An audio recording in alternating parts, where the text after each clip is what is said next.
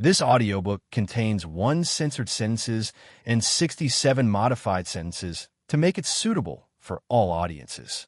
Visit our website to listen to the original version without censorship or modifications. Link in the channel bio. Synopsis. After being hit by a truck, the protagonist woke up in the hospital in the body of Ryoto, a step-sibling of Rito and Mikan Yuki. At first, everything seemed normal besides seeing anime characters in real life, but during class, he got a notification. Ping new quest mission. Be the first to finish writing a test, and do a Bully Maguire dance as you go through the hallway. Reward, 100 SP. Shop feature unlocked. Fail. You'll be Emo Peter for 1 week. The beginning, Ryoto's POV, Ryoto, AA. I woke up screaming in my bed. The last thing I remember is me being hit by a truck. By that thought process, I was reincarnated. I feel on my body and figures. It wasn't mine well as now. I'm a little bit more muscular and taller than I was before. It isn't saying much since I didn't exercise in the past, but still. The only thing that bugs me is that I don't have any memories of Ryoto. Arg. I grunted in pain as memories flooded into my head, and I smiled as I got, helpfully, all memories. I'm stepbrother of Rito and Mikan Yuki, and my name is Ryoto. I'm in the same class as Rito. My grades are a little above average. There's nothing unusual in my life. But ITLL soon change, if everything goes according to the plot. I hear steps getting increasingly louder. Mikan, Ryoto, are you alright? I heard screaming. Mikan busted through my door, looking worried with a frying pan in her hand. Ryoto, don't worry about it. I just had a bad dream, that's all. Mikan, sigh, that's good. Mikan sighed in relief. I stood up from the bed, walked up to Mikan, and patted her head. Ryoto, thank you for working though. Being embarrassed by the situation, Mikan escaped my head pats with a blush on her face. Mikan, what are you doing? I'm not a child anymore.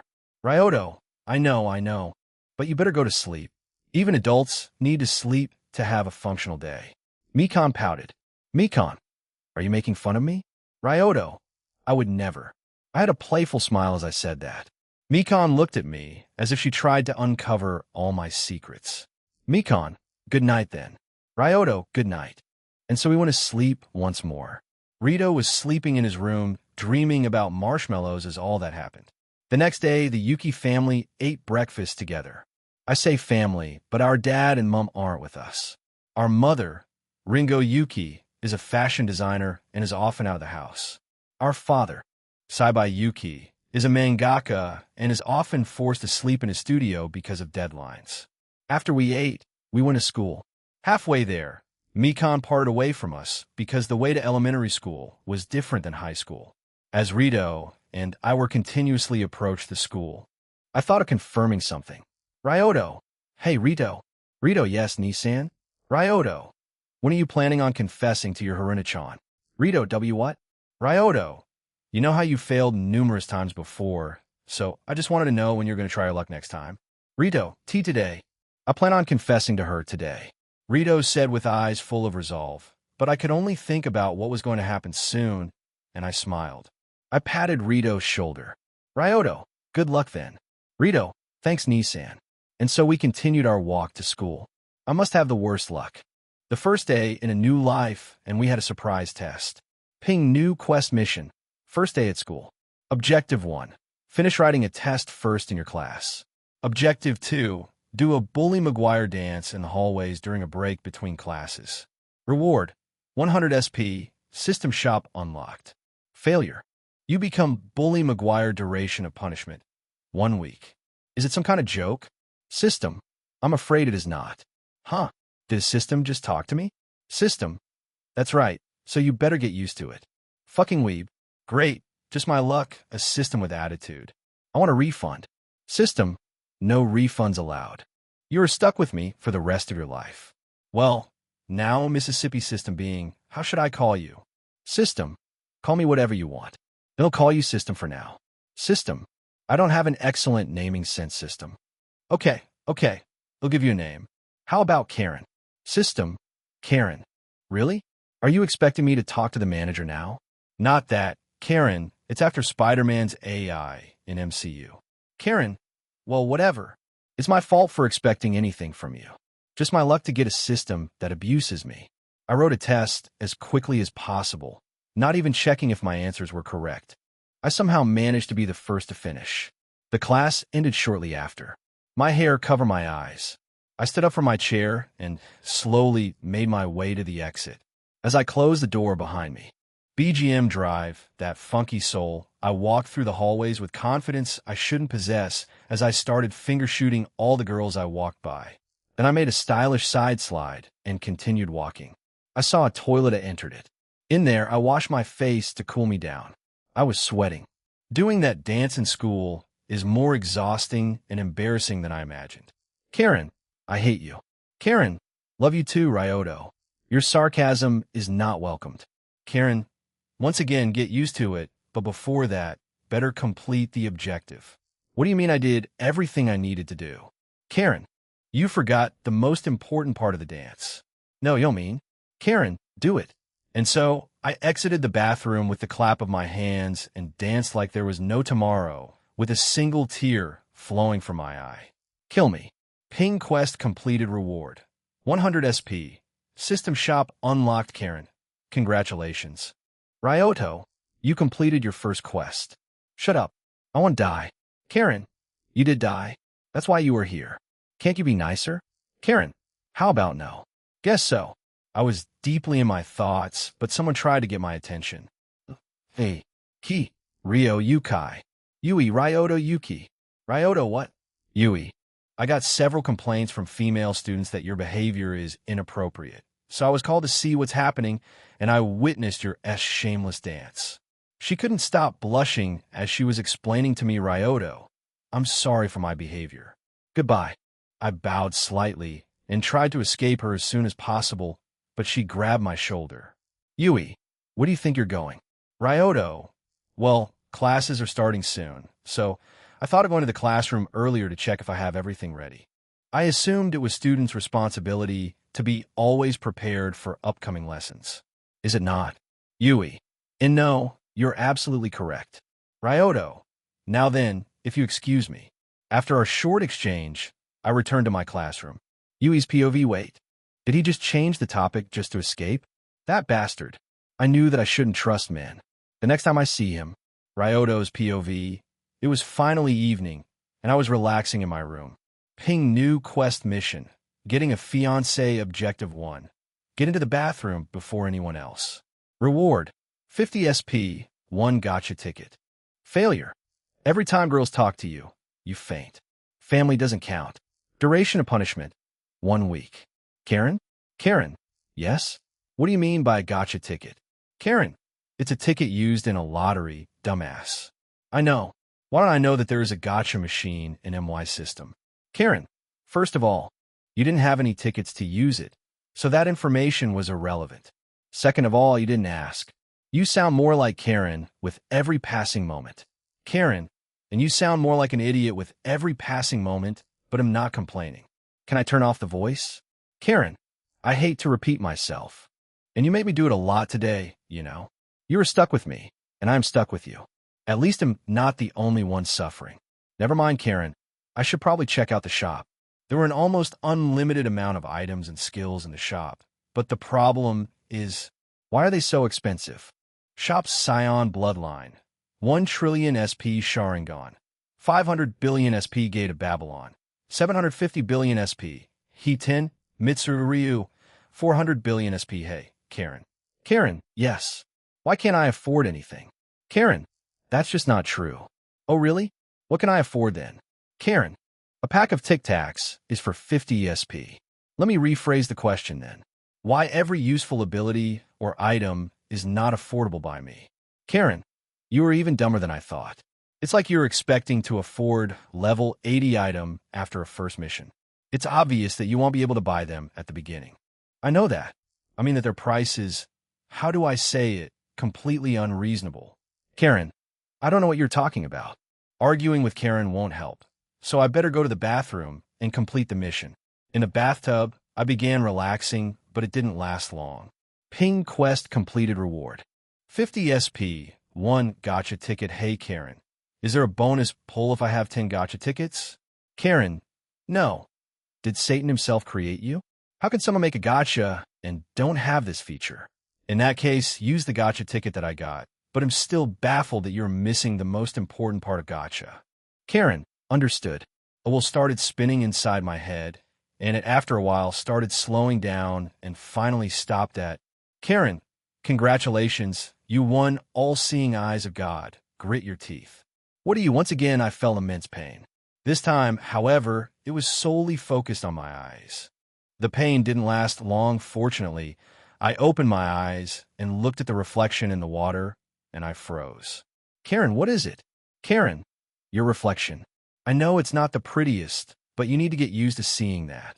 I'm in my eyes, you sharp-tongued voice. Karen, what is wrong with them? They are blue. Karen, of course they are. They are all-seeing eyes of God. You should know how they look. You were weeb in your last life. Maybe a little warning next time. Karen, I'll try. So how should I hide these eyes? Karen, close them. Close them. Colin, I'm serious. Just do it. So I did as she asked me to. I closed my eyes and had no problem seeing through my eyelids. I forgot that I could do it with these eyes. I need to get used to having closed eyes most of the time. Karen, close them. Okay. I'm sorry, you were right. But why did it hurt that much? Karen, your eyeballs were literally replaced. It would be more strange if it didn't hurt, plus no pain, no gain. Fair, Karen. And since the system implemented these eyes, you don't need to wait a few weeks to get accustomed to them. At least one good thing happened today. Suddenly water started bubbling and then exploded. From the explosion emerged a beautiful girl with long pink hair. Ryoto, hi. Yini, first battle. Ituspof. Karen, smooth. Shut up, Karen. I can feel your eyes rolling. Lala, hi. My name is Lala. Ryoto, nice to meet you, Lala. You can call me Ryoto. What are you doing in my bathtub? Not that I'm complaining, but the bathroom isn't the place I thought I would meet a girl. Lala, I was escaping from my pursuers, but unfortunately, they cornered me, so I was forced to use this. She showed the device that looked like a bracelet on her left wrist. Lala, my invention, Pion Warp Coin. I can't specify the destination, but this makes it possible for a living unit to wrap a short distance. Ryoto, I see. You were lucky then to land somewhere safe and not 100 m in the air. Lala, don't worry. Even if that happened, I wouldn't be hurt. I don't know how to respond to that. Karen, how about going out of the bathroom? Or do you want to ogle her breast the whole night? As lovely as this idea is, Karen is probably right. Ryoto, we shouldn't stay here too long, and you would probably want to dress up. I got out of the bathtub and handed her a towel. Lala, thanks. We went to my room without anyone noticing us. Lala, hey, I have a question. Why do you always have closed eyes? And how do you see without opening them? I didn't see you have any problems with navigating through the house. After all, she is a scientist and inventor, and you can't be one without considerable curiosity. Ryoto, my eyes are unusual on Earth, so I keep them closed most of the time. Do you want to see them? Lala, can I? I practically could see stars in her eyes. Karen, didn't you plan on keeping them a secret? I won't be able to hide them forever, but it'll keep my eyes closed for most of the time.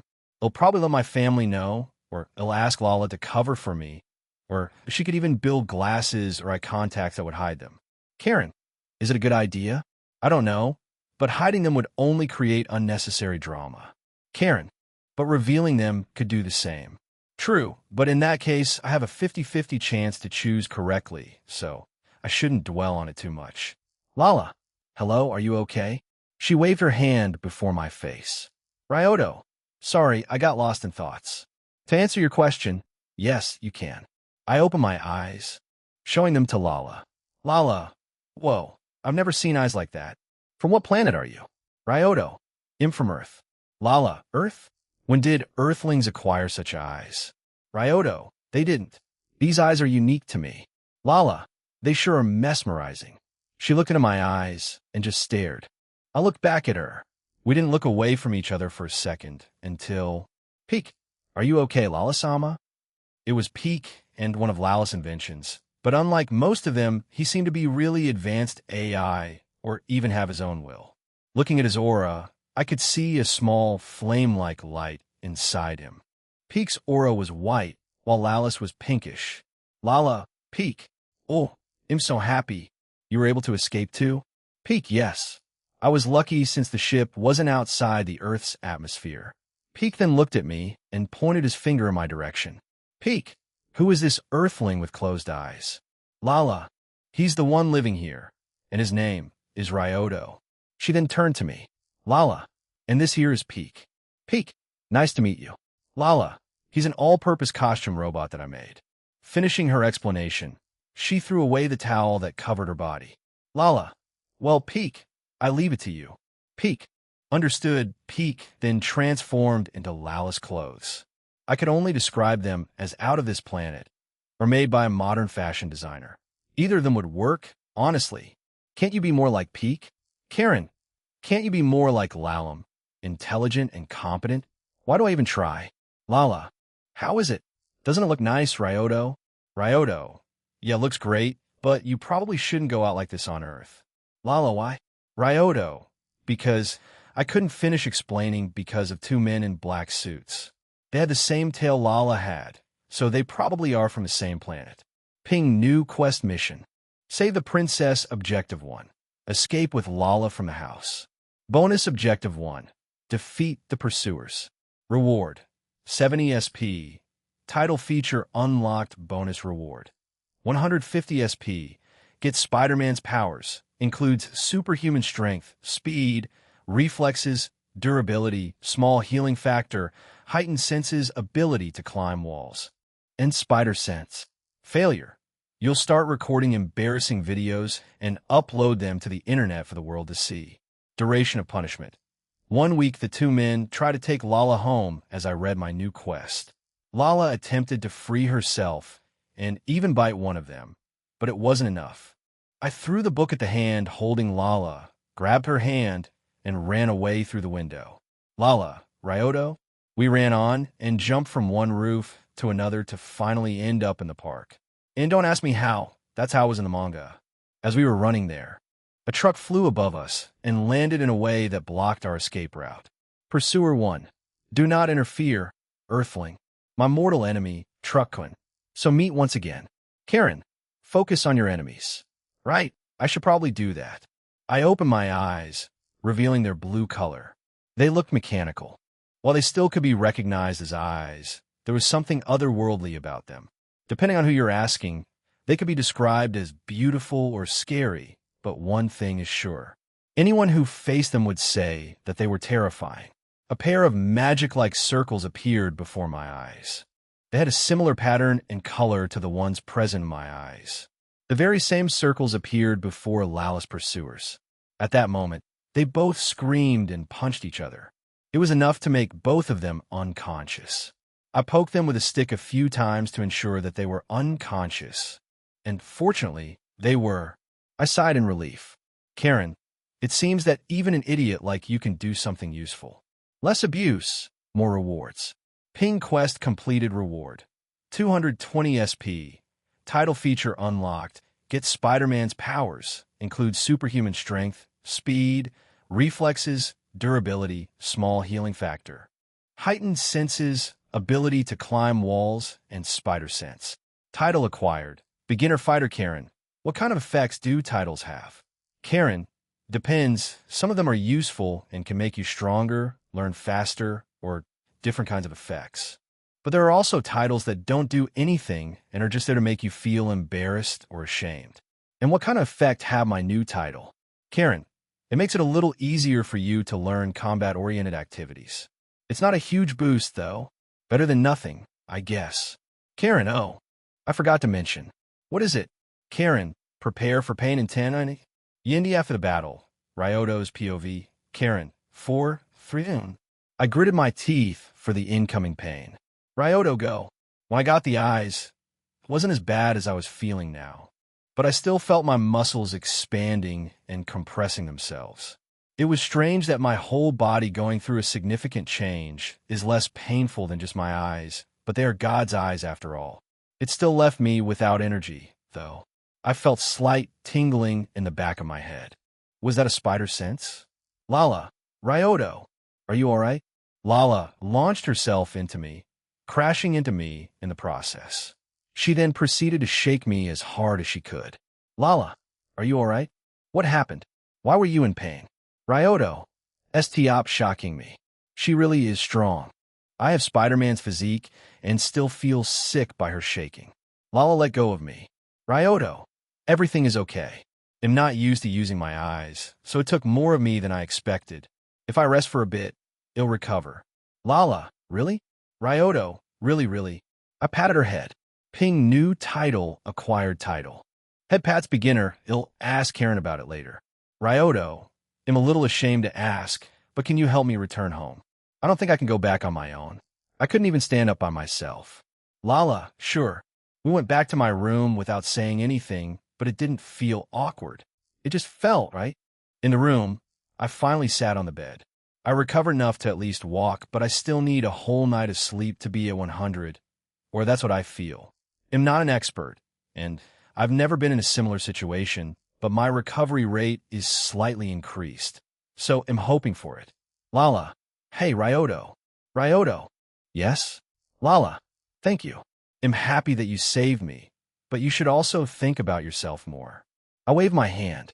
Ryoto, don't worry about it. I was the one that wanted to help, so you don't need to feel guilty, understand? I once again patted her.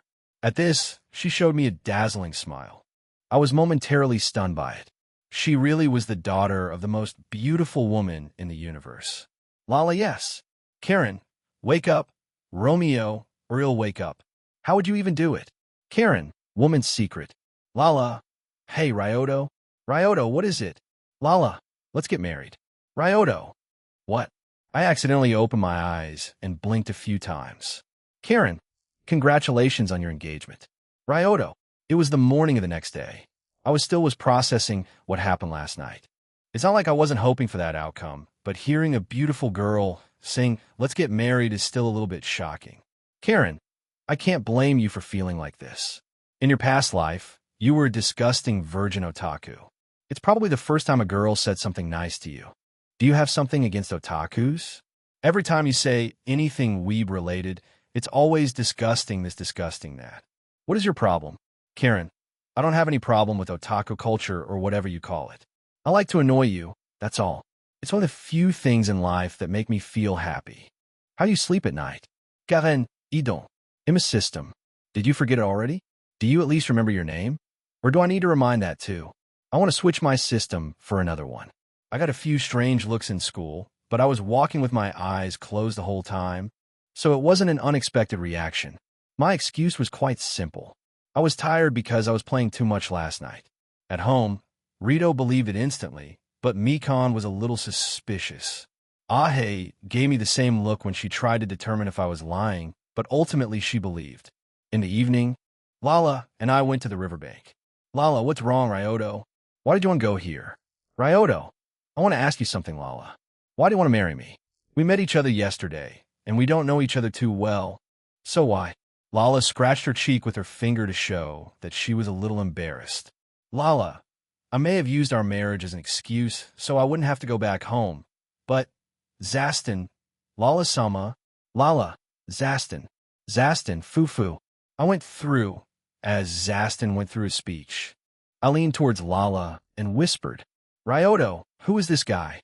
I, of course, knew who he was, but it would be strange for me to have this information. Lala, his name is Zaston, and he is servant and guardian of Devolukian royalty. Zaston, but this is it. Lala-sama, come back to planet Deviluk with me. Lala, Nee, I won't go back. I have a reason not to. Zaston, what is your reason? Lala pointed at me. Lala, I fell in love with this guy here, Ryoto. So I'll marry Ryoto and live with him on Earth. Zaston. Zaston's eyes were cold for a moment, but it quickly changed. Zaston, I see. So that's how it is. I was wondering about it when I heard the report from my men. They said that an Earthling tried to rescue Lala-sama, but they were defeated by a creature in mostly white clothes that tried to... I shouldn't say it before Lala-sama. When he started talking about his men, he clenched his fist hard. They probably will be looking for the said creature, but it won't be possible to find him. Miltan is not on this earth after all, but the memory will be with them forever. Lala, now that you know, go back and tell Daddy. He'll never go back, nor will I meet any future husband candidates. Zastan, no, it's not that simple. I, Zastan, have received an order from the king of Deviluke to take you back. I won't be able to face the king if I go home after approving the marriage of a suspicious earthling and Lalasama. Lala, then what can we do? Lala asked, still hoping to convince Zastan. Zastan, please stay back, Lalasama. Ping new quest mission. Duel for the hand of the princess objective 1. Defeat Zastan in battle. Reward, 300 SP, Gate of Babylon. Failure, you'll try to rick-roll at any possible occasion. Duration of punishment, 1 week. At that moment, my spider sense started going crazy. E&D versus Zastan, Ryoto's POV. My spider sense went into overdrive. I instinctively did a backflip, avoiding incoming slash. I ended up in a famous Spider-Man pose, which came naturally to me. The attack left a large mark on the ground. Did he try to kill me? Zastan, now you... Ryoto, show me your true skills in a real fight. Are you ready? With some difficulty, I picked up the mini truck and threw it at Zastan. He slashed through the car as if it was butter. The only thing left of the car were pieces of metal. Zastan, you're strong for an earthling, but it's still not enough. Ryoto, true, that's why I'll try harder. I rushed towards him, and he slashed at me once again. Spider Sense warned me about it beforehand, so I didn't have a hard time dodging it while still approaching. I was finally in range to punch him, and my fist was getting closer to his body, but he managed to block it with his sword. He was an experienced swordsman, after all. If an amateur like me could land a punch on him without any trouble, he wouldn't be a royal guard. As soon as my hand hit his sword, I jumped while doing a flip. I landed on his other side and tried to make him fall by sweeping his legs, but he avoided it by jumping. While he was in the air, he wasn't just waiting for me to make a move. He attempted to slash me, but I jumped back and distanced myself from him. For a few moments, we didn't move from our positions and were waiting for the other to first make a move. At this moment, I looked at his aura, and it was massive, the biggest I've seen so far. It had the same color as Lala's aura, but it looked more dangerous. I wanted to test out my spider power, but it looks like I'll need to use my eyes to complete this quest. My eyes opened slowly, revealing their unusual appearance. Zastan flinched a little at their sigh, but it just showed how good of an instinct he possessed. Ryoto, let me tell you something, Zastan. I really admire your loyalty to the king of Deviluke, but what I hate the most is forcing someone to do things they don't want to. That's why I'm planning to win. Lala, Ryoto, Zastan, then let me tell you something as well. In our short exchange, I concluded that while you are a powerful warrior, you are still inexperienced. You move mostly on instinctively, but it looks like you didn't use your full capabilities. I still can't approve of your marriage to Lala-sama. A husband to Lala-sama can't be a spineless man. He will be the ruler of countless planets that are right now under King Deviluke's care. But if you manage to defeat me... Ryoto, say no more. There was a leaf flying between us. We decided to move at the time leaf would touch the ground. We didn't need to say it out loud to understand it. We waited patiently for the leaf to land. With every sway, the tension rose, but both of us were oblivious to what Lala was doing. Even with all-seeing eyes of God, I'm still a human, and I was focused on both the leaf and Zastan. The leaf finally reached the ground, and at that moment, we dashed at each other, but Zastan tripped, but not because he was clumsy, but Lala deliberately tripped him. Zastan, what are you doing, Lala-sama? As both of them were arguing, I heard something inside my head. Ping quest failed failure. You'll try to rickroll on any possible occasion. Duration of punishment, 1 week, Karen. What do you mean? Wasn't a quest completed? Karen, is your reading comprehension so low? The quest said defeat Zastan in battle, and the battle ended before it was concluded, so the quest ended in failure because you didn't defeat him. Did you understand everything? Or are you too stupid to comprehend something so easy? I just asked, how was I supposed to know it? Karen, use your head. Why do I even bother with her? Lala, I used the marriage as an excuse, so I wouldn't have to go back, At first, that is, but after hearing what Ryoto was saying and how hard he was fighting just for my freedom, Lala turned to me. Lala, I think I really can marry you, Ryoto. I want to marry you. Ryoto, Lala, we're no stranger to love. You know the rules, and so do I. A full commitment, what I'm thinking of. You wouldn't get this from any other guy. I just want to tell you how I'm feeling. Gotta make you understand. Never gonna give you up. Never gonna let you down. Never gonna run around and desert you. Karen, ha ha. I can't believe it worked so soon. I know you want it to end up like that, but it's still hilarious to witness a rickroll in such a serious situation. And you know what's the best part? It's gonna last for a week. Ha ha ha. What did I do to deserve a system like this? As I was having a conversation with Karen, Lala hugged my arm. Lala, I'm glad that you're feeling the same way. It's decided then. Zastan, I lost Earthling. It is my duty to follow King Deviluk's orders. Thus I was oblivious as to how Lala-sama felt, or rather. I knew, but try not to think about it. But you would risk fighting me for her freedom. I admit my loss. I don't know if the countless husband candidates from places all over the universe all agree with it, but I will report to King Deviluk myself that we can entrust Lala-sama to you. You who not only truly understand Lala-sama's feelings, but also feel the same way as her. Your words truly move my heart. And so he left, leaving Lala still hugging my arm between her bust that was 89 centimeters, by the way. I could easily see her 3 sizes with my eyes. Ping title acquired title. Fiancé of a princess Yindi talk with Mikon. Ryoto's POV. I was sleeping in my bed. After yesterday's events, I was mentally exhausted. Not only because of my fight with Zastan, which was quite fun, by the way, but also because I failed the quest. It would be fine if it was only that. I would still be sad seeing my reward go away, but I could live with that. The real problem is punishment for the failed quest. I would randomly rickroll people that don't sound so bad on paper, but living like this for a week can become very annoying. The worst part of it, though, is Karen, who would laugh at every time it would happen. Ryoto, yawn on. I stretched out my arms, wiped my eyes, and looked at the person beside me. There was a lying, pink-haired naked girl in my bed. It was Lala, and it looked like she was starting to wake up. Lala, MMM. Ryoto, morning. Ryoto, morning to you too. Lala, did you sleep well? Lala, yeah. Lala still looked sleepy. She looked cute, so I decided to give her some head pats. She seemed to enjoy it. Ryoto, why were we sleeping together? Not that I'm complaining. Karen, of course you wouldn't. Don't roll eyes at me. Karen, or what? You're going to fail more quests. One of these days, I'm going to find something that I can use against her. Lala, because I wanted to be with you, Ryoto. Peek.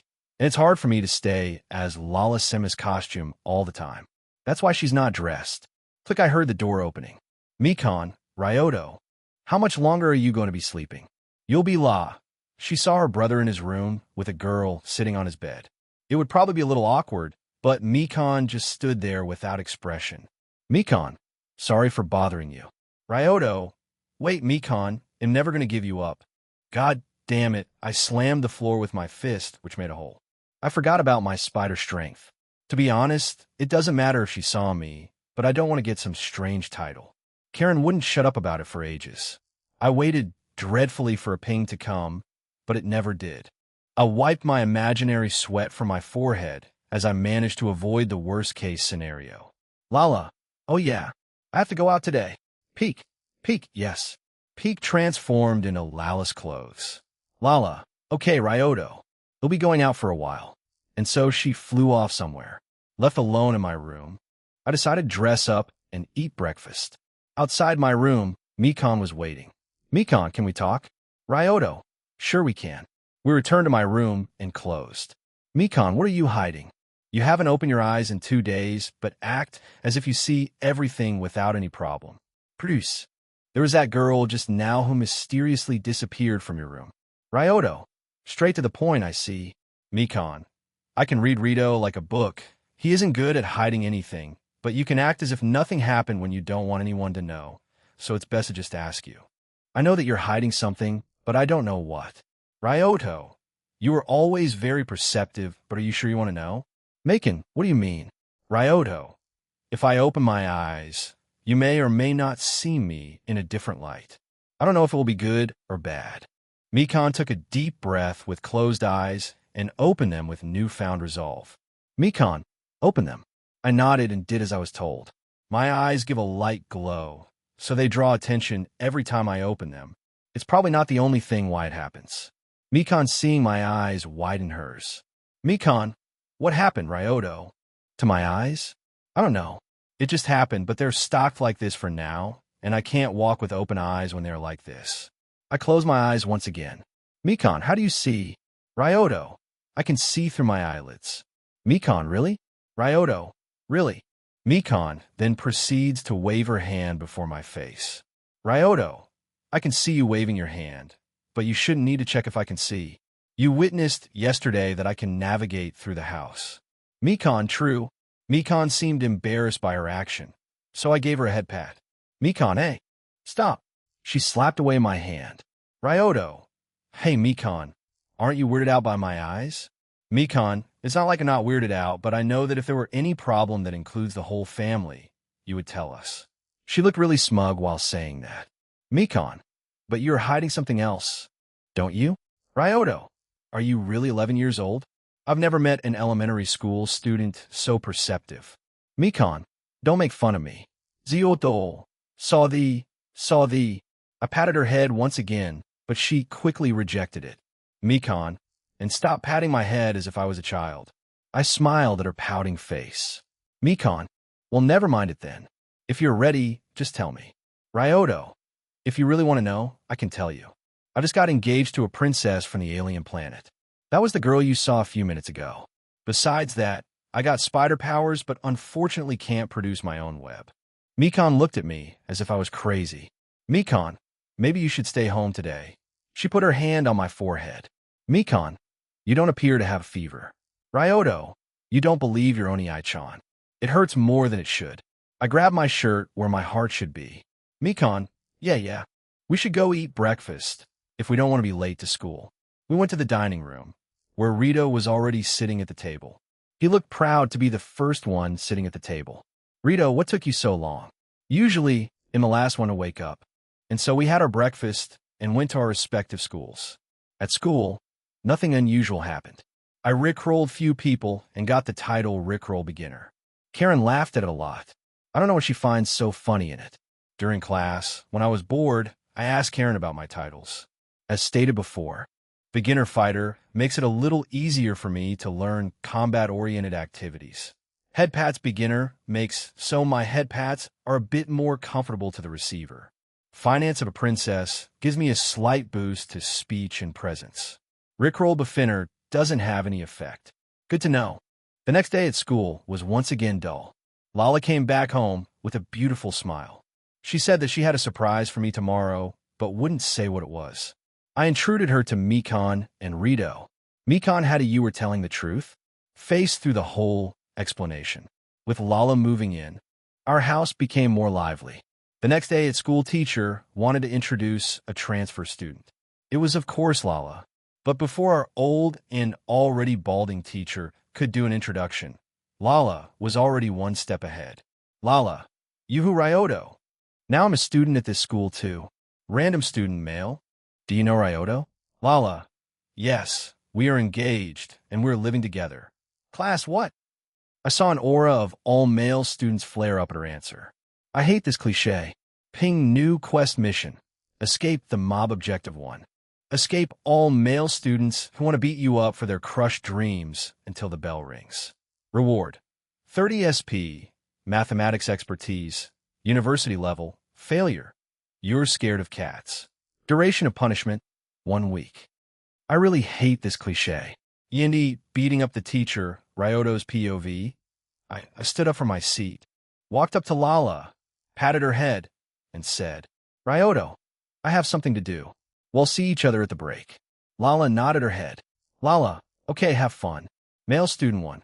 Hey, where do you think you're going? I didn't answer him. I just turned to windows and started running towards them. Male student, hey, what are you doing? Rito, Nissan.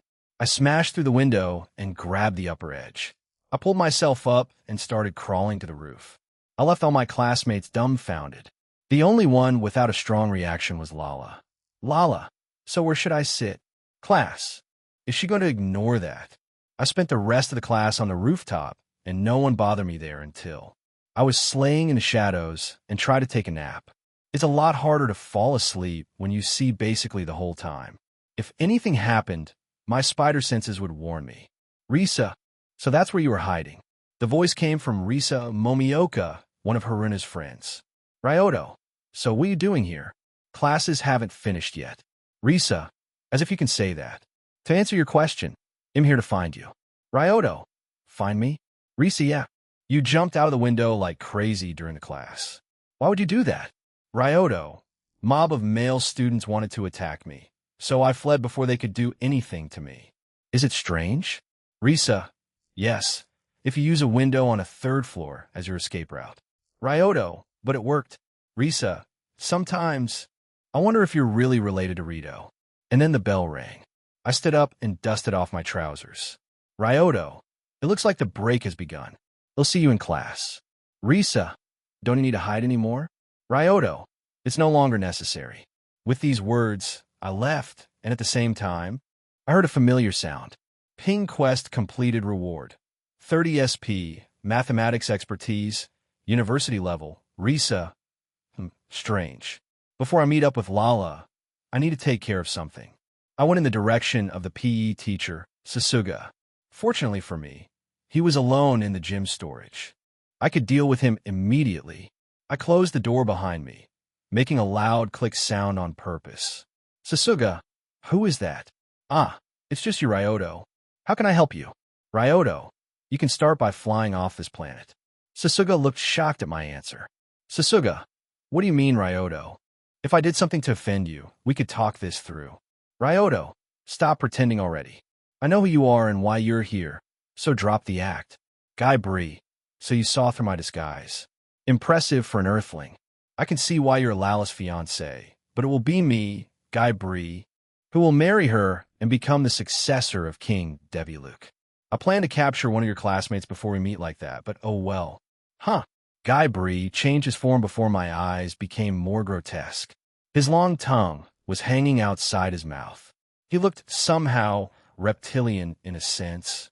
His skin was dark blue, and he had round purple eyes. I didn't mind his appearance and started approaching him, which startled him slightly. He again transformed into a more masculine version of himself, but I didn't stop my steps.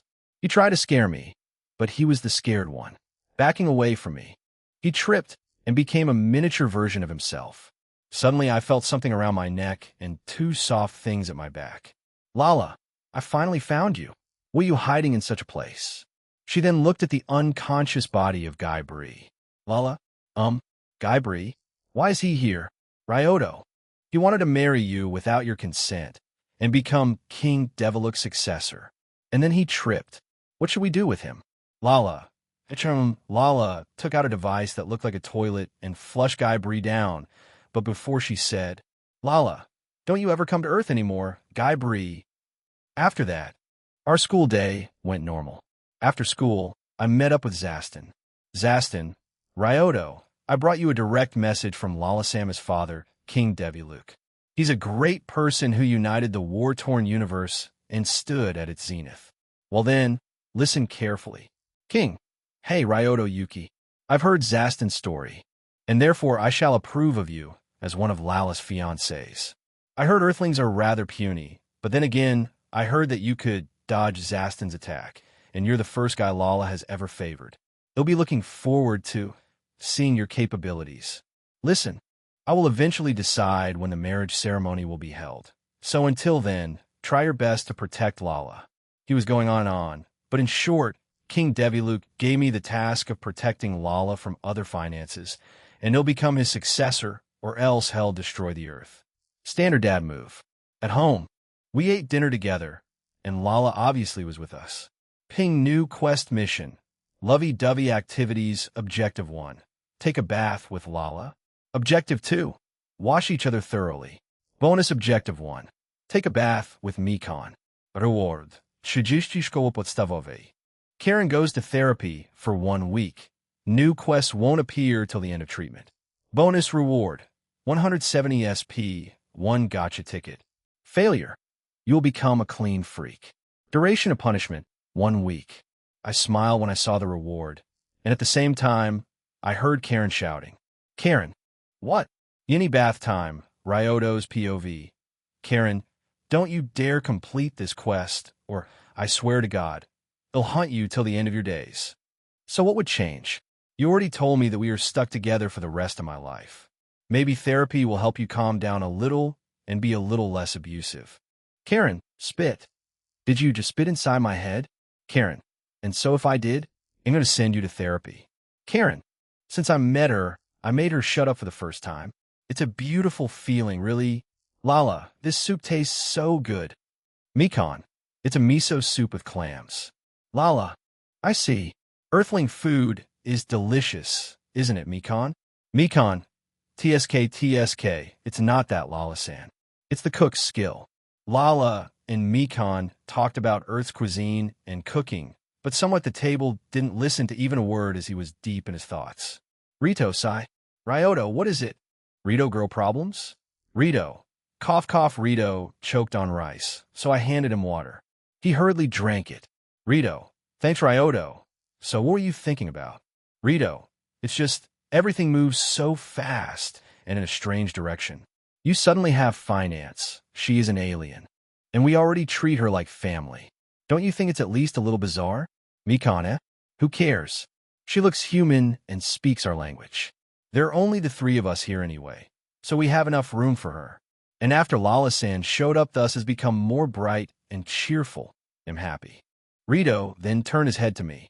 Rito, aren't you being forced into this engagement? You're just 15 years old. Ryoto, who me? I'm not being forced or anything like that. Lala is an interesting girl, and spending time with her is fun. Rito, am I the strange one here? He started drinking water once again. While we were talking, Lala went out for a moment and returned with a towel from the bathroom. Lala, Ryoto, we've had dinner, so let's take a bath together. Hearing that, Rito spat out the water from his mouth, but I didn't bother checking on him this time. Ryoto, sure. Karen, grr. Rito, what? Are you going to just agree to that? Ryoto, why should I refuse? Rito, but you are a boy, and she is a girl. He was all red as he was saying that. As his brother, I worry about him sometimes. But wait, I can use it. Ryoto, you know what? You are right. I shouldn't go to the bath alone with Lala. Rito, all right, boy and a girl shouldn't bath together before marriage. I'm literally engaged to her. Ryoto, Mikan, want to go with us? Mikan, huh? Lala, that's a great idea. Mikan, let's go. Lala practically dragged Mikan to the bathroom. Mikan didn't show any strong signs of refusal. We all left, leaving Rito with a cloud of smoke coming out of his head. In the bathroom, we all wore bath towels to cover our private parts, for now at least. Lala didn't seem to mind, but Mikan was embarrassed even though she tried to hide it. I sat on the seat before the mirror, and Lala ran towards me, dropping her towel. Lala, they'll wash you, Ryoto. Ryoto, don't stand in the doorway. While Lala washes, I wash her as well. Later we can turn around, so I'll wash Lala, and she washes you. Sounds good? Mikan, I should expect you to be calm in a situation like this, but experiencing it is something else. Lala, what do you mean by that? Mikan? Mikan started washing Lala. Mikan, well, in middle school, Ryoto was a famous playboy, or at least tried. He was rejected every time. Ryoto, these are truly my dark times. I shook my head gently a few times. At that time, I discovered I was adopted, and I tried to distract my thoughts in any way possible. So I started chasing skirts. It helped a little, but afterward, I felt embarrassed by my actions, so I stopped doing that in high school. I even started to distance myself from Rito and Mikan. It was at that time that Mikan stopped calling me Oni-chan. The only ones who know that I'm adopted are my parents and me. As I recall the past, I felt hands on my chest moving up and down. It was Lala washing my front. Mikan, hey Ryoto. Ryoto, yes? Mikan, does Lala knows about your eyes? Ryoto, she does. Mikan, you don't need to keep them closed then. It must be uncomfortable always to have them shut. Lala, yes, Ryoto. Open them. Ryoto, I don't mind. My eyelids opened up slowly, I was sitting in front of the mirror, so they could still see my eyes in the reflection. At that moment, Lala's hand stopped as she looked at my eyes through the mirror image. Mikan was in the same state as Lala. Mikan, how does it feel to see through these eyes? Ryoto, the same way as yours, but with more details when I'm not using them. I answered Mikan's question and tried to satisfy her curiosity. Mikan, using them? I forgot that Mikan doesn't know that they can do more than just shine in the dark. Ryoto, well, I can do this, for example. I switched their vision, so now Lala sees what Mikan is seeing, and Mikan sees what Lala. Mikan what Lala, wow. Mikan was surprised by seeing my back and her hands on my chest, so she instinctively tried to take them back, but even if her own arms were already in the air, the one in the front of her wouldn't move without Lala's consent. On the other hand, Lala seemed to find it exciting. She had a fun time during the exchange. I quickly stopped using my eyes and their sight to their owner. Mikan sighed with relief and looked at me with an angry expression.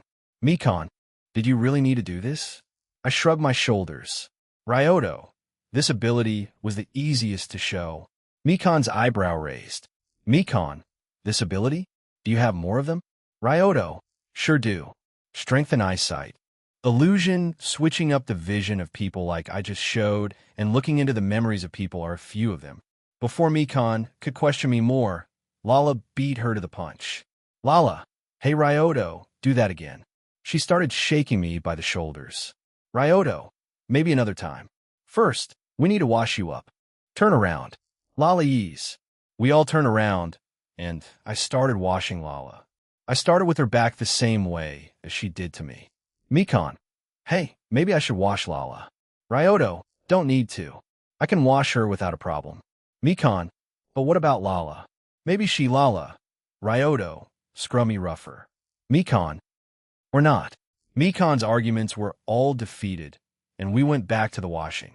My hands were getting lower and lower until they met a devilish tail near her. But, Ryoto, do you want me to clean your tail too? Lala, sure, but be gentle. My tail is very sensitive. I nodded my head and started gently stroking the tail. Lala, Lala started moaning quietly. She even bit her finger to suppress her voice. Fortunately, Mikan didn't seem to notice it, or at least pretended not to. I focused my eyes on her and saw a slight blush around her neck that would be normally unnoticeable, but honestly, it doesn't prove anything. She could feel awkward because of the situation. We didn't take a bath together for several years, and she is at that age that is already conscious about the opposite sex.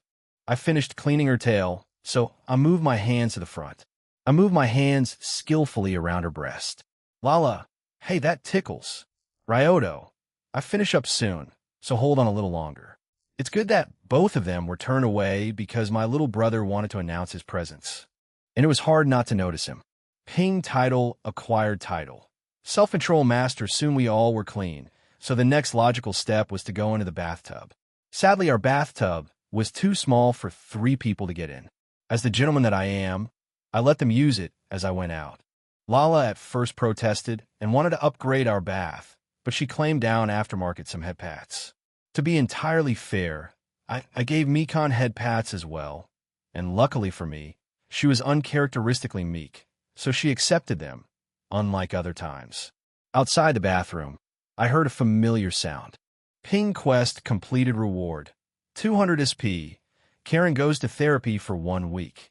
New quest won't appear till the end of the treatment. 1 gotcha ticket. Bye, Karen. Karen, before I go, I just want to say sorry. What? I didn't expect her to apologize. I'm starting to feel a little bit guilty for sending her away. Karen, sorry that you must go outside with that face, sucker. With these words, she vanished, or at least I think so, because I couldn't hear her voice at all, even after taunting her. But her last words make me feel more justified with my choice of action. In the meantime, Rito was still sitting at the table with a red face. You need the doctor, Ryoto's POV. I was going to bed plan in my next move.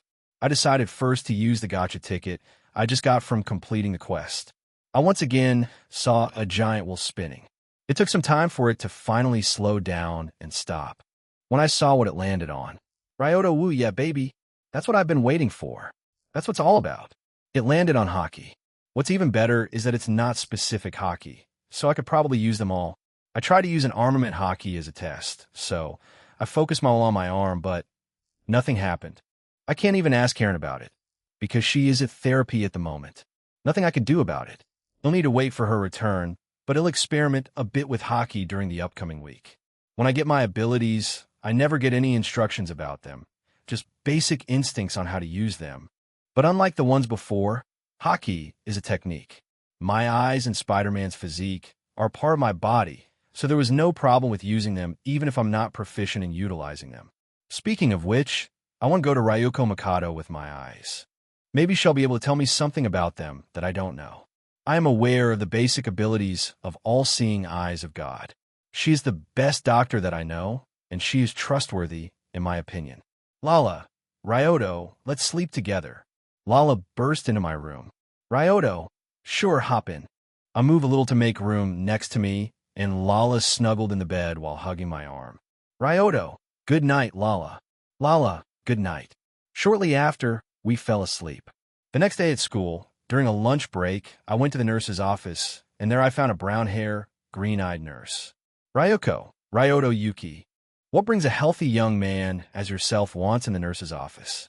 She had a teasing simile on her face. One of the most noticeable features is her big pair of breasts. Ryoto, I would like to ask you for help. Ryoko, and what would that involve? I opened my eyes, revealing them to her. At the sight of my unusual-looking eyes, she widened her own. Ryoko, what? Before she could ask any questions, I said, Ryoto, as you can see, my eyes are abnormal compared to other Earthlings, and since you are an alien doctor that has knowledge about many different extraterrestrial races, you would be my best bet to uncover secrets of my eyes. Ryuko recovered from her shock quickly, showing her professionalism and adaptability. At my words, she raised her eyebrow. Ryuko, secrets? Ryoto, these eyes are special and have some abilities, but I feel there is more to them than I can see. Pan intended. I then explained some of the things I could do thanks to them. I try to be as truthful as possible without telling how I got these eyes. You know what they say, never lie to your doctor and lawyer. After that, she did some basic tests. She opened up one of my eyes and looked into it. Ryoko, I've never seen anything like this before. I don't see any pupils, and your whole eyeball is blue. It looks like it contains a galaxy on its own inside. Interestingly, these 3 lines go from where the iris should be in 3 different directions. There are also multiple circles with unknown purposes. Truly fascinating. Can you try using your eyes for a bit? I did as she asked. While my eyes are in so-called active mode, a pupil forms in the center of an eyeball, and the new circles show themselves in before empty iris. Ryuko wrote some things in her notebook and looked again in my eyes. She mumbled quietly to herself. Ryuko, so pupils form while using the eyes. Does it mean that they're not needed normally, or is it a byproduct of something else? I was thinking hard about it for some time. I spent almost my whole break with Ryuko until she finally stopped the examination. Ryuko, before we finish up, can you show me the magic circles that you were talking about earlier? Ryoto, sure. I focused my sight on her face so she could see them without any problem. When they appeared, I swear I could see stars in Ryuko's eyes. Ryuko, you were saying that they have a role similar to a magnifying glass. Do they have any other functions? Ryoto, they also show up in front of the eyes of people, which side I control. Ryuko, I see. I don't have the necessary equipment here to examine your eyes further. If it's okay with you, come to visit my house in the near future for more thorough tests. She licked her lips as she said it. Ryuko, it was a long time since I felt so excited. Is there anything else you need help with? Ryoto, we can talk about it later. Otherwise, it'll be late for classes. I said my goodbyes to Ryuko and returned to class. For the rest of the school, nothing significant happened. At home, Lala and I were alone in my room. I asked her to lend me her thighs. It's really a bliss laying like this while Lala was playing with my hair with a smile on her face. Ryoto, hey Lala, can I ask you a favor? Lala, sure, I'm happy to help. What do you need?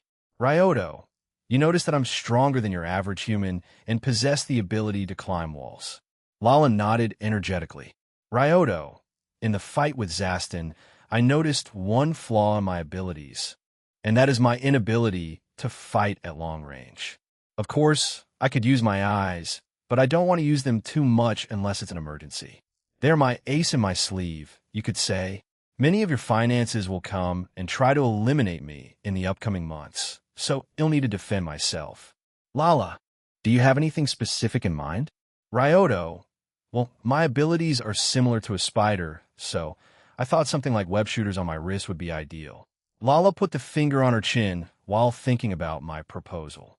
Lala, sure, sounds interesting. The mechanism that shoots out something is easy to build, and I could probably find something equivalent to a spider web. She's too good for me. Ryoto, as a thank you for your help, you can ask me anything, and if it's in my ability to grant that request, I'll do it. A relationship is a two-way street. You give me something, and I give you something else in return. I don't think she was listening till the end. She probably stooped at "you can ask me anything," because she had a beautiful smile on her face, and she was making a kicking motion with her legs, but in a way that wouldn't make me fall from her thighs. She also moved her head from one side to the other with evident happiness. Lala, in that case, I would want to any date, Ryoto's POV. Lala, in that case, I would want to go on a date. Ryoto, did you hear about it from Econ? Lala, yes, when a boy and a girl who like each other go to have fun is a date. It sounds fun. I sometimes forget how innocent Lala can be. She didn't even know about kissing before her sister gave her material to study, if I remember correctly. It's kind of exciting to think about corrupting her, but not in a bad way. Ryoto, I don't see any problem with a date. We can go tomorrow if you want. Lala, yes. She tried to hug me, but I was still lying on her thighs, so her breasts landed on my face. As nice as the situation was, I couldn't breathe, so I tapped her back quickly a few times, but she hugged me even tighter. She used a lot of her strength because I had trouble escaping her grabs. Sorry, Lala, but you leave me no choice. I grabbed her tail in the hopes of her letting me go, but the moment she moaned, and before I could break free, the door to my room opened. Rito, hey Nissan, do you have... He looked at us and quickly turned red, and before he slammed the door closed, he said, Rito, sorry for the interruption. Slam the door was once again closed. Lala, Ryoto, be more gentle. I forgot that I was still holding Lala's tail, so I released it from my hand. Ryoto, you need to control your strength, Lala. Even if I'm strong for an earthling, it still can't compare to Devolukian strength. Peak, Ryoto Dano is right. While he is exceptional for a human, you can still easily overpower him in the contest of power. It's easy to forget about that fact since he was dependable, if nothing else. Ryoto, wait, if you knew I was in trouble, why didn't you help?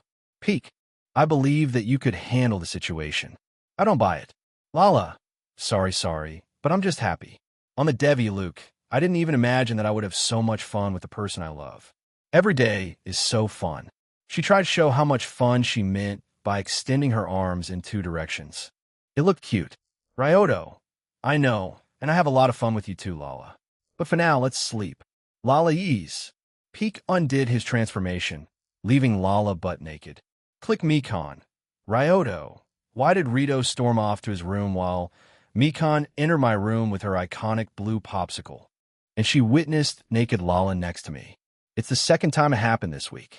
And why no one knocks on my door? Mikon, I understand that she's your fiancé and you're a young boy, but don't you think that you're moving too fast?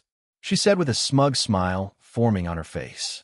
However, her attempt at teasing me was unsuccessful as I was unmoved by it. Lala, on the other hand, had question marks above her head. Lala, what do you mean by moving too fast? I started laughing out loud, hearing Lala's question. Ryoto, ha ha ha ha. Well, Mikon, can you explain, Lala, what did you mean? Mikon, well.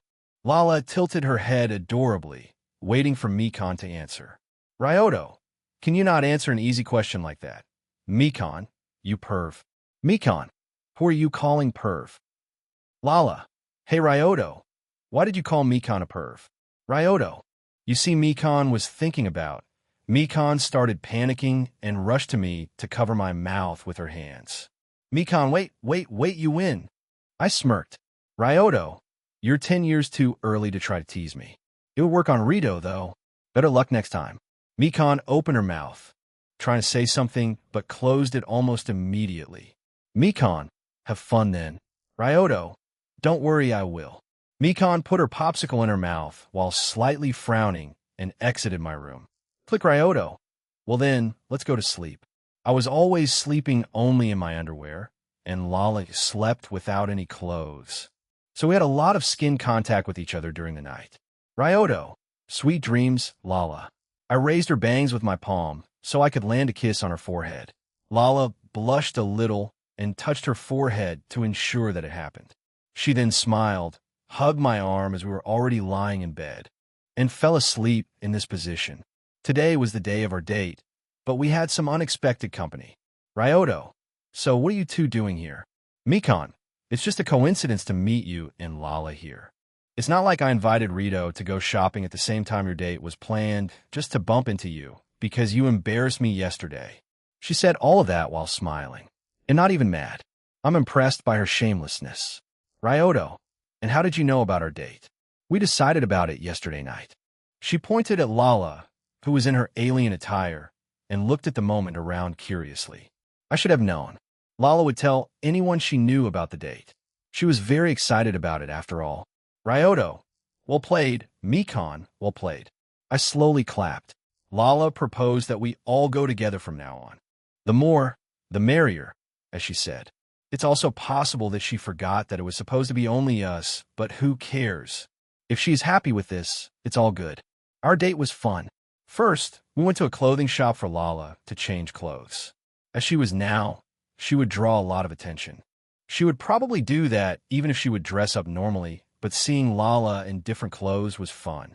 We didn't even need to pay for the clothes because Pete could analyze and transform into any kind of outfit. I did buy some clothes in case of emergency. Pete could always run out of energy after all. Later on, we bought some taiyaki and went to an arcade to play for a while. Lala wanted a bunny zombie that she thought looked cute, so I won it for her. She seemed happy to receive my gift.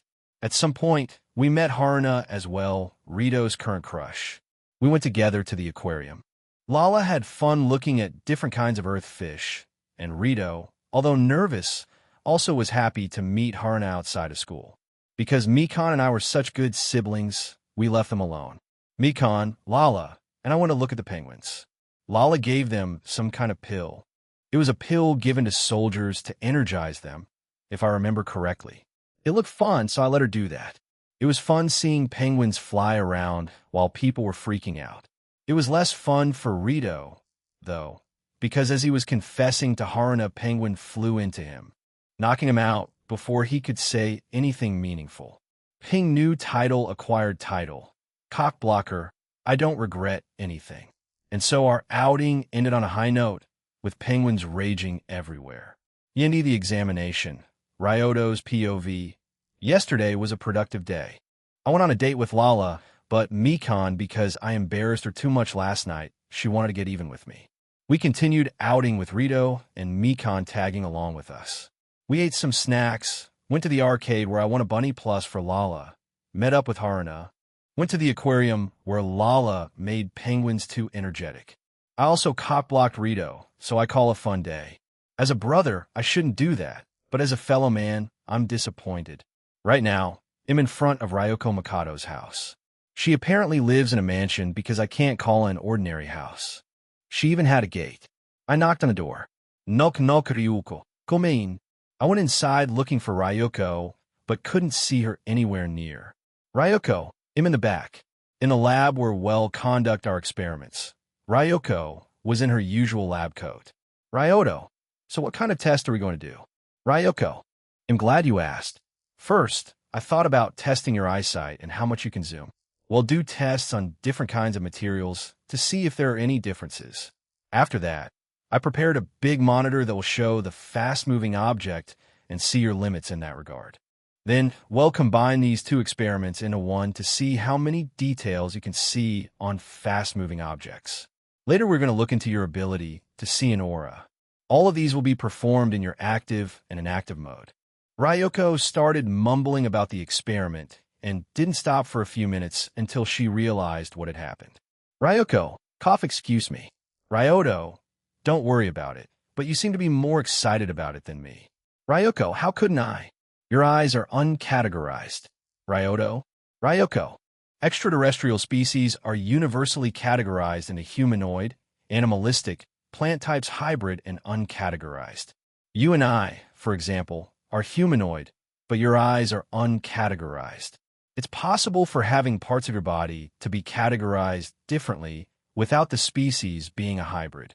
The first four types are self-explanatory, but uncategorized is a little different. It's the rarest of the groups, and we know the least about them. It's the dream of every scientist to examine them. Ryoto, in that case, shouldn't my eyes be categorized as humanoid? Sure, they're more powerful than normal, but they have iris, sclera, pupils, and the rest after all. Ryoko, if all they could do is increase the power of your sight, then you would be right, but your power to control other people's sight and seeing aura makes them uncategorized. Ryoto, does it mean that Devolukian tail is also uncategorized and not animalistic, but the race is humanoid? Ryoko, you catch on quickly. After an interesting lesson from Ryaku, we started testing. I could see atoms when I focused with all my strength, but it overheated my eyes a little, so we needed to take a break earlier than we expected. But this experience helped me understand my limits better. There weren't any differences between different materials. I could see the same amount of details on every item. Without activating my eyes, I still could see a lot of, but you can't even make a comparison between the two. However, the experiment with fast-moving objects on the screen didn't help me too much. I could follow items on a monitor up to maximum speed. I could even count how many pixels said objects had. Like before, I tried to do the same experiment with my eyes closed, and I still could follow everything just like earlier. Still, I couldn't describe what I saw at the quicker items. Reading aura was a lot easier. In active mode, I could see and even follow it to find people. Ryoko's aura was green, by the way. It reminded me of nature. While inactive, I couldn't see anything like that. It was expected, but still, it was better to test everything. The only thing we didn't test was my ability to see the memories of my victim. I know that I'm capable of it, so they'll be able to use it when needed, but for now, no new information. I also noticed that the stronger will and resistance of the target, the faster my eyes will overheat. Ryoko, I think we're done for now. I took some valuable data. While we didn't progress on how they work, we know some basic limits of them. Ryoko was thrilled with the statistics and almost forgot that I was still there. Ryoto, if you have more time, can we do some more tests? Ryoko, you mean your ability to climb walls like some kind of bug? Ryoto, more like a spider, but how do you know about it? Ryoko placed her hand on her hip and swayed a bit. Ryoko, well, you weren't the most discreet about it. You jumped out of your classroom, which is on the 3rd floor. Oh yeah, I did do that. I completely forgot about it. Ryoto, fair enough, but it's not the only thing I wanted to test. Ryoko raised her eyebrow and showed some curiosity. Ryoto, do you have a place to test my strength? Ryoko, yeah. Some of my patients want to make sure they are in top form after a treatment. It turned out I could lift up to 15 tons. Officially, Spider-Man is said to lift up only up to 10 tons, but his feet say otherwise. He lifted a tank at one point, and I'm sure they are heavier than that. After that, I wanted to experiment with my spider sense a little. I put on a blindfold. Funnily enough, I couldn't see through that. I could see through my eyelids just fine, but a thin piece of material is apparently a big no-no for all-seeing eyes of God. Ryoko attacked me, and I dodged everything. Spider sense warned me even about an attack that would not harm me in any way. Without a blindfold, it warned me only about an attack that would hurt me. In conclusion, spider sense is more sensitive without my sense of sight. Later on, it was time to test my crawling ability, or to be more precise, how hard was I sticking to the surface? I learned the obvious that I had better adhesion with my hands and my foot. I also learned that I could stick with my foot through socks, but not shoes. I could also just stick with only my feet, but it was hard to do it. At the end of the examination, Ryoko questioned my humanity, as she had never seen a human like me before. She wanted to do more testing, but I decided to end it for today. I went directly home. As soon as I crossed the doorway, Lala jumped on me even before I could say anything. Lala, Ryoto, I need to show you something. She started dragging me upstairs. I saw Mikon in the kitchen, and she looked back at me. She then smiled. Mikon, don't take too long. Dinner is almost ready. Lala, uk. We need it up in my room. But Lala didn't stop there as she walked through my wardrobe, and suddenly we were in some kind of laboratory. Ryoto, Lala, is it your Lala lab? Yes. I used the special ordered spatial system. I've ordered the necessary stuff from Devi Luke, but it's not what I wanted to show you. Lala rushed to the table and returned to me with something that looked like wrist protectors, but in reality, it was Ryoto. Lala, is that dash? Lala, yes, once again. These two are your web shooters. I named them Web Shoot Coin. For the webs, I decided to use Earth's material only. It's made of salicylic acid, toluene methanol, carbon tetrachloride, potassium carbonate, and ethyl acetate. The webbing is stored in these small containers that you need to refill from time to time. Ryoto, but we talked about just 2 days ago. How'd you do it so fast? Lala, you said it was for your protect yourself from the fiancé that will come after you, so I did it as fast as I could. The hardest part was the webbing, but I created something similar when I was younger, so I recreated it using Earth materials. Do you like it? At the end of the sentence, Lala seemed to talk quieter, as if she was unsure of her present. Ryoto, do I like it? I love it. I picked up Lala in a hug and started spinning for a bit. Lala seemed to like it, as she had a big smile the whole time we were spinning. I stopped soon after and let her down. I opened my eyes and looked into hers. She did the same, and both of us didn't say anything until I decided to connect our lips with a kiss. At the same time, I brought her closer to me by hugging her waist with one of my arms. Lala was surprised for a moment, but started to enjoy it. At one point, she even opened her mouth wider and let my tongue inside. So the tame kiss has changed into a deep one. She even grabbed the back of my head, so I couldn't back a knot that I wanted. When we finally separated, we both breathed heavily as we looked at each other's eyes. Ryoto, we should go back before Mikon gets mad. Lala just nodded and went downstairs. Yindi to return, Ryoto's POV. The dinner was awkward. Lala was lost in her thoughts the whole time, and everyone noticed it. I was the only one who knew why she was like that, though. Mikon, what did you do, Ryoto? Ryoto, why do you assume that it was me who did something? Mikon, because I know you. Ryoto, you break my heart, Mikon. Lala, hey Mikon, what kind of meaning have a kiss on the lips? Lala brought the attention of everyone at the table. Rito dropped a fork in his hand with a wild face already red, and Mikon had an open mouth looking between Lala and me. I, on the other hand, was sitting calmly and continued eating. Mikon massaged her nose bridge and looked at me with an annoyed look. Mikon, you kissed Lala? Ryoto, yes. Mikon, and you didn't explain to her what it was? Ryoto, it happened in the heat of the moment. I didn't know how to convey my feelings, and boom, the kiss happened. Lala, don't be mad at Ryoto, Mikon. It was also me who kissed him back, but I just wanted to know the meaning of a kiss. Since we did it, my heart has been beating really fast, and it starts getting hot when I think about it. When I was younger, my sisters and I were kissed on the cheek a lot by Mama, but it feels different this time. Mikon, side kiss on the lips is the simplest form of showing affection to your partner. There are different types of kisses, but the most known are peck on the lips and French kiss. Lala, French kiss? Mikon was starting to get red the same way as Rito was. Not the same as Rito. He was already out because of his delusions. Like a good brother, he'll help out my little sister. Ryoto, French kissing is when you put tongue inside your partner's mouth. Lala, you mean like what we did before? The air around us suddenly got a lot colder. Mikon, Ryoto, did you French kiss her? I wiped my mouth with a napkin, stood up, and drew in the air a straight line with my thumb. Ryoto, yes, I did. Mikon, Ryoto, are you serious about her? Ryoto, what do you mean? Mikon, I don't want to see you repeat the same mistake twice. I know that you weren't serious about any girl you confessed to, so seeing you with Lala made me hope that it would change, that finally you would open your heart to someone once again.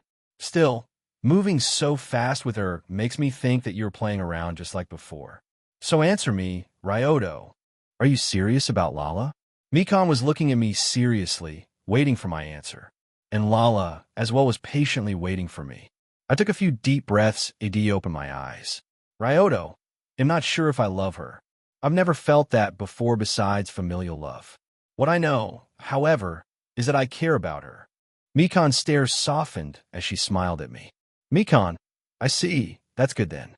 She then stood up and dragged Rito by the feet to his room, and his head hits every step. I looked at Lala, who had a worried look on her face until recently. But now, she was gazing at me with love. Lala, Ryoto, so you care about me. Lala launched at me, hugging me by the neck. I just patted her head. Ryoto, of course care about you. It's just that I felt like that I took advantage of your personality too much, so when you gave me these web shooters, I felt incredibly guilty, but at the same time, a thought was born inside my brain. It'll make her happy, whatever it takes. Lala, you don't need to do anything. Whenever I am with you, it's fun. I can go to school where I have friends, and I experience a lot of new things every day. Ryoto, we've known each other for 5 days. Lala, and these were the best 5 days of my life. Lala tightens her grip on me. I started tapping her on the back a few times. Ryoto, Lala, I understand. You conveyed your feeling enough. Let me go for now, or you'll break my neck. But Lala didn't loosen her hug. Ryoto, hey Lala, that was the closest thing to death since my, death. Today Karen will return. I hope that the therapy helped her a bit. Okay, I hope that treatment will mellow her down. I'm not M, so I don't find pleasure in her abuse. Ping Karen has returned. Because of the absence of a guidance system, the user couldn't complete any quests, so as compensation, the user will get a summoning scroll. Please remember that summoned a creature or creatures will be completely random, but after it or they appear, it won't change unless you acquire or buy a new summoning scroll. Thank you for understanding and happy new life. System. Wait, there's a lot to unpack here. So Karen was the one giving me a quest, but she wasn't the system itself, but system guidance. What kind of power does she have? Does she only give me quests? Or does she create them too? So many questions, but so few answers. And the only OE that can answer me is Karen. So let's do just that. Hey, Karen? Karen, yes? How are you feeling? Karen, well, for 1 week, I was talking about my feelings and why I was, and I quote an insufferable bitch. What kind of therapist did you have? Karen, I had plenty. The first one didn't last 15 minutes with me. I didn't even do anything to him. Is he okay? Karen, I don't know. The last time I saw him, he was in a therapist. He'll ignore for now. The question is if it did help you. Karen, you can say that. We figured out why I behaved in such a way at least. Was it your beautiful personality? Karen, that too.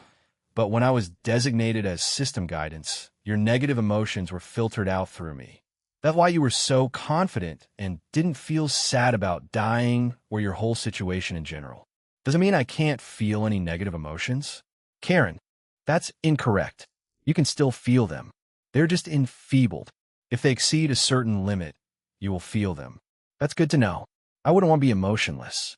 Well, not entirely apathetic, but being human is about feeling both the good and the bad. I have the last question. Will you be nicer? Karen, he'll try. Hey, Karen, what? How can you expect someone to change so suddenly? If you haven't noticed, I didn't insult even once since I came back. We're talking for a few minutes. Karen, baby steps.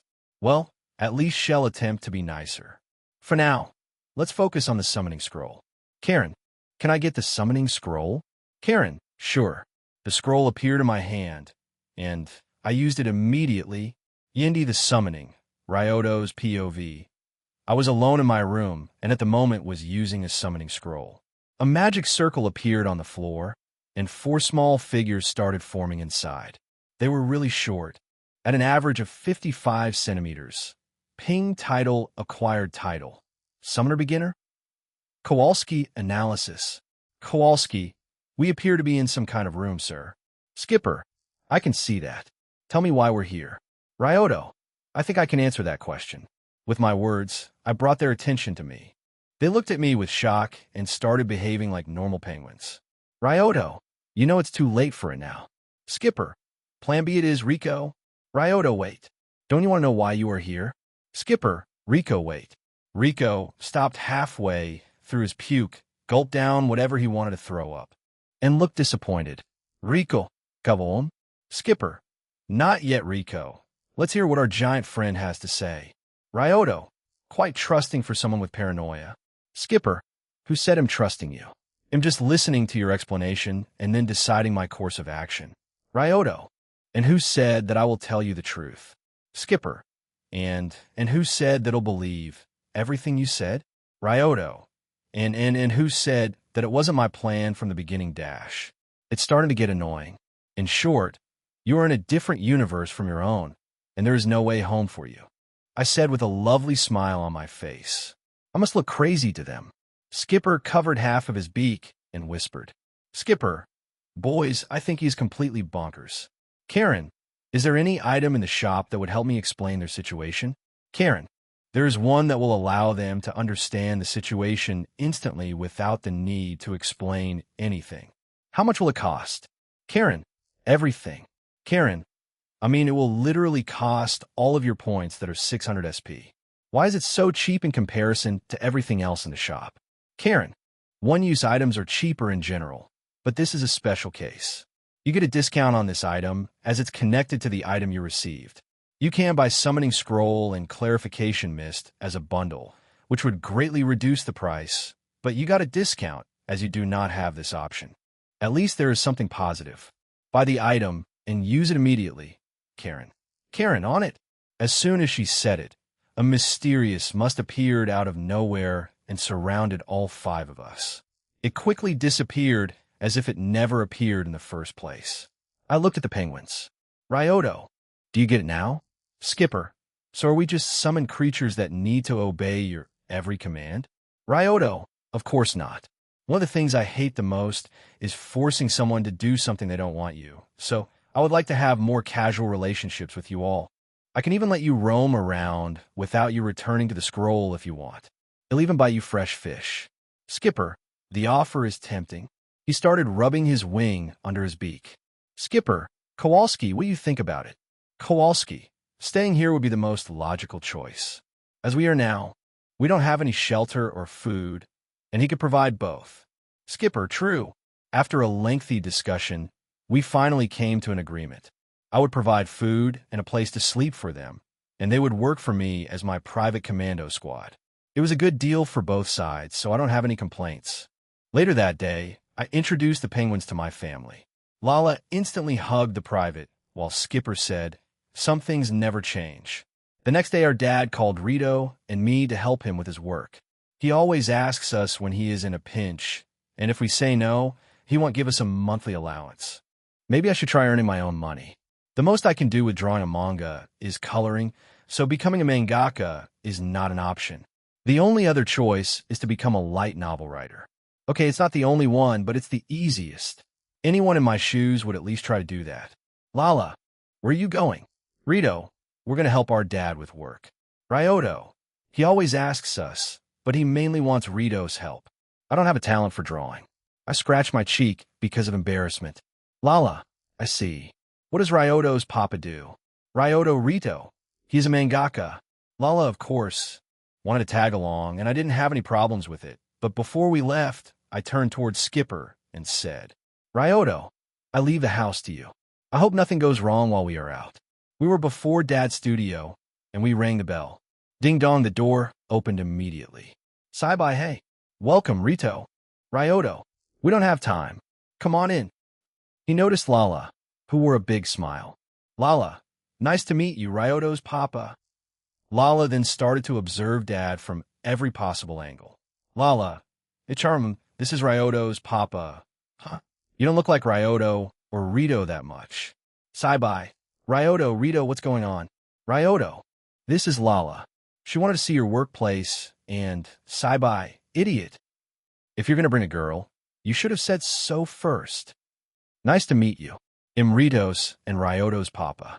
He said that with the biggest possible smile. He even enlarged it even further with the help of his finger.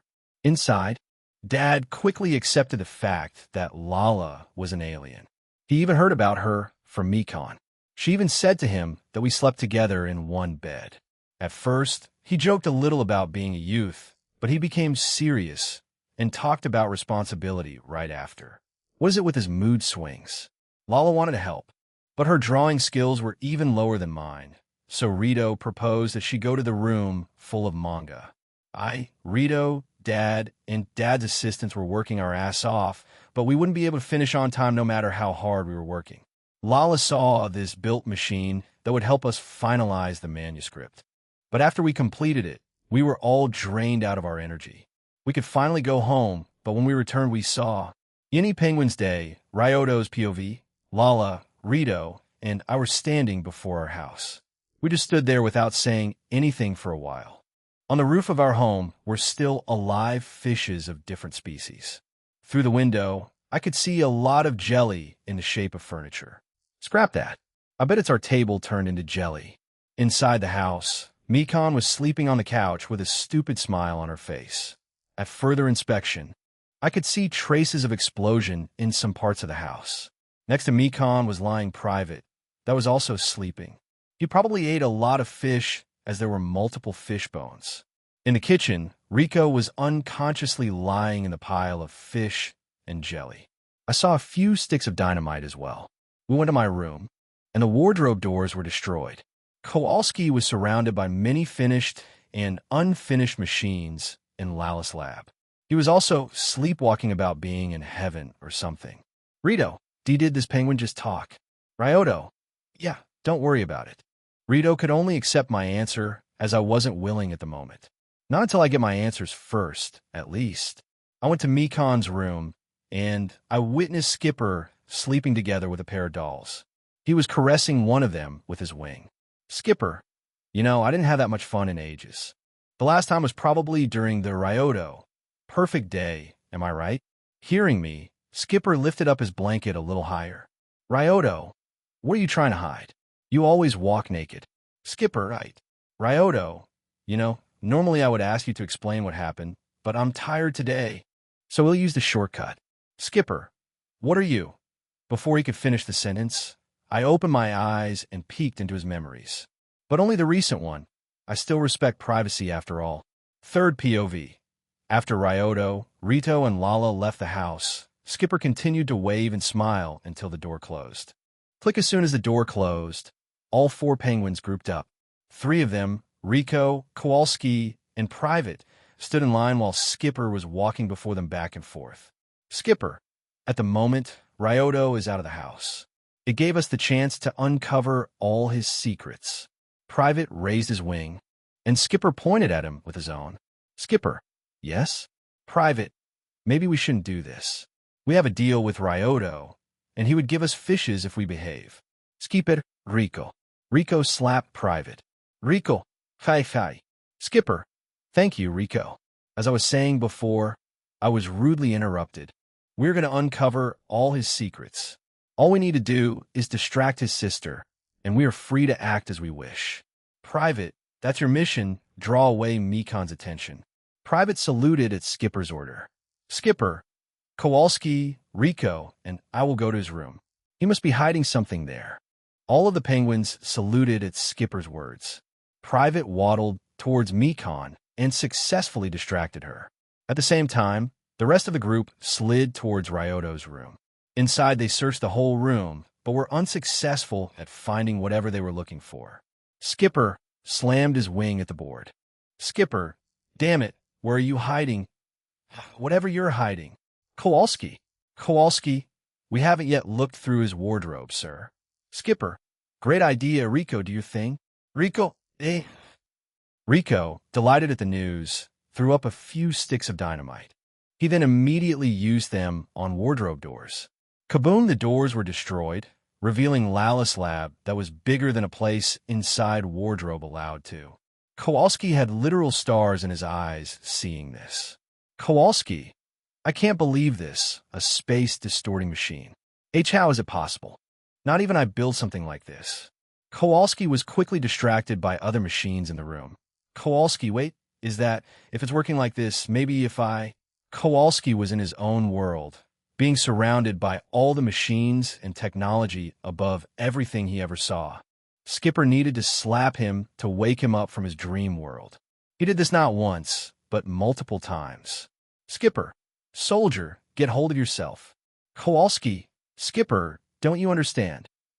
With all the parts and inventions here, I could build practically any machine a man could dream of. For example, a machine that would make fish rain from the sky, or a machine to turn one thing into another. The possibilities are endless. Hearing that, Skipper's eyes lit up. Skipper, what are you waiting for then? Do it. The first machine Kowalski built machine, and it was a turn-into-jelly machine. Everything is shot that was turned into jelly. Skipper, Kowalski, why did you build that? Kowalski, for the sense, of course. Kowalski looked really proud saying that, but unfortunately for him, Skipper was unimpressed. Skipper, Rico. Rico threw up a crowbar and started smashing the newly built machine until it was no longer functional. Kowalski wasn't so cooperative at this.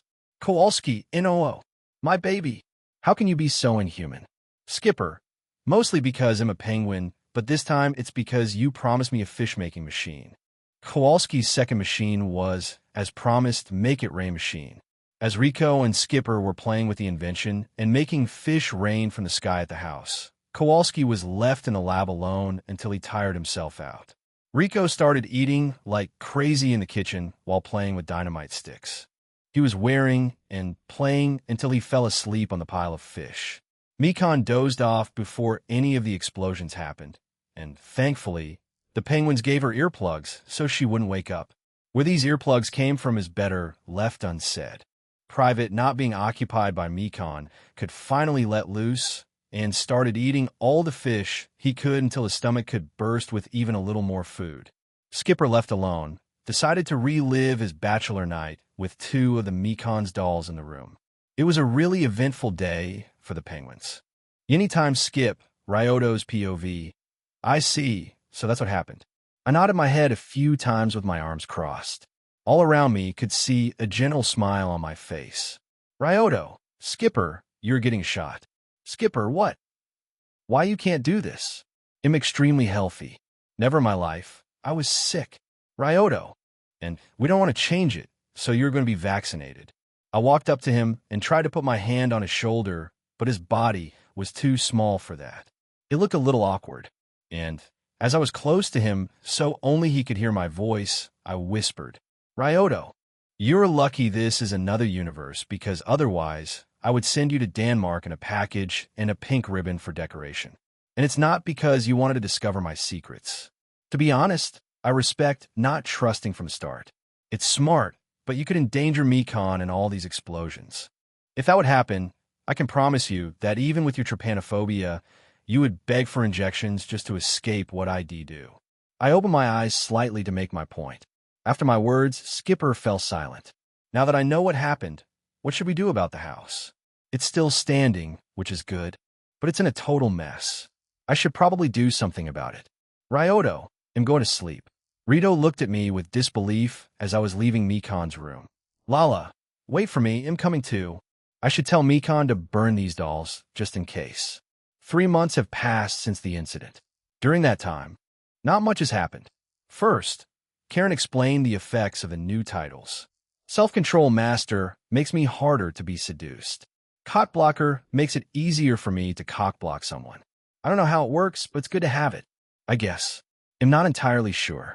Summon beginner gives me a higher chance to summon powerful creatures. I was also learning hockey with Karen. She was a lot more cooperative than I expected. I almost shed a tear when she advised me on using it. Back on topic, it turned out I have a talent for Busashoka hockey. As I am now, I can harden one of my limbs and cover it with a black coating. I don't know why, but I had a hard time doing more. Kinbunchika hockey, on the other hand, was difficult for me to even grasp the basics. Together with Karen, we theorized that because I had already 2 powerful detecting abilities, they clash with Kinbunchika hockey's presence sensing. I can already see the aura and sense danger with my spider sense. So, trying to sense with another power is difficult, to say at least. Still, I'm not planning on giving up just yet. I just need more time.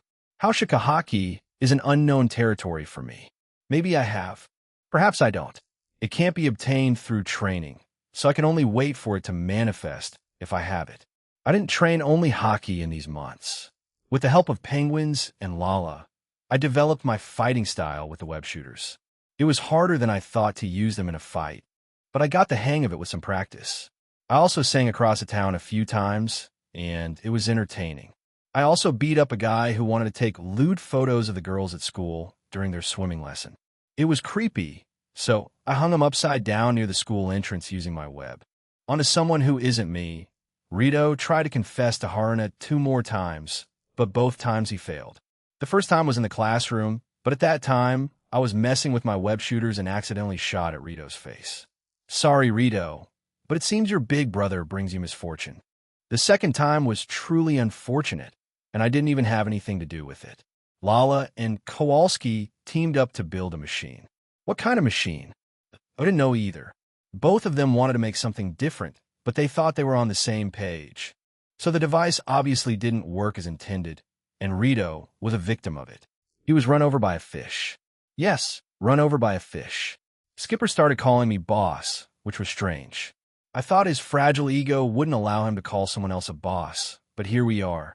I felt like he was planning something, so I kept my eye on him.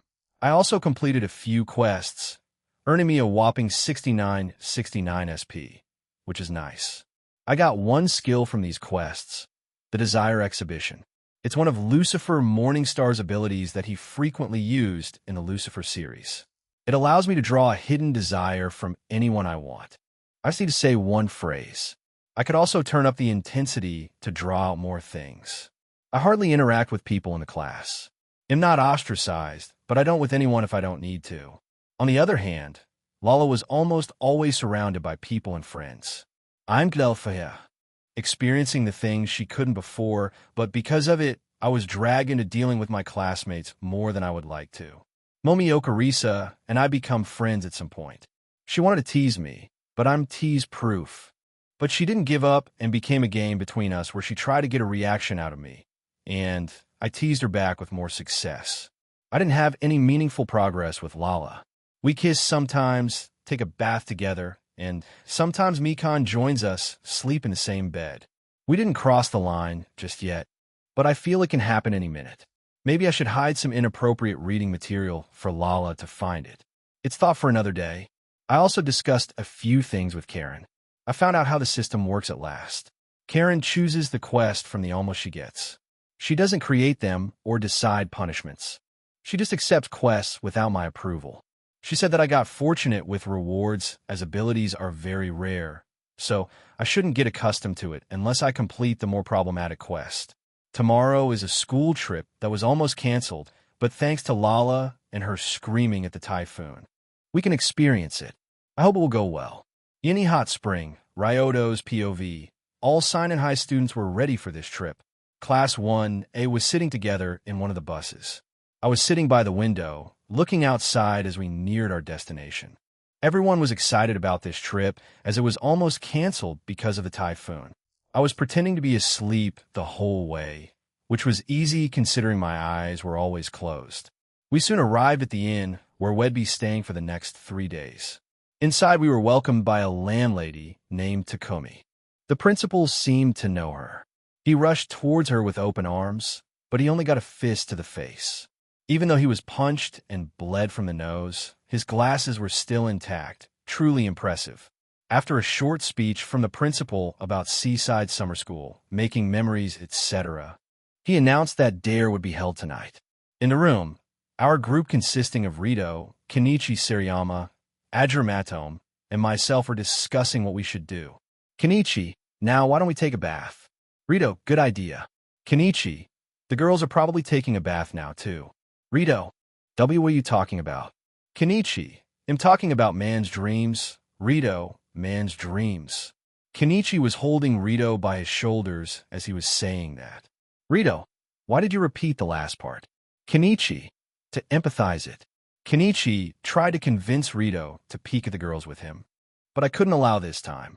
As I was sitting near the table drinking my tea, I said calmly, Ryoto, I advise against it, Kenichi. Kenichi, you won't understand the struggle of a single man.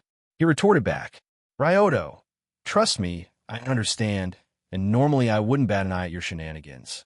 But Lala will be together with other girls, and I can't let you see her naked. Call me possessive or overprotective, but that's how I feel.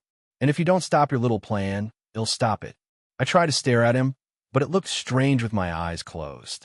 It became a little awkward, and no one said a word for a while. Rito was the one to break the silence. Rito, how about we just go to the hot spring? Ryoto, sure. We were walking towards changing room in complete silence. The awkwardness was caused by me. I was never good with human interactions. It was the same in the past, but for a different reason. In middle school, it was by choice. Right now, it's unintentional. It could be because I can't deal with perverted people, or because they lust over Lala. As I was deep in my thoughts, I decided to ask Karen something. Hey Karen, I always wanted to ask, but who am I really? Am I Ryoto Yuki with the memories of some guy? Or am I some guy with the memories of Ryoto Yuki? Karen, is it important? Not really. I'm just curious. It won't change who I am today. Karen, good, but you're both and neither at the same time. Meaning? Karen, so you could say you're a combination of the two with more control of your emotion. I see. It's good that you filter my emotion because I would have an existential crisis right now. Karen, always at your service. After a while, we finally were in the changing room. We started undressing, and I took off my shirt, revealing my upper body. My roommates looked at me with open mouths. Kenichi, dude, how did you get abs like that? Ryoto, sit-ups, push-ups, and plenty of juice. They looked at me strangely, not getting the reference. I shook my head at the witnessed unculture. Third POV. While the boys were changing on their side, the girls were already in the hot spring. Lala Risa, Mio, and Haruna enjoyed their time in the water. Mio, you don't know Dare's Lalakai? Oh yeah, you were born in a foreign country. Lala, yep. What is Dare anyway? Mio, Dare is, well, in a nutshell, it's a game where a girl and a boy pair up and walk to the goal on a dark road at night. Lala, walking at night is so easy. Mio, but it doesn't work that way. There will be ghosts that block your way and put Risa, curses on you, she said as she put her hands before her chest to mimic a ghost. Risa, of course, that will be done by people who play ghosts. Lala, I see. Mio, by the way, did you hear about the Dare Jinx? Risa, Jinx? Mio, whichever courageous pair makes it to the goal in this seaside summer school's Dare will surely become a couple. Risa, no way. But in the case of Lalakai, she already has a boyfriend. Mio, that's right, Lalakai is the one with the most experience in the relationships department. The three girls looked at Lala, who started to play with the water flowing out of bamboo with a curious gaze. Mio and Risa shook their heads, seeing that she had the most experience. Mio, at what stage do you think they are? Risa, I bet they didn't even kiss. Mio, bold assumption even though we are seeing every day how close Ryoto and Lalakai are. Risa, true, but that's just how Lala is, very clingy but innocent like a child. Mio, Ryoto, on the other hand, is a carnivore, and I wouldn't be surprised if they already did it. Risa, TSK, TSK, TSK. Naive. Lalakai isn't emitting that mature aura that she would if they've already done that. Mio, how about bet then? If she didn't kiss Ryoto, then he'll take over your cleaning duties for a week, but if they've done more, you'll take over mine. Sounds good? Risa, deal? They shook their hands in agreement and called out for Lala to get their answers. Haruna, maybe we shouldn't do this. It's a private matter after all. Risa, don't worry. Haruna, if she doesn't want to answer, we'll give up. Mio, Lalaki. Ryoto is your boyfriend, right? We were just wondering at what stage are you two at? Lala, stage? Risa, like did you kiss? Did he see you naked or before she could finish, Haruna interrupted her. She was too embarrassed by this whole conversation. Lala, so that's what you meant. We did the most intimate thing lovers could do. She was holding both of her cheeks as she was saying that. Lala wasn't particularly embarrassed by it, but remembering that day made her happy and warm. Risa, no me away. Haruna was blushing hard when she heard Lala. The other two, on the other hand, wanted to know more. Risa practically forgot about the bet and that she would need to clean the classroom in place of Mio, But before they could get any info from Lala, everyone heard a horrifying scream. "Principal! AHHH! Get away from me!" He screamed in horror as he ran around. If someone perceptive were to look at him, he would see two small blue circles before his eyes. In the end, he runs into the wall, fainting the process. Mio. So, what should we do with him? Yindi the Dare. Ryoto's POV. As we were relaxing in the hot spring, I heard a familiar sound inside my head. Ping new quest mission. Death to perverts objective 1. Prevent principal from peeping. Reward. 60 SP. Failure. You become a pervert obsessed with boobs. Duration of punishment. 1 week, so my punishment is to become the very thing I swore to destroy. Karen, stop trying to be some tragic hero and complete this quest. You don't understand the man's romance, Karen. Karen, yeah. I feel her rolling her eyes, but she is not as aggressive as she was before. Therapy really helped her, but she is right. Better finish it sooner rather than later. I turn toward the wall that separates men's and women's sides. I say a wall, but these were just big stones between different baths. I then open my eyes, trying to see if there were any holes that would usually be impossible to see through, but not for me. And thankfully, there were a few. After a short search, I noticed the principal ready to peep behind a stack of wooden buckets. As he went through the effort to see someone naked today, I let him see just that. I'll meet my old friend Miltan. As soon as I did that, he started running around and ran into the wall, fainting in the process. I didn't want to leave almost naked principal there just to be lying, so I did the only reasonable thing. Third POV. As the principal lost consciousness, a boy jumped over the stone wall. He would be naked if not for a towel wrapped around his waist. It was such an unexpected situation that no one knew what to say. Lala. Hey, Ryoto. No one except Lala, of course. She waved happily at Ryoto, and he returned it with a smile. Ryoto walked up to the principal, lifted him up, and jumped over the stone wall once more, leaving everyone dumbfounded before even one girl could scream. Risa, what just happened? Mio, I don't know. Haruna. Was that Rito's brother? Risa. That's what you're questioning? Haruna. Hearing Risa blushed as she realized that it wasn't the question she should be asking in these circumstances, but she couldn't help it as Rito was often on her mind. Risa, but you're right. Why did he take principal with him? And how did he know what was happening?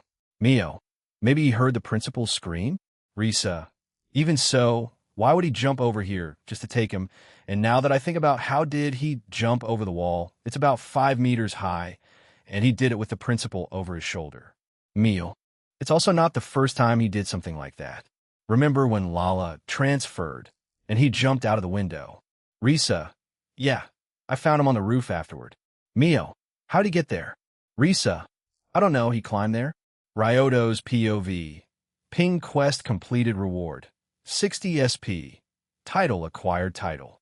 Pervert killer, why did I get that title? I didn't kill anyone. Karen, it's possible that you killed the pervert out of principle.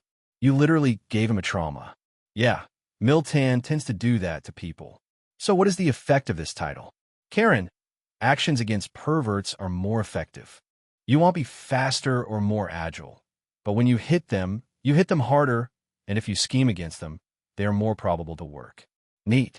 I dropped principal on the floor and returned to my room. Later that day, or rather a night, all of the students assembled. It was the time for a dare. Every student will draw a lot, and whoever has the same number will become a pair. I was the last to draw a lot, so I couldn't cheat my way to go with Lala. Rito paired up with her, so I don't need to worry about him doing anything to her, unless his lucky pervert activates.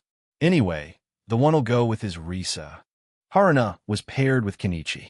Haruna and Kenichi would go 6th, Risa and I would go 10th, and Rito and Lala almost last. As we were walking through the forest, we didn't say anything. Should I say something, or should we stay in silence? I hate situations like that. Risa, hey, can I ask you something? Risa looked shy as she tried to ask me, which was uncharacteristic for her. Risa, screw it. Did something happen between you and Lala? I looked at her as I didn't comprehend fully what she had just said. I stared so long that Risa started waving her hand before my face. Risa, hey, Are you listening? Are you even awake? It's hard to tell with your eyes always closed. Ryoto, I heard you. I just didn't expect you to ask something like that. Risa, so the answer? Ryoto, as I wanted to answer. We both heard screams and saw a group of people running past us to escape whatever was deeper in the woods. Ryoto, do you want to check it out? Risa was already holding my shirt, so as the master detective that I am, I deduced that she was at least a little bit scared. Risa, and no, we should go and finish it as quickly as possible. Ryoto, you want to get rid of me so soon? I'm hurt by your statement. I acted exaggeratedly. Seeing and hearing my teasing calmed down Risa. She wasn't scared of ghosts or anything like that, but seeing a group of people running away would frighten most people. I was unaffected thanks to the filtering of my negative emotion. We walked forward a little bit and walked past some people dressed up as monsters or ghosts.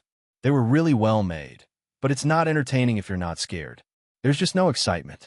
We noticed a certain figure sitting on the ground, trembling as we walked further. I walked up to her to help her get up, but, Ryoto, Sarenji-san, are you all right? As soon as I finished my sentence, Haruna grabbed me by the kimono I was currently wearing. Haruna, I'm scared. I'm really bad at dealing with all those ghosts and stuff. Risa, ooh boy, it looks like someone is very popular over here. Risa, even in moments like this, tried to tease me.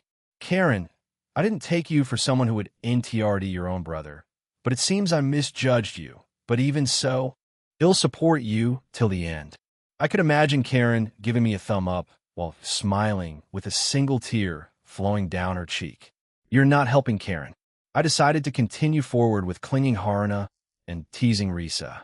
On our way up the shrine, Haruna became frightened a few times and attempted to use me as a weapon against ghosts. I would be thrown like a rag doll if not for my superior strength. She managed, however, RIP part of my kimono. Thankfully, it wasn't mine. I was forced to give Piggy back to Haruna, as I didn't want her to use me like a baseball bat anymore. I told Haruna to have her face buried in my back, don't look at anything, and ignore every sound. It worked, as she didn't freak out after that. She trembled a little every time I stepped on the dry sticks. But she listened to me and ignored it. After a short while, we were finally at the top, where Principal together with the landlady and some waitresses. Principal, congratulations! You're the only group that got through the entire dare this year. The only group? What happened to Rito and Lala? Yeni Discord server. The beach, Ryoto's POV. I was in my room waiting for everyone to come back. I didn't need to wait long since shortly after Rito, the rest walked into the room. Rito's clothes were partially burned and torn. Ryoto, let me guess, Lala had a lot of fun but wasn't scared, so she decided to do the scaring. Ahe used one of the machines, which for some reason exploded and ended up hanging from the tree for a long time. Did I miss something? Rito looked at me as if predicted his whole life. Rito, how did you know Nissan? Ryoto, I know Lala well. Now let's go to sleep. Otherwise, we'll be dead, tired tomorrow, and won't have any energy to play. And we all went to sleep as I advised. Today is a beach day, and all the girls' eyes were on me. I was wearing only my swimsuit and walking beside Lala. But suddenly, someone approached me. And swimsuits for all the girls here, IMG. Risa, holy shit. I didn't notice it before, but you're ripped. How did you hide these muscles under the clothes? You could grind cheese on your abs. Mio, I should have brought a camera. How should I react to that? Risa, hey, can you lift me up with one arm? Ryoto, sure. I lifted her up using my right arm without any effort. Risa, whoa. She was surprised by how effortlessly I did that, and she almost lost her balance, so she grabbed my head to stabilize. She then looked around with a big smile. Mio, hey, can I be next? Mio asked shyly. She wasn't as shameless as Risa and wasn't as friendly with me either. Ryoto, why wait? I crouched and lifted her as well.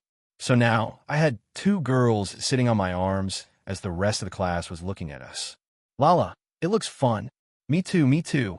Lala jumped, finding a place behind my head. She was sitting between Risa and Mio, and all three seemed to have fun. Holding them up didn't require a lot of strength, so I didn't care much, and it felt kind of good to flex these muscles before others. After a while, I let them down, but I was not ready for other girls to ask me the same thing. So I spent some time just lifting up girls while the boys looked at me with jealousy. Risa was together with Haruna and Mio, and they started pushing Haruna in my direction while saying, "Risa, come on, don't be shy. It's fun." "Haruna, I don't think it's a good idea." "Risa, you're right, it's a great idea. Now, come on and let him do his job." "Ryoto, since when was it my job?" "Risa, since today." "Karen, I like her." If Karen likes her, it means trouble, but I still lifted Haruna. She was holding my head, scared of falling from my arm. Rito, on the other hand, was looking at the unfolding events. He looked at his own arm muscles and became disappointed almost immediately. "Sorry, Rito, it just happened." As I was planning to lower myself, so Haruna could jump off my arm, someone approached me with an angry look at her face. "Yui, Ryoto Yuki. I would do a JoJo pose, but one of my arms is occupied. Shame really to let go of such a perfect opportunity. Yui, how can you show such a shameless display on a public beach?" "Ryoto, what do you mean by shameless?" I was seriously asking. I didn't do anything flagrant as of late. "Yui, I mean hold this." She was pointing at my whole body, but as Haruna was still on my arm, it didn't help much. "Ryoto, you mean my body or Haruna sitting on my arm?" "Yui, both." "Ryoto, you're angry at me for wearing a swimsuit on a beach?" "Yui, yes. I mean, no. Why are you lifting up girls?" "Ryoto, because they asked me to lift them." "Yui, why did you comply?" "Ryoto, why shouldn't I? We just had some fun." It sounds wrong out of context, and I already hear Karen laughing. "Karen, that's what she said." "Yui, there's a lot of skin contact between you and the girls, which is unacceptable for a girl and boy your age." "Is she a nun?" "No, nuns are at least flexible with the rules at times. But this girl before me won't change her mind no matter what. Should I just give up? I don't want to waste my energy and cell brains to discuss with her." "Ryoto, hey Kotegawa-san, can I ask you something?" "Yui, what is it?" She was looking at me coldly. Does she really dislike me that much? "Ryoto, is that a couple behind you kissing?" "Yui, what?" She quickly turned around to see nothing like what you described. "Yui, what are you talking about?" When she looked back at me, I wasn't there anymore. "Yui, what? Where is he?" She looked around without any success. "Yui, do you know where he went?" "Risa, I think I saw him running back to the inn." "Yui, that little... I won't let you escape." Yui started running towards the inn we were staying in, and when she was outside ordinary people's sight, I jumped down from the roof of the sea house. I was hiding behind the sign. "You won't win an argument with a woman, even if she's not your girlfriend." "Ryoto, thanks for the cover, Risa." "Risa, no problem. It was technically partially my fault after all. We had fun at the beach the rest of the day, while Yui tried to find me. Later on, a dolphin started stealing girls' swimsuits. Lala wanted to investigate. So we did, and we discovered that the dolphin wanted to point our location of his parent that was washed up on the shore. We helped the dolphin and resolved the situation. Yini little adventure. Ryoto's POV. I was in a room with my group, relaxing a bit. Yui never found me again, and I suspect she's pretty pissed about it. She is posseed most of the time, but you get the point. At the moment, I was deciding if I should go to sleep or sneak out of the room to go on a little adventure. Ping new quest mission. Night with the girls. Objective 1. Spend the night in the girls' room. Bonus Objective 1. Get permission from them. Reward. 40 SP. Bonus reward. 60 SP. You can imitate any singing voice you remember. Failure. You'll be forced to marathon High Guardian Spice. After you complete your punishment, there will be a quiz to check if you paid attention. If the test is failed, you'll be forced to watch it from the beginning. Duration of punishment. Until you pass the test. Adventure it is. The punishment is worrying for my sanity, but it's not like I plan on failing. Ryoto, I'm going out. I announced my leave and left the room shortly after. I began my wandering around the inn.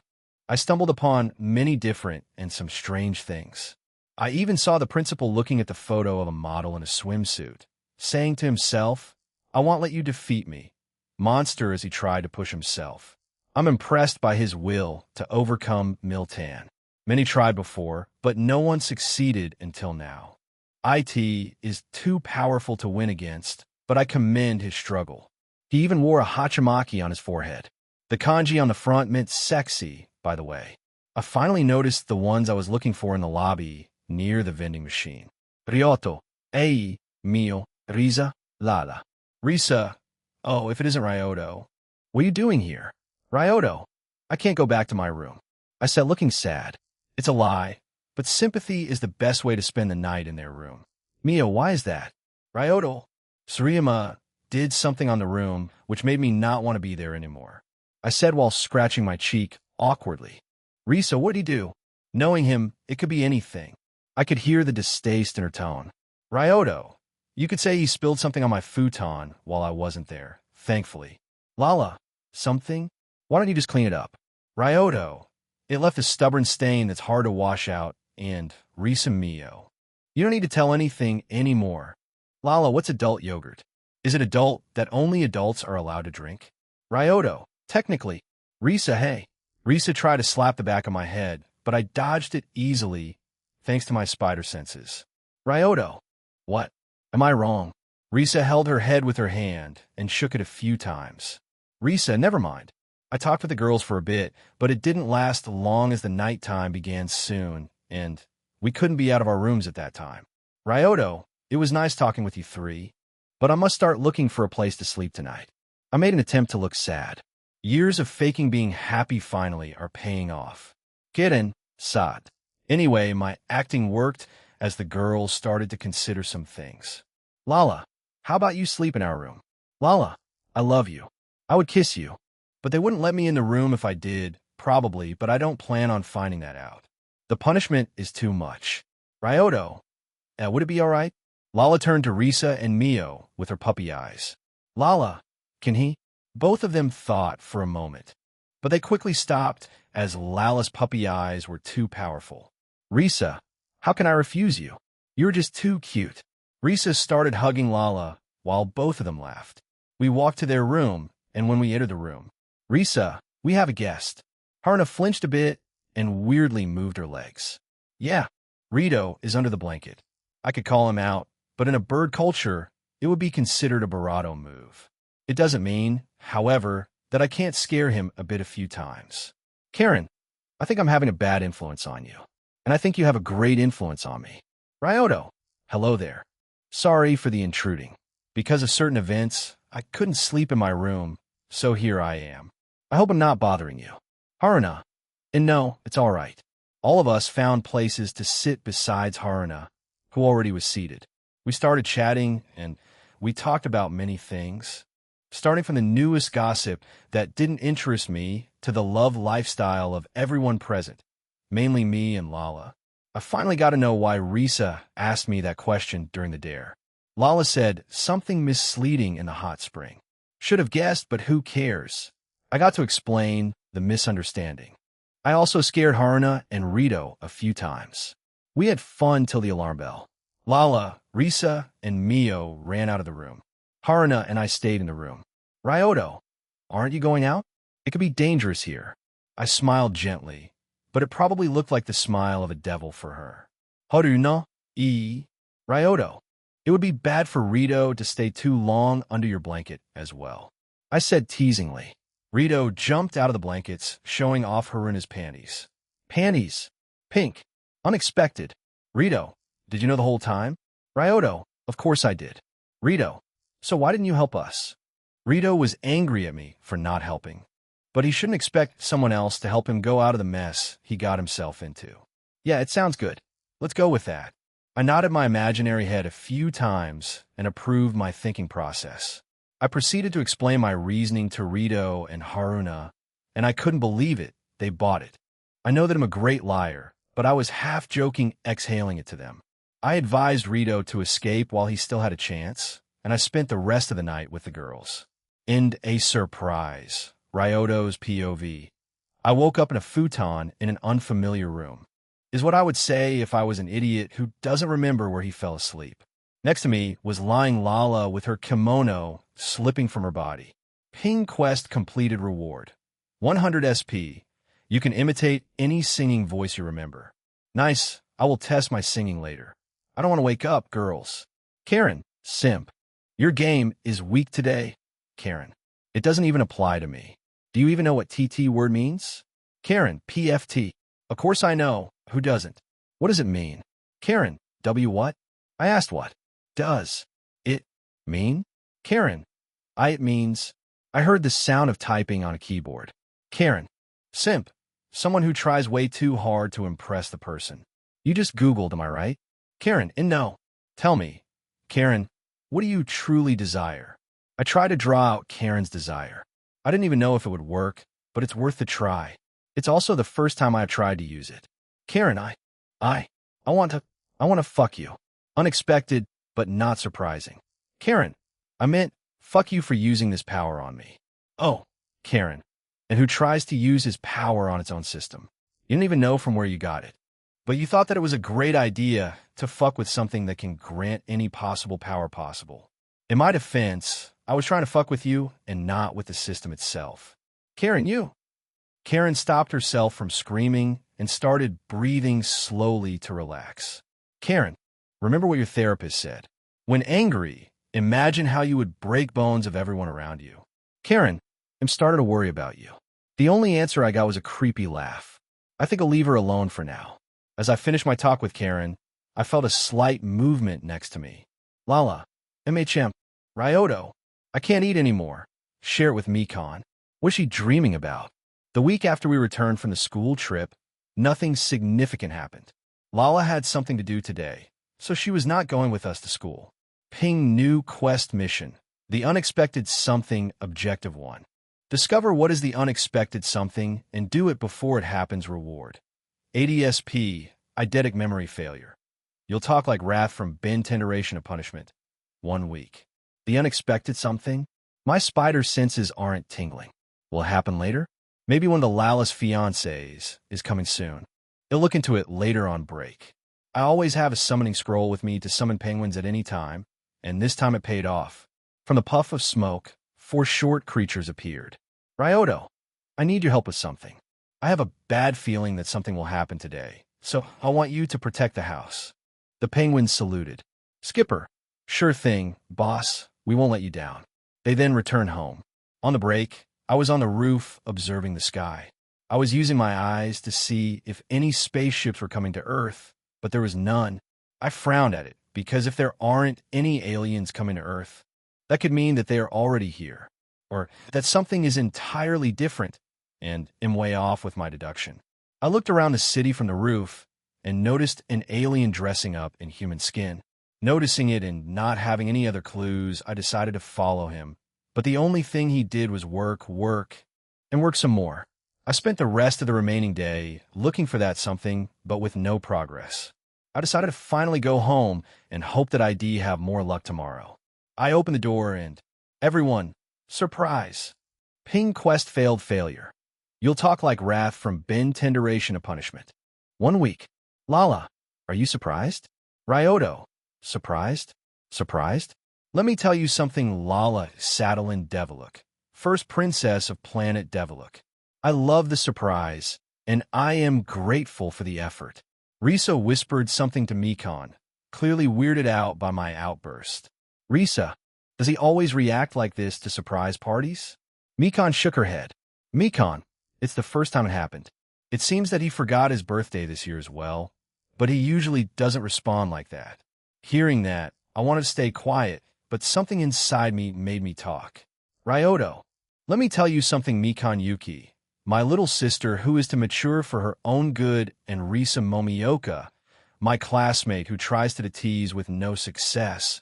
I may forget my birthday, but I never forget to thank for remembering my birthday. The one at my home were Rito, Mikon, Dad, Lala, Zastin, Risa Mio, Haruna, and even Ryoko. I got some presents from everyone. The most noticeable were gifts from Lala and Ryoko. The penguins were also there giving each other high fives as if they succeeded in their mission. Lala brought a rare plant from another planet that is now living in our garden. It was almost as tall as our house, and it seemed sentient. Ryoko gave me some sort of pills and a note. Said note described the effects of the drugs. They were contraceptive pills for males without any side effects. When I finished reading, I looked at Ryaku, who had a teasing smile and gave me a wink. I also got a mug that says "One Brother from Rito." Risa gave me some risque magazines that I gratefully accepted.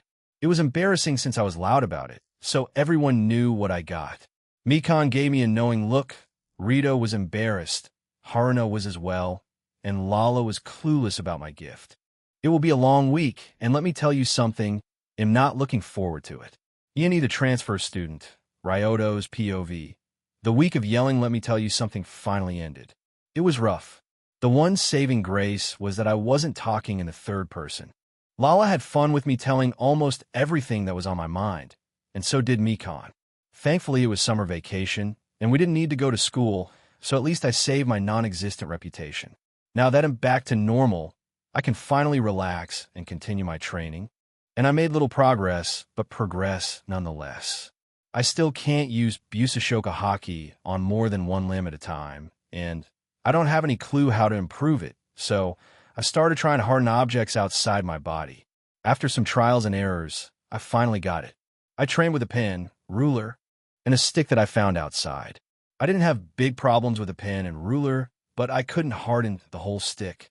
It looks like I have a limit on how much I can harden the object or weapon. I wonder why it was that. I didn't have any progress with Kinbunchika Haki. I woke up in a sweat.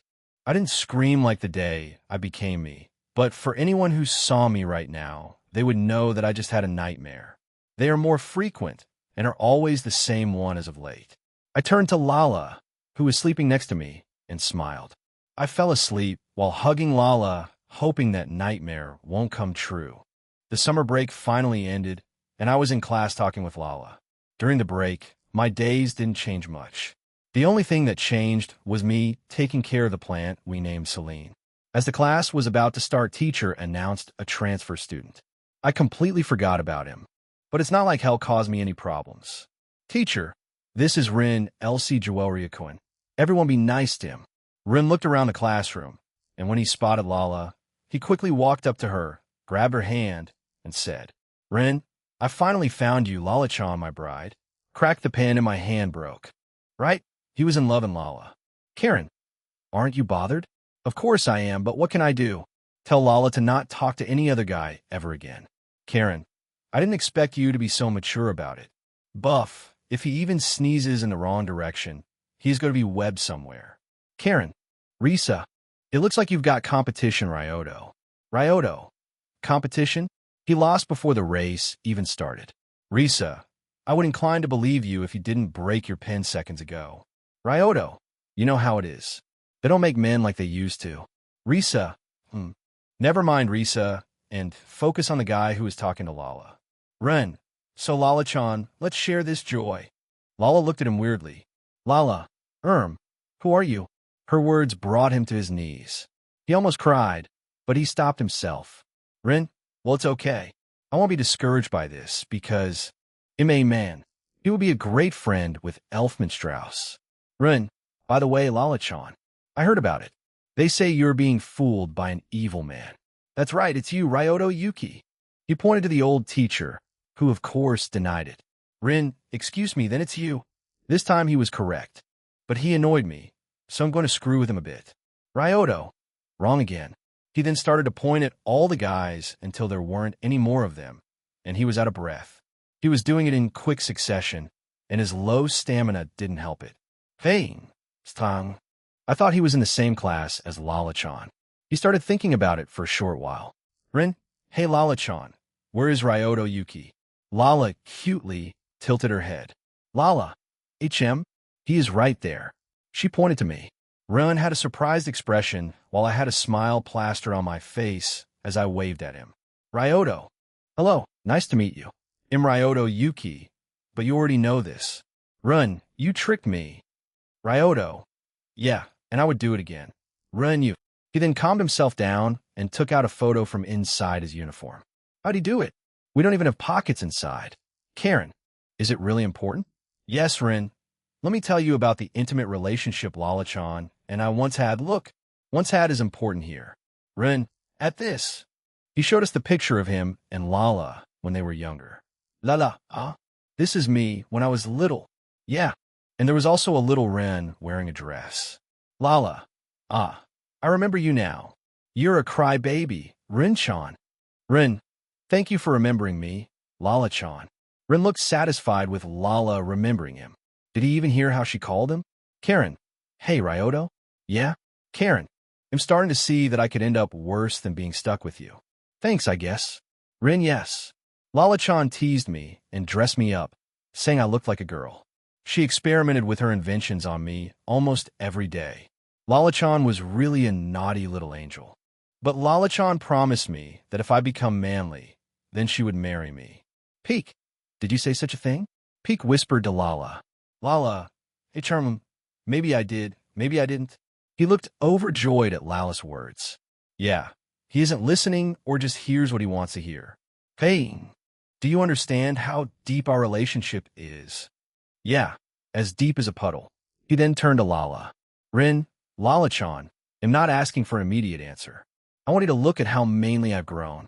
Then you'll eventually realize who is really suitable to be your marriage partner. Teacher, can I start the lecture now? Rin, please go ahead. Rin answered all the questions before me during the math lessons. Not that I cared about it. I knew the answers as well, but why should I bother answering them? He wanted to be faster than me at the gym class, but he failed. I didn't even break a sweat during the class. I didn't get tired unless I used hockey too much. During the lunch break, Lala went up to the roof while I stayed in the classroom and started eating, but Rin had the bright idea of eating faster than me, because why not? He choked on a piece of bread while I was drinking my juice, slowly, with indifference in my eyes as I was observing him. Yini karaoke, third POV. Lala was currently on the roof alone, if you don't count Peek. She was looking at the town below and thinking about something. Bukke, Lala-sama? Lala, what is it, Peek? Peek. It seems Rindano plans to stay on Earth as an Earthling until he gets your attention. What are you going to do about him? Lala, but I'm marrying Ryoto. Peek. While Ryoto is exceptional, don't you think your view has been narrowed down because it's your first love? Lala-sama. Maybe it's a good idea to calm down a little and look around. Lala, look around? Peek. I'm saying maybe there is someone who is more suitable for you than Ryoto Dano. Lala. Peek. Do you know why I wanted to marry Ryoto? Peek. Wasn't that because he said he wouldn't marry someone he doesn't love? Lala. It's one of the reasons, but not the only one. You see, Ryoto is someone who would help someone in need. Peek. I'm sure there are a lot of people like that. Lala. Maybe, but would they risk injury while helping said person? You remember what happened the first night. He couldn't even walk afterward. And this was before the whole engagement thing. After that, he fought Zastin just to free me from it. My daily life after that was enjoyable, not just because of Ryoto, but also going to school and having friends, and it wouldn't be possible without his help. So no matter what, I know that I won't regret marrying him. Peek. If you say so, Lala-sama, I will trust your judgment, and I will put my trust into Ryoto Dano as well. Ryoto's POV. I was walking down the hallway annoyed, which is saying something since it's hard for me to feel negative emotions. Rin, where are you going next, Ryoto Yuki? Ryoto, somewhere quiet. Hey. Fine then. I go ahead, and Ryoto, can you leave me alone for a while? Because if not, I will really web him somewhere, and I don't want to use Lala's gift that way. Rin, then will you admit that I'm more manly than you are? Ryoto, sure, whatever, I don't care. How can someone be so annoying? I would take Karen's abuse over this any day, and am not even masochistic. Karen, can I? Please don't start it, Karen. There is a small improvement as of late, and I don't want to return to these dark times. Karen, fine. She sounds disappointed. I mean, at least she tries. Fine. Then can you forget about Lala-chan? I stopped and slowly turned towards him. Ryoto, listen here, I don't care who you are. You could be a nobody or king of Deviluk himself. But if you think that decision is only mine to take, then you're deeply mistaken. Even if I did as you said, it wouldn't mean that Lala would magically fall in love with you. I let my emotions better of good to know that it can still happen. Rin just looked at me, shocked by my outburst. Taking that chance, I escaped. The next day before class, Rin called me to talk about something. Ryoto, so, what did you want to talk about? Rin, I thought about what you said yesterday, and you're right. I was thinking how being with Lala would make me happy, and she would be happier with me too.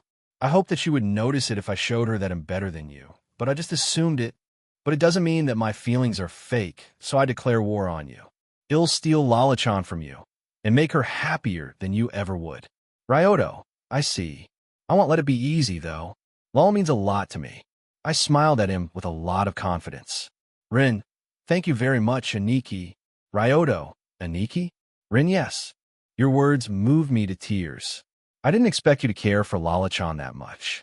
You were extremely manly at that moment, and I set you as my goal. I got my first follower rival. I don't know, and I don't care, for now. The class went on normal, and after school, Rito, Haruna, Lala, Run, Risa, Mio, and I decided to go to karaoke. Lala sang a song, and it was my turn to sing. Ping New Quest Mission, a male fantasy objective 1. Sing 24 Hours Cinderella with Goro Majima's voice reward. 30 SP. One-use items in the shop have their price reduced permanently failure. You will follow and harass random stranger while screaming at him Kiryu-chan duration of punishment. 1 week. Karen. Yes? I would do it even without the quest. So, thanks for choosing it. Karen, you're welcome. I chose the song and waited for the right moment to begin. I had a serious expression at the time, but as soon as I heard the music start, my face changed to one with a genuine smile. Ryoto, Suenao and I love you. Tadoki Yukido, you love me. Zutaru Sakimi ni nai garasu no kusu wo sagaso. My singing shocked everyone in the booth. Lala didn't care and clapped in the rhythm of the song. Ren, I see Maniki chose this song to show us that even with this clearly girly song, he can still be manly. As expected of Aniki, Ren then proceeded to join Lala in clapping. Ryoto, Futarda Step Go. Italy made Mo Hinya Juniji with Sujitat Bokura no Raba Majiku wa Toka wa Shurnai. I sang to my heart content, not caring about anyone in the room, and I was shortly coming to an end. Ryoto, hey. The song ended, and I was satisfied with my performance. Ping Quest completed reward. 30 SP. One-use items in the shop have their price reduced permanently. Run. Woo. Great job, Aniki. Risa. Yeah. Where did you learn to sing like that? Ryoto. The internet. They obviously didn't believe it. Risa. All right then, keep your secrets. We spent about 2 hours in karaoke as girls demanded me to sing many songs. It was fun, so I didn't object. We returned home and fell asleep, even though I again had that nightmare. I have a bad feeling about it. Yini training, Ryoto's POV. I woke up once again next to Lala. I got accustomed to sleeping with her after all these months. I got up without waking her up and got to her lab, where Kowalski worked on something. Ryoto, is there any progress? Kowalski, actually there is. I managed to finish it tonight. Thanks to Laladano's technology and her knowledge, I was able to create this. He showed me a small device with 2 buttons that could fit in my pocket. Some time ago, I asked Kowalski to create something that would block my spider sense. I didn't progress with my Kinbunchika hockey, so I decided to block out my sight and spider sense to try and sense things with just my hockey. While this method could be dangerous, if ITLL work, I could sense danger before it comes, or even see a few seconds into the future, so I would say it worth it. Kowalski, just push the green button to turn it on and red to turn off. Simplicity at its finest. Now that I'm done with it, I woke up Lala, ate breakfast with Mikon and Rito, and went to school as usual. Okay, not as usual since I turned on the device, and surprisingly it worked as intended. I asked Lala to punch me while I couldn't see her, and I didn't get any tingling sensation in the back of my head. I wasn't optimistic about it since it was Kowalski's invention, but my opinion about him raised a bit. I also wore a blindfold to increase the effectiveness of my training. Lala needed to help me navigate during the day. Lala, so why are you doing this, Ryoto? Ryoto, I'm training certain techniques, and for that, I need to shut off some of my senses. If I succeed, then it will help me out a lot in the future. Lala, and what will you be able to do? Ryoto, generally, sense the presence, strength, and emotions. Lala, that's amazing. Then you'll be able to sense how much I like you. I patted her head, or at least tried and failed. Ryoto, can you leave my hand on top of your head? Lala, sure. When my hand touched her head, I said, Ryoto, I don't need that technique to know that. Your actions speak for themselves. Karen, smooth. Shut it, Karen. I'm trying to have a moment. I show my best smile. Seeing this, Lala tackled me, and I couldn't react to it. So, I ended up on the ground with Lala hugging me. Lala, Ryoto, Lala, you're crushing me. She let me go, helped me stand, and resumed our way to school. Our first class was Japanese today, and as soon as I sat myself down at my desk, I was surrounded. I heard some movement, and being aware of how I looked, I assumed they came running to me. Risa, Ryoto, what happened to you? Mio, yeah. Did something happen to your eyes? Haruna, are you all right? Rin, don't worry. Aniki, even without your eyesight, you're the manliest man I've ever met. I felt as if Rin gave me thumbs up. I would give him "Are you serious" look if I could, but I didn't even need to since the girls did it. Hey, what? Before things could escalate, I stopped them. Ryoto, calm down. Nothing happened to me. I'm just training. Risa, why are you training, and why are you blindfolded then? Ryoto, hobby, and I'm trying to be aware without my sight. Risa, your chunny phase came a little late. Ryoto, you saw me jumping out of the window, climbing up to the roof, and jumping 3 to 4 meters up on the roof of the sea house when we were at the beach. Yeah, this training seems a little bit of a stretch. Ping title acquired title. Sarcasm apprentice Risa. Haha, very funny. Ryoto, hilarious even. But that's not the point. The point is I'm basically blind today, maybe also tomorrow. I don't know how long they'll keep this up, at least at school. Risa, well, have fun with that. Ryoto, don't worry, I will. I also heard Rin muttering something. Run, so cool. If I could see, I probably would be able to see stars in his eyes. All that while Rito was looking at Rin strangely while he tried to get closer to Lala. The day went on, as usual. The teacher had some questions about my blindfold, but I faked crying a bit, and they didn't say anything more. Between the classes, I tried to navigate without anyone's help. I failed miserably and walked into a desk a few times. Not the same one, but it doesn't make it better. Rhoda laughed at my misfortune a bit, and Harness seemed worried. Rito, already accustomed to my weird actions, doesn't even bat an eye. But he reacted when Rin thanked Haruna and gave her back a washed handkerchief for what I've heard.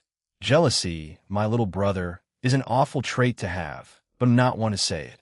When school ended, I started walking out of the class as I was beginning to have an idea of where everything was. I would still bump into people if they didn't avoid me, but that's progress. I think, as I was going through the hallway, as other students whispered about me walking with a blindfold, someone called me. Yui, Ryoto, Yuki. Oh great, someone I hoped to run into today just appeared. I turned in the direction from where the voice came and gave my best smile. Ryoto. Why? Hello there, Kotegawa-san. Nice to see you today. She didn't answer me, so I assumed she raised her eyebrow. Ryoto. I meant to say here, nice to hear you today. How can I help you? Yui. I heard that someone was walking in school with a blindfold on, so I, as the student committee member, needed to look into it. And of course, you are the culprit as always.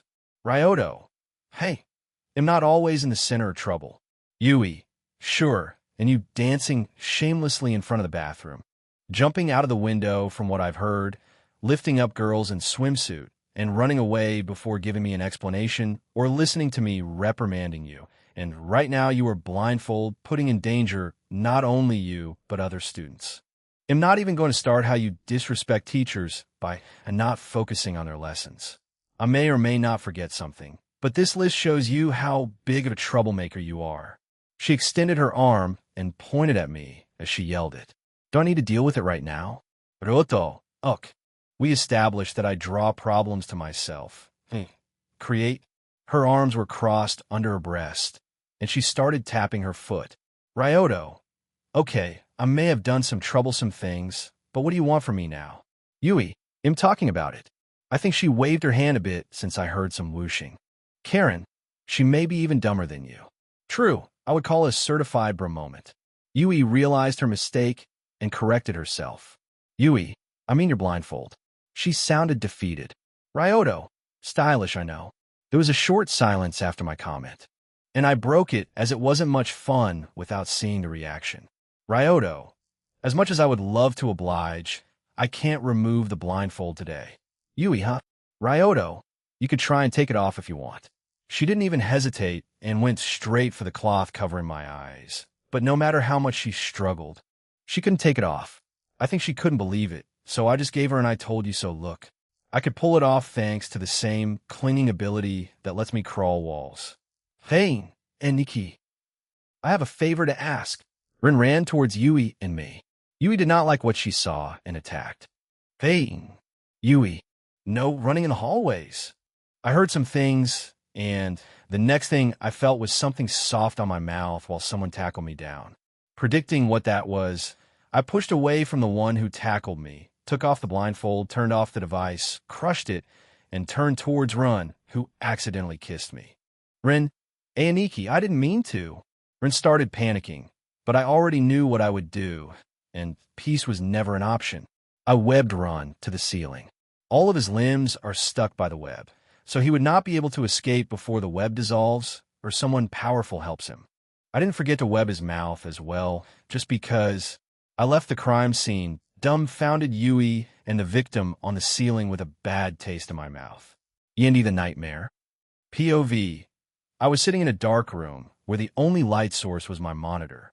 That was my everyday, looking through the internet to read some manga, light novels, or fanfics. I would also occasionally watch some anime. Not as much as I used, though. I had a lot of free time as I didn't have a job or school. I graduated high school, but didn't proceed further. I tried to find one, but after 2 years of searching, I finally gave up and became a shut-in. My whole family gave up on me and didn't even talk to me. The only exception was my mother, who tried to help me stand up on my own, but I've had enough of trying. I know that what she tried to do was for my own good, but I don't have the strength to continue. Every time I try, it's not enough, everything I do is wrong, and every time I try to stand up, I fall even further down. Why bother trying if I know I'll fail? I'm tired of losing. If I never try again, I want fail. It's that easy. Even things that once gave me joy, excitement, or other emotions now give me nothing. I do them out of habit, honestly. It all started in school, where I was an outstanding student. My worst grade was C, and it happened only once, but one time I forgot to do important homework, and I earned my first F. While I love my mom, and she has my best interests in mind, she can be too emotional about the most minor things like, and one lousy grade. I don't blame her, though.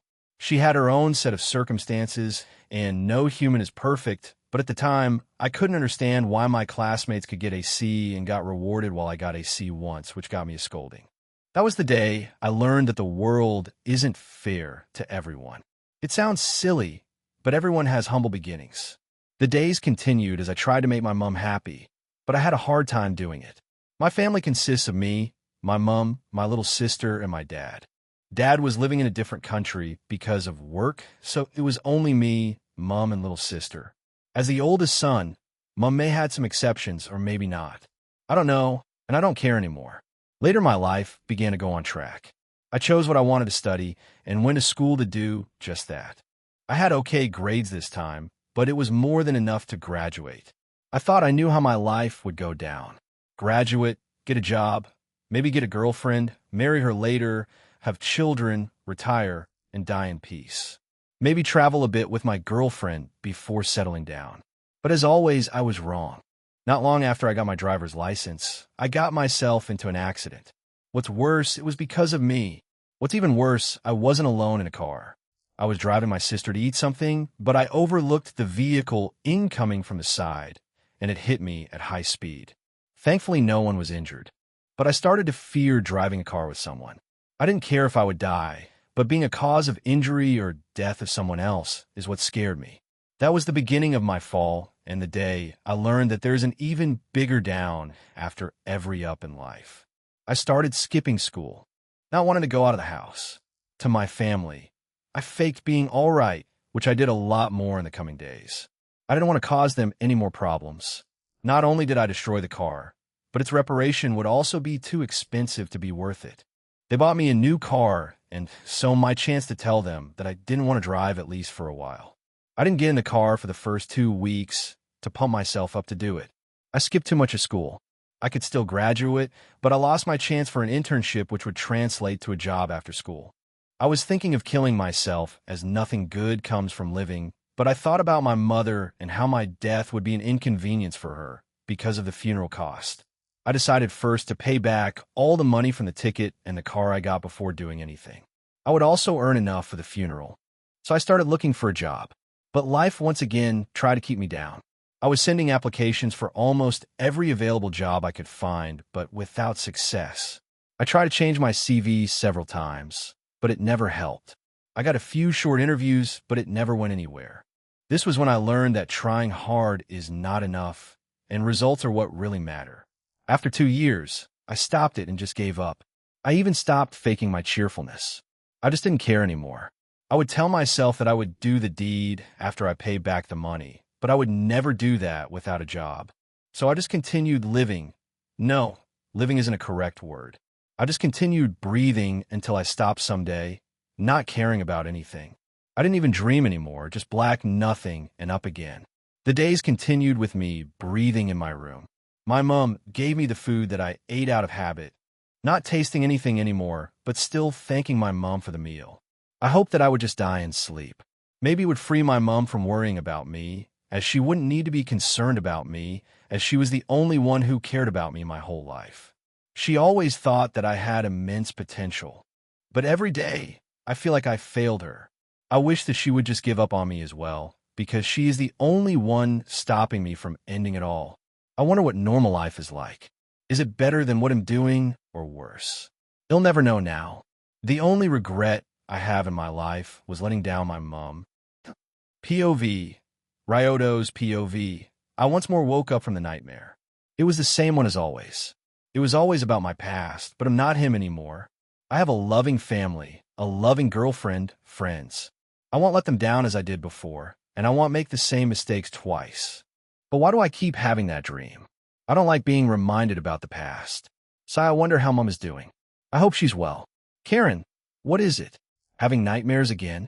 Yes, but you don't need to worry. Karen, if you say so.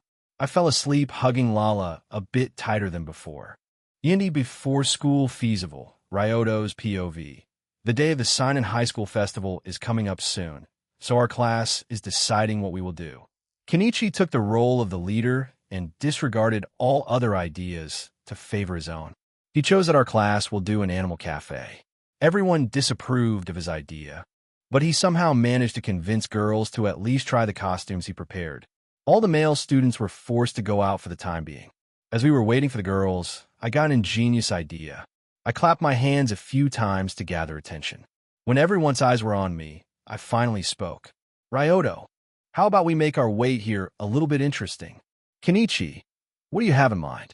Ryoto, why won't we bet on what kind of animal which girl will be? Since Suriyama here probably knows it, because he was the one who bought the costumes. Student 1, sounds fun, why not? Student 2, I bet 100 yen on Momioka-chan on being Panther. Student 3, you don't know what you're talking about. Momioka-chan would be definitely a bunny. 200 yen on that. Each student started betting, and bets reached 1,000 yen. Kenichi, now that most of you bet, let's see what thinks the man behind this whole idea. Everyone, yeah. Ryoto, sure, why not? Lala is a jaguar, Risa is a cat Nakomata, Sawada-san is a squirrel, and Haruna is a black cat. I bet 1,000 yen for each of my guesses. Student 1, bold guesses you made, but it will be me who takes the money. Student, dream on, buddy. They started to bicker with each other, but I ignored them as I looked at Kenichi with a kind smile, who began sweating. Ping new quest mission. Spy on the loose objective 1. Find the one who is spying on your class reward. 30 SP. Fluency in 5 random languages failure. Mood swings duration of punishment. 1 week as of late, am getting easy quests. And I don't like this one bit. The rewards are nice and all, but I'm not going to get comfortable. Not again. In class, everyone admired the girls who cosplayed various animals, but also cursed as all the money went to me. I was the only winner, so I won significantly by a high schooler's standards. I didn't get the money right away, but I wasn't in any hurry. I turned my head to look outside the window to notice a little spy who was looking through the binoculars. She sat on a tree branch and flinched as I smiled at her and waved. Ping quest completed reward. 30 SP. Fluency in English, Russian, Swedish, Japanese. And Spanish-Japanese is kind of useless for me, but I have a more extensive understanding of the language, so that's nice. I was broken out of my thoughts by Lala. Lala. Hey, Ryoto. Look. How do I look? Ryoto. You look great, Lala. I started patting Lala out of habit, but it made her happy as she closed her eyes and enjoyed the sensation. Lala. Hihi Ryoto praised me. Everyone looked at us. Student 1. Go flirt somewhere else. Student 2. Yeah. Life is depressing enough without you two showing off how good your relationship is. As this was happening, Haruna touched the top of her head and looked at Rito, who didn't notice it. At this, Haruna sighed. Risa, what is it, Haruna? Jealous of Lalakai? Is it because of their affection or maybe something else? Risa suddenly grabbed Haruna from behind in a tight hold, startling Haruna. Haruna, Kaya W, what are you saying, Risa-chan? Risa, I've seen that look in your eyes. You can't lie your way out of this one. It was a very lively day. Third POV. The next day, Rin. According to the investigation, people are talking a great deal about one as Animal Cafe, and it seems to have become a highlight of this year's sign-in festival. Saki. So that Lala girl is popular, after all? Sai, the only beautiful one should be me. Rin, Saki-sama. I found something interesting about that girl. Please look at this. Rin showed Saki-bun of photos of Ryoto. In each picture, he was facing the camera with a smile. Rin, this guy is Ryoto Yuki from 1A. It seems he is Lala's fiancé. Saki, fiancé? She got a fiancé before I, the beautiful one, did? How irritating. Saki was furious that Lala, who started rivaling her reputation, beat her in something, but at the same time, she got an idea. Saki, I know. If I use my beauty to enslave him, I'm sure she'll panic. Yup, that's it. Rin, actually, I would advise against that action, Saki-sama. Rin said respectfully. Saki, and why is that? Saki was curious. It wasn't often that Rin, her bodyguard since childhood, disagreed with her decision, but she wasn't angry, just curious. Rin, as you can tell, Ryoto Yuki faces the camera in every picture. I don't know how, but he knew I was observing him. I even tried changing my hiding place, but it didn't change as his eyes never left my figure. Saki, now that you mention it, his eyes are closed in every picture. Is he so unphotogenic that he always has closed eyes on every photo? Sadly, not everyone can have a perfect photo, but such is the life of commoners. Ho ho ho ho. She started laughing in the most Oju-sama way possible, but her laugh didn't last as Rin answered her question. Rin, no, he never opens his eyes. After asking around, I found out that it started in April this year, and no one knows why he does it. He doesn't have any trouble with navigating around the school, and thanks to these photos, we can assume he is very aware of his surroundings. Saki, interesting, but you still didn't answer my question. Why did you advise me against enslaving him? Rin, realizing it, bowed her head fast. Rin, forgive me, Saki-sama. I'll explain it right away. Rin had difficulty finding the right words, but Saki didn't hurry her and was patiently waiting. Saki, to other people, seemed like a stuck-up person who is full of herself, and she definitely was, but to her two followers, she was kind and patient. She was basically worshipped by these two. Rin, he felt dangerous, like he could see through me. Saki, I see. So you're concerned about me, but don't worry. I trust that if anything happened, you would protect me. Rin, igriagajis. And so Saki started a plan to seduce Ryoto Yuki. Yindi Discord server. Saki Tenjuin, third POV. The day of the festival was slowly approaching, and all of the different classes from 3 different years were preparing their own attractions, and the class wasn't any different. They were divided into teams that would have each task to complete. Ryoto was in a group with Rito and Haruna. While he didn't want to get in the way of his little brother, it just happened as if it was a will of the world. They worked together for a while until they noticed that they didn't have any more vinyl tape. Ryoto, he'll go buy some. Ryoto wanted to give Rito some chance. Being the third wheel, he felt a little bad, but the rest is on Rito to carry out. If he succeeds, the only one he could be thankful to would be himself. And the same thing could be said if he fails or does nothing. Ryoto met a senpai he expected outside the classroom as he witnessed one of her followers spying on him. He smiled at every photo just to mess with her, but if anyone asked, he would say that it was an act of politeness because when someone takes a photo of you, you should smile to look good on the picture. Saki Tenjuin was patiently waiting for Ryoto to be alone, and when she saw it, she took the chance. Saki, hey you. I'm Saki Tenjuin from 2B. He'll give you permission to date me. She is exceptionally narcissistic, Ryoto thought. Ryoto, hello there, senpai. You say you want to date me. Can you tell me why? Saki, well, I believe that you are the one who should be perfect to be my boyfriend. Ryoto, I see. Why? Saki, because don't question the Queen of Seinen High. If she deems you worthy, then you must be worthy. Ryoto's POV. I see. So she didn't research me enough to answer basic questions. After she got the report about me, I bet she rushed here after she got the idea of stealing me away from Lala to beat her. The question is if I should teach her to not mess with a boy during puberty or just let her go with a bit of warning. Karen, teach her the lesson. Karen literally shouted inside my head. Wow, I didn't expect that answer from you, Karen. Karen, I need some stress relief. I try to be nicer and don't insult you as much, but I can only take so much. So why don't I just change targets? I can't leave you, so you need to execute it in my place, but please, I need it. I'm stressed as of late. So I also need an outlet for my emotions, so why not? Karen, is it about a key? Don't say anything. It didn't happen. Karen, I see you're in denial. Don't worry, though. No matter how much in denial you are, it'll always be with you. Reassuring. But now, as in before Saki-senpai, it'll teach her something she'll never forget. Ryoto, sure, he'll go with you, but we'll need to do something first as confirmation of some sort. Saki, sure, and know that this queen could grant any request. She said proudly, puffing out her chest. I closed up to her without saying a word as she slowly started backing off. Saki, W, what are you planning to do? Her back hit the wall, not allowing her to escape anymore. I slammed said wall next to her head, startling her a bit. I put my other hand under her chin and slowly raised it to match our eyes. Ryoto, as a couple, we should obviously kiss. Saki, W, wait, I'm not ready. Aren't we going too fast?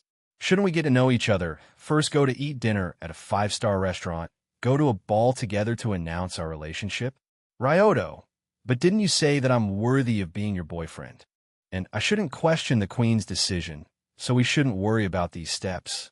I started closing for a kiss, and Saki slowly accepted her fate as she closed her eyes, ready for a kiss. But the kiss never came as she only heard a sound of a wooden sword clashing with something hard. When she opened one of her eyes to peek, she saw Rin, her bodyguard, attacking me, who was defending against her with only my finger. What she didn't know was that my finger was coated in haki since it was invisible. Many believe that Busashoka haki has this metal color when used, but in reality, it's invisible to the naked eye. Not me, though. Thanks to my eyes, I could see the difference while it was used. Rin, what? How? I just pulled Aizen on someone, and it feels incredible. It should be illegal how badass it is, but I probably should focus on the girl before me. Who am I kidding?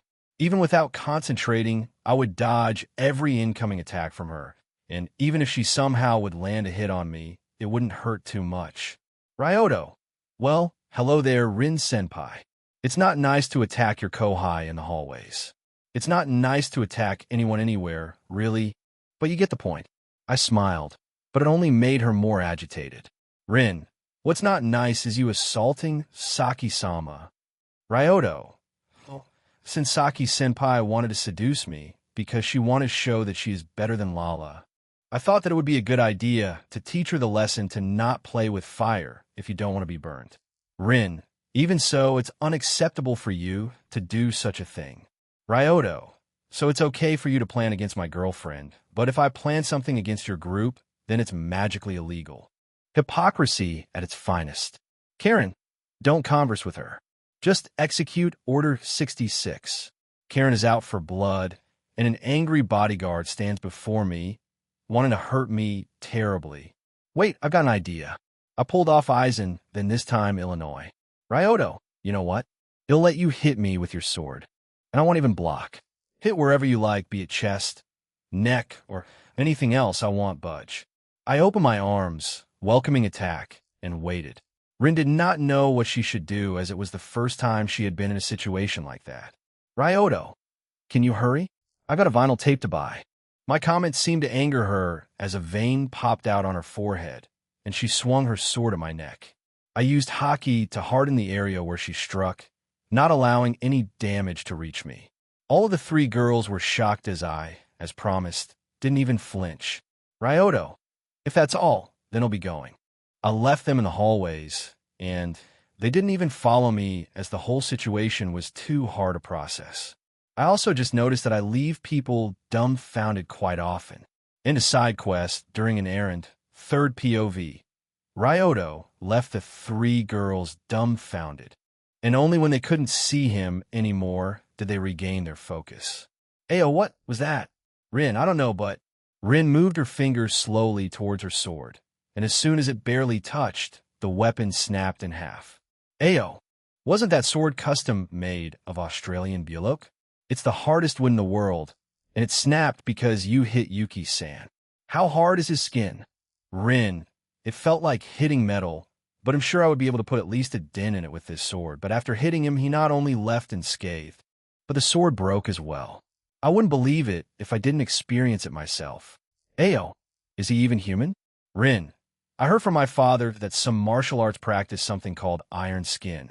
So maybe Yuki-kun is a talented martial artist? Ayo, but he's so young.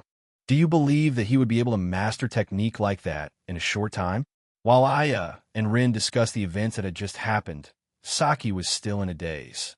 Saki, Ryoto, Sama, he looked like a knight in the shining armor protecting a princess. The way he stopped Rin's attack was astounding, and he even placed his health and well-being on the line to calm her down. Truly a noble individual he is. Saki blushed as she was thinking about Ryoto, but then she realized. Saki, but he's Lala's fiancé. First, I need to prove to him that 8 in better than her, then he'll come running to me. Ho ho ho ho. Even in her head, she laughed the same way, but her thoughts were interrupted by her bodyguard. Rin, anyway, we should keep our distance from him. He's like other men, just waiting for a chance to take advantage of anything that moves. And what's worse, he's strong enough to overpower anyone. Aya, so why didn't he do it this time? I mean, he's had a chance to do it right now, but he let you hit him and walked away to buy whatever he needed. Aya acted as the reasonable one in the group. Rin could be called a muscle, and Saki was the leader, so it's not strange that her points made sense. But Rin didn't want to admit defeat. Saki-sama was almost assaulted by him, and shall do anything to stop him the next time he tries it. Saki, what's this feeling in my chest? When thinking about him, I feel warm, but imagining him next to Lala hurts the area where my heart is. Why is that? Saki's mind would be occupied with these thoughts for the next few days. Ryoto's POV. I was on a shop to buy a vinyl tape, but I noticed a girl surrounded by 3 guys on the way there. Why do people do that? Do they think they have a bigger chance in a group or in case of failure? You know what? Better not think about it. I walked and stopped between 2 guys, throwing my arms around these 2's shoulders. They looked like typical delinquents that wanted to hook up with a girl. They probably skipped school today. Ryoto, hello boys. Why are you surrounding one girl like a group of vultures? I'm hoping you're not compensating for something. If so, my condolence. Not knowing how to react, there was silence, and I took a chance to look at the girl. Purple eyes behind her glasses and black hair tied into short twin tails. She wore a school uniform with an extremely short skirt.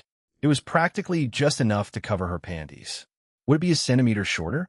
She would show her panties to the world. Guy 1, what? Who are you? Oh, they finally woke up. Ryoto.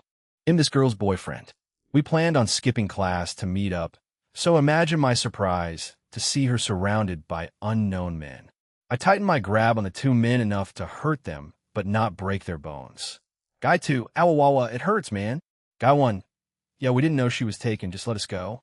I retracted my arms, but one of them tried to sucker punch me as soon as I did that. My spider sense didn't even activate. That's how much of a threat he was to me. Karen, yes, more violence.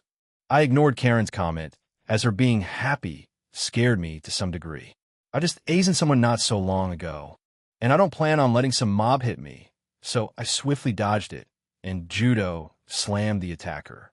Ryoto, play stupid games, win stupid prizes. Seeing their friend being slammed on the ground like a sack of potatoes, they become afraid and run away after stumbling a few times. I admire my work for a moment. After that, I turned to the saved girl, who started thanking me. Thank you so much for helping out. They were very persistent, and I couldn't shake them off no matter what I said. She bowed to me to show her gratitude. Ryoto, no problem really. My name is Ryoto Yuki, by the way. I introduced myself. Kyuko. My name is Kyuka Karasaki. Yes, Kyuka Karasaki is my name. Ryoto. Well, it was nice meeting you, Kurosaki-san, but I have an errand to complete, so if you excuse me. I resumed my search for vinyl tape as Kyuko started thinking about something as she put her hand on her chin. Kyuko, did he say Kurosaki, or did I misheard something? I finally bought the needed item and returned to school. In the next few days, we worked hard to finish the Animal Cafe, and our work paid off as the finished product was satisfactory. Tomorrow the festival will start, and I can't wait for it to begin. And nothing can change it. Ping new quest mission. Businessman in the making objective 1. Make sure that Animal Cafe will be a success objective 2. Make sure that your class have fun reward. 100 SP, 2 random bendings. Need to practice to master. Failure. Everything you eat tastes and smells terrible duration of punishment. 1 week Yini School Festival. Ryoto's POV. I woke up from a nightmare once more. That bad feeling that wasn't leaving me continues to exist, but I'm starting to understand why I keep getting these nightmares. I'm scared that all I'm experiencing is not real, just part of my dream, and that one day I'll wake up in my old bed. It's a scary thought. I don't want to lose everything I have now. It's almost everything I've dreamed about. Still, even when I'm happy in the back of my head, I keep telling myself that soon something terrible will happen, because every time something good happens to you, something bad will overshadow whatever good occurred before. I don't want to think way, but that's just who I was. It's strange in a way. My negative emotions are filtered out, even fear, but I can feel them if they are strong enough. But my fear of losing this life is a little different. I try to push it as deep as I could, but no matter how deep it is pushed, it still is there, and it showed in the form of nightmares. I would like to talk with a therapist about, I don't know how it would go. Hey, Karen, can you introduce me to some of your therapists? Karen, sorry, but no can do, but wait, it could work. How about? She started mumbling something for some time, Karen. Okay, so basically you have some problems that need fixing, and it's connected to these nightmares you're having. Did I get right? Yeah, basically that. Karen, you're in luck then, but you'll need to wait until after Christmas. Wait, really? Karen, yeah, I think I know who can help you. He's great with kids. Coming it from you, it doesn't sound like a good thing, but he'll trust you this one time. Thank you. Karen, why did you go quiet all of a sudden? Karen, it's the first time someone thanked me. I wonder why, but I honestly didn't expect Karen to help me.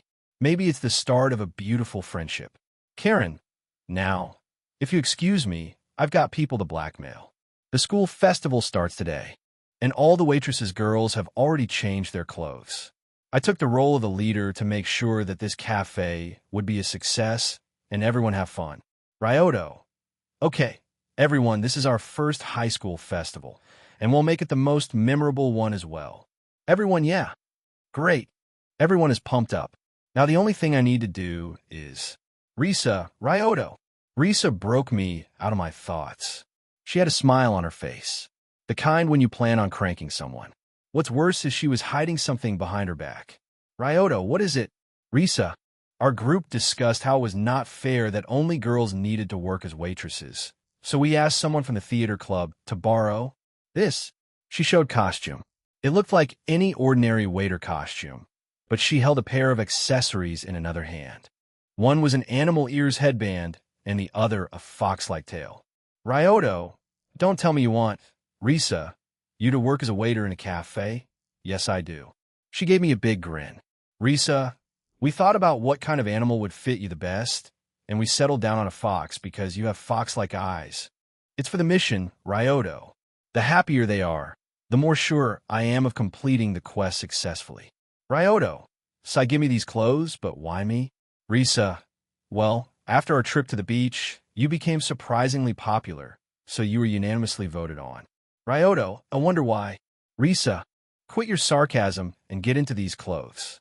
She started pushing the costume into my hands. Ryoto, why do I feel like you're the one that wants to see me as a fox waiter? Risa, just your imagination. So hurry before we open. Yep, she is very eager. I changed into the costume, and we started working shortly after. It went relatively well. The girls had a lot of male customers, while I had most of the females.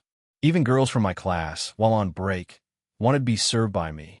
What's most important is that everyone seems to have a good time. Some girls even wanted to take some photos.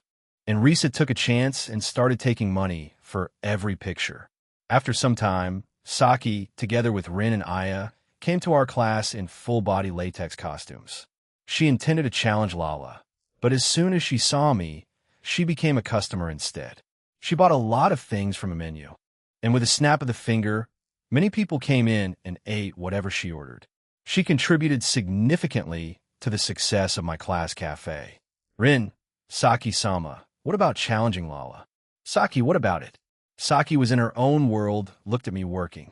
She didn't even hear the question and answered it automatically. Rin. The silence woke her up. Saki, the plan. It's not important anymore. I got something even better than winning today's challenge. Rin, and what is it? Saki, I don't know, but I feel fulfilled. Saki said with a smile while her eyes kept following me. Seeing this, Rin had a frown on her face. Saying that she wasn't a fan of me was an understatement.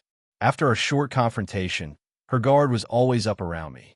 She observed every move I made, so she would be ready to act at any moment. Aya, like usual, watched the unfolding situation. The principal also came by, but he hit his head against a wall and walked away with a bloodied forehead while mumbling about needing more training.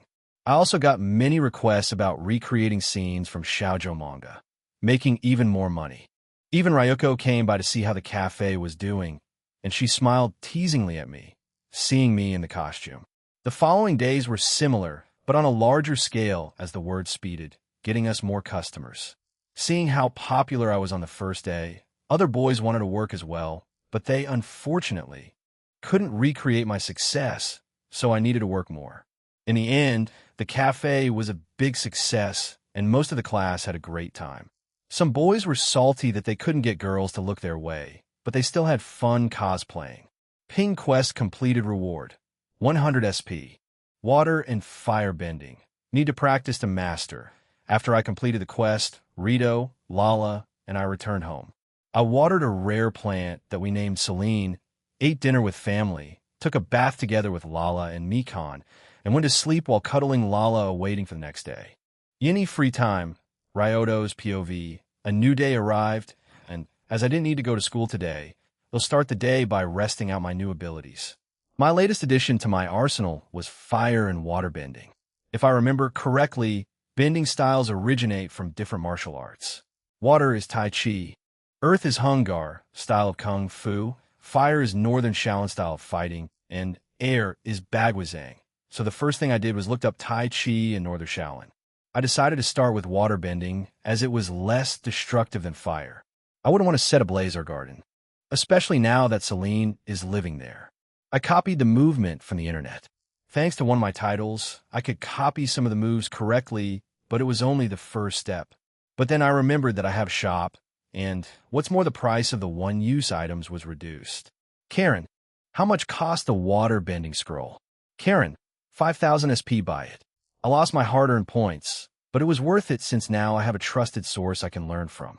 I went to the garden to teed out some forms from the scroll.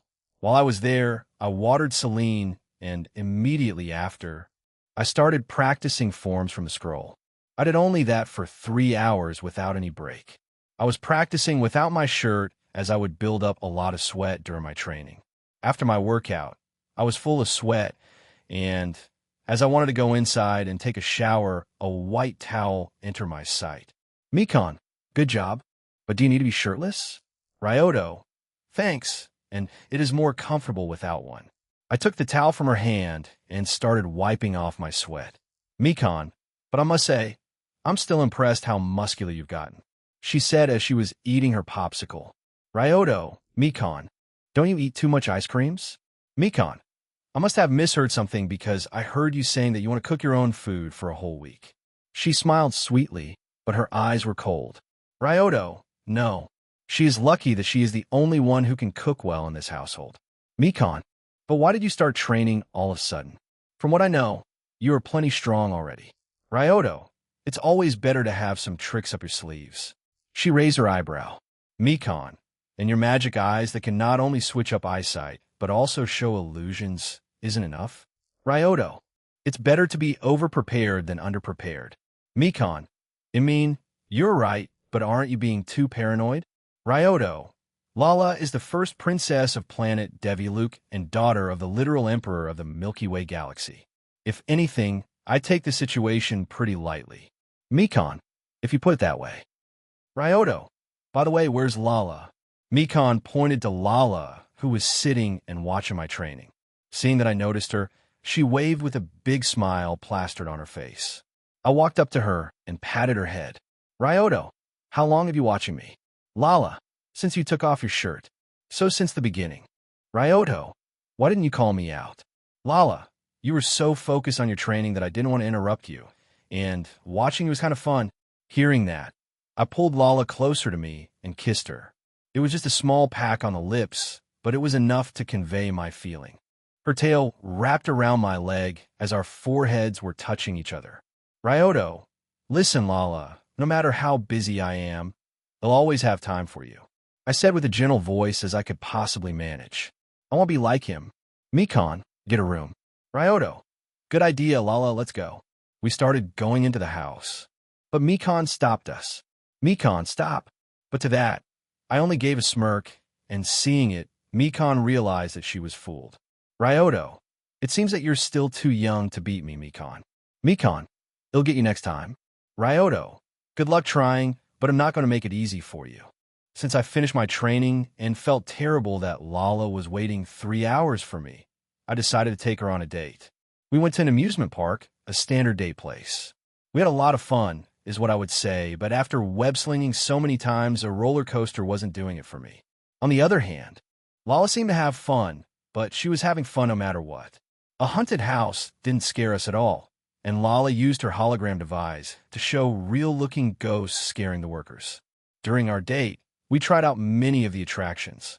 Some of them were boring, some of them were average, but all of them Lala wanted to upgrade, and that was the most fun. Lala boosted the booster, Fabry, making bumper cars hit harder without endangering a driver.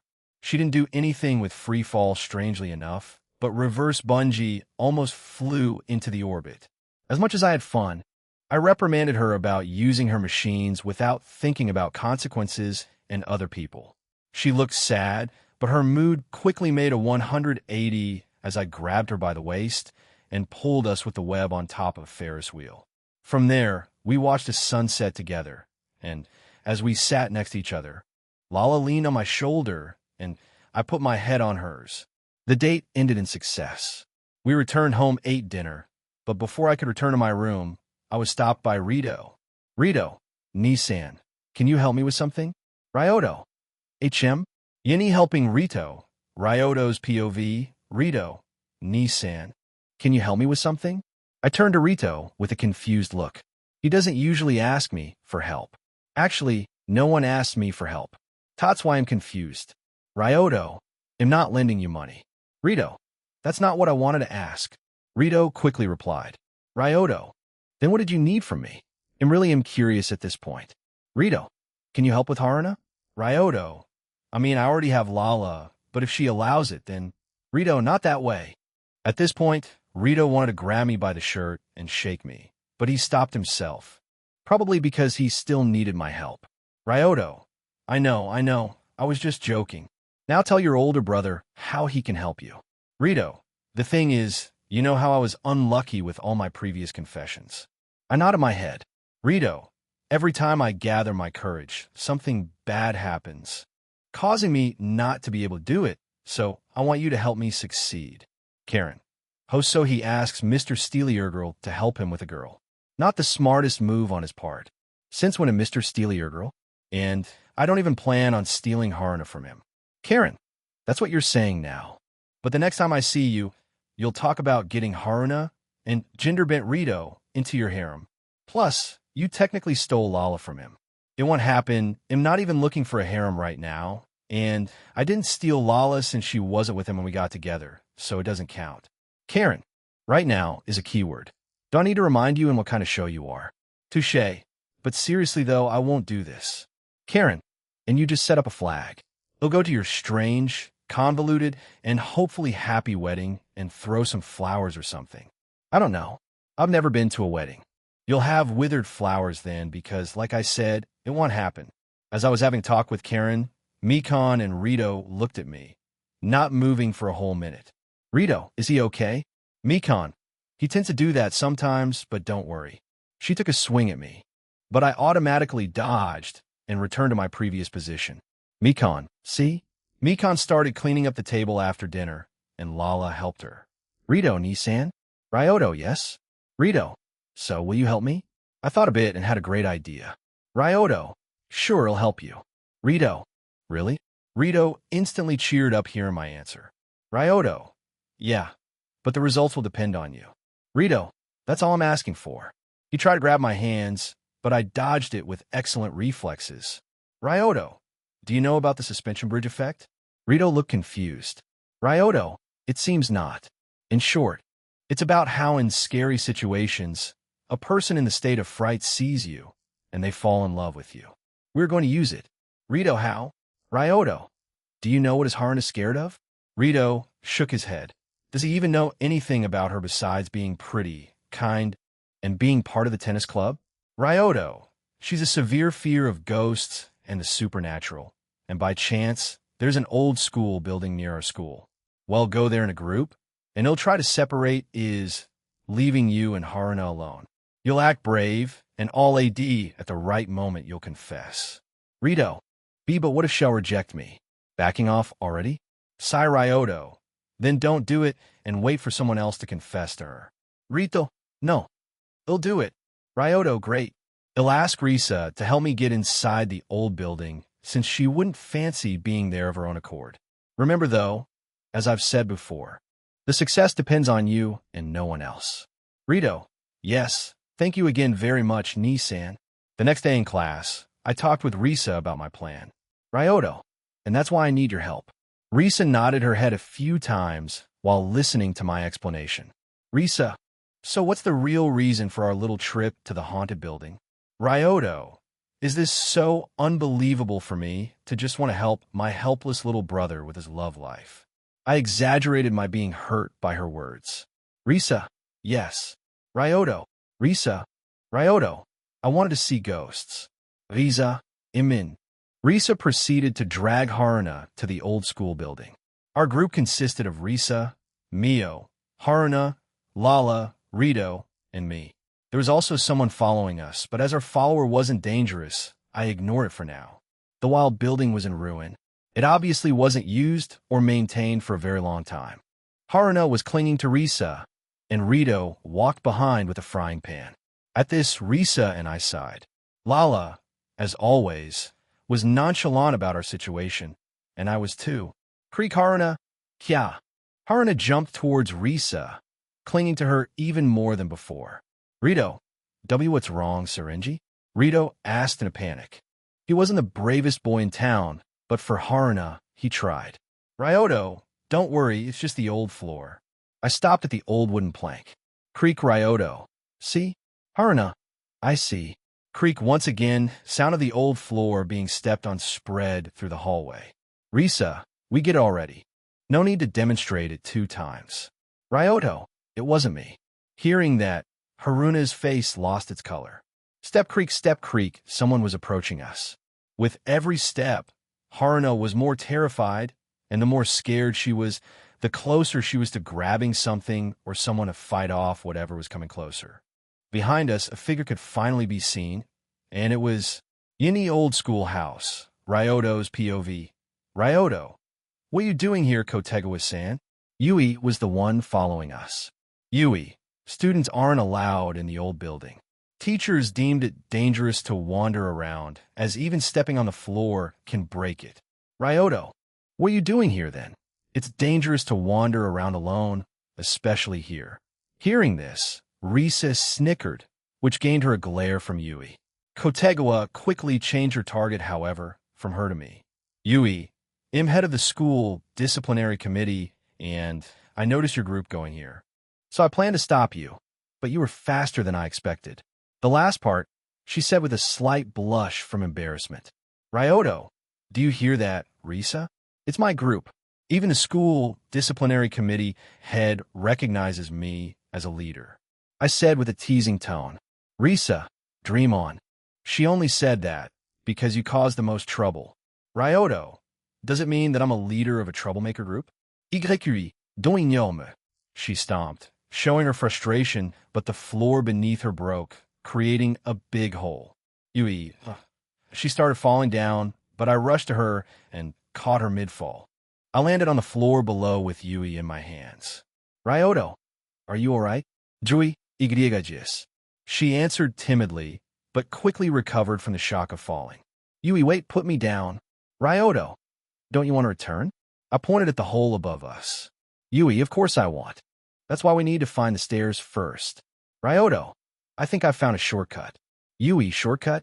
As soon as she said that, I grabbed her and jumped up, landing safely. Risa, that was fast. Ryoto, I don't like wasting my time more than necessary. Not that it doesn't happen, I just don't like it. Yui, and how long do you plan to carry me around? Yui is becoming more and more annoyed by my nonchalant attitude. Ryoto, as long as you want, but I remind you that my girlfriend is standing right there. I turned to Lala, who had smiled at us. Yui, stop joking around. Can't you be serious for 5 minutes? Ryoto, only if necessary. Yui, and falling a few meters into the hole isn't a necessary situation for being serious. Ryoto, if you didn't notice, I jumped these few meters upwards. I probably wouldn't be hurt by that fall, and you being with me were safe as well. Yui, and why is that? She seemed curious, so I dropped my acting for a moment.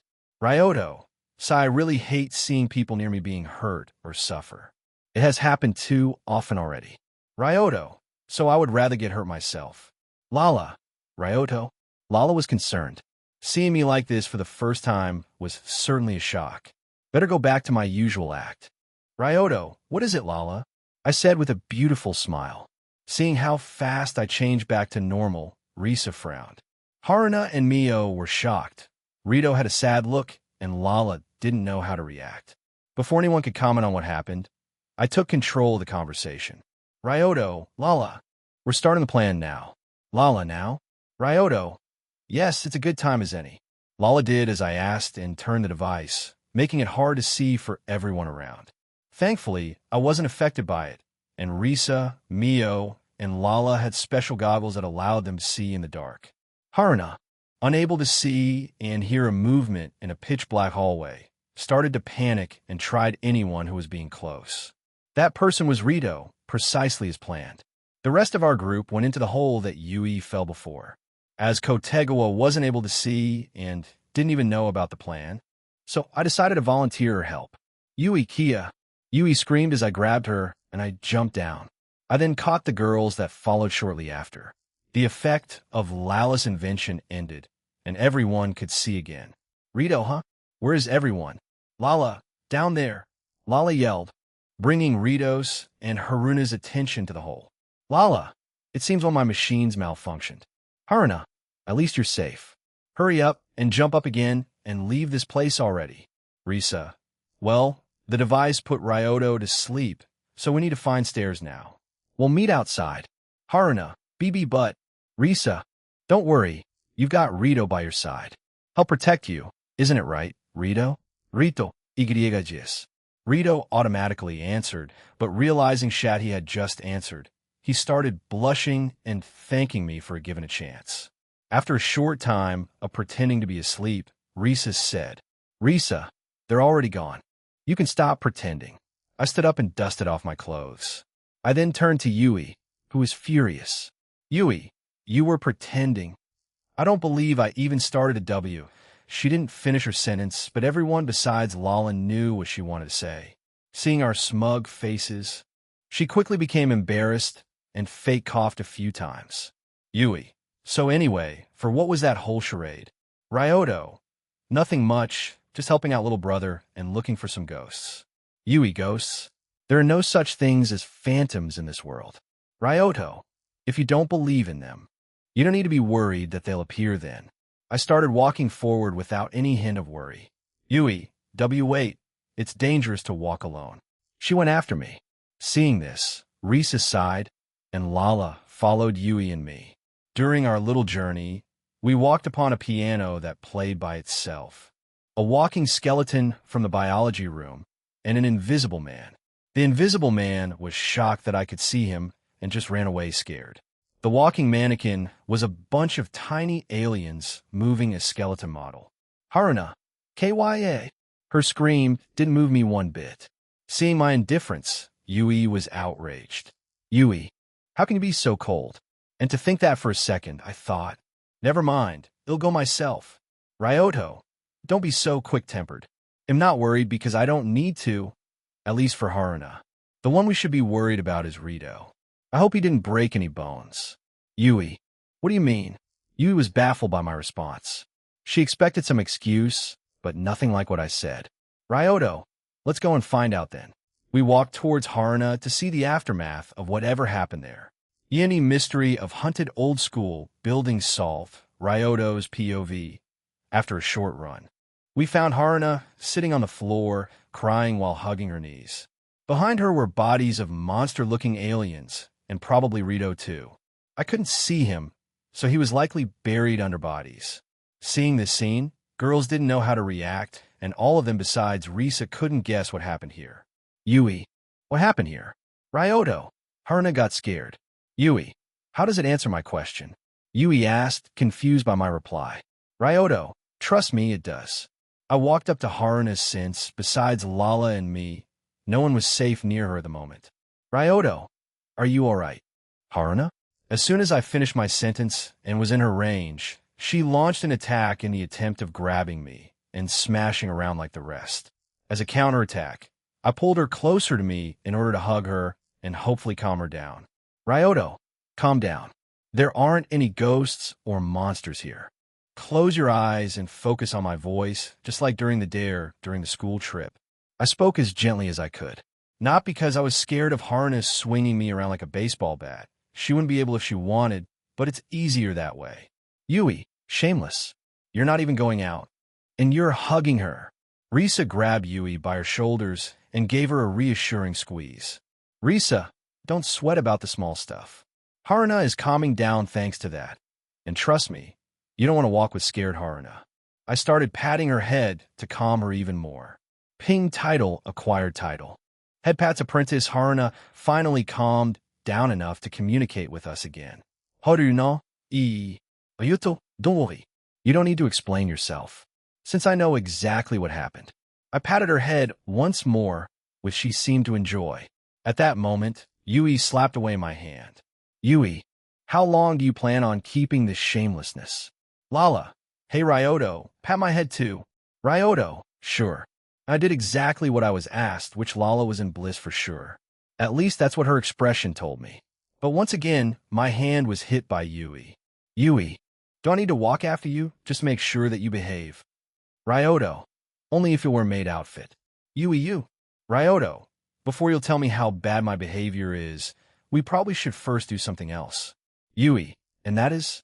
She had her arms crossed under her breasts. Ryoto, Rito is probably laying around somewhere, probably beat up, and we can't see him right now.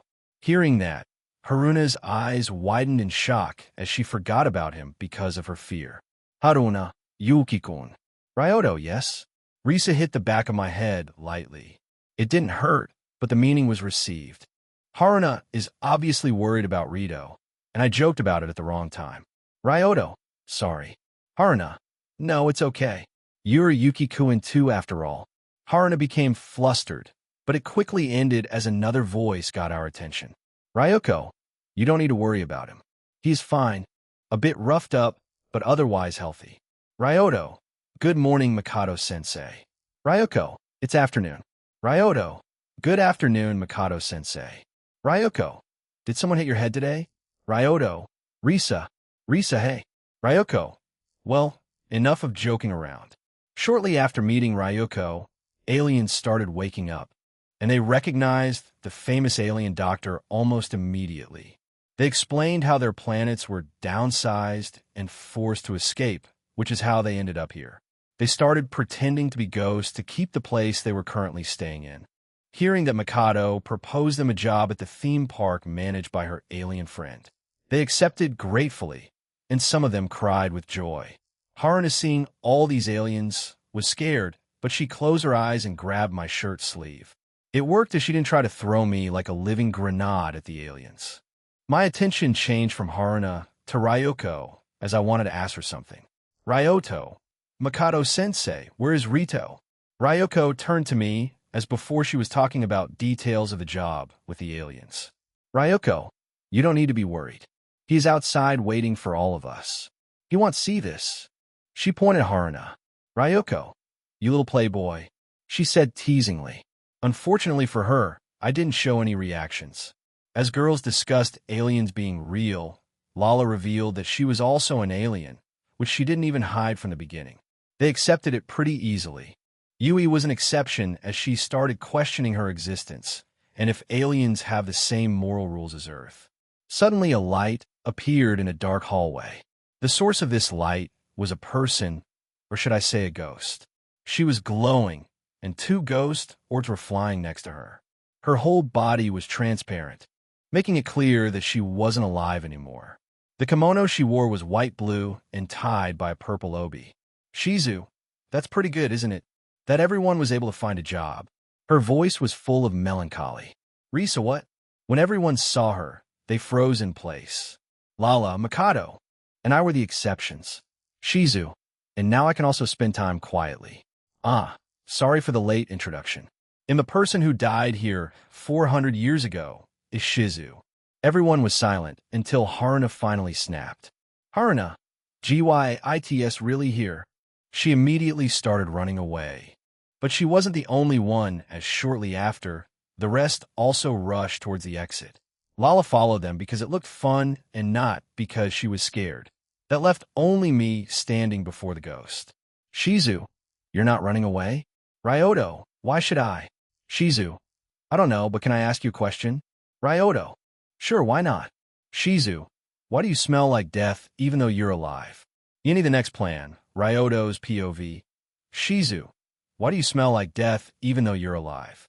Ryoto, I don't know.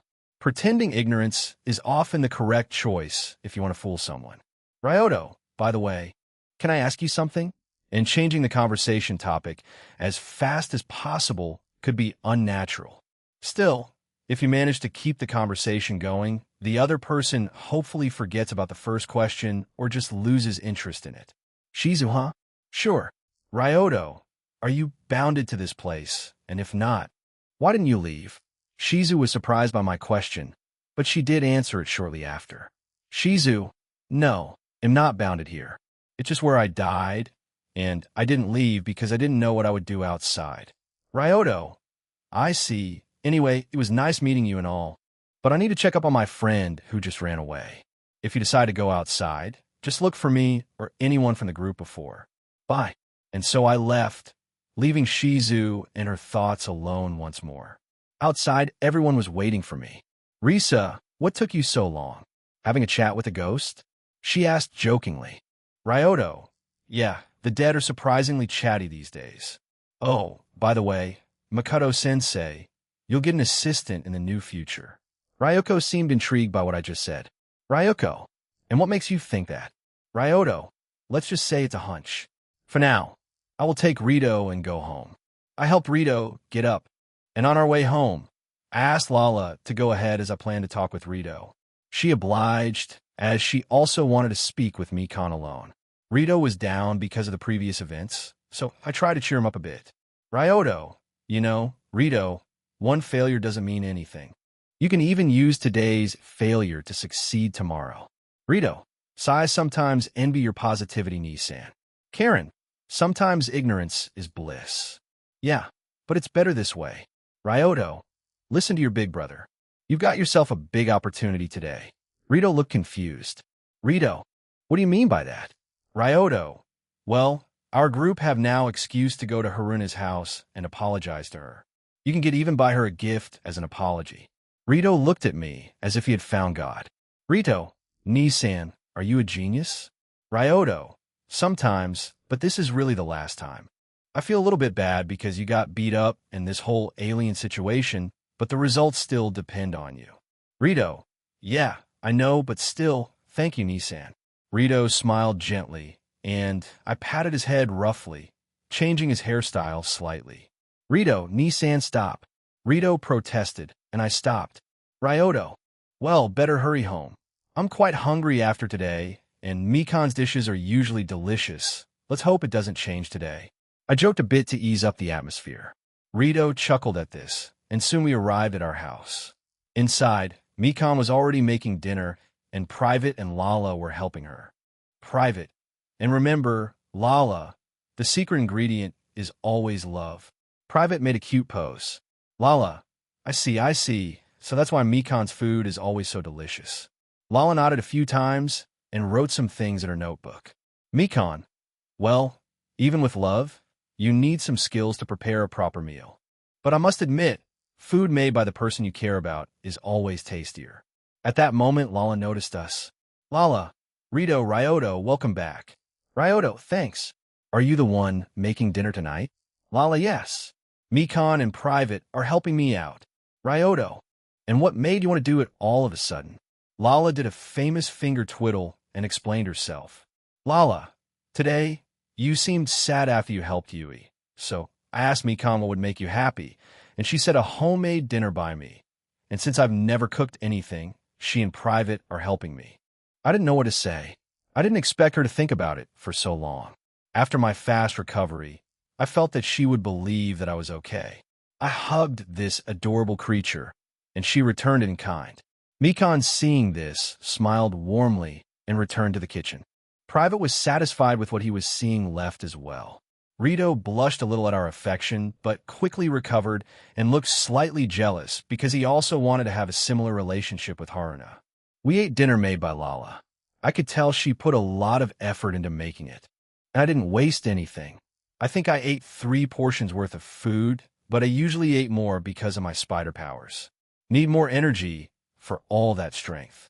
After dinner, I watered Celine, making her happy, I think, and checking up on penguins.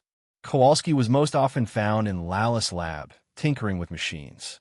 I'm honestly surprised he didn't do anything dangerous yet, besides that fish, of course. We still haven't found him.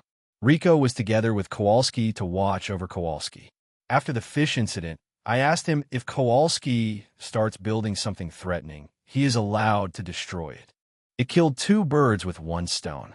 It satisfied the destructive nature of Rico and kept safe our whole neighborhood, if not the city. Skipper was training and watching military programs. He enjoyed it, saying that it reminded him of his younger days. Private, as I've mentioned earlier, was helping Lala with dinner, but usually it's only he and Mikan that are in the kitchen. He got interested in the art of cooking and became proficient at it fast. Private mostly made fish dishes. He also liked to watch some cute-looking anime, as his favorite show didn't exist in this world. One of his favorites was a magical girl show that would make me get diabetes or epilepsy just by looking at it. I finally lay in my bed next to Lala. As I hugged her from behind, I said, Ryoto. Hey, Lala. Lala, yeah? Ryoto. Thank you for today. It was a great surprise, and it made me really happy. Lala, hearing that, turned around to face me and showed me a beautiful smile. Lala, you're welcome. I'm truly fortunate to have her in my life. Yenihar in his home, Ryoto's POV. The next day arrived as always, and my morning wasn't any different from usual. I woke up next to naked Lala. Her tail was lying on top of my chest. We needed to get up soon, so we wouldn't be late for school, so I decided to touch her tail a bit, waking her in the process. Lala, Lala woke up with a moan and turned to me with a pout. Lala, I told you to not wake me up like that. I chuckled. Ryoto, sorry, but you were just too cute. And besides, we'll be late at this rate. Lala, all right. Lala jumped out of our bed and started dressing up. I don't know why, but seeing her dress up makes me slightly sad. Ping title acquired title. Pervert oi, what is the meaning of this, Karen? Karen, don't look at me. I don't make the rules. I just follow them. After a delicious breakfast, we went to school, and there I told Risa about the plan. She agreed, and we proceeded to execute it, but I felt that I was forgetting something the whole day. We let Haruna go home alone, and shortly after, we went to meet her again. Rito had his gift ready. It was a small plant that was easy to take care of. It was like him to give a gift like this. After a brief walk, we were standing before Haruna's home. Risa rang the bell, and Haruna answered not long after. She was surprised by our visit, but welcomed us in nonetheless. We apologized for inviting her yesterday, and she quickly forgave us. She didn't even blame us as she explained that expecting aliens in the old school building was unreasonable. At her comment, Karen started laughing. She found it hilarious that I knew exactly what I was putting her in and still went through with my plan, but no one noticed my nervousness, thanks to my reliable poker face. In Haruna's room, we spent time playing board games, eating snacks, and chatting. We had a lot of fun, but I had a strange feeling at the back of my head the whole time. It wasn't spider sense, but my instincts that were going crazy. Rito didn't give his present to Haruna immediately, as he was too nervous about doing it, but he finally gathered his courage and did it. Haruna, seeing it, smiled sweetly and accepted the plant. It was evening, and we started to think it was time to go back to our respective homes. But all of us heard a front door open and close. Akiho, I'm home. The home entered an older version of Haruna. She had long purple hair and eyes in the same color. She was slightly taller than her little sister and more curvaceous. As soon as I saw her, I paled, and my only thought was to get out as fast as possible. How could I forget? She had the same surname as Haruna, and I didn't even connect the dots. It was Akaho Serenji, an older sister of Haruna Serenji. As soon as she saw our group, she greeted us. Akaho, hey. It's rare to see Haruna bring friends home, so I didn't expect such a large group. Risa, sorry for coming unannounced. Aiko, no problem, no problem. Haruna doesn't have many friends, so seeing so many of you make me happy. Haruna, One-chan. Haruna became embarrassed by her older sister. She scanned everyone in the room, and when her eyes landed on me, she stopped. Her face switched into the one, showing shock. Akaho Ryo-chan. I flinched hearing her saying my name, and it was all she needed to recognize me. I was a little more muscular than I used, and my eyes were constantly shut, so anyone who knew me before would quickly identify me, but I hadn't seen a Hiko in a few years. When she confirmed that it was me, a smile blossomed on her face. Akaho Ryo-chan. She launched at me, but I dodged by jumping up and sticking to the ceiling. Everyone looked at me dumbfounded. On the other hand, Akaho was a little shocked, but recovered quickly. Akaho, a new trick? Kinky, I shuddered. Before meeting her, I was just an innocent boy, but it quickly changed. Ryoto, get away from me. Don't you fucking dare era me. At that, she put her hand on her cheek. Akaho, era, what could you mean by that? Ryoto, that. Stop that. Seeing this, even Karen didn't know what to say. Karen, what the hell happened between you two? I don't want to talk about it. Karen shrugged her shoulders. Karen, suit yourself. Meanwhile, Akaho tried jumping a few times to reach me, and she almost got me, but I avoided it every time. Akaho, can you go down already? Ryoto, can you stop era me? Akaho, I don't know about it. We bickered, while I disputed while Akaho teased me. She always was like that, taking nothing seriously and teasing me to no end. Back then, I wasn't as thick-skinned as him today, but that wasn't even the worst part. While it was going on, the girls started whispering among each other. Risa, say Haruna, do you know what's this all about? Haruna shook her head. Haruna, I don't know. I haven't heard anything about Ryoto-kun from my sister. Rito, me neither. Neeson doesn't like to talk about past or him in general. Lala, Ryoto before I met him. Lala muttered to herself. Rito, I'm more surprised about him on the ceiling, to be honest. Risa was surprised by what Rito had said. Risa, what? You didn't know? Rito, wait, you didn't know? Risa, almost everyone in the class knows. Rito, how? Risa, the question is how you didn't know. He didn't hide it or anything. Rito didn't pay attention to some things and was often not present at the display of my power. Risa, changing topics, have any of you seen No Ryoto's eyes? He started walking around with his eyes closed at the beginning of the semester, and he never opened them again. But he doesn't have any problems as if he was seeing everything. Rito, I thought it was just a weird quirk of his. It wouldn't be the first time he started doing something random. Lala, oh, I've seen them. They are beautiful blue eyes. Risa, oh, a piece of new information emerged. So he has blue eyes. Rito looked confused. Rito, but Neeson has brown eyes. Everyone, huh? In the exception, third POV. Everyone was surprised by Rito's statement. Lala, brown? Rito, yeah. They're dark brown, to be exact. Lala, it's strange. Every time I look at his eyes, they're blue. Lala put a hand on her chin and started thinking. Risa, maybe we should ask Ryoto about it. I mean, he should know the most about it, but they all looked at Ryoto, who avoided Haruna's like fire. He was still sticking to the ceiling, and Akaho was still trying to get him down. Akaho, stop running away. Ryoto, stop trying to hug me. Akaho, never. Ryoto, you last time you were near me, I got trauma. Akaho, but you were so cute back then. It went like that for 10 minutes. Mio, should we help him? Risa, what? Risa was already sitting down and watching the ongoing show while eating snacks. She was also recording the whole event with her phone. Risa, Mikan's gonna love it. Rito, maybe we really should help Nissan. I've never seen him panic like that. Rito worried about his older brother.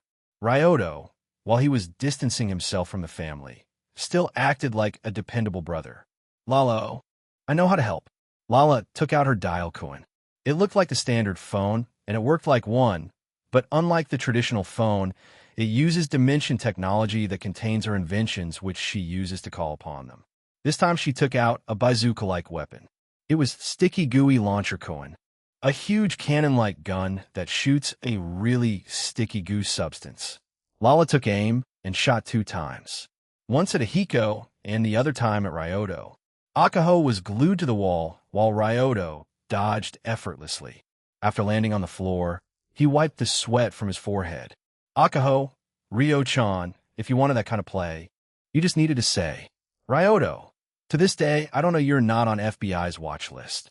He then turned towards the group. Ryoto, thanks Lala, but why did you also shoot at me? Lala, I thought that if you would get a chance to talk with her, then you would get along with her.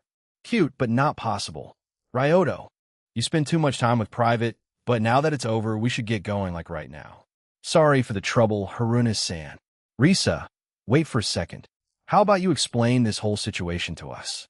Ryoto, as much as I would love to do just that, I must unfortunately refuse it. Risa, maybe this will change your mind. Risa showed her phone. It wasn't open or anything, but Ryoto instantly understood what she implied. He even almost opened his eyes. Ryoto, no. Risa, yes. Karen, you must admit she played you like a damn fiddle. I'm impressed.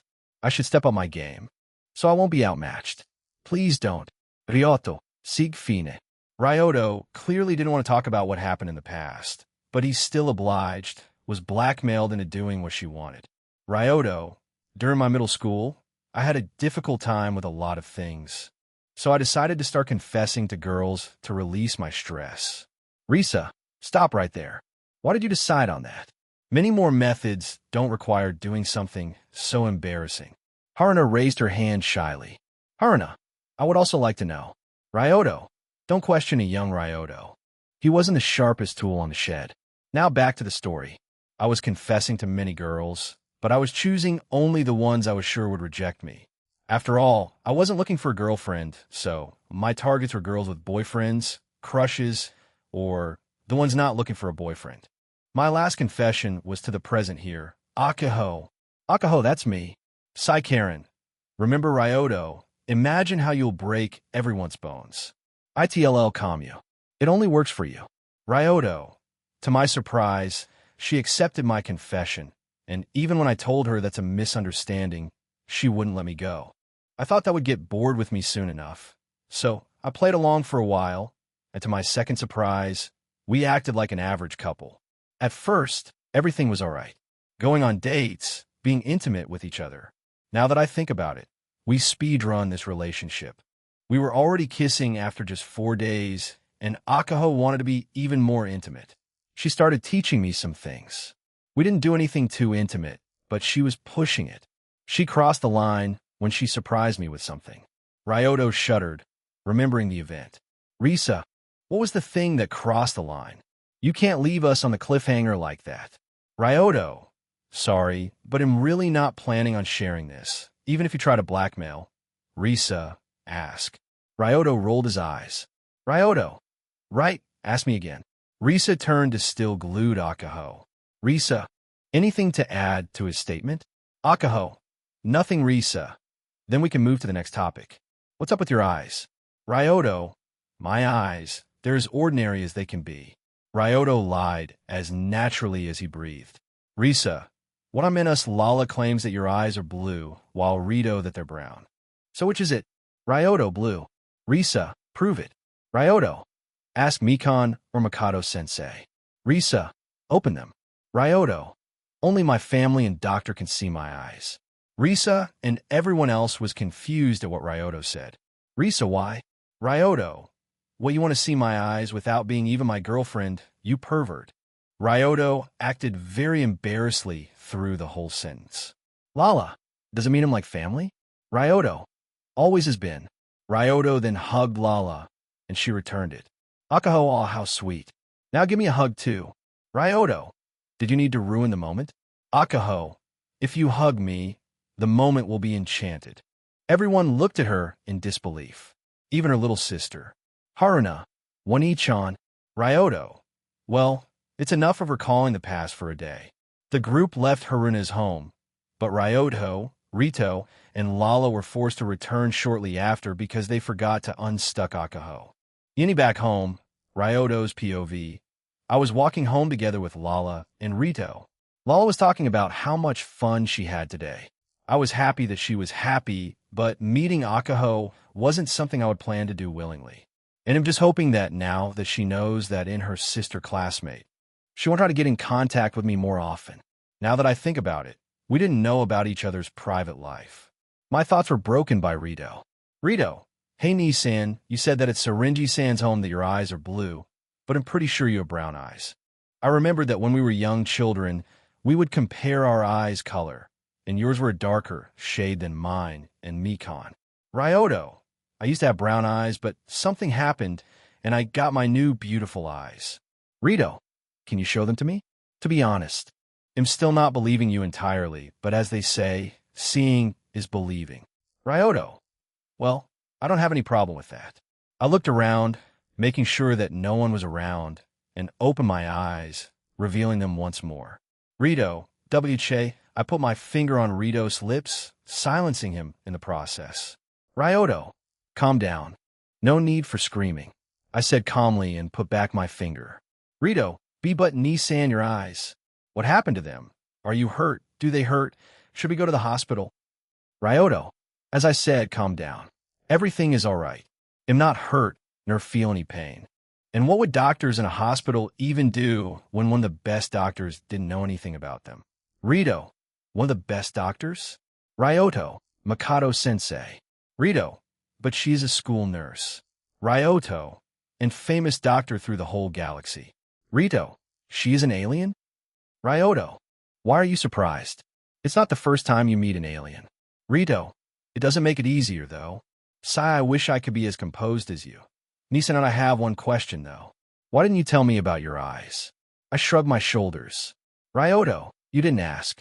Rito gave me a look like he couldn't believe what he had just heard. Rito, so why Mikan knows then? Ryoto, she asked. Karen, you know what? I'm starting to see similarities between you two. You know that we aren't related, right? Karen, but you're still a family, right? Karen shocked me with her statement. You're still a family, huh? I sometimes forget that simple fact. Thanks, Karen. I didn't get an answer from her this time. Rito, wait, so who else knows? Ryoto, Mikon, Lala, Mikado-sensei, Zaston, and his two followers, and now you. We talked about trivial things for the rest of our way home, and finally, we arrived home. Inside, we ate dinner, as usual. After we finished dinner, I trained a bit my water bending and watered down Celine. I managed to move water a bit. It isn't much, but it's progress nonetheless. Soon after, I went to take a bath. Mikon and Lala accompanied me there. Ryoto, you were so embarrassed at the beginning, and right now you walk into the bathroom, witnessing your brother in his birth suit without even blin. I couldn't finish what I wanted to say because a towel was thrown at my face. I could dodge it, but it would make Mikon even angrier, and I like my food not burned. But I switched her sight with Ritos. He would only be able to see my figure as Lala was behind Mikon and wasn't visible to her. Rito, what the Mikon? God damn it, Ryoto, change it back. Ryoto, language. Mikon, dinner. Mikon practically growled at me. I was obviously testing her patience. But I think it's enough for today. I like teasing her, but I need to know when to stop. Usually, a person should be able to tell when it's too far, but not me, unfortunately, but at least I'm learning. At this, I changed everything back to normal. I should learn to cook soon. With that skill, Mikon wouldn't have any power over me. Lala laughed at our antics, but her smile turned into a warm one as she remembered something close to her heart. Ryoto, think about something? Lala, it's just seeing you like this. I recalled the time I spent with my sisters. Mikon was instantly interested in the topic. Mikon, you have sisters, Lala-san? Lala, yeah, they're a pair of twins younger than me. They argued a lot, and every time it happened, I tried to arrange ways for them to make up. She giggled at her own story. Lala, I wonder what they're up to. I put my hand on hers and squeezed it gently. Ryoto, I'm sure they're fine. Your father is the ruler of the galaxy. Anyone who would try to harm them would need to be crazy, suicidal, or both. Lala, I'm more worried about them getting in trouble again. Without me there, there's no one to mediate between them. Lala scratched her cheek in embarrassment. Right, that's what she meant. Lala, but thanks for worrying, Ryoto. She jumped at me and hugged me, and because she had just come from the bath, I could feel the warmth of her skin. We hugged each other, and Lala was there in her bathrobe, but it didn't change the fact that she is a beautiful girl with a lovely figure. So I was a little flustered. I am, after all, a boy in my adolescence, but thanks to my strong will and one of the titles, I managed to calm myself down. Mikon, when you two lovebirds are done with your flirting, we can start washing each other. Ryoto, no need to be jealous, Mikon. No matter how much I love Lala, he'll still have time for you. Mikon, who is jealous? We spent some time in the bathroom, and after we cleaned ourselves, we went to our respective rooms. And there I fell asleep with Lala at my side. Yeni looking for a present, Ryoto's POV. A week has passed since my unfortunate reunion. Thankfully, Akaho didn't do anything crazy and didn't come to my school, but now I have another problem. Rito's birthday is coming up soon, October 16th to be exact, and I don't know what present should I give him. Ping new quest mission.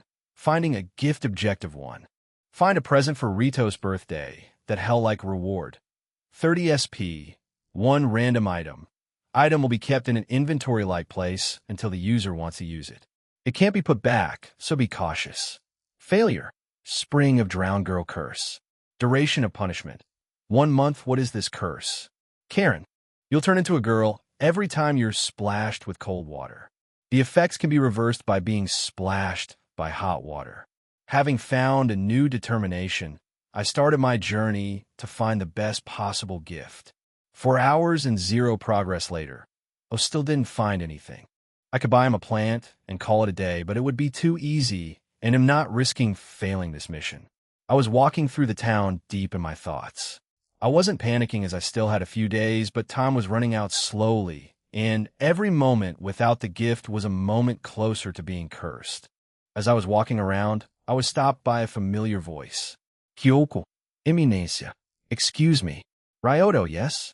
I turned towards the voice source and saw someone I didn't expect to meet so soon again. It was Kyuko Kurosaki, a famous actress. She is best known for her role as Magical Kyuko. Kyuko, I noticed that you were walking around for a while, and I wondered what you were up to. I then proceeded to explain my situation to Kyuko. Kyuko, I see. So you're searching for a gift for your younger brother. Ryoto. That's pretty much it, but I have no idea what to give him. Kyuko pondered about for a while and said with a smile, Kyuko, then I'll help you. I may not know what the boys will like, but it's always easier to buy a gift with someone else's opinion. You can think of it as me repaying you for the help the last time. I wanted to refuse at first. I know that she's busy with her job, and she probably doesn't have a lot of free time without her fans flooding her. But if she wants to do it, who am I to stop her? Ryoto. Sure. Thank you for the help, Kurosaki-san. Kyuko. You're welcome. What did you just call me? She was shocked by what I called her. But I don't recall saying anything weird. Ryoto. I said thank you for the help, Kurosaki-san. Did I say something wrong? Kyuko. How do you know my name? I was confused by her question. Ryoto. You introduced yourself the last time we met, did you not? Kyuko. No, I said that my name is Kyuko Kurosaki. The realization hit me. So that's what she meant. Ryoto. All right, you did. Sorry, I forgot, but you need a better fake name to fool anyone. You barely changed it. Kyuko looked embarrassed by it. Kyuko. Well, excuse me, I panicked. But if you knew, why didn't you say anything? Ryoto. What should I say? OMG. It's Kyuko Kurosaki. Do you have a boyfriend? Where do you live? Can I have an autograph? I faked my excitement through the whole sentence. It shocked Kyuko a little, not because of my sudden change, but because of my acting. As a professional actress, she can tell if someone's acting is good or not. And mine was great, if I can say so myself. Thanks to wearing a metaphorical mask for a long time, I am pretty talented at faking my emotions. Kyuko, are you an actor, Yuki-kun? Ryoto, I don't think so. Kyuko, do you want to? Ryoto, no. Kyuko, why? With your talent, you could be a great actor. I guarantee it. She gave me a thumbs up. Ryoto, thank you for the compliment, but I must still refuse it. You see, I don't like being in the spotlight very much. Kyuko, I see. I'll respect your decision then, but if you change your mind, call me, but don't spread it. It's my private number. She gave me her phone number with a wink. I'm starting to understand why she is so popular. Kyuko, well, now that this is out of the way, I should probably help you with your original problem. Ryoto, right, the present. Kyuko, how about you tell me what he likes and your ideas for a gift as we start looking around? Ryoto, my first thought was a plant. Rito always took care of flowers at school, and he even is a member of the gardening club at our school, but we already have a rare plant in our garden, and I want to find a better one easily. In middle school, he enjoyed football a lot, but he stopped playing in high school, so I wouldn't go in that direction. Otherwise, he doesn't have any major interest, and that's why I'm lost. Kyuko, I see. It's certainly difficult to choose a present for someone like him. Why not just give him a plant you like? It's the thought that counts after all. Ryoto, no. This present must be the best he ever got. Kyuko got startled a bit by my outburst, but I couldn't guess in a million years what she thought about it. Kyuko, he must really care about his brother to get so emotional over a present. It'll help him to the best of my abilities. Kyuko seemed pumped about something while I smiled wryly. We walked for a bit, took a break at a local cafe, and talked about trivial stuff. Kyuko ordered an iced coffee at the cafe, while I chose black coffee. I wouldn't say that I love this drink, but something about drinking something bitter and then tasting slowly disappearing makes me want to drink it. At some point, I took a sip out of Kyuko's straw that she used to drink, but after I did that, she became red and started mumbling something about an indirect kiss. We had a great time overall, but we still didn't find anything that would make a great gift for Rito. Kyuko, are you sure your brother doesn't have anything he likes besides the things you mentioned? Ryoto, well, it's not a thing, but he likes... The realization hit me the second time today. I finally had an idea for a great present for Rito. I thanked Kyuko for her help and a great date by shaking her hand a tad too vigorously. Hearing the word date, she became red once more, but before she could say anything, I quickly ran towards my new destination to prepare the gift.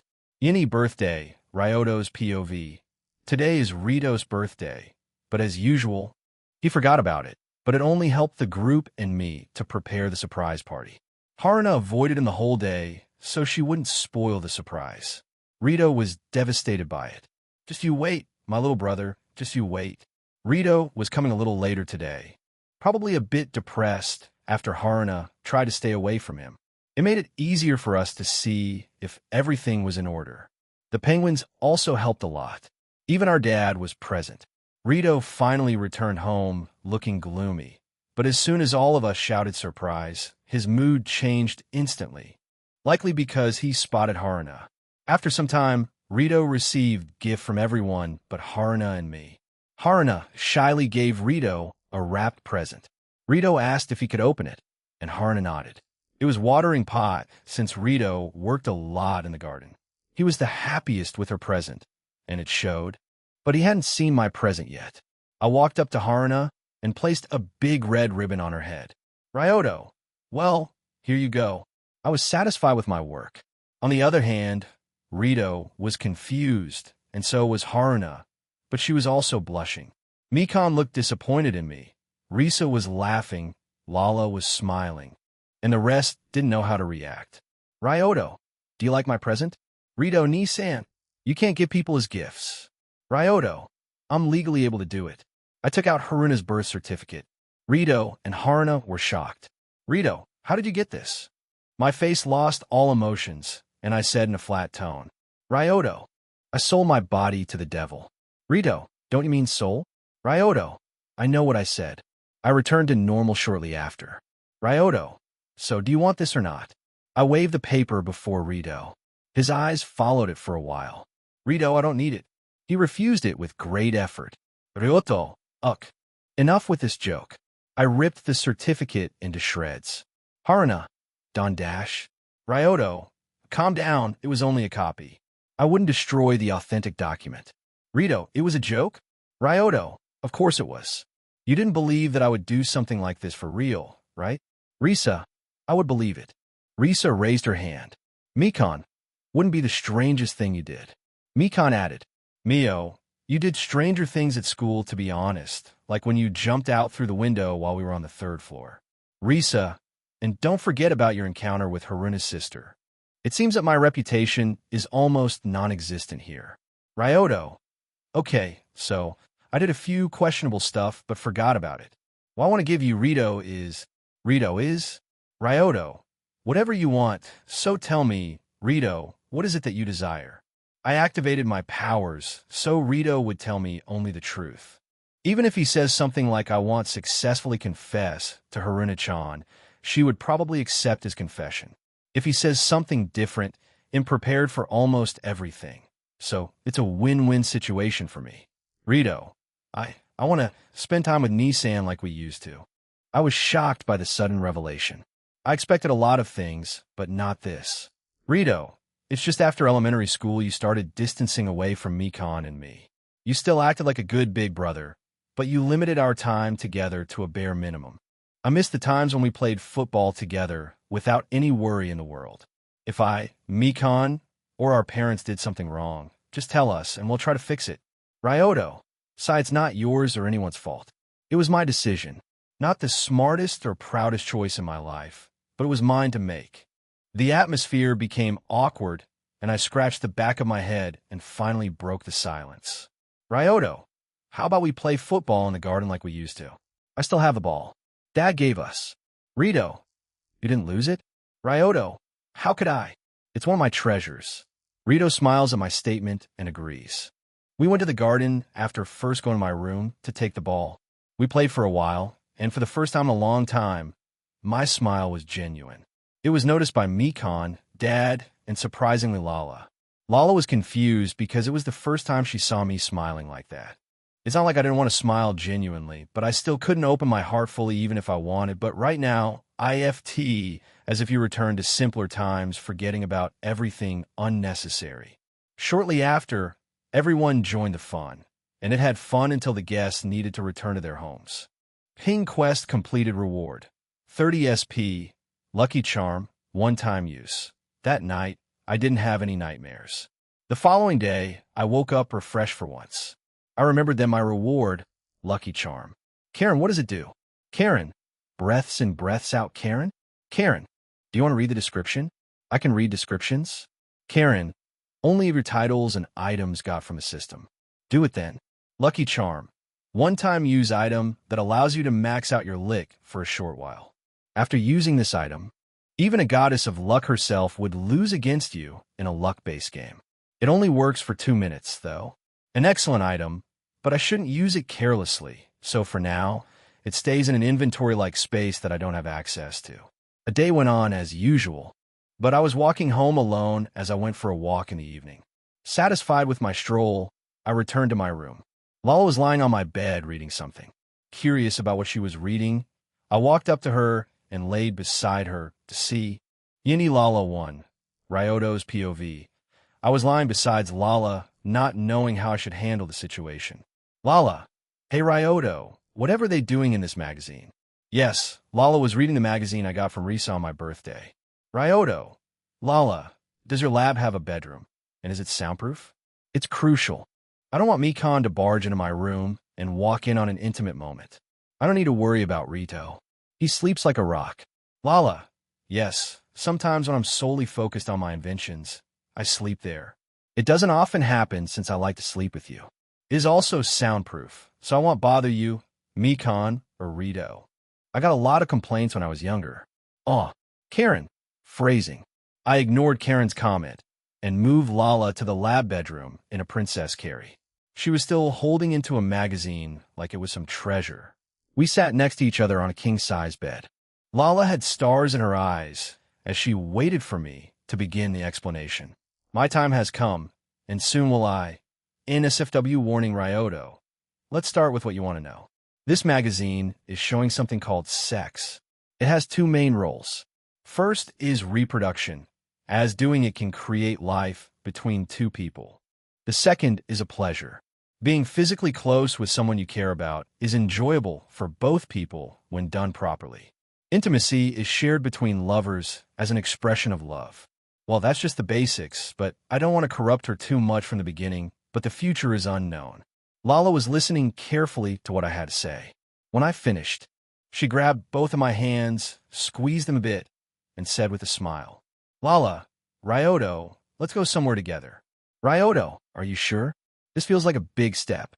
I opened my eyes to look at Lala without any obstruction. Lala, what are you saying, silly? I want to show you how much I care about you. He smiled at her, brought her closer to me, and kissed her. We quickly separated. There will be plenty of time for that later. Ryoto, Peek, can you leave us alone for now? Peek looked at Lala, who nodded.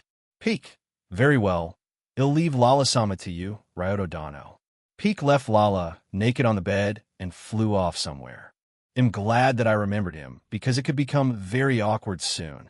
I admired Lala's body for a short while, her large breast free from any kind of cloth or Peek showing off her nipples, her plump ass with a tail coming from her back, and her slim and curvy figure, which cannot be described as fragile at all, even though she was thin. Now that Lala was undressed, it was my turn to undress, and I revealed my muscular body to her. Lala observed me curiously. Lala, hey Ryoto, are you always this nervous? How do you stay calm in tough situations? Ryoto, normally I'm a lot more relaxed, but I can get worked up depending on how I feel about the person I'm with, meaning you. Lala, does it mean you find me attractive? Ryoto, based on how I'm feeling right now, it seems I do. I joked a little. Lala then hugged me tightly, and we stayed like this for a while. After we separated, she sat between my legs with her back facing me. I started caressing Lala, starting with her stomach. She giggled as it tickled her a bit. My hands started going up to her breasts. A pair of my hands touched a pair of her boobs. My fingers pressed gently against her, and the closeness felt warm and comforting. At that moment, I admired the gentle curve of her shoulders and the softness of the moment we shared. I rested my hand there quietly, feeling her relax beside me, before she let out a slow, steady breath. She sighed softly as I rested my hands gently on her shoulders. Lala, ma'am. I leaned in and kissed her shoulder, then moved up toward her neck. It was a little tricky because of her long, although beautiful hair. I brushed my hands lightly over her arms one last time and let them rest at her sides. I held Lala close, and the sweetness of her voice made my heart race. Lala, Ryoto. We leaned in and started kissing, our lips meeting softly in the moment. We sudded until one of us couldn't breathe anymore and needed to take a few breaths just for our lips to connect again. Every time we separated, there was a string of saliva between us, and we looked into the eyes of each other until we repeated the process. The tension between us kept building, showing that Lala was getting flustered. During all that, Lala's tail was moving around. It seems she can't control it in situations like that. Does it work like a dog's tail? Focus, Ryoto, focus. You have your beautiful fiancée before you, in her nightwear, waiting for you. Stop unnecessary thinking. You can do it later. That thought about the tail gave me an idea, though. I took the tip of her tail into my mouth and held it gently, increasing Lala's pleasure. I also began to playfully tease her in ways she enjoyed. Lala, Ryoto, something is coming. I think I'm going to burst. Ryoto, let it happen, Lala. Trust me. Lala started breathing faster and more shallowly as the sensation built up. Her muscles tensed, toes curled, back curved back. All of that happened in a short amount of time, but as soon as it ended, her body lost all of her strength, and she leaned against my body while still trying to catch a breath. In the corners of her eyes, tears started to gather. Lala, what was that? I started patting her head, which she enjoyed as always. Ryoto, it's an intense peak of pleasure when everything builds up and then releases all at once. Did it feel good? Lala, yeah, but we haven't gone all the way yet, and you're still excited. Ryoto, calm down. We'll get to that soon. We need to take it slow so it would be comfortable for you, and I think you're ready now. I placed her on the bed so that she would be lying on her back. I gently held her close. She faced me fully, completely open. I positioned myself close to her, and she could sense what was about to happen. We looked into each other's eyes again. I could see resolve and love in her eyes, so I kissed her once more and... Yini Lala 2, Ryoto's POV. Adult content warning, I was inches away from being intimate with Lala, but then I remembered the pills that I got from Ryoko. Ryoto, wait a minute, Lala. I jumped out of bed to get to my pants, where I had the pills. I always had them on hand, just in case. I swallowed the medicine and went back to Lala. The effects are instantaneous. One of the reasons I love alien medications. And the best part is it works for 24 hours after consumption. Lala was still lying on the bed, waiting for me. I was away for half a minute top, so the mood didn't fade away. I returned to the position before I took the pill and looked into Lala's green eyes, and she looked into mine and nodded. It was my cue, so I leaned in closer to Lala. Lala, a dash. Lala felt a sharp pain, and as I noticed her pained expression, I wanted to pull away, but Lala's leg blocked me, not allowing me to leave. Lala, no. I looked at Lala, who tried desperately to keep me there with her now weak legs. Lala, it doesn't hurt anymore, so we can continue. I know that she was lying to me, but it showed me how much she wanted to go through it despite the pain she felt. I smiled gently at her and moved closer, leaning in for a deep, lingering kiss. One of her hands cradled the back of my head while the other rested on my back. As we kissed, Lala let out a small, surprised sound, but she didn't pull away. Instead, she held me a little tighter. We kissed until we couldn't breathe anymore, which we did quite a lot tonight. And when we finally broke the kiss, I looked at the connection between us and noticed a few droplets of blood coming out. Ryoto, are you all right? Lala, I can feel you so close to me, he. I smiled at her comment and gave her a small peck on the lips. Ryoto, just tell me if you feel uncomfortable, all right? Lala ease, playful and cute as always. We held each other close for a while, enjoying the quiet moment together. After a while, I noticed that she got more comfortable, so I increased the pace. Lala, seeing that Lala started enjoying it, I focused more carefully on her. With just a gentle touch, her body responded strongly. It became more difficult to continue, but thankfully Lala didn't mind at all. The moment was building slowly between us, but at this rate, I'd lose myself before she did, which she probably wouldn't say anything about. Still, I also have my pride, so I started playing with her sensitive tail once more as I held her closer, and my rhythm continued. Lala, Ryoto, it's happening again. Ryoto, me too, am coming. As I felt Lala squeeze me even more, I couldn't hold back and let everything go. Lala hugged me tighter, and I kissed her as we both reached the peak together. I stayed close to her for a while afterward, and during that time, we gazed into the eyes of each other. Lala smiled at me. The smile was a perfect balance between cute and sexy that only she could pull off. Her cheeks were also blushed, giving her an even more exotic look to her. Lala, hee hee, I feel warm inside. Lala brought her hands over her abdomen as some liquid slowly dripped down. She glanced at me and smiled again, but this time it was playful instead of cute. Our roles had reversed as she was on top of me this time. She started kissing me as she tried to get closer to me, struggling a little and growing frustrated. So I helped her settle into position. Lala, NNGH. Once we were finally comfortable together, which, by the way, surprised me as I'm not the smallest, she stayed like that for a while. I felt us pressed close together. I started doing small and slow movements, and it looked like she enjoyed it. She even lost balance and fell on my chest. Lala, Ryoto, stop. I want to move this time. I gave her a head pat. Ryoto, sure, go ahead. She leaned back and began moving. After a short while, she found a comfortable rhythm and started focusing on it. Lala, Ryoto, Ryoto, Ryoto. I couldn't just lie there and do nothing, so I grabbed Lala's tail, which startled her and made her laugh. Her toes curled, and she straightened her legs. She sighed once more, this time by herself. After a few deep breaths, she looked at me with a pout. Lala, you said that you'd let me move this time. Ryoto, and I did for a while, until I didn't. I then asked Lala to get up on her hands and knees, and she did it, wiggling her hips a few times to tease me. Lala, Ryoto. We spent the whole night together, trying many things and switching who took the lead. After the first hour, I started to wonder whether she was even new to this, and by the second hour, I half suspected she had supernatural endurance. I made sure to match her energy and refused to be outdone. Thankfully, she had a weakness in the form of her tail.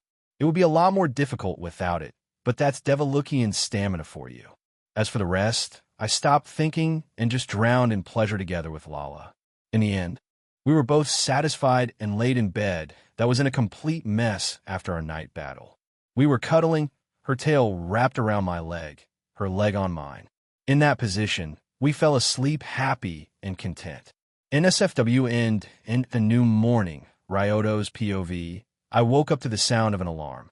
I looked at the clock, and it was the usual time, Lala, and I started preparing for school. I slept for about an hour, so I wasn't as refreshed as I would like, but do I regret it? No. I gently nudged Lala to wake her up. She was still sleeping while hugging my arm. Ryoto, hey Lala, wake up, I said as softly as possible, but Lala didn't have any plans to wake up, so I decided to kiss her on the lips. She then grabbed the back of my head and returned the kiss with great enthusiasm. She didn't want to let me go until she couldn't breathe anymore. Lala, Ryoto. Lala wanted to continue yesterday's exciting session, but unfortunately, we needed to go to school. Ryoto, as much as I want to continue, we need to dress up and eat breakfast before school. Lala, do we need to? Lala tried to tempt me with her sexy look, and tempted I was, but as students, we have a duty of going to school, or that's why I keep telling myself that. I know that we need to limit it at least a little. I also have some other plans today. Ryoto, sorry, Lala, but we don't want to worry our classmates for not coming to school, right? Lala nodded. Ryoto, besides, we can do it again later. I winked at her, which gave me a smile and a hug. We went downstairs to eat breakfast.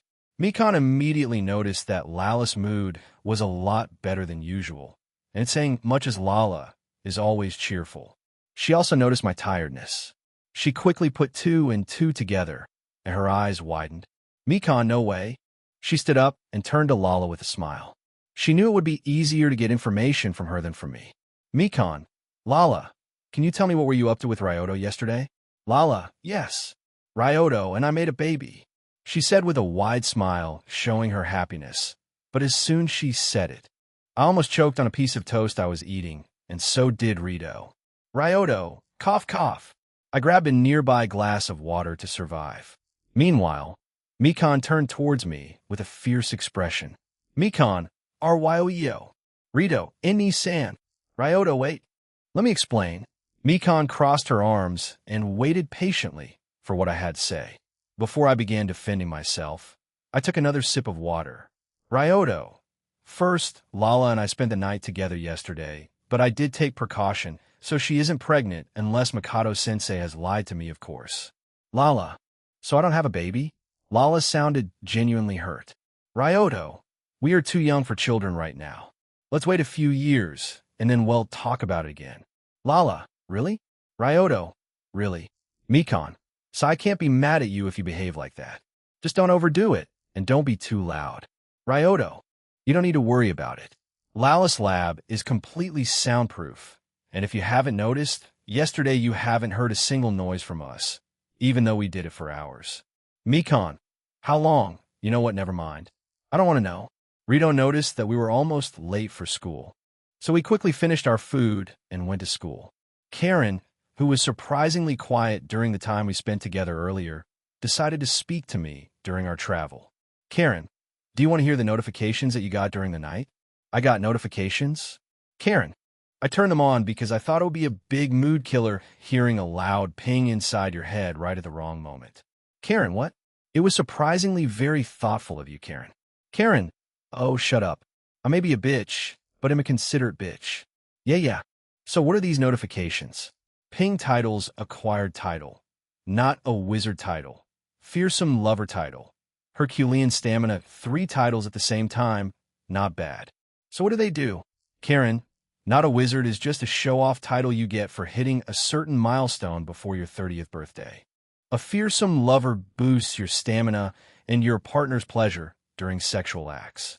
Herculean stamina also gives you a boost to your physical stamina. Mentally, you are exhausting at the same rate as before. In other words, using hockey and your eyes' powers will tire you at about the same rate as before. But you'll be able to use your increased strength and bending for longer amounts of time.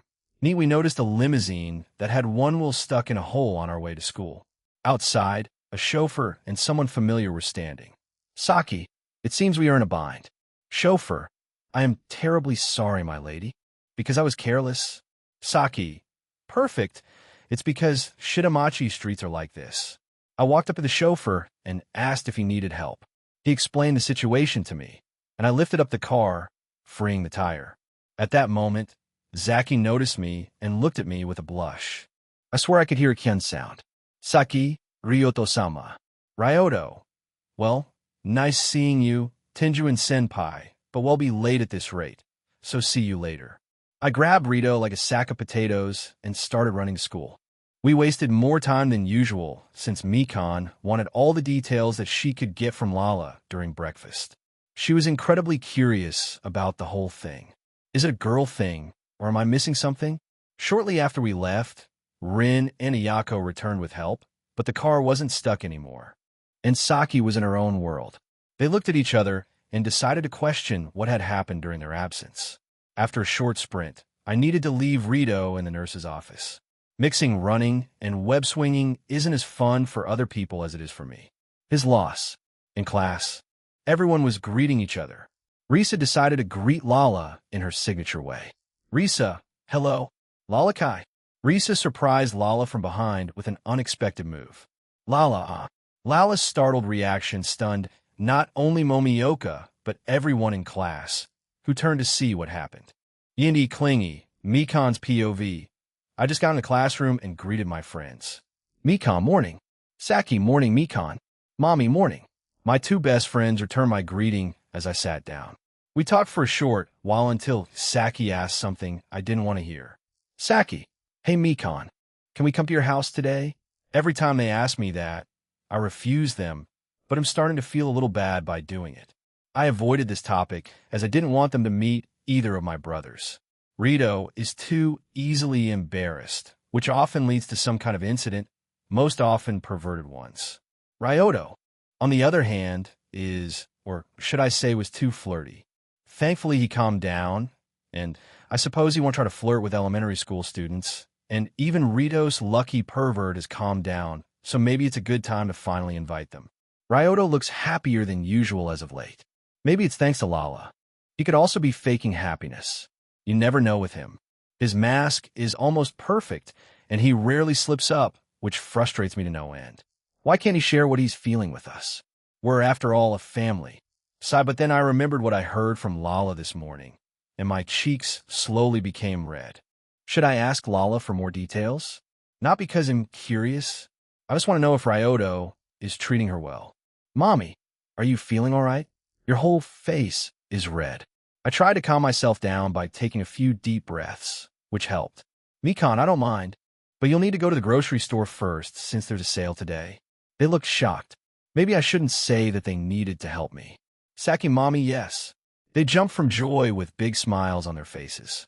Saki, I can't believe you finally agreed. You can't take it back. Mommy, and we'll finally meet the famous Rito and Ryoto. Her eyes were full of admiration, but what did she admire? She didn't even meet them. Mikan, what are you talking about, guys? Saki, you talked about them so much and rejected every guy who confessed to you. That means that they must be amazing. This logic is flawed on many levels, but now I'm starting to get worried about what will happen.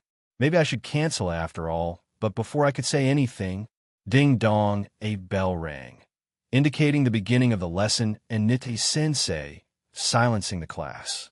I lost my chance to say anything, but seeing how happy they were, I decided to stay quiet and hoped that nothing wrong would happen today. Ryoto's POV. I was sweating bullets not because everyone in class just turned towards us, but because Risa looked at me with a knowing smirk. Why is she so sharp in the stupidest situations? She started moving her mouth without any sound, and unread from her lips swing me around a city, and they'll be silent. Really? She could have asked normally, and I would agree. Karen, she just likes to tease you and see you panic. She needs to step up her game, or her dream will never come true. I know, and I'll need to have my revenge soon. Karen, I raised that boy. Risa let go of Lala's boobs and scratched the back of her head with a goofy smile. Risa, sorry Lalakai, I grabbed you too hard. Risa defused the bomb that she had created. The rest of the day went on as usual, but Lala was intimate with me. I mean more than usual. She sat on my knees during the class while hugging me by the neck. The teacher noticed it and warned us, but he never bothered us again when he saw Lala's is it wrong to do it? Eyes. Rin was jealous, but at the same time, admired me. I don't know how his head works anymore. He bothered me for a while about my secrets. Everyone was curious about why Lala behaved the way she did, but I shrugged my shoulders. I'm not going to share my love life with a whole school, and on our way here, I told Lala to not tell anyone about it. So she just silently hugged me with a smile every time someone asked her about her good mood. It raised some questions, but most tied it with Lala being Lala. I decided to go to the rooftop with Lala during the lunch break since I had enough of everyone staring at us. I stood up with Lala in a princess carry and exited the classroom. We were drawing a lot of attention. Lala was the most popular girl in school, and I, as her boyfriend, was also well known. Ryoto, hey Lala, aren't you more clingy than usual? Lala, it just feels comfortable being near you. She rested her head on my shoulder.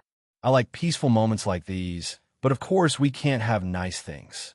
Yui, stop right there. You violated the law. Did she just make Elder Scrolls reference?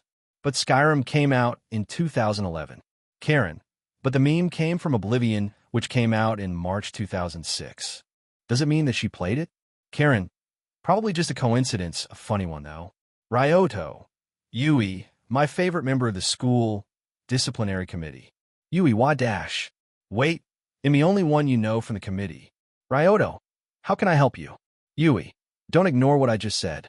Ryoto, Kotegawa-san, while I enjoy our little chats, I would like to eat during this break, and if I have some time left, I would like to review the lessons, so if you excuse me. Yui, yes, sorry for bothering you.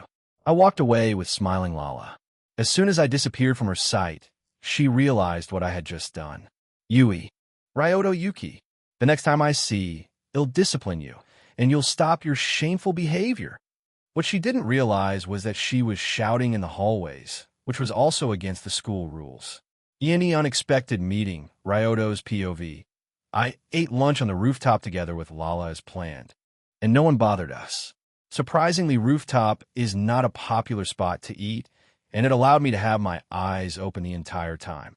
Lala likes to look at them because she thinks they're pretty, so I open them when no one is around. Lala, say, Arioto. Lala wanted to feed me, and I didn't object. Why should I? Afterward, I rested my head on her lap. Her thighs were so soft and comfortable that I started to daze off. As I was falling asleep, I felt a gentle caress through my hair. I tuned towards Lala to see her face, and she had a tender smile. She then lowered her head and gave me a kiss. Lala, I love you. Ryoto, Ryoto, I love you too. After our exchange, my eyes closed and I fell asleep. Yesterday night was tiring but fulfilling. School ended, and Lala went home together with Rito. She didn't want to be late for her favorite show, and I wanted to talk with Zastin, so I went to my dad's workplace. Unfortunately for me, he wasn't there. Dad said that Zastin went to his friend's wedding. It seems that I need to postpone my plan for now. I started walking home, but then I noticed a fish-like humanoid with water tubes connected to his gills. Even though his features were fish-like, you could still read his expression without any problem like any other human. He was wearing a tight black bodysuit and was equipped with 2 swords. A pair of sunglasses was sitting comfortably on his face, and because of them, I couldn't see his eyes. He was trying to ask passerby something, but they all ignored him. Does he realize that no one would want to talk to him looking like that? He didn't even disguise. Excuse me, could you owe me a little? I'm looking for someone, but everyone was so busy that they didn't even stop to listen. That's not why they didn't stop, but he seems too pure to just tell him that. Ryoto. Sure, let's see if I can be of help. Thank you very much. He bowed slightly.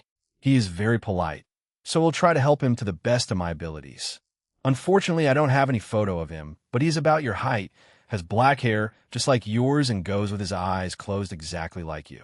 He is well built, if I would guess, somehow like you. His name is... He took out a piece of paper and read out loud. Ryoto Yuki. I'm starting to have a bad feeling about it.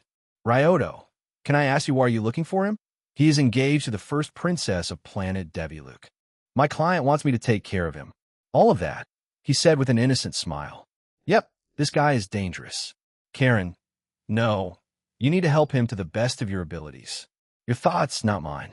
How about no? Now that I look at you, you look exactly like him. Are you Ryoto Yuki? Ryoto, nope. Never heard of that guy. My name is Hujemu Goko no Surikire Kajerisuyo, no Suyomatsu and Raimatsu Furaimatsu Kuneru Tokoro ni Sumu Tokoro Yabura Kohi, no Bura Kohi Paipo, no Suringan, no Burindai, no Pompokopi, no Pompokona, no Chokyumei, no Chosuke. I said all of that in one breath. I knew remembering it would pay off one day. An alien looked surprised and happy to hear my name. What a coincidence. My name is similar. My parents named me Jujemu no Kokohi Suikeru Kahiregami, ni Rohiku Furaimatsu ga Vaibo, no Garingan, no Seringan, no Bombopoki, no Bombokona no. Chokyumi no Chosuke. Everyone calls me Jugimyu for short, though. But with our names, we are basically brothers. I always wanted to have a sibling. He then gave me a bear hug. I can't tell him the truth now. He is too pure to be corrupted, even though he is probably a mercenary or paid killer. Jugimyu. But both our names starts with Jugimyu, so calling you that would be confusing. They'll call you Otudo from now on. Let's look for Ryoto Yuki Otudo. What did I get myself into? Mikan's POV. I returned home together with Mommy and Saki. Saki. Wow, so this is Mikan's home. Mikan, come on, it's a normal house. Saki, but you never invite us here. We should be excited. Besides, we'll finally be able to meet your brothers. My phone vibrated, and that means that I got an SMS.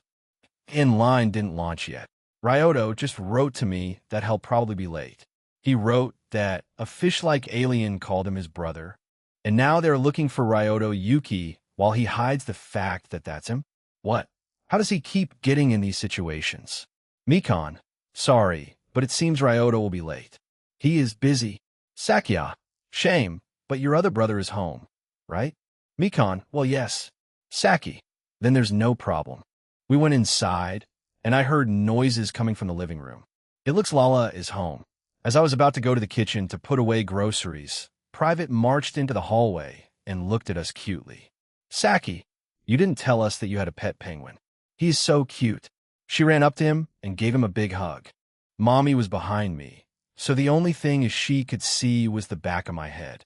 At that moment, I moved my lips so Private could see. I said, "Pretend to be a normal penguin." That was my sole massage, and thankfully he understood. For the next 2 hours, we played games, went on a little tour around the house, showed off Celine, and introduced Rito and Lala. I was the most nervous about Rito, but fortunately, nothing happened, and even Lala behaved. When Saki and Mamu were about to leave, crushed something, or someone flew through the wall and stopped on the next wall. Ryoto, sorry for barging in like that, but I brought a guest who is very impatient. Ryoto, who broke a wooden wall with his body just a few seconds ago, got up like nothing happened. Besides a few bruises here and there, he looked fine. Noticing that my friends and I were here, he frowned a little and said, "Ryoto, looks like during round 2, I need to be a little bit more serious." Yindi versus Jugimyu, Ryoto's POV. I walked around the town together with Jugimyu, looking for Ryoto Yuki. Unfortunately, even after 1.5 hours of searching, we couldn't find any clues. Jugimyu, damn it. Ryoto Yuki must be one slippery bastard to hide that well. Ryoto, yeah. Jugimyu, sorry to say that, but I must return home. Jugimyu, don't worry, Otudo, I'll manage by myself.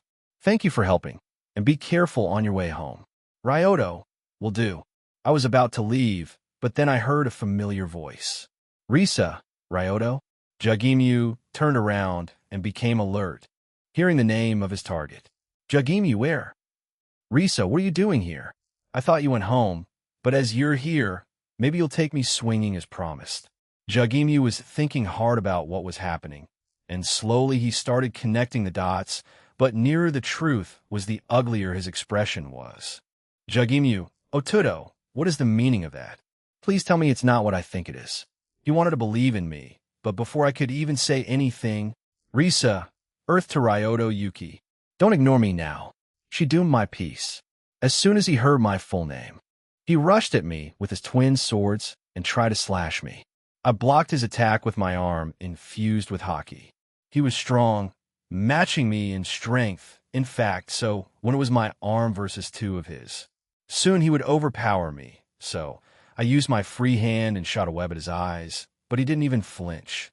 As that didn't work out, I used web shooters to draw myself away from him. Jugimyu, blinding me won't help you in any way. He took off his sunglasses, revealing that he didn't have any eyes. Not good. My illusions won't work on him. First, I need to get the battle somewhere else, though. Ryoto, Risa, we'll talk later. I shot my web at his chest, and before he could react, I swung him as hard as I could, sending him flying, and I followed him. Halfway through my swing, he cut off the web and flew in the direction of my neighborhood. Ping new quest mission. Family Dispute Objective 1. Defeat Jugimyu reward. 100 SP. 1 gotcha ticket failure. Bald duration of punishment. 2 weeks why the mission is called Family Dispute. Karen, you're his younger brother, after all. I caught up to Jugimyu, and he was ready for me. He swung one of his swords horizontally, which I blocked with my arm again. But it was followed by another strike, this time from the side. I jumped over the incoming weapon. While in the air, I grabbed his head, did a flip, and got behind him, now my back facing his while still holding his head. Using my momentum, I threw him over my head and slammed him into the ground, cracking it a little. Jugimyu swung his sword from the ground to my legs. I avoided another slash by jumping upwards, but as I was in the air, my spider sense started going crazy as Jugimyu pointed his sword at me, and I knew that it was not good. There was a small hole at the tip of the blade, so I could assume that it'd shoot me. I didn't have enough time to shoot out the web and dodge the incoming attack, so I curled into the smallest possible form and used hockey around the place I would get shot at. Just moments later, that felt like ages, a strong torrent of water hit me and sent me into a house. Near the wall, I stopped using hockey to block water, as after some distance, it weakened enough to not hurt me anymore and spread it across my back and back of my head.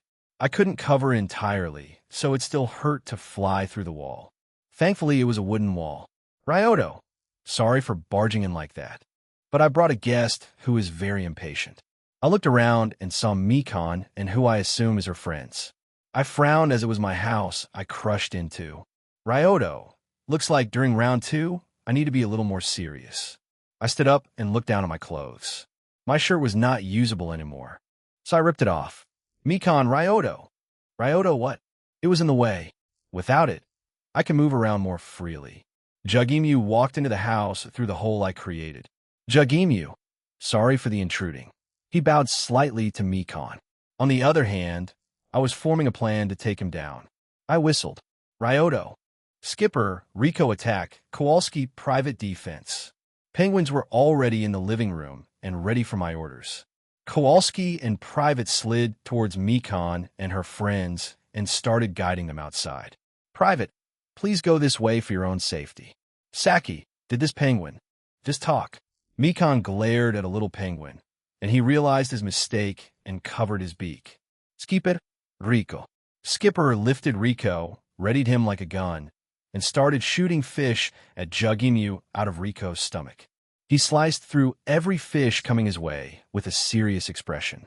While he was busy with fish, I webbed his feet to the floor. It probably looked ridiculous, but it was effective. When the ammunition ended, Jugemu attempted to free himself from the web, but Skipper and Rico started attacking him with their martial arts. As he was defending himself, I slowly webbed him into a big cocoon, leaving only his head outside my web. I wiped an imaginary sweat while being proud of my work. Ping quest completed reward.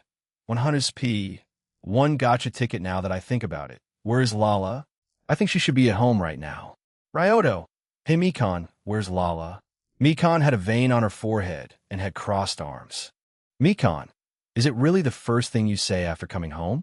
Ryoto, I'm home. Mikon, explain. Ryoto, there isn't much to explain, really. I met the assassin. He didn't realize I was his target, but he noticed because of someone. We started fighting, and here we are. Mikon rubbed the bridge of her nose. Mikon, why did it need to happen today, of all days? Mikon turned around and saw Saki having stars in her eyes and Mommy blushing while they were looking at me. Saki, so cool.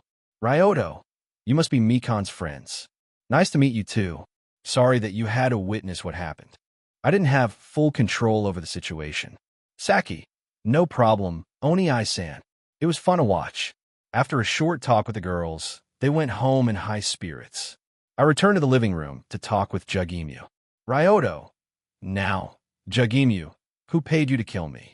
Jugemu looked confused. Jugemu, no one hired me to kill you. Huh? Yini Jugemu. Ryoto's POV. Jugemu, no one hired me to kill you. Huh? Ryoto, but you said you were tasked to kill me. Jugemu, no, my job was to take care of you. Is he serious? Ryoto, do you know what take care of someone means? Jugemu, giving food, allowance, and home. Ryoto, so why did you attack me as soon as you heard my name?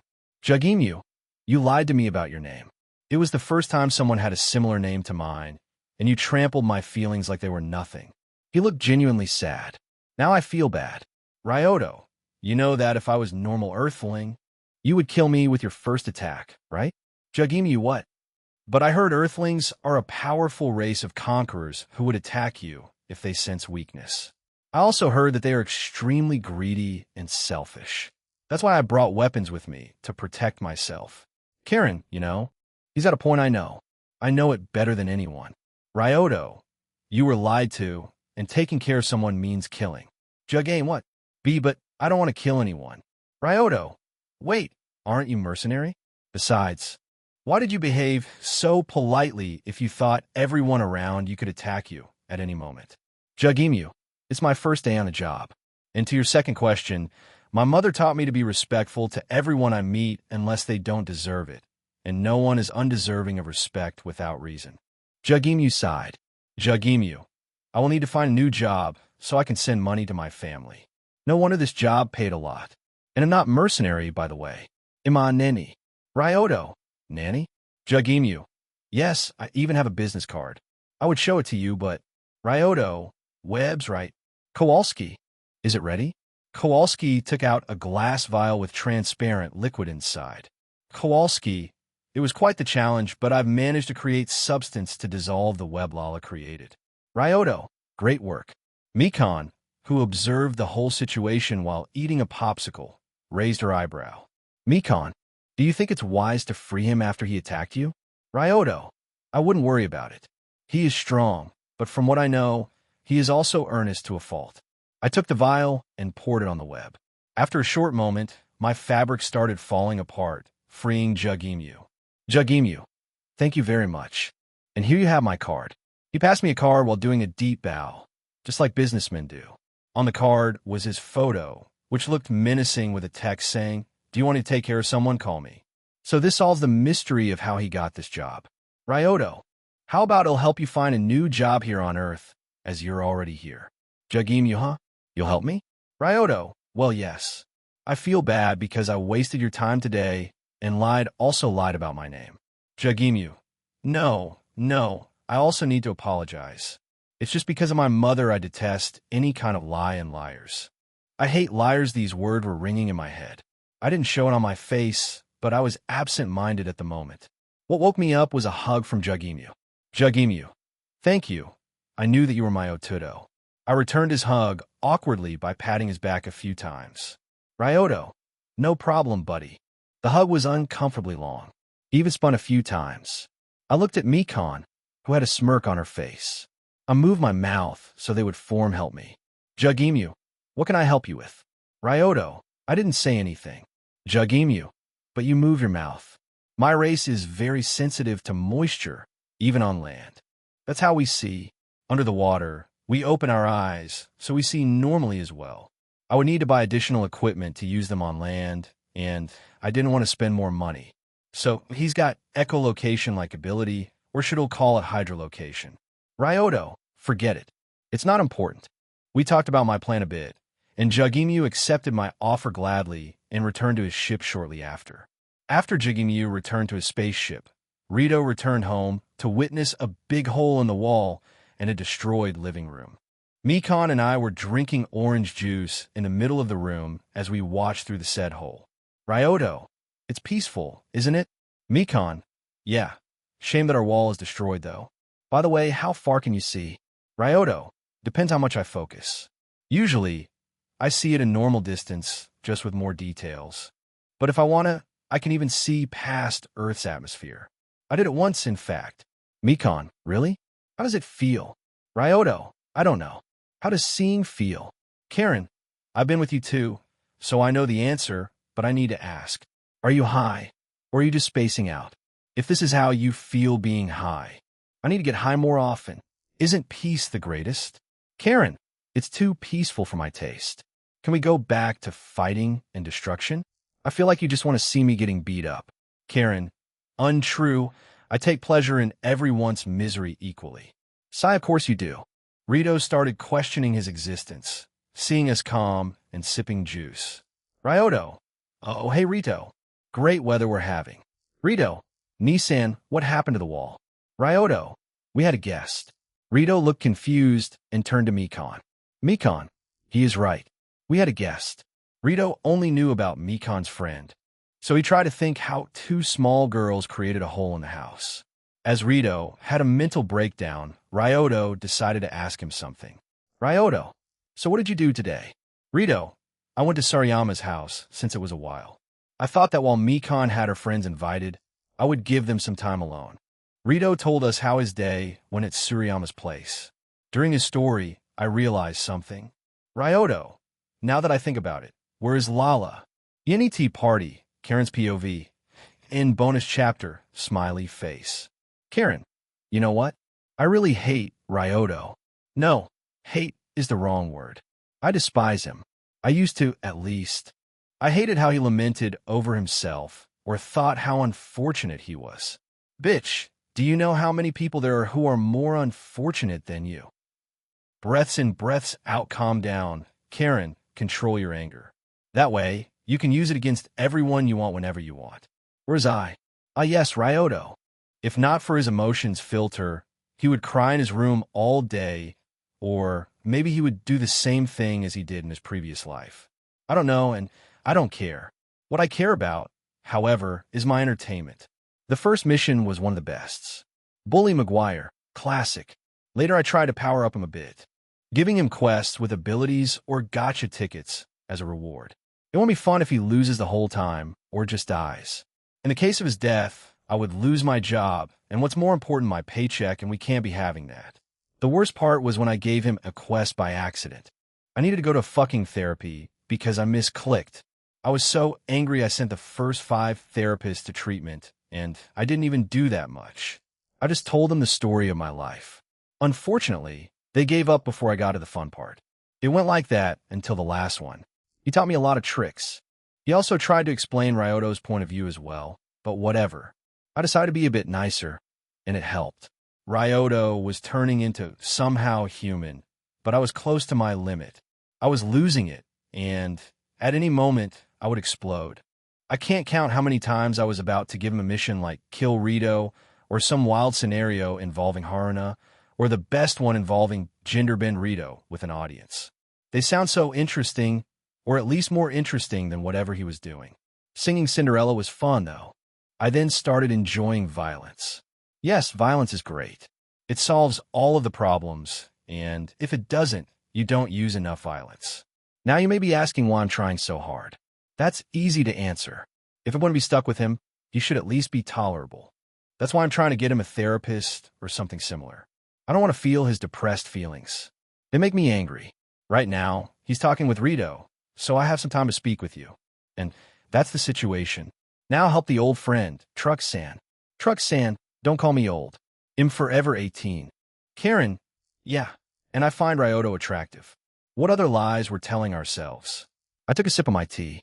God damn, how is she making tea this good? Truck-san, did you come here to ask me for help or just to make fun of me? Karen, can I do both? Truck-san looked at me, smiling with her eyes closed. Karen, sorry. You're forever 18. God damn, that old hag is scary. When I was a child, she was forever 18, and I don't want to say how much time has passed since then. Plus, she has 2 kids and a husband. Karen, by the way, how are your children and husband? Truck-san, they're doing great. My daughter has found someone she likes and stalks him. She had her first kill not long ago, which was the boy she loves. Ah, how romantic. Reminds me of my husband and me when we were younger. She put her hand on her cheek. Truck-san, she even asked me for advice. She is so precious. I can only pray for the poor guy. I don't even know him, and I wouldn't probably like him, but being the target of affection of this family is hell. Truck-san, I even gave my husband a mission like in the old times. Oh, so now you're old. Can you decide? Truck-san, but back in topic. From what I heard, it could be a lot worse. You could get some hero wannabe who wants to be the best like no one ever was. Karen, nah. It will be fun to mess with hers dream. Ryoto, on the other hand, just lives from one day to the other. To his credit, he trains to be ready for whatever world is going to throw at him, but come on. Truck-san was drinking her tea as she listened to my rumbling. Truck-san, are you one of these people who hate Bleach because the main character doesn't have a goal? Karen, no, I didn't even watch Bleach. Truck-san, never mind then. So what did you want from me? Because I don't think you came to me just to rant about your job. I hope not, because I'm sure that I lost a few brain cells because of it. Karen, at least 50 of why I'm telling you this is because I'm not planning on suffering alone. The other 50 is because I need help with a therapist and I don't have other friends. Truck-san, I wonder why. Karen, because I'm a bitch and you're not better. I still remember how you got your husband. She shrugged her shoulders. Truck-san, doesn't matter as long as he likes it in the end. Karen, you're a danger to society. Truck-san, don't talk like you care about it. And what did you need help with? Karen, therapist. Ryoto, help. Now. Truck-san, sure. I stopped my hand, which was reaching to my pocket. Karen, what? Truck-san, sure, it'll help you. I'm bored since my daughter and husband are out for a while now. And my son Truckwan is a workaholic who doesn't come home often. Karen, goddamn, I wanted to blackmail you. Why can't I have some fun? I even got these photos of you during puberty from your parents. Well, whatever, bye. For the first time, Truck-san widened her eyes in shock as I teleported back to my home. An alarm I set to know when Ryoto called me set off, so it was my cue to disappear. Truck-san, what? Wait, Karen, you goddamn bitch. Truxan then smiled softly. Truxan, I just got a great idea, fufufu. Yindi another day, Ryoto's POV. Ryoto, now that I think about it, where's Lala? Mikan, she went to Haruna, but she will return soon. Pervert. Ryoto, hey, that's not why I asked. Mikan gave me that look when she didn't believe me. Well, whatever. Now that I got a gotcha ticket, I was thinking about using my lucky charm to get something OP. Hey, Karen. Karen. Strange. She usually answers right away. If you love children, say nothing. Karen, over my dead body. Who likes these little devils? Have you seen them? Oh, so you're still here. Karen, why do you sound disappointed? You imagine things. I wanted to ask if my lucky charm would work on the system lottery. Karen, it doesn't work on it. I knew it would be too easy. Need to think about some other use for that. In that case, just use the ticket. A big wheel started spinning inside my head. It was spinning for a while, and it stopped on ripping your clothes by flexing muscles ability. Hell yeah. Karen, why are you happy? It's useless. Karen, you don't understand. Now I can easily use intimidation tactic. Karen, but couldn't you just grab someone by their neck and loft them up? It's just as effective, if not more, than ripping your clothes off. But not as fun. Karen, you know that you'll go bankrupt if you continuously destroy your shirts and pants. That's why I need some kind of income. And that's why I need Zastin. Lala returned not long after Rito. She had her default smile on her face. I wonder what they talked about. All present, at last, we ate dinner. Surprisingly, Kowalski had a device that repaired the wall. Apparently, Skipper ordered him to build such a machine in case he did something stupid. During the night, Lala and I exercised together for a long time. She tried my yogurt for the first time and liked it, so we tried out some new exercises. Thanks to my increased stamina, I managed to keep up with energy to spare. I slept once again for an hour. I think I don't have enough sleep. Maybe I should sleep at the nurse's office today. Thankfully today, Japanese, English, and Maths are one after another, and I don't need to be on them since I can ace them without even trying. They'll get about 3 hours of sleep. I woke up Lala, and we started to get ready after some cuddling. She really likes to do it. As soon as I entered the classroom and Haruna locked her eyes with mine, she turned red and turned her head. I think I know what Lala and Haruna talked about yesterday. They're close friends, after all. I looked then at Risa and walked up to her. Ryoto, hey Risa, how was your day yesterday? Mine was fun. I fought an alien nanny, flew through the wall, destroying it in the process, and made a friend brother. It was interesting, to say at least. Risa had an awkward smile and pointed at herself. Risa, was it perhaps my fault? Ryoto, yes and no. Jugemu was after me. But you reveal my name to him? Risa, Jugemu? Ryoto, the fish guy, but it's not important now. What I want to say is that I do not blame why. Risa stopped me before I finished. Risa, stop right there. I know when I'm at fault, and I should realize that you ignore me for a reason. That's why I have a feel. She opened her arms, showing off her breast. I just looked at her in disbelief. Ryoto, are you for real? Risa, yes, just do it. Or are you scared? She said teasingly. She's pretty sure I'm not going to do it, and thinks that she has me in checkmate. But she doesn't realize that while she's playing checkers, I'm playing chess. Plus, I'm too tired to deal with this, so I just grabbed her left boob and informed Rito, Lala, and our teacher that he'll go to the nurse's office. Risa's brain didn't even register what I did until I walked out of the classroom.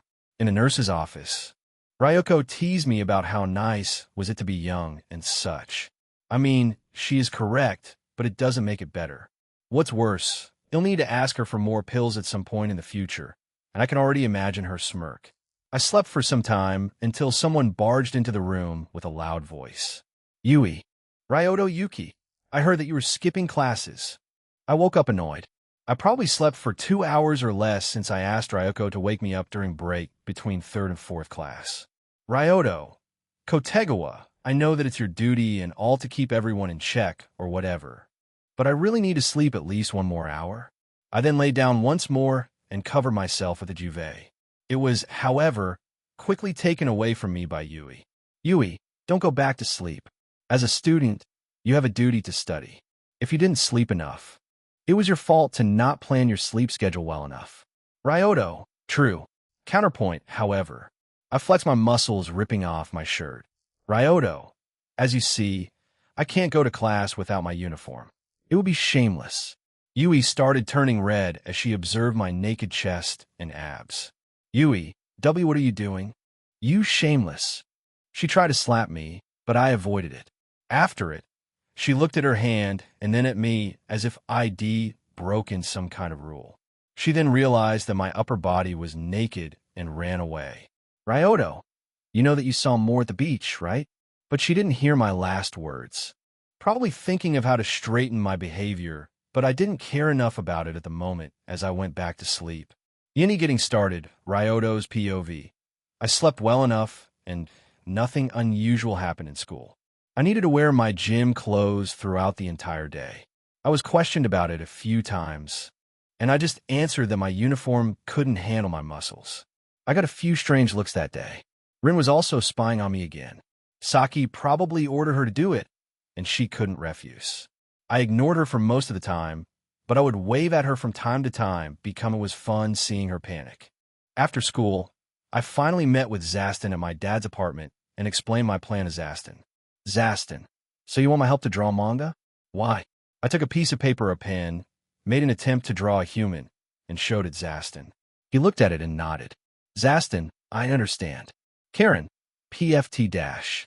I'm starting to like him. A single small tear rolled down my cheek. I explained the story's plot I wanted to make while Zaston listened carefully. After I finished, Zaston opened his mouth to say, Zaston, I'm very flattered that you think so highly of my skill, but I'm still working as an assistant for Saibai-sensei. Dad then entered the room. Saibai, what are you saying? That's your chance, and you need to take it. Zaston, but what about your work? Without me, you won't be able to finish on time this week. Saibai, do you really think so little of me? We'll be able to do it with a bit of gut and willpower, so Zaston, follow your dream. Dad put his hand on Zaston's shoulder while giving him a thumb up. He also closed one of his eyes and showed a confident smile. Zaston, seeing this, started crying and wiped out his tears. Zaston, thank you very much. I won't let you down. It'll show you that with my art, it'll reach people's hearts. Saibai, that's what I wanted to hear. Now go, make your dreams come true. Zaston, yes. I feel like I'm watching a movie or something. Afterward, I went through more details of my story to Zaston, and he gave me some of his ideas to improve the plot as well. I excused myself when I believed we went over the most important details. Home, I trained my water bending as it slowly became a habit, and it started going somewhere. I had begun having a little control over water. Moving it was becoming easier and easier with each coming day, but more difficult techniques were still out of my reach. I didn't even start training firebending since I don't have a good place for that. 2 weeks have passed, and I could finally perform some complex techniques during that time, creating tsunami, water bullet, water cloak, to name a few. I also could turn water into ice and vice versa. Zaston was finally done with a manuscript. I was also sleep-deprived, and it shows, but it wasn't because of the manga. Zaston, Ryoto Dano, is everything all right? As of late, you seem tired. Ryoto, let's just say that I finally know what it means to drown after being thirsty after a long time. Zaston obviously didn't understand, but didn't pursue the answer any further. One of the mysteries is how Lala wasn't tired. I was the one who outperformed her every time, but somehow am the one getting tired. And it's not because Lala wasn't active. On the contrary, sometimes she was the one doing more. Today, Zaston and I were walking to submit our manga. Strangely, there is Shonen Jump and even Dragon Ball, but not other famous manga. I also checked American comics, but they weren't worth looking through. There wasn't Marvel or DC in this world. After some discussion, we decided to present our manga to Shonen Jump. Thankfully, their headquarters aren't that far from where we live. The closer we got, the more my spider senses were warning me about something. I felt like I should run away as soon as possible. So I became cautious. That feeling was at its peak. I would run away, but Zaston had stars in his eyes, and I couldn't take away his dream after I was the one who gave him hope to achieve it. So I sucked it up and went inside. Ping new quest mission. How to become mangaka objective 1. Start publishing your manga reward. 70 SP, 1 gotcha ticket failure. You become so sensitive that even a light touch makes you shudder. Duration of punishment. 1 week currently. We are waiting for an editor to look for a manuscript. As we were sitting in a room, my awful feeling was getting stronger. As soon as the door opened, my hair stood on end. Akaho, sorry for being late. You won't believe how crazy it is today. She then looked at me, and her smile widened while I was thinking how should I get out of this situation, but to my surprise, she didn't do anything and just sat in front of us. Akaho, so I see that you brought your manuscript. Can I take a look? Zaston, why yes, please have a read. Akaho took the pages and started reading in silence. Zaston was getting nervous because she made no comments whatsoever. After she was done reading, she started looking through the manuscript from the beginning. At this point, Zaston could faint at any moment. That's the best swordsman on Devi-like and royal family bodyguard, everybody. After her second read, she put down the pages of our manga and looked at us with a serious expression. I think that's the first time I'm seeing her like that. Akiho, I'm going. To be honest with you, Zaston was sweating, but as soon as Akaho said these words, she smiled. Akaho, this manga has a lot of potential. The idea is unique and fun. It even has a great massage presented in the first chapter, and if you play it right, it can become one of the juggernauts of the industry. It makes me excited to think how ITLL turn out. But I've noticed that you haven't decided on a title. If I could be so bold. Ryoto.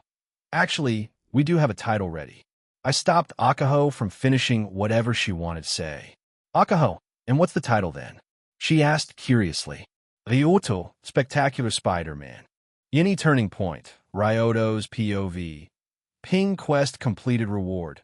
70 SP, 1 gotcha ticket. Shonen Jump accepted our manuscript as a one-shot, and we'll see how it goes from here. Zaston used his name as his pen name, and I, of course, couldn't choose anything other than Stanley. Zaston questioned me why I chose it of all the names. I answered that it was the name of someone I have great respect for. Days went on. Days turned to weeks, and weeks became a month. During that time, the Spectacular Spider-Man one-shot was published in a magazine, and it met with great success, and a series was demanded as serialization. Zaston and I were overjoyed and went to work right away. The worst part of my work was meeting Akaho more often. Fortunately, she didn't do anything to me and acted professionally. Even with all that, I didn't drop my guard. The last time I did was the time I almost lost something important. I wasn't tired anymore because of my love life since I got hentai protagonist Stamina B. It only worked when I was resting, though. I could spend time with Lala for hours, and no matter how long I would sleep afterward, I would feel refreshed and ready to go. It solved one of my problems. Even better is that it doesn't increase my lust, so I don't have increased needs. I want die or anything if I'm not having sex for a week or something. On the other hand, I gain a new problem. Risa started to avoid me. It wasn't evident at first, but as she was acting as usual when everyone was around, as soon as we were left alone, she would suddenly have something to do. It took me some time to notice, but I started thinking why she started behaving like that when I did. Was it because I grabbed her boob? She said that I could, so I don't know why she would be angry about it. I also got the title Sex Maniac. I should feel ashamed that I was doing it so often that I got this title, but I only feel pride. I was being spied on for the last month. I think Saki may be a stalker with too much money, the most dangerous kind of stalker. I didn't do anything to her spies since they weren't doing anything harmful to me. I played tricks on them a few times, though. My training was progressing, with bending, I mean. I still can't figure out the deal with hockey and what's holding me back. However, the good news is that Celine loves my water bending and the tricks I do with water. I also could finally turn water into ice and started learning ice techniques. Once during a full moon, I tried a water bend, and I could feel the difference in power I could muster. Good to know that moon affects my water bending as well. You'll need to be careful of a lunar eclipse. Everything was going fantastic. Having nightmares were negligible right now. I don't even sleep that long, and I'm not tired. They're annoying at best, but I'm still anticipating the therapy Karen promised me. I'm a little scared, but Karen improved a little, and maybe I should trust her this one time. Ping new quest mission. Repairing a broken boy Objective 1. Reward: 10,000 SP. A summoning scroll. You want Need Mist of Understanding. 1 ability upgrade. Random. 1 of Karen's embarrassing secrets. Something interesting will happen. Failure. You will stay a broken boy. Duration of punishment until your cure. Description: multiverse is a big place, and somewhere there is a person who can help Ryoto with his problems. As his issues are complicated, he will be sent to his universe and live there until he completes the objective. He will be placed there with a ready identity and even a monthly allowance. While outside his home universe, the time will be stopped. During the quest, Ryoto will be aged by 1 to 2 years. All of the wounds and scars obtained during the mission will be present after returning. All acquired skills and strengths will also transfer back. After going back, there is possibly to come back with shop items. Time in other universes can be different, so be cautious. P.S. I know that you're calling me old behind my back, Karen, and good luck, Ryoto. Smiley face. What? Karen, what? Does this old bitch think that she can play with me like that? Does she realize what kind of damage I can do to her? Does she realize who she fucks with? Karen, what is the meaning of this? Karen, when a bitch wants something to do, she'll do it even if she'll make enemies on the way. I started losing my cool. Karen, what is meaning of this? Karen, so I asked for help with the problem you're having. It looks bad now, but I can promise that the results will be amazing. One time I wanted her help with hooking up with someone, and she embarrassed me in front of him, so I didn't have a chance. Later I found out that he was a douchebag. The moral of this story is it will be bad, but the outcome will be great. She's a little early, though. Or did I forget to tell her when to start? I don't like that. I don't like that at all. And why is objective unknown? It's a fucking objective. How can I complete it without knowing it? It's not a secret bonus objective, but a main one. While your embarrassing secret is tempting, but what is something interesting? Karen, knowing her, it could be anything. It could be something mildly interesting like funny-looking rock or anything else, really. Black holes spawning near Earth, alien invasion, a world with reverse gender roles. I don't know, and we won't know until you complete your objective. I cursed for a few minutes straight until I calmed down a bit while Karen was waiting patiently for me. Karen, better? No, but what can I do? At least something good will come from this, and time will be stopped. So what now? Karen, now be ready for a transfer. What? Why dash? Yindi, the new beginning, Ryoto's POV. After I vanished in bright light, I woke up in an unfamiliar apartment, alone. Bad thoughts started coming to me, all bad scenarios and possible bad endings. Karen was the one who slapped me out of the spiral of thoughts. Karen, Ryoto, wake up. Don't start being depressed. God damn it. Right, thanks, Karen.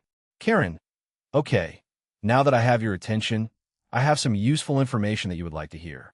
Your name is the same as it was before, and you're transferring to Kunijigakaka Junior High School 3E. As it was described, your body is designed to fit in the classroom. Your powers are the same as they were before, and strength didn't change at all. There's a map of the way to school on a table.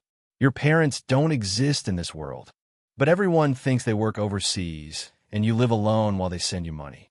You get enough to feed and entertain yourself, and you don't need to pay for the apartment. Parents pay for it. I could forget some things, but you'll figure it out eventually. Did you say 3E? Karen, yep.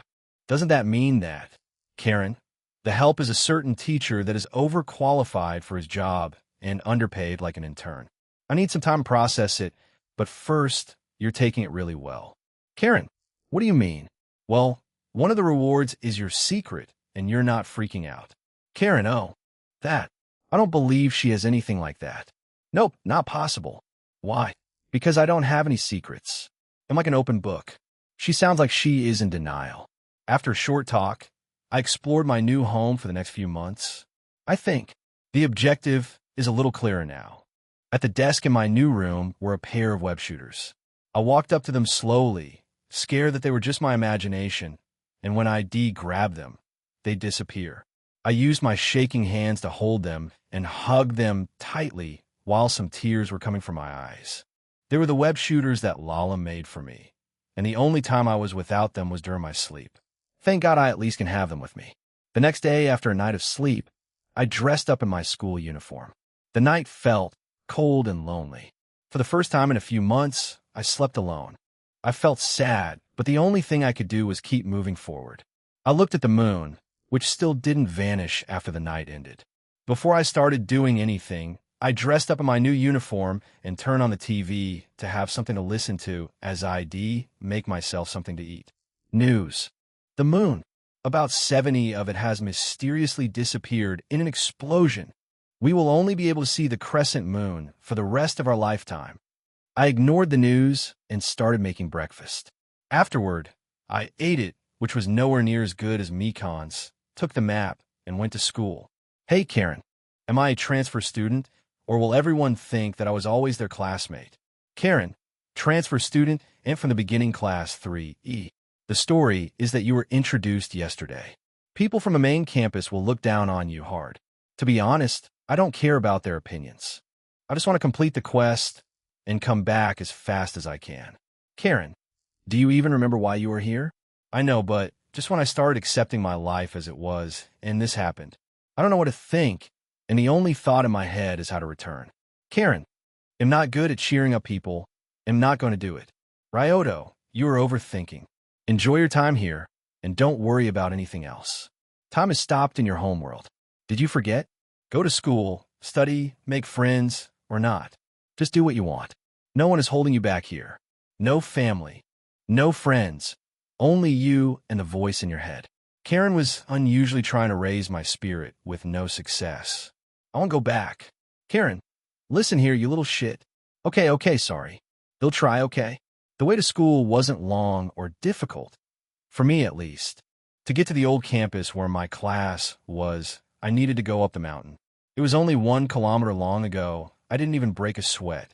Up the hill was a worn-down school building. It was made of wood. I walked into the classroom and was greeted by my classmates. I, of course, returned the greeting and sat at my desk.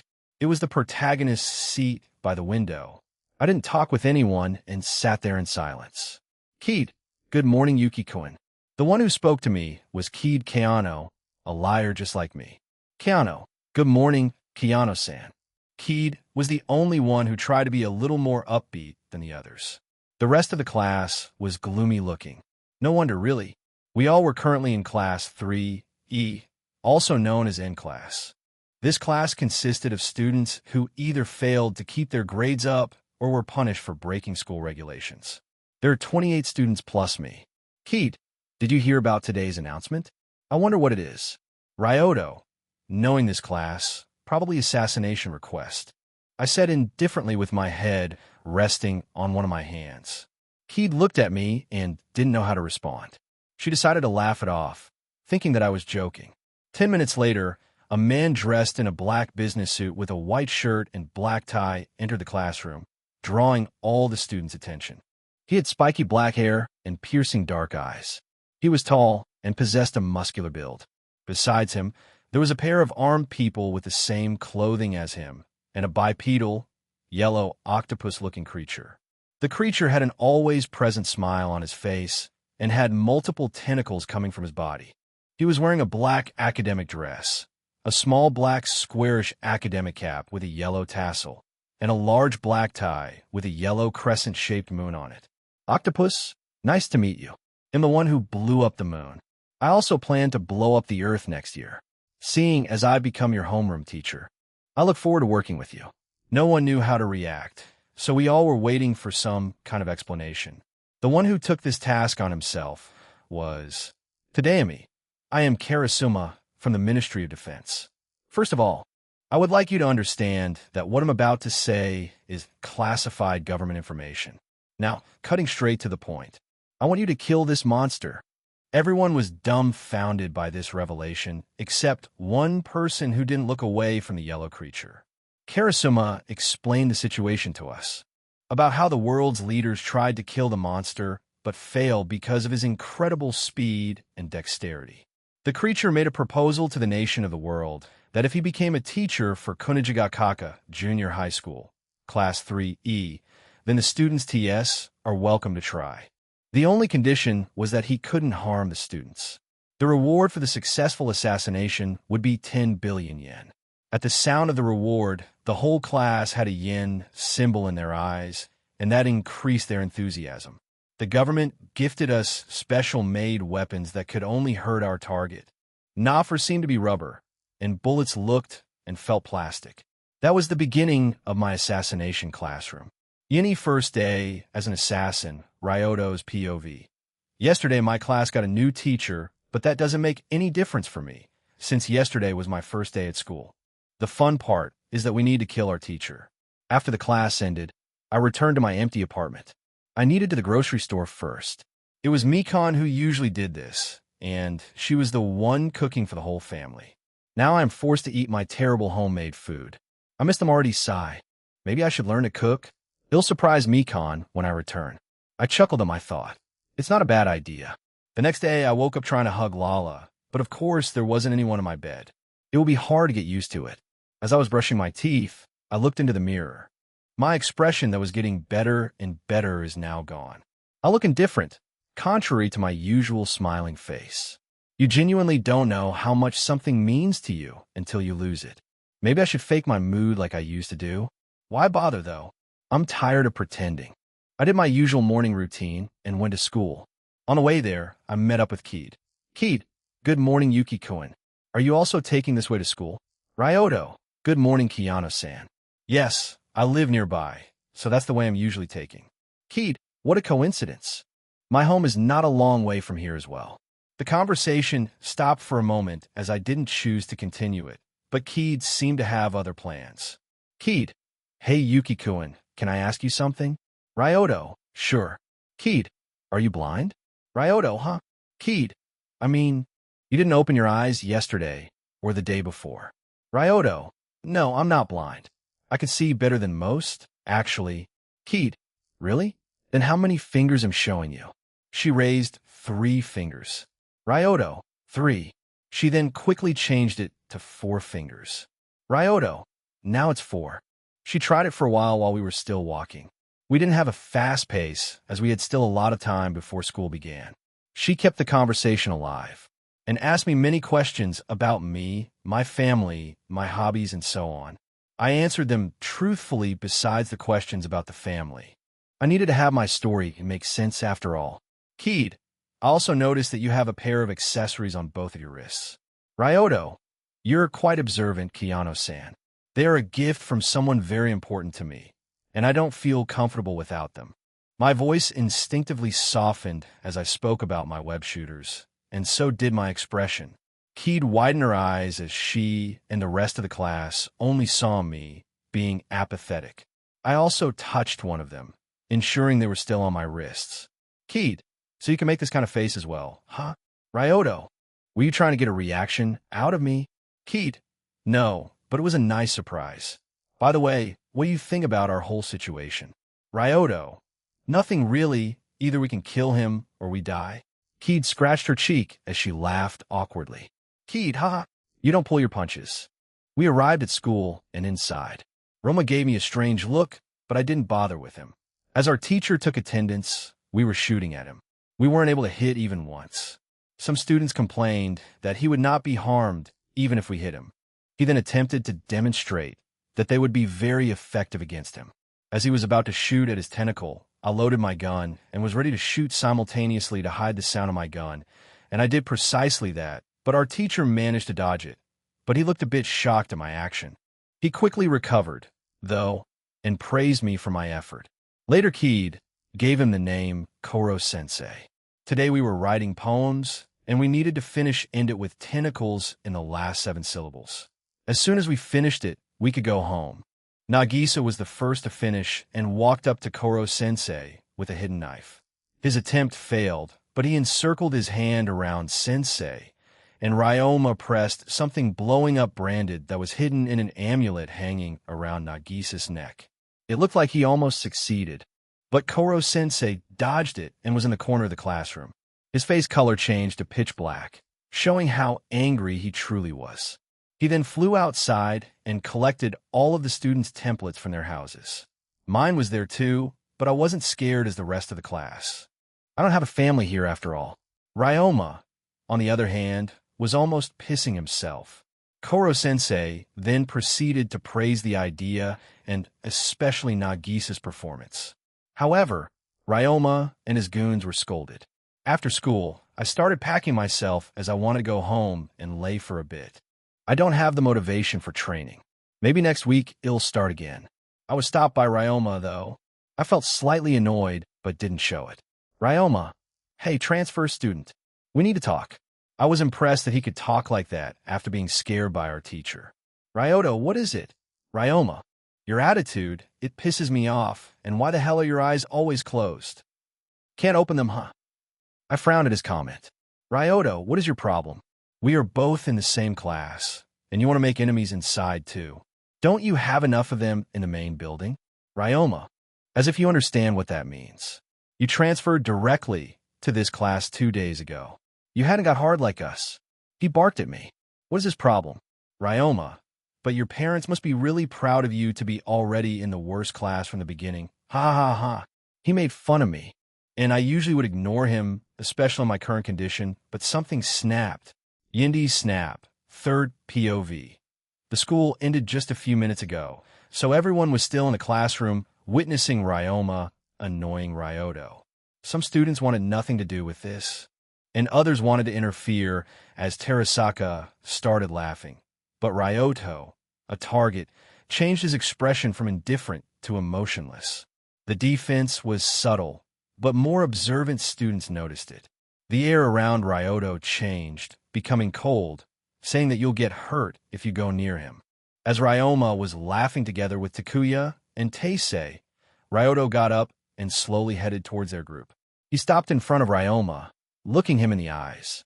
They were the same height, 180 centimeters. Ryoma, what do you want? Ryoma didn't back of even if he is usually the taller one. He thought that he still had an advantage.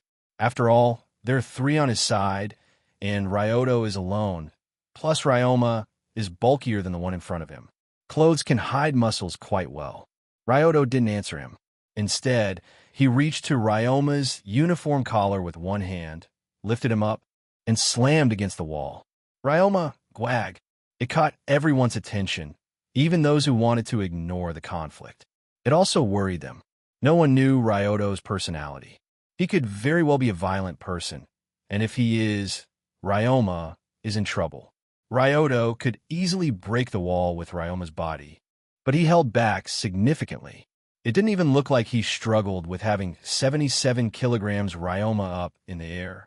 He looked extremely calm, terrifyingly so. Ryoma tried to break free from Ryoto's grasp, but he was unsuccessful, even while using both of his hands.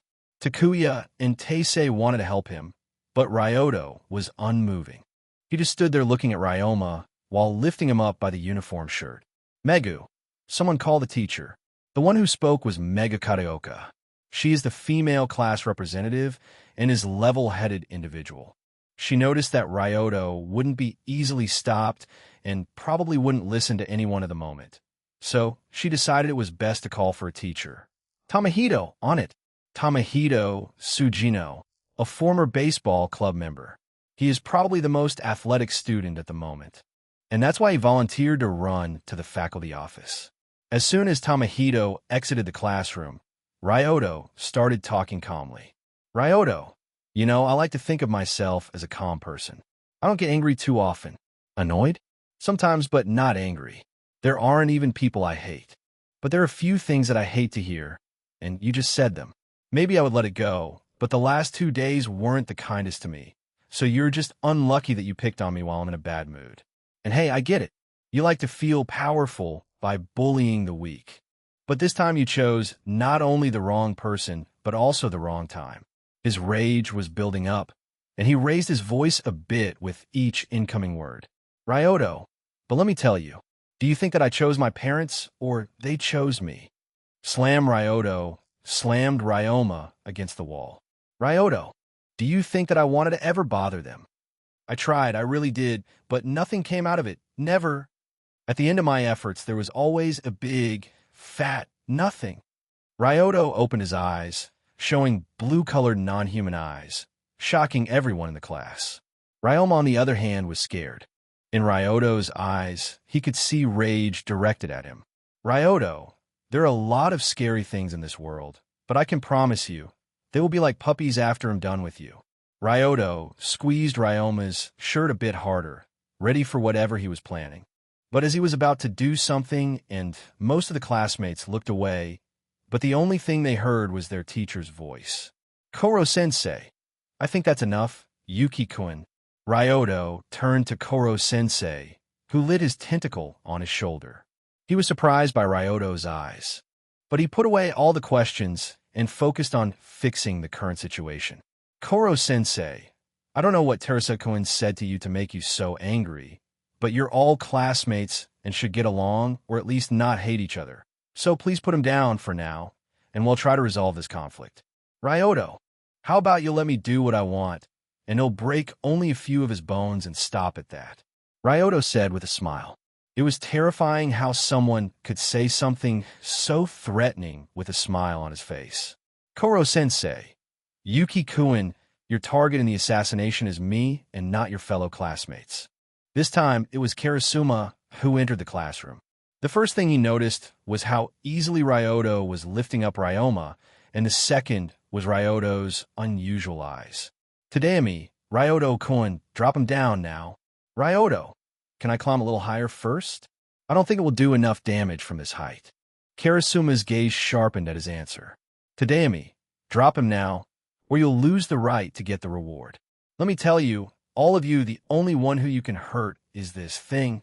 Karasuma pointed at Koro-sensei, who usually would protest being called a thing, was quiet. The situation is too serious. Tadami, you're not allowed to harm students. That's the rule that not only applies to him, but all of you as well. Ryoto narrowed his glowing blue eyes and released his grip, dropping Ryoma, who needed to take a few deep breaths in the process. Ryoma looked at Ryoto in fear. But Ryoto wasn't focusing his attention on Ryoma anymore. It was shifted to Karasuma. Ryoto done happy now? Because I'm not. Ryoto walked towards his desk to get his backpack. He wasn't nervous, as if he didn't do anything wrong. Tadami, come to the faculty office. Ryoto was stopped by Karasuma once more. He calmed a bit after he put down Ryoma and was able to think more clearly. Ryoto, understood. That is the only thing Ryoto answered, and left shortly after checking his backpack. This left the whole class in various emotions. Most of them were scared, but there were also individuals who were curious or even worried. As the students were digesting the situation, Ryoto was sitting in front of Karasuma and Koro-sensei. Yini talked with the teachers, third POV. After Ryoto left, a classroom was silent. No one knew what should they do. Should they just leave, talk about what happened, maybe peek into the teacher's room and eavesdrop on their conversation? Someone wanted to do that for sure. Ryoma and his goons left the classroom as well, while cursing under his breath. He was clearly angry, but an earlier event made him scared enough not to bully anyone, at least today. There was silence once again after one of the central figures of the event left. Ryo. So anyone has any idea what that was about? Ryo Nakamura broke the silence and asked the question everyone wanted to ask, but unfortunately, no one knew the answer. Ryoto was not only a new student, but he wasn't social as well. He didn't care about anyone in the class, and he never started the conversation. He answered if asked, but that's all.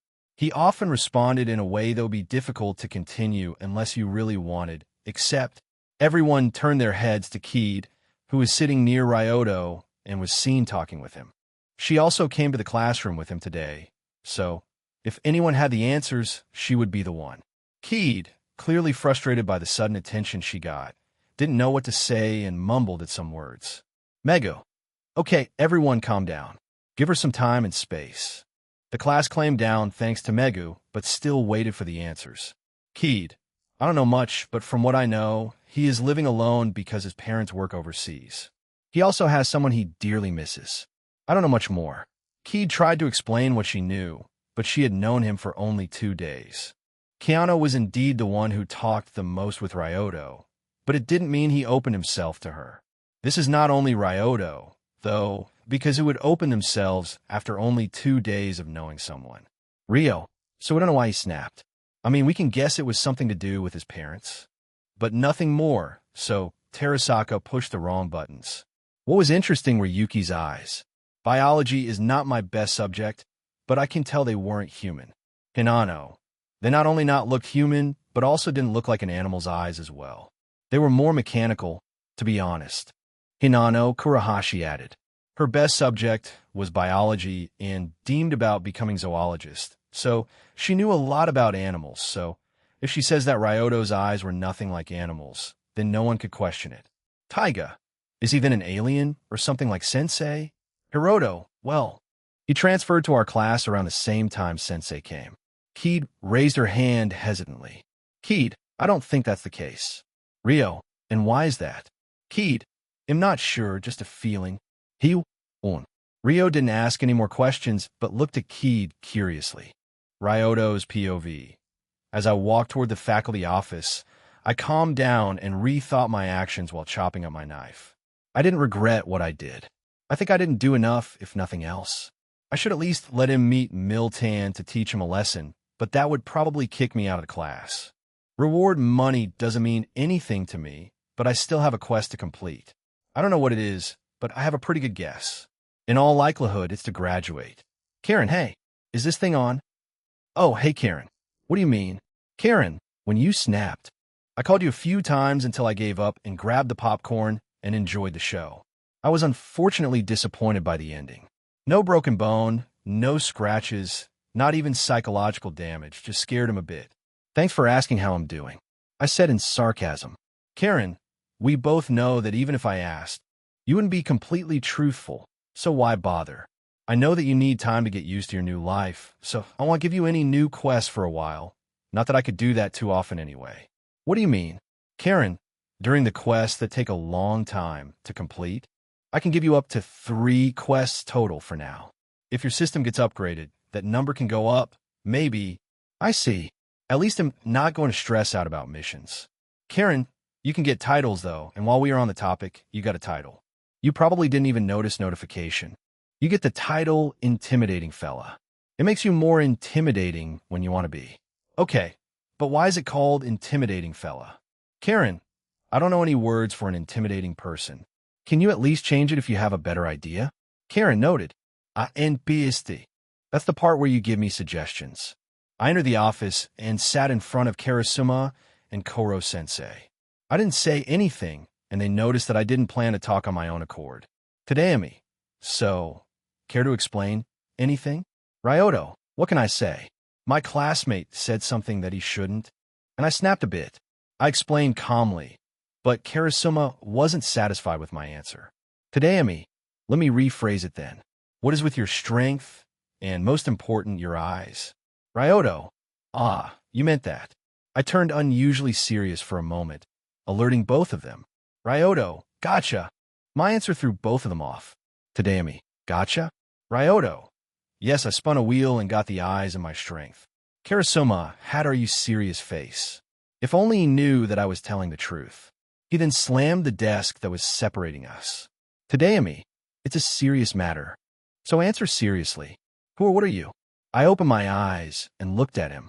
Ryoto, at the moment, a human and a Class 3 student who is learning under Koro-sensei, nothing more, nothing less. Tadeami, and what were you before then? I paused for a moment and answered calmly. Ryoto, a little bit happier. My answer shocked both of them, and there was silence once more. This time I decided to start talking on my own. Ryoto, you may not believe me, but I'm not here to harm anyone even if my actions say otherwise. Terasaka just said something that made me lose control. Everyone has something they wouldn't want to hear. Even someone stoic like you or Koro-sensei. They'll try to control myself in the future better. I would also like to keep it a secret. I wouldn't want to become a lab rat or something. Tadeami, sorry, but I can't do it. You are an unknown, and I need to report everything that happens in this classroom. Koro-sensei wanted to say something, but I stopped him. I had a plan after all. Ryoto, guessed as much. How about a bet then? It piqued Karasuma's interest.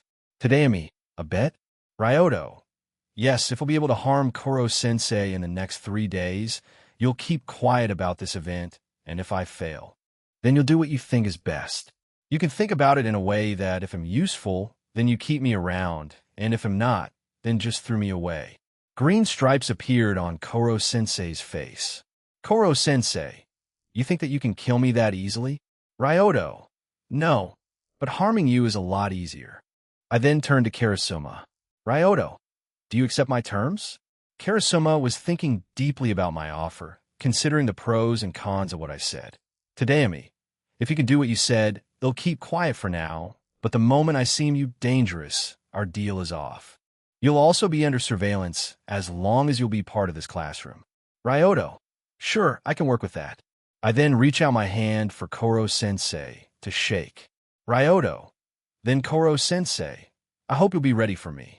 Koro-sensei, still with green stripes on his face, showing that he looks down on me. He then tried to shake my hand, but his tentacle melted as soon as he touched my hand.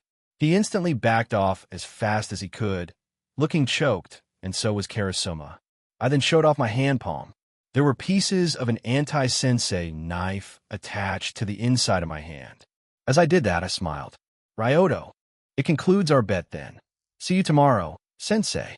I left as soon as I said it, leaving both adults dumbfounded, but I could still hear the last thing Karasuma said to himself. Tadayami, did he just play me? Yindi assassinations continue, Tadayami's POV. After Ryoto left, I was thinking carefully about my options. Should I keep my promise or not? I know it would be unethical to do it, but he is a dangerous, unknown thrown into another problem. He is strong, and probably didn't use all of his strength to lift up his classmate. And there are his eyes. I don't know if they just look different, or there's anything more to them. And after this octopus showed up, nothing will surprise me. As I was deep in my thoughts, I felt a tentacle on my shoulder. I instantly tried to cut it down, but not only he avoided my attack, but he also took a knife from my hand with a folded piece of paper. Koro-sensei, you don't need to worry about Yuki-kun too much, you know. Tadayami, and why do you say that? Koro-sensei, as his teacher, I need to take care of him after all, so he can grow splendidly. Plus, the look in his eyes reminded me of someone. In the last sentence, I could hear sorrow. Tadayami, was that someone you met before or after you stopped being human? Koro-sensei, I didn't get the answer, but I decided to observe Ryoto without notifying higher-ups for now. Tadayami, fine, I won't report on him, but one wrong move and the military may be involved. Koro-sensei, I won't let it happen. He laughed confidently. Ryoto's POV. I returned home happy that I could somehow defuse the bomb that I created by being too hot-headed. Before I went home, I stopped by a grocery store to buy some things. I looked at what was on sale as my money was limited. At home, I tried looking up some easy recipes I would try to make with the ingredients I bought today. If I could be so bold to say that I'm pretty good at following instructions, and that includes recipes as well. I don't know what happened, but my food didn't turn up as I wished to, but it wasn't bad by any means, but wasn't good either. It was edible, and that's all that matters. It'll improve in the future. Hopefully. The next day, I woke up, as usual, did my morning routine, and walked to school. I met Keat on my way to school. She was acting as usual with slight nervousness. I must say her acting is spectacular, but it takes one to know one, so she isn't able to fool me. We talk about unimportant things while we walked. I humored her with the talk. Ryoto, can I ask you something? Why are you bothering with me? After yesterday, most of the class will avoid me, and if you're near me, the same will happen to you. Keat was surprised by my question and thought about how she would answer. Keat, you remind me of myself a bit. This time I could tell that she was telling the truth. It shocked me, but I didn't comment on it. After a while, we arrived at the classroom. As I walked into the classroom, everyone turned to look at me. Only Terasaka flinched at my sight. The lessons went on as usual, with us trying to kill Koro-sensei as he dodges at superhuman speed. Tamahito Sugino tried to assassinate him with a thrown baseball with attached anti-sensei material. Throwing doesn't generate sound, so he thought that he could surprise our sensei, but he underestimated his speed because as the ball was flying towards him, he not only caught it, but also flew to a shack to get a catching glove. I observed it through the window. It was a good way to pass the time. Hey, Ryoto, are you listening? Rio decided to bother me. She doesn't seem to be scared of what I did yesterday. I lazily turned to her. clearly showing my uninterest. Rio was unfazed by this and started talking to me with a smile. Rio, quite a show you made yesterday. Ryoto, if you want an autograph, you need to get in the line. Rio, a joker, aren't you? But luckily for you, I'm here just to sate my curiosity. So what's the deal about your eyes? Do they hurt? Do you see in blue? How do you see with your eyes closed? Can you show them to me? How are you so strong? She bombarded me with questions without any shame.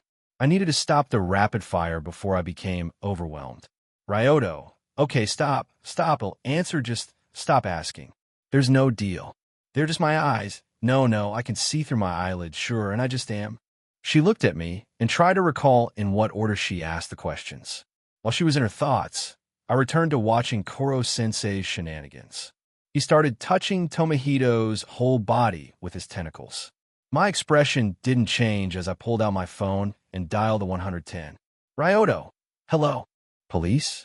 I would like to report crime. A teacher is touching his student improperly. Where? Everywhere. Please come soon. I'm scared for students' safety. I spoke loud enough for Koro-sensei to hear, and he panicked at my words. Koro-sensei, wait. Your sensei doesn't do anything suspicious. I swear. As Koro-sensei was panicking, I shot at him with my pistol. Unfortunately, he dodged it, but he was sweating nervously. Ryoto, looks like you'll need to try harder, I said as I spun my weapon on my finger, looking playful. Koro-sensei, one of these days, you'll give me a heart attack with your jokes. Ryoto, would it count as a kill or a death by natural cause? Everyone looked at me in silence. Ryoto, what? It's an important question. Koro-sensei, that reminds me, Yuki-kun, can you stay with me after classes? Ryoto, sure. And so, I waited for the end of the school, curious what sensei wanted to talk with me. Yendi with Koro-sensei, Ryoto's POV. I stayed after school, just like Koro-sensei asked. I walked into a faculty office where only Koro-sensei was present. Karasuma was absent at the moment, probably meeting the higher-ups. Koro-sensei, please take a seat. I sat in front of him and waited for whatever I was called for. Koro-sensei rested his chin on his tentacles and asked seriously, Koro-sensei, do you have a girl you like? Ryoto, huh? I expected many things, but not that. Koro-sensei, as a boy your age, you must have had a crush or two. So tell your sensei about your love life. He pulled out a notebook, a pen, and got glasses on his face without me noticing. I didn't pay attention, and my eyes were closed, but it was still impressive to escape my perception. Ryoto, can we get to the topic already? Koro-sensei put away the newly acquired things and pouted. Koro-sensei, you're no fun. Ryoto, sensei, I still need to buy groceries. Koro-sensei vanished once more, and 5 minutes later, he came back with 2 grocery bags on a table. Koro-sensei, now that you have time, let's have a chat. I looked him straight into the eyes and said, Ryoto, I'm not paying for it. Koro-sensei panicked and started counting the money he had left. Koro-sensei, if I eat only 4 bao, then I could. He mumbled his plan to survive this month. Wait, if he just started teaching, how does he have money? Did he get paid in advance? Or did the government give him some money? Maybe it's his savings before he became Koro-sensei as I know him today. Ryoto, okay, sensei, so what did you want to talk about? And if you say my relationships one more time, I'm leaving. Koro-sensei took a breath to say something, but a word didn't leave his mouth. He coughed a few times in embarrassment. Koro-sensei, I want to talk about you, if that's all right. Ryoto, me? Koro-sensei, yes. We both know that you have a few small issues, and I would like to know what causes them. Of course. I can't force you, and you can walk away right now, and I won't stop you. The silence started, but I didn't exit the room, and Koro-sensei was waiting patiently for me to either speak or leave. I then opened my eyes and decided to leave them open during the duration of the whole conversation. Ryoto, you know, I wasn't always this handsome young man that sits in front of you. I didn't start out with these eyes. I pointed at them. Ryoto, or my strength. I was a normal boy with normal eyes in life. My family could be called somehow dysfunctional, but there were a lot of happy moments. Unfortunately, I wasn't always the son my parents wanted. My mother loved me, but my father mostly ignored me. He came to me just to ask for my help or borrow something. I didn't care about it, as I couldn't view him as a father either. I started telling him some things I felt somehow comfortable with sharing. Koro-sensei listened to me without interrupting, which was surprising for him. I needed to stick with just one of my life's problems for now, to not contradict myself, as I don't want to talk about my reincarnation transmigration right now, if ever. Ryoto, the last time I saw, images flashed through my head. You know that I hate liars. I furrowed my brows, and I didn't continue what I started saying. Koro-sensei observed me, but didn't say anything. As I sat in silence, I noticed a movement of one of his tentacles under a table. My face showed distaste and disgust. He looked at my face and didn't know why I made such an expression until it hit him, and he panicked and tried explaining himself with a pen and notebook in his tentacles. Koro-sensei, wait, that's not what it looks like. Ryoto, the damage is already done. I can't delete this image from my mind. I want some kind of recompensation, I said without any emotion in my voice. I honestly didn't want to imagine that. Ryoto, I feel dirty. I pulled out my phone and started dialing 110. Koro-sensei, wait. Don't involve the police. I don't want to lose this job. IT's just my second day on this job. He can lose his job? No, wait. Knowing the chairman of this school, he can indeed be fired. Ryoto, can you fulfill one request of mine then? Koro-sensei, yes. He nodded his head hurriedly. Ryoto, then I want you to help me train. Koro-sensei, train? Ryoto, yes, as you've noticed, I'm not an ordinary man, and I want your help with training. You know what? It's better and faster to showcase. We went outside and found the river that I was searching for. Koro-sensei, so what did you want to show me? I didn't answer and breathed in some air, moved some water out of the river, and launched it into Koro-sensei. It shocked him, but he easily dodged even the tiniest droplet of water. I then tried to use fire bending for the first time on the water by accumulating my anger and using the Shaolin style of fighting that I read online. I managed to somehow summon a fire. Afterward, I used haki on my arm and punched a tree, breaking it in the process. The tree fell into the river. I walked up to the fallen piece of wood and lifted it up with some effort and threw it a bit further down the river. I walked out of the river with my shoes still wet. I didn't think it through, but they'll dry out after some time. I locked into another tree that I would imagine would start sweating if it could. After I took off my shoes and socks, I began climbing upwards. About 5 meters up, I stopped and went into a crouch position, which would be normally impossible to do while climbing a tree. I jumped down while doing a backflip and landed on my 2 feet without any trouble. I then looked at Koro-sensei and said, Ryoto, I need your help with that.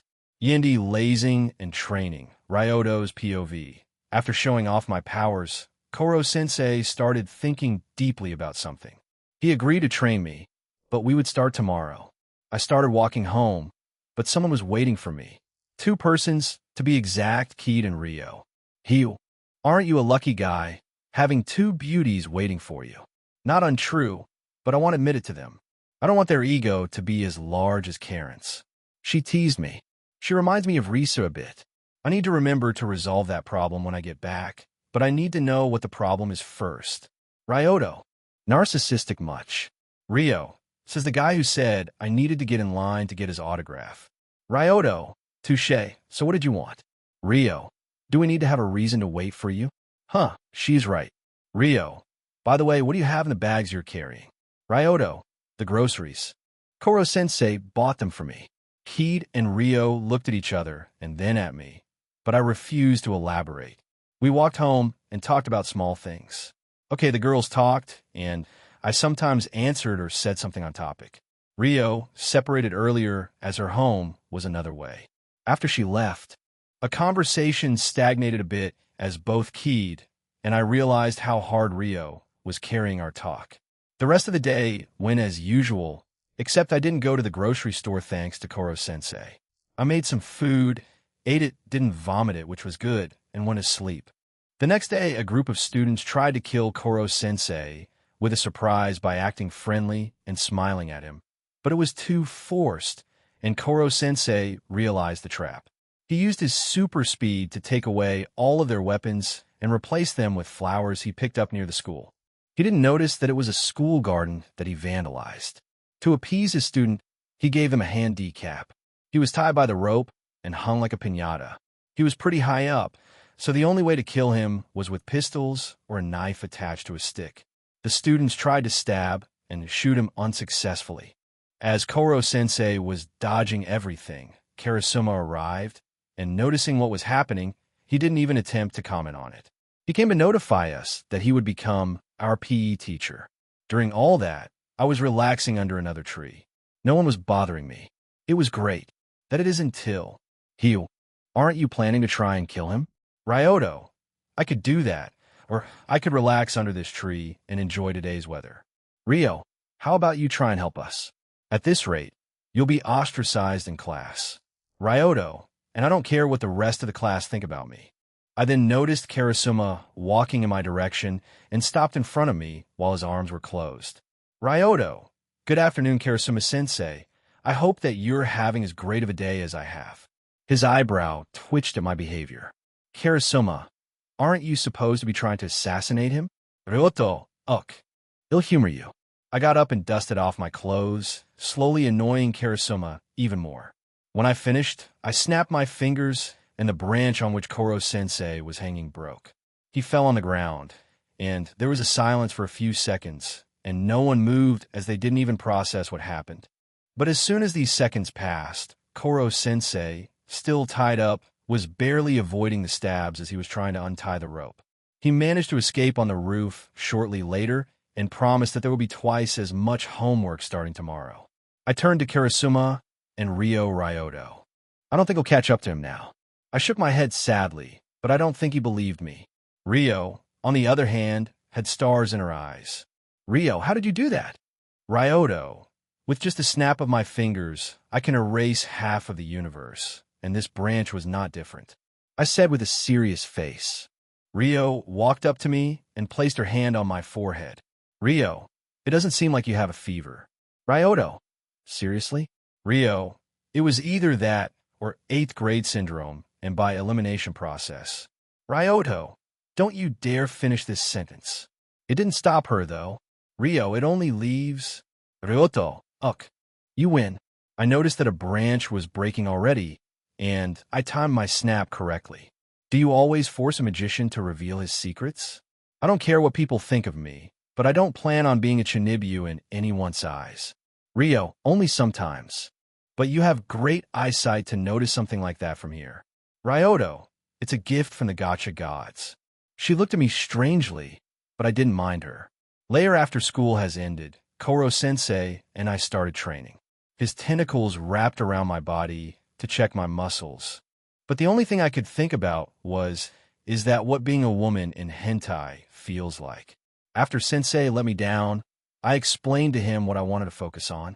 I wanted to improve my usage of bending of both elements, hockey of both types, and fighting practice. Today we focused on bending. Koro-sensei noticed that my movement was similar to known martial arts, so he researched it and guided my movements accordingly. Of course, everything wasn't the same, and I tried to describe bending in as many details as possible. He also taught me as much about water and fire as possible. We couldn't go over everything during one session.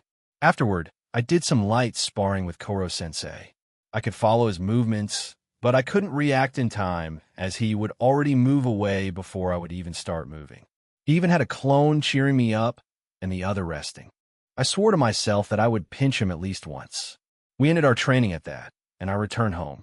In PE lesson, Koro-sensei's POV, Yuki-kun returned home, and I flew back to the teacher's office.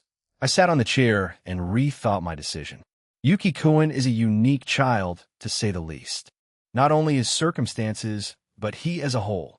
His muscles are like nothing I've seen before, and the same could be said about the rest of his abilities. There's a possibility he was being experimented on like me, but he doesn't possess any tentacles hidden. I checked thoroughly for it when he allowed me to examine his muscles, but thankfully I couldn't find them. That leaves the possibility of another experiment that happened before or simultaneously as the one I was involved in. There's also a chance that the cause of his physique is something wholly different and, at the same time, unknown. I know that Yuki-kun is hiding something, or more likely, he isn't telling the whole truth about himself. It's not wrong in itself, as even I'm not completely honest with my students either, so expecting them to do that would be hypocritical. I look through my notes about Yuki-kun. Super strength, reflex, and eyesight, control over water, creation of fire, sticky skin but primarily hands and feet, hardening parts of the body, and some kind of aura sensing for what he told me. These are the abilities that I'm aware of, but I can't rule out the possibility of hidden powers. After all, I also didn't show all of my cards from the beginning. He is a little broken and has many issues underneath all his powers. One of them is obviously his parents. Should I fly to them? I dismissed this thought. No, I should first try to help Yuki-kun. Adding new problems in an attempt to fix the old ones is not a good idea at the moment. Yuki-kun is a lot like me in the past. Not exactly a copy, of course. He seems to have a clear goal in mind, but at the same time, wants to give up his life. He is constantly switching between these two. I could say he is unstable at the moment, so we need to work on this first. I noticed that he was incredibly focused during training, and it helped him not to think about whatever he usually is thinking, but it's only a temporary solution. He also doesn't try to make friends, so I need to change it. Humans are social animals, and even the most isolated ones have some companions, be it another human or other animals. I then remembered Keanu-kun and Nakamura-kun. They seem to be the closest to him, and are likely the key to helping him. Well, Yuki-kun, be ready to be helped, Nurafufufu. Ryoto's POV. Today was the first day Karasuma conducted a lesson, and we were learning how to fight with knives. Ryo, hey, what are these things on your wrists? Ryoto, something very precious. Ryo, can I touch it? Ryoto, no. Hiu, come on. Even though I knew she wanted to try and touch it, she didn't, which I appreciated. Tadayami, less talking, more swinging. Swing your knives through 8 strikes without hesitation. No matter how you stand, don't lose your balance. Some students were questioning the usefulness of this training, as it would be normally impossible to hit Koro-sensei with a knife who, by the way, build a sand Osaka castle in the sandbox. Karasuma then volunteered Yuma Isagai and Hiroto Maihara to attack him, and if they managed to so much as graze him, we would end class for today. The 2 boys tried to strike Karasuma, but they failed spectacularly and ended up on the ground. I was feeling bored, so I decided to try it as well. Ryoto, Karasuma-sensei, can I try this little challenge as well? I learned faster by practice. He looked at me, trying to determine my motive, at which I smiled. Tadaomi, seek fine. He took his stance. Ryoto, question, if I graze you, do we still end the class earlier? Tadaomi, did you ask for that just to get home earlier? Ryoto, no, of course not. I asked for that to get to the grocery store earlier. The housewives are scary beings. I shuddered. Ryoto, they would do anything to get half-price products. They just don't play fair. It's a battlefield, and I think one of them had a gun. Karasuma looked at me as if I was crazy. Ryoto, looking at you, I can tell that you don't believe me. After school, you're going with me. I took off my shoes and sneakily stepped on one of the knives laying on the ground. Karasuma raised his eyebrow. Ryoto, don't worry about it. I just am more comfortable without shoes. I slowly walked up to Karasuma to shake his hand. Before that, I dropped the knife in my hand to show that I was unarmed. Ryoto, how about a handshake before we begin? Tadaomi, so you could try something similar to what you did to that thing? Ryoto, you can't blame a guy for trying. I picked up the knife that I had dropped earlier. It looks like I need to do it the old-fashioned way. I still walked up to him calmly with my knife down. I also opened my eyes. It was an intimidation tactic. Everyone who faced me at least flinched at the sight of my eyes. And I planned to use this moment to strike. Even though I'm stronger than Karasuma, he has more experience than me. I also need to hold back my strength to not break any bones. Huh, is it how Spider-Man feels every time he fights? To win, I need to grab him, and from there it will be a breeze.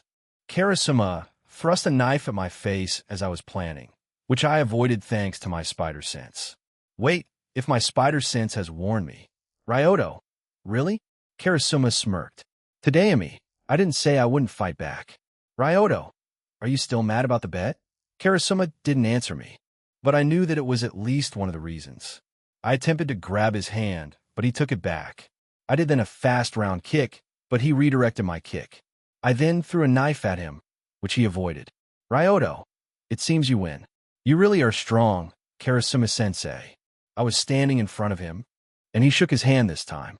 Tadayami, you didn't show much of your ability to use a knife, but you're agile and cunning, which are good assassin's qualities. Your lower body is powerful, and so are your kicks. Ryoto, there's only one problem. Tadayami, and what is that?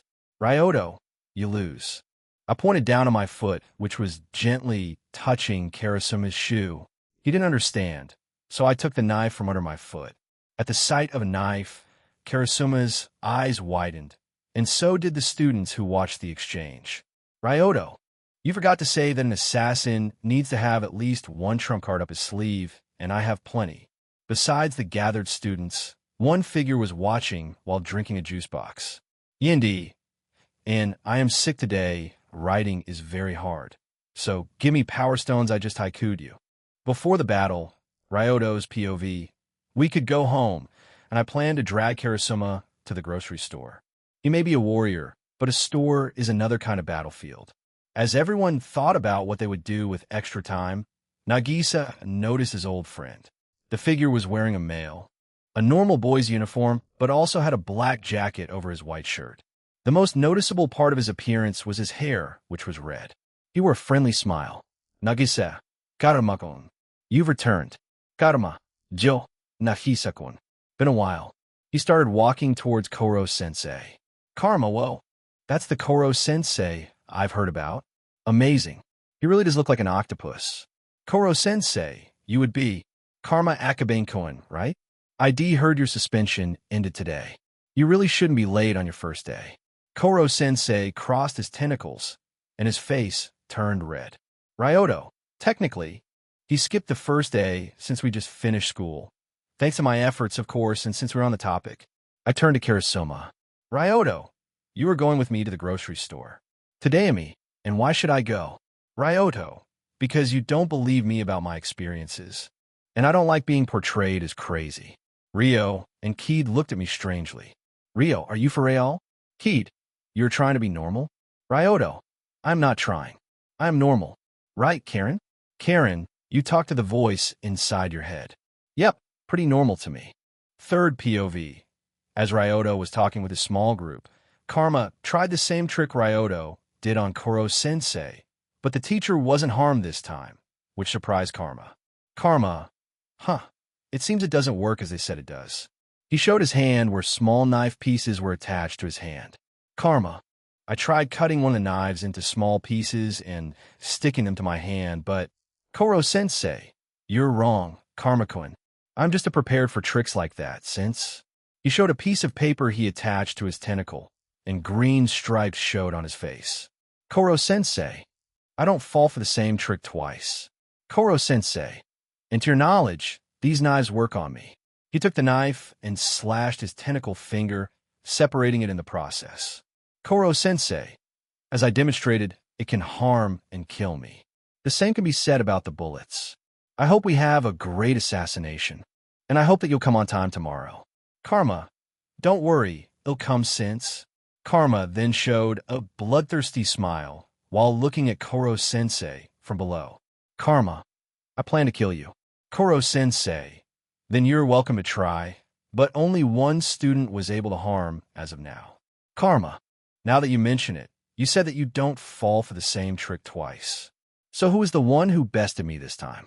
Koro-sensei turned to Ryoto, who was trying to convince Karasuma to go with him to the grocery store. Ryoto, come on, Karasuma-sensei, it will be fun.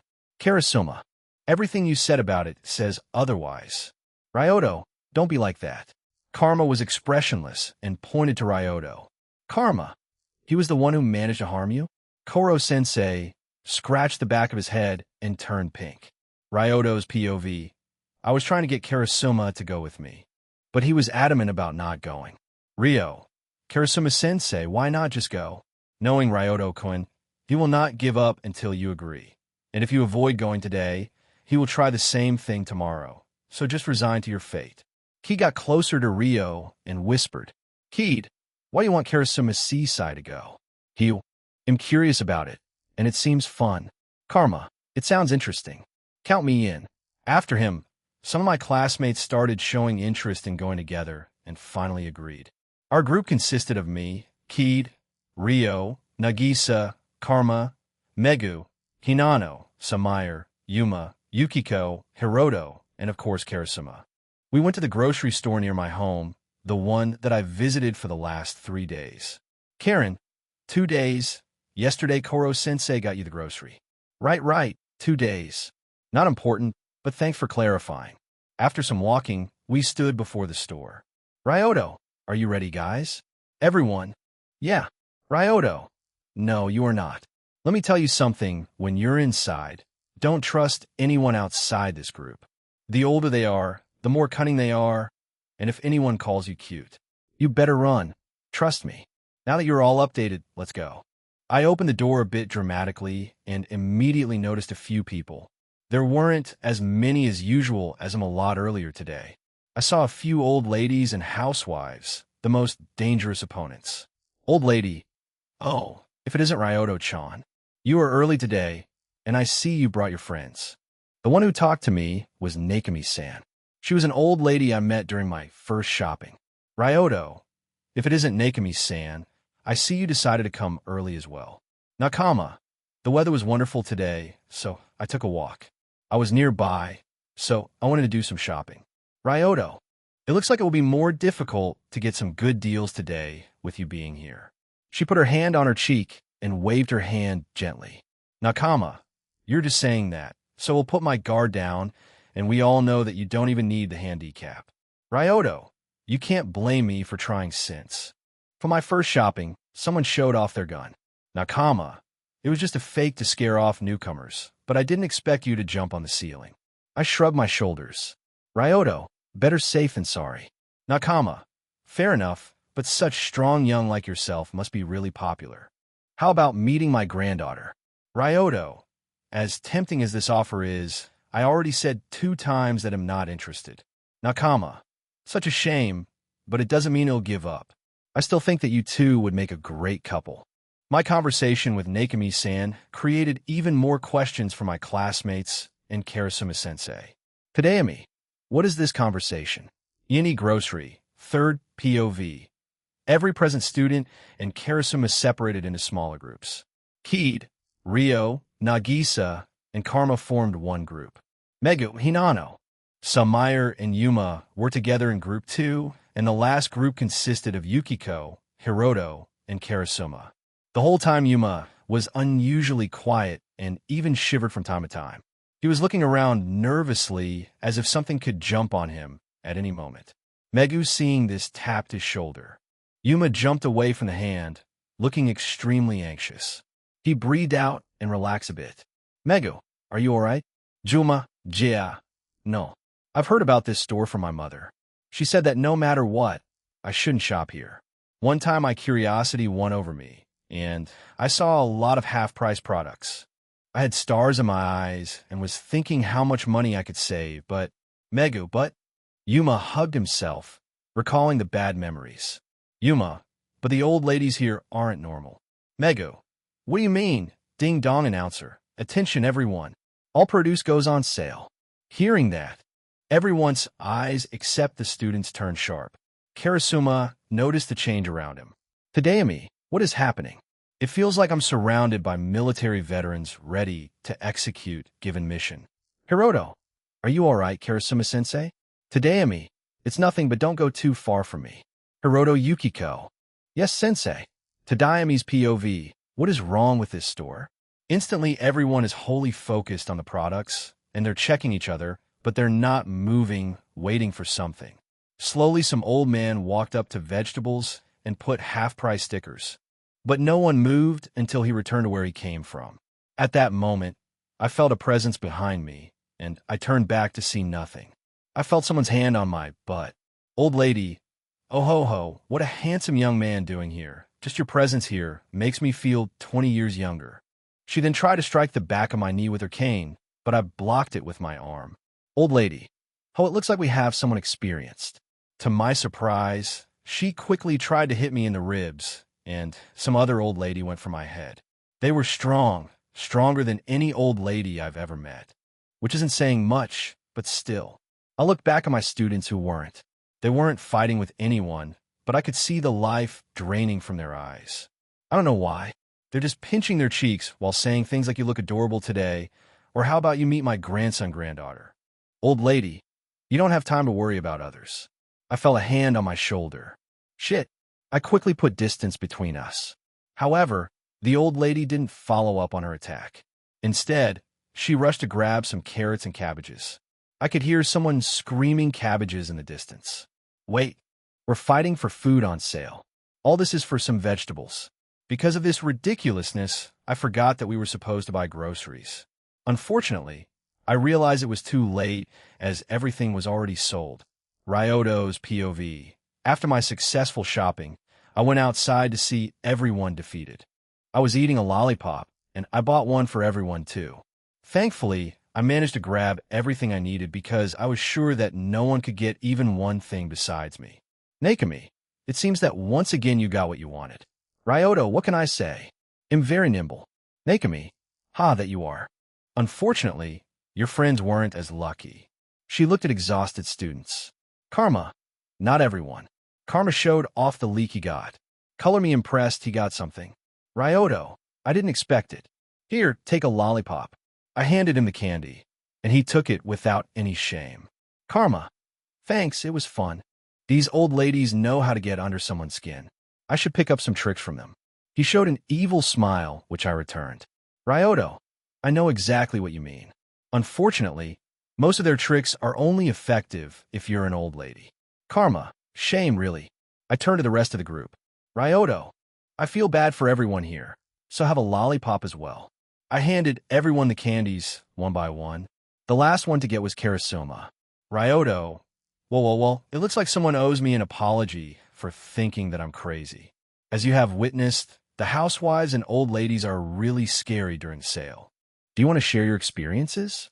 You get a lollipop for that." I tried to bait him with that, but it didn't work as he left without saying anything. "Ryoto, don't worry, they'll keep your lollipop for now." Rio and Ki didn't believe what they heard. I looked at them. "Ryoto, what?" "Rio, nothing. But couldn't you at least warn us?" "Ryoto, but I warned you though. You just didn't believe me." Rio raised her finger and wanted to say, but stopped herself as she realized I was telling the truth. Ryoto, reality is often stranger than fiction." "Koro-sensei." "Well said, Yuki-kun." "What? When did he get here?" I sometimes forget that he was the best assassin in the business, so silent movement shouldn't be out of option. "Koro-sensei, but please, next time, please don't traumatize your classmates." He pointed to Yuma, who was sitting and hugging his knees. "Yuma, am not a handsome young man. Am not a handsome young man. Am not a handsome young man." I forgot about him. I walked up to him, placed a lollipop in front of him, and nodded my head. "Ryoto, better." Karma started laughing hysterically, while others had a strained smile. "Karma, I like this guy." Everyone, especially Nagisa, thought it couldn't be a good sign. We separated shortly after, but only after I went to bed realized that I had forgotten about today's training. Yindi, and I am healthy now, thank for the kind words you all. Nothing more to say. A month has passed. Ryoto's POV. The next day, Karma tried his luck with assassination, but he couldn't even scratch him, and the day after wasn't any different, but he seemed to change after that day. I don't know. I wasn't that interested in his character development. What I was interested in was home economics. My cooking skills are slowly improving, which I'm happy about. Rio and Keed didn't want to leave me alone and always talked to me. I still had some alone time.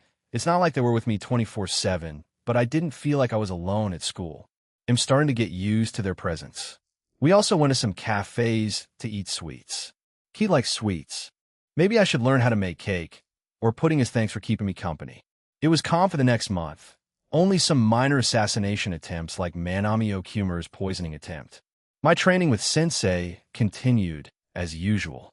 I finally could somehow fire bend without anger to power it up. I don't know how he could help me with that, but he did.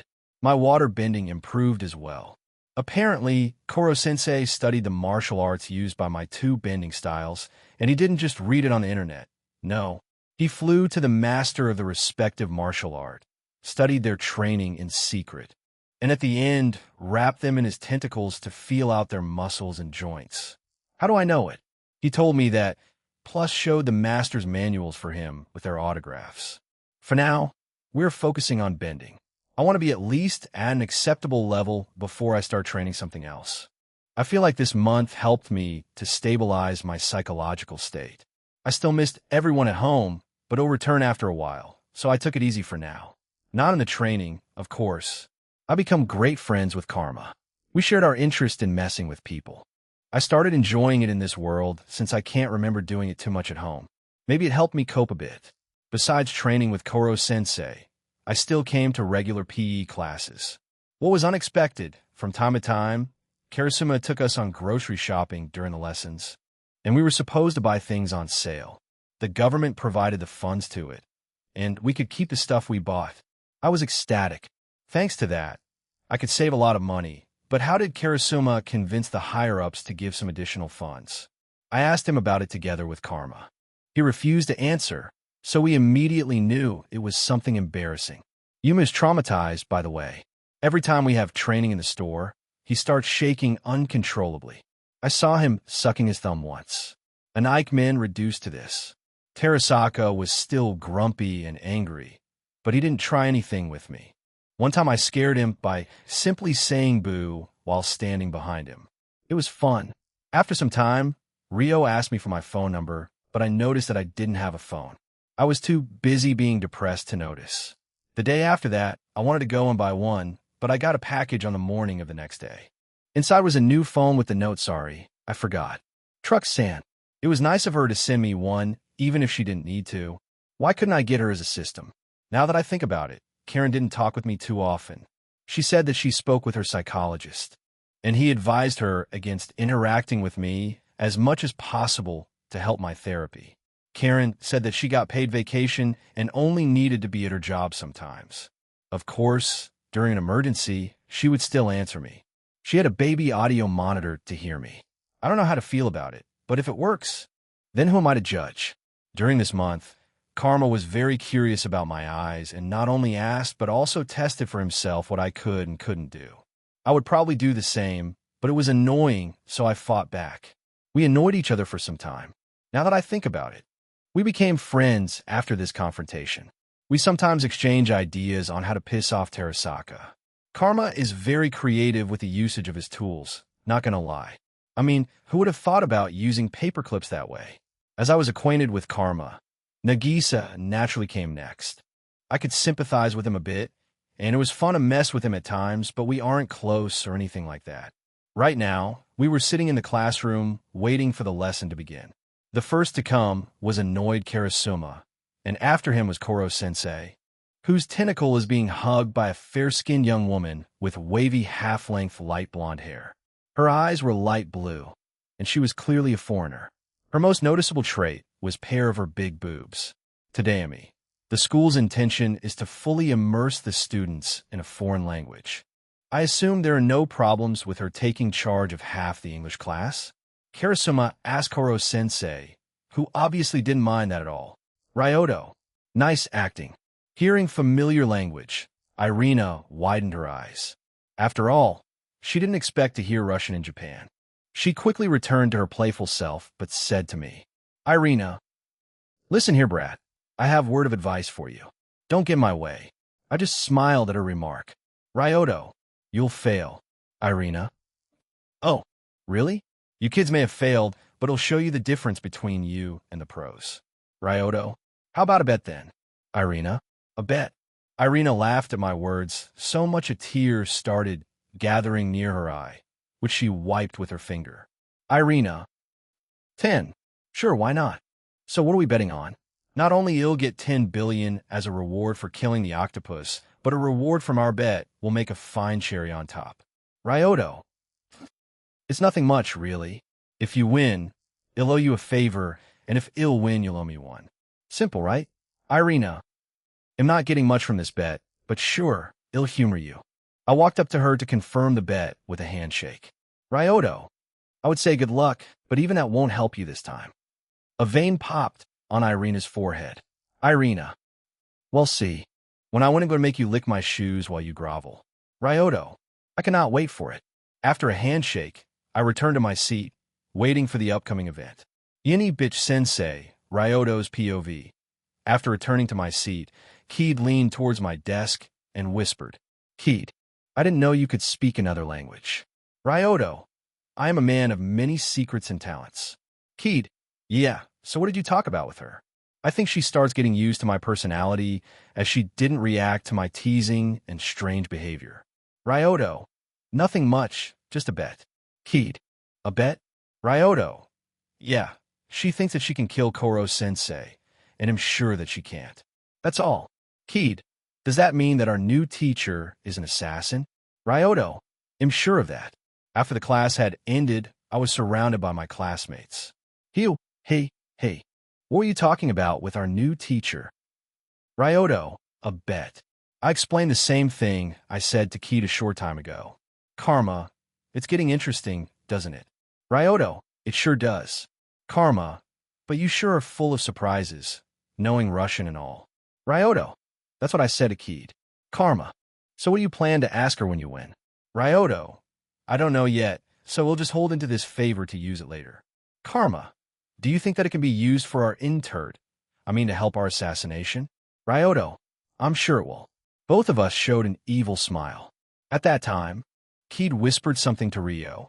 Keed, should we really let them spend so much time? I don't think it's good for Yuki. Ryo, Ryoto looks happy, so why not? After a short queue, we went outside to play assassination football. We play football as we try to shoot Koro-sensei with our pistols. Or at least we did until Irina decided to ask Koro-sensei for something. Irina, Koro-sensei, I heard from Karasuma-sensei that you're super fast on your feet. Koro-sensei scratched the back of his head with a stupid smile on his face. Koro-sensei, well, I'm not really that fast. Ryoto, true, since he doesn't have legs. He is walking on tentacles. My comment earned me a stink eye from Irina, but she didn't break her role. Irina, I have a favor to ask. Just once, I'd love to try drinking genuine Vietnamese coffee. So would you go buy some for me while I'm teaching English?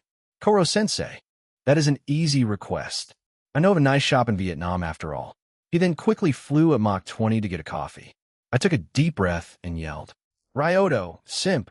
Everyone looked at me strangely. Ryoto, what? Keed, you know what? Nothing.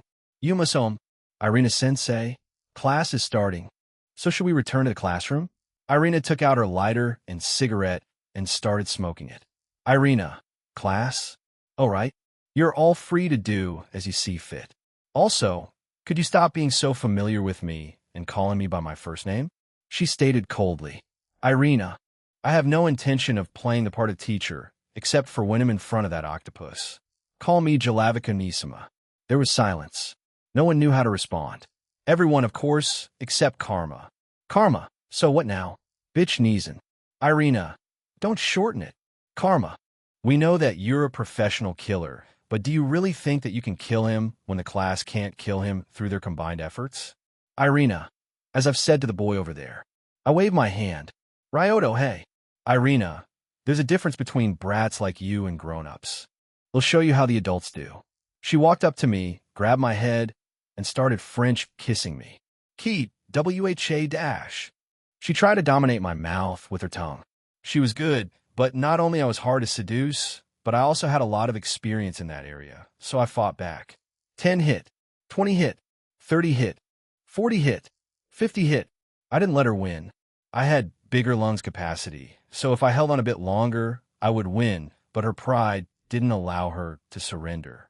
She tried a lot of tricks during our kiss. She even suddenly grabbed my butt.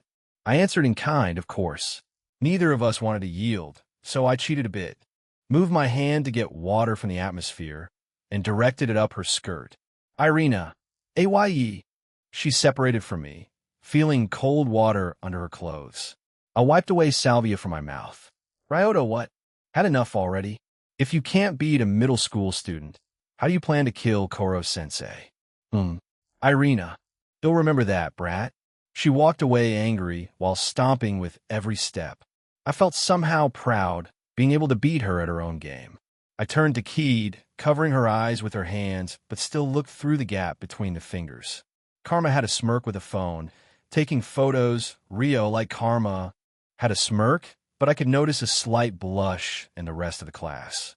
Ryoto, why are you taking photos, Karma? Karma, I feel like I'll have use for it later. I smirked inwardly. Good luck using this in another universe. Karen, you just set up a flag. It would be a possibility if not for circumstances. I mean, come on. Do you know how unlikely it is to happen? What happens in Vegas stays in Vegas. Karen, you are just tempting fate at this point. I shrugged my shoulders, not overthinking about it. Wait, does it count as cheating? She was the one to kiss me, but I could easily dodge it. I just wanted to beat her at her own game. Irina's POV. I started biting my nail. This closed-eye brat, Ryoto Yuki. I didn't expect a middle schooler to be this experienced. He was sharper than I thought, but he wouldn't usually beat me. He just held his ground longer, that's all. At most, it was a tie. But why did I feel something damp under my skirt? I know for sure that it wasn't from excitement. Weird.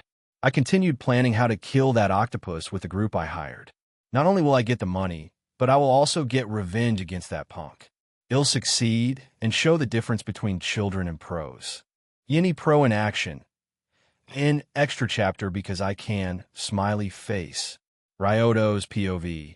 The English class had started, and Irina was the one who should be teaching us, but instead, she was going through her plan. Hiroto, hey, bitch Neeson, start the lesson already. Everyone started complaining about bitch Neeson. Irina, GHH, quit it with all of that bitch stuff. First of all, the actual pronunciation is different. You Japanese people just don't have any distinction between B and V. Besides you, Ryoto, you should know the difference since you can speak perfectly Russian. Ryoto, oh, I know the difference. I just choose to say it that way, bitch Neeson. I smiled sweetly, which annoyed Irina greatly. Ryoto, should I say it in Russian? Would it be better? Miss Bitch, Irina. She took a deep breath, calming herself in the process. Irina, you are just a child, so your words don't hold any meaning to me. I clapped for her. Ryoto, wow, that's what I expect from an adult. Almost as impressive as your future assassination failure. She slammed the desk. Irina, listen here, you little shit. Ryoto, too. Irina, huh? Irina was not the only confused by the sudden number.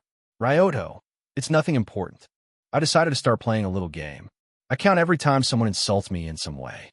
A vein popped on her forehead while Karma started laughing. Karma, ha ha ha ha. I should use it in the future. It's genius. However, Irina didn't have as much of a good time as Karma. Irina, you brat. You know what?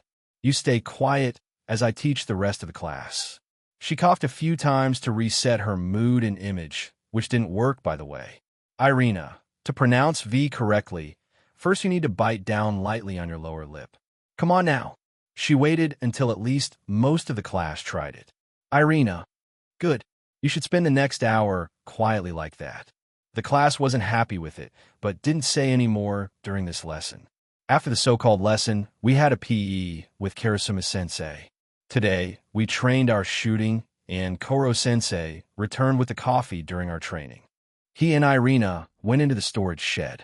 There was silence for a while. Then the sound of shooting began for about 7 seconds.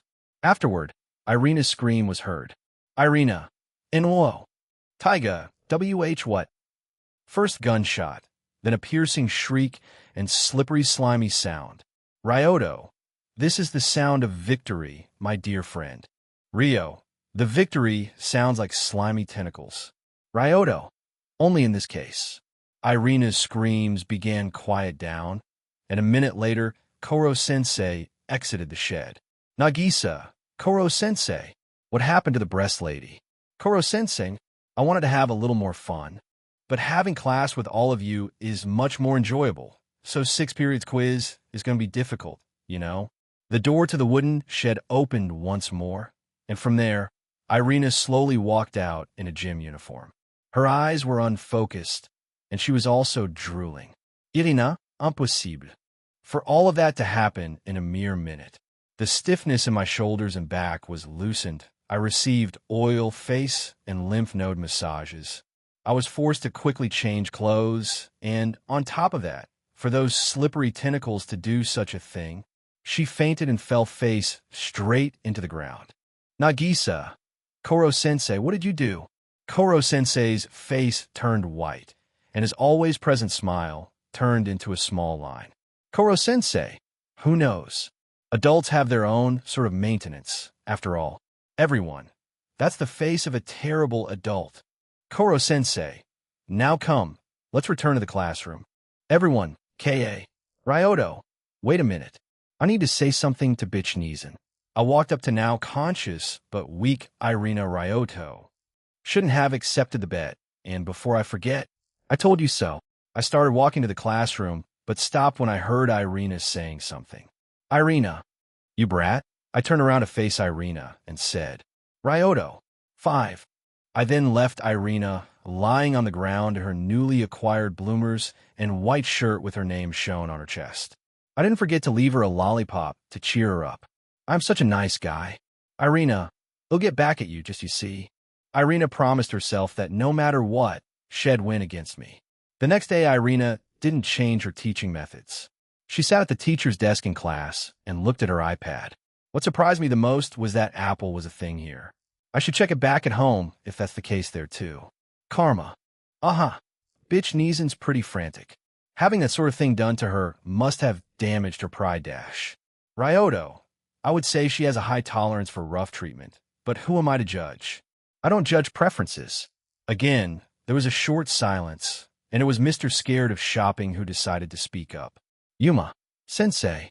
Irina. What do you want? Yuma. If you're not going to teach us, could you switch out with Koro-sensei? We're taking entrance exams this year, so... Irina put down her iPad on the desk. Irina, you want to be taught by that vicious monster? Comparing the Earth's predicament to entrance exams. How nice to be a carefree kid. Moreover, the way I hear it, all of you in class seem to be the misfit failures of this school. Even if you start studying now, it's meaningless. She was talking to us with clear superiority, as if she was in a higher position than all of the students here. No one liked to be looked down upon, so of course, the students didn't take it well. Irina, I know. Hey, race what well do. Once I've successfully completed the assassination, they'll give you 5 million yen to divide amongst yourselves. Such a grand sum is more than any of you will ever see in your lives. That would be much more profitable than pointless studying. So just be quiet and listen to M. An eraser flew next to Irina's head, hitting a blackboard behind her. Rinka, get out. Suddenly the whole class started throwing things at Irina.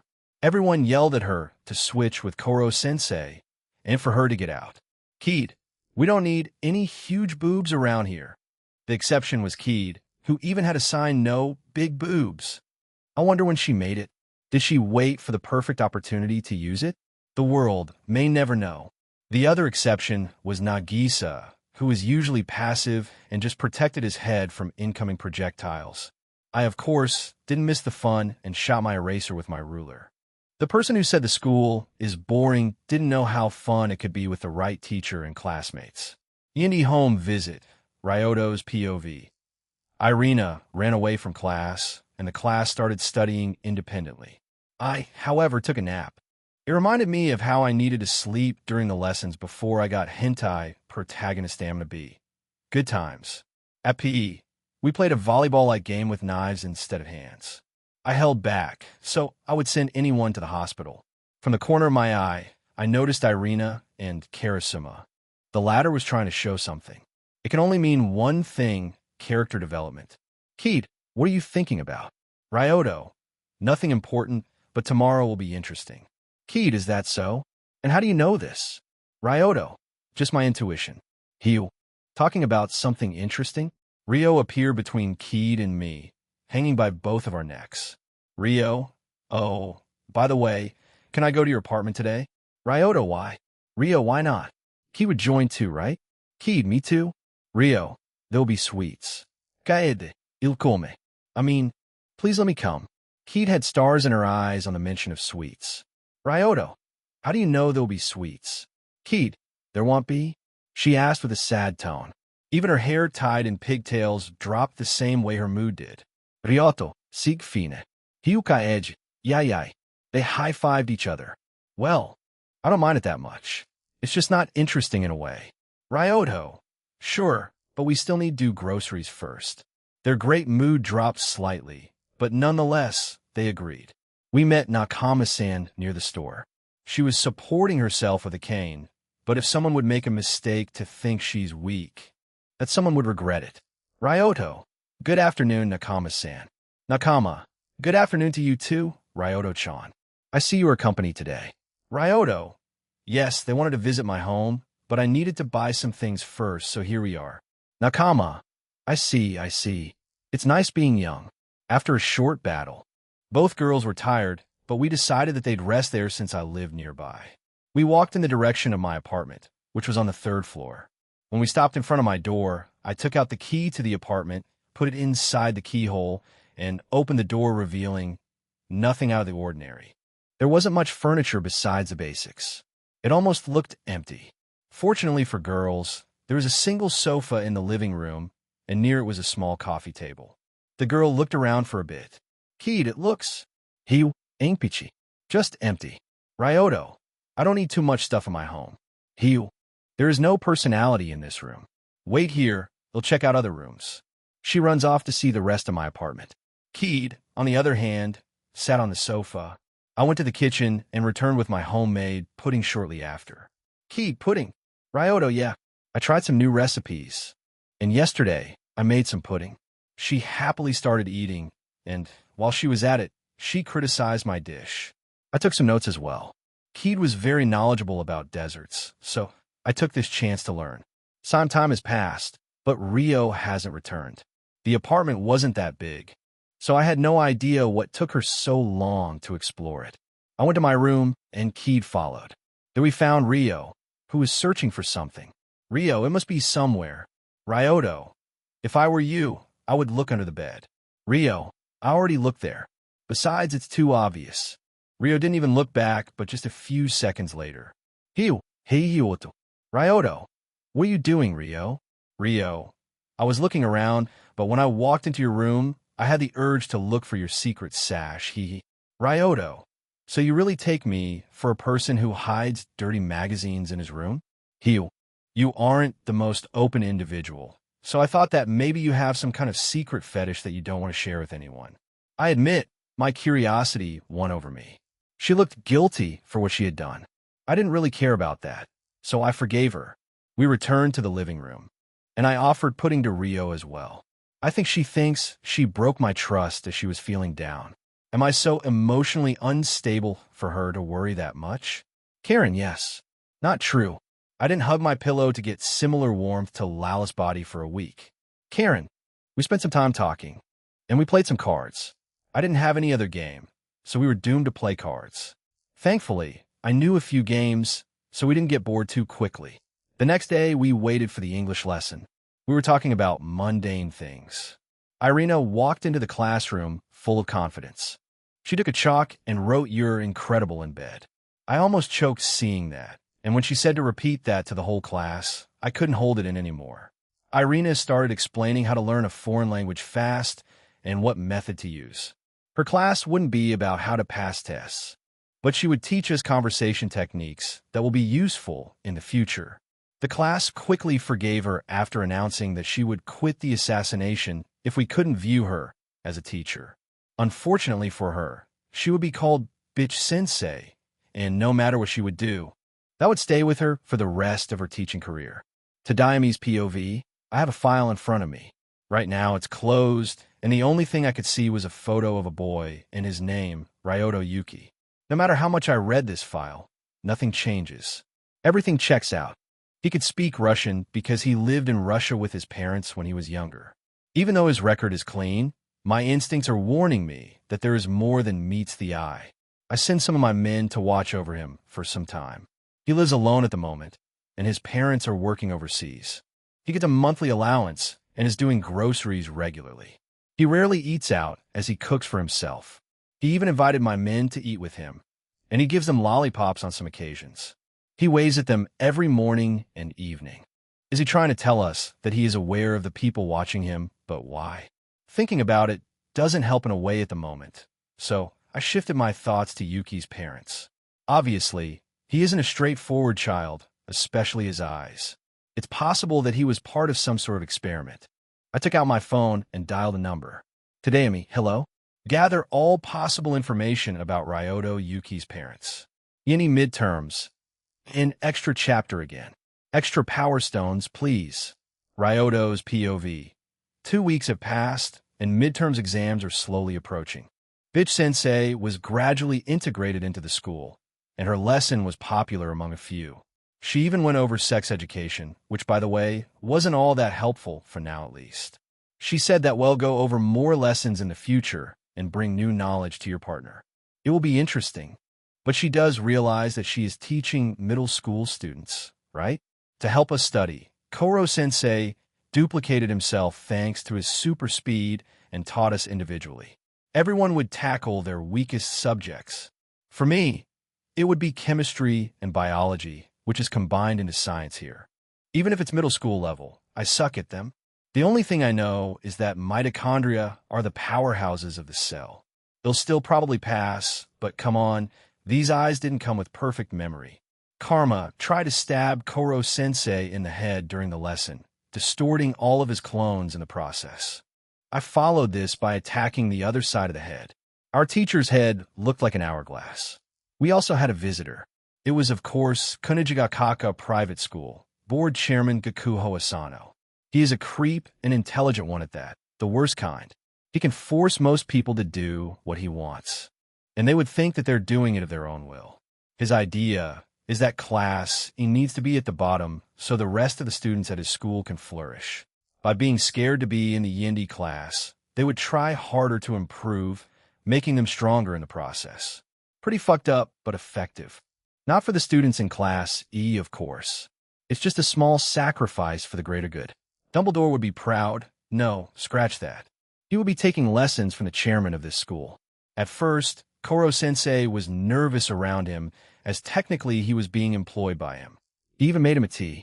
Gakuho came to our school building that is not visited by anyone from the main one, just to tell Koro-sensei Thatcher can't allow students of this class to overcome anyone in this school. He then threw a wired puzzle at Koro-sensei and told him to solve it 1 second. Koro-sensei got tangled up in the puzzle, as he doesn't have patience for them. Gakuho, in this world, there are problems which cannot be solved through speed. That was what the chairman wanted to say to Koro-sensei. Even if he could dodge any assassination attempt, he wouldn't be able to help Class E. These words only fired up Koro-sensei as he doubled his effort into teaching us the next day. Unfortunately, he was the only one with enthusiasm. Most of the class gave up the idea of scoring well on the test, as they're just Class E. Our teacher was disappointed and showed X on his face, saying that we are not qualified to be assassins.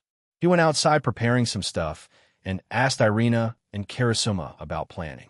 He wanted to teach us that planning ahead was necessary, as the first plan does not always work out. The class was fixated on killing Koro-sensei that they ultimately gave up on the future, hoping that they would be fine with the reward money. It was not a healthy way of thinking. He reprimanded us for that, even though I'm innocent this time. Koro-sensei, Yuki-kun, no eating candies during lessons. I managed to bribe him with a lollipop. At first, he didn't want to take it, but when he saw that you could win an interview with a famous actress, he took it in a hurry and didn't say anything about my newly acquired habit. Of course, it was fake, but he didn't need to know about that. At the end of May, the test began, and it was more complex than it should be for normal people. I aced mathematics, Japanese, and English. Thanks to my bad scores in science and social studies, I barely got into the top 50. Karma was pouting that at a lot that day and days to come, too. In fact, he didn't let it go. Even though I beat him in English and Japanese, the difference between our points in these subjects was minuscule, while he beat me thoroughly in science and social studies. We tied in math at 100. Even though Karma was enjoying himself, being superior to me in the test, my mood didn't drop one beat. Why? Because I had a significant breakthrough in my fire bending. I could generate blue flames. I could also change it back to orange. Still, no lighting though, but it's okay. With this, my fire attacks are more powerful. I also discovered that I have bigger talent in fire bending. It didn't mean that I didn't train water bending either. I could even heal a bit with my water bending. My eyes helped a lot in this, as I needed to redirect energy paths or chi throughout the body using water as a catalyst. I don't know about chi all that much, but seeing aura helped a bit. I discovered that when I came across an injured animal one time in the woods, I tried to heal him as he didn't have enough energy to run away from me.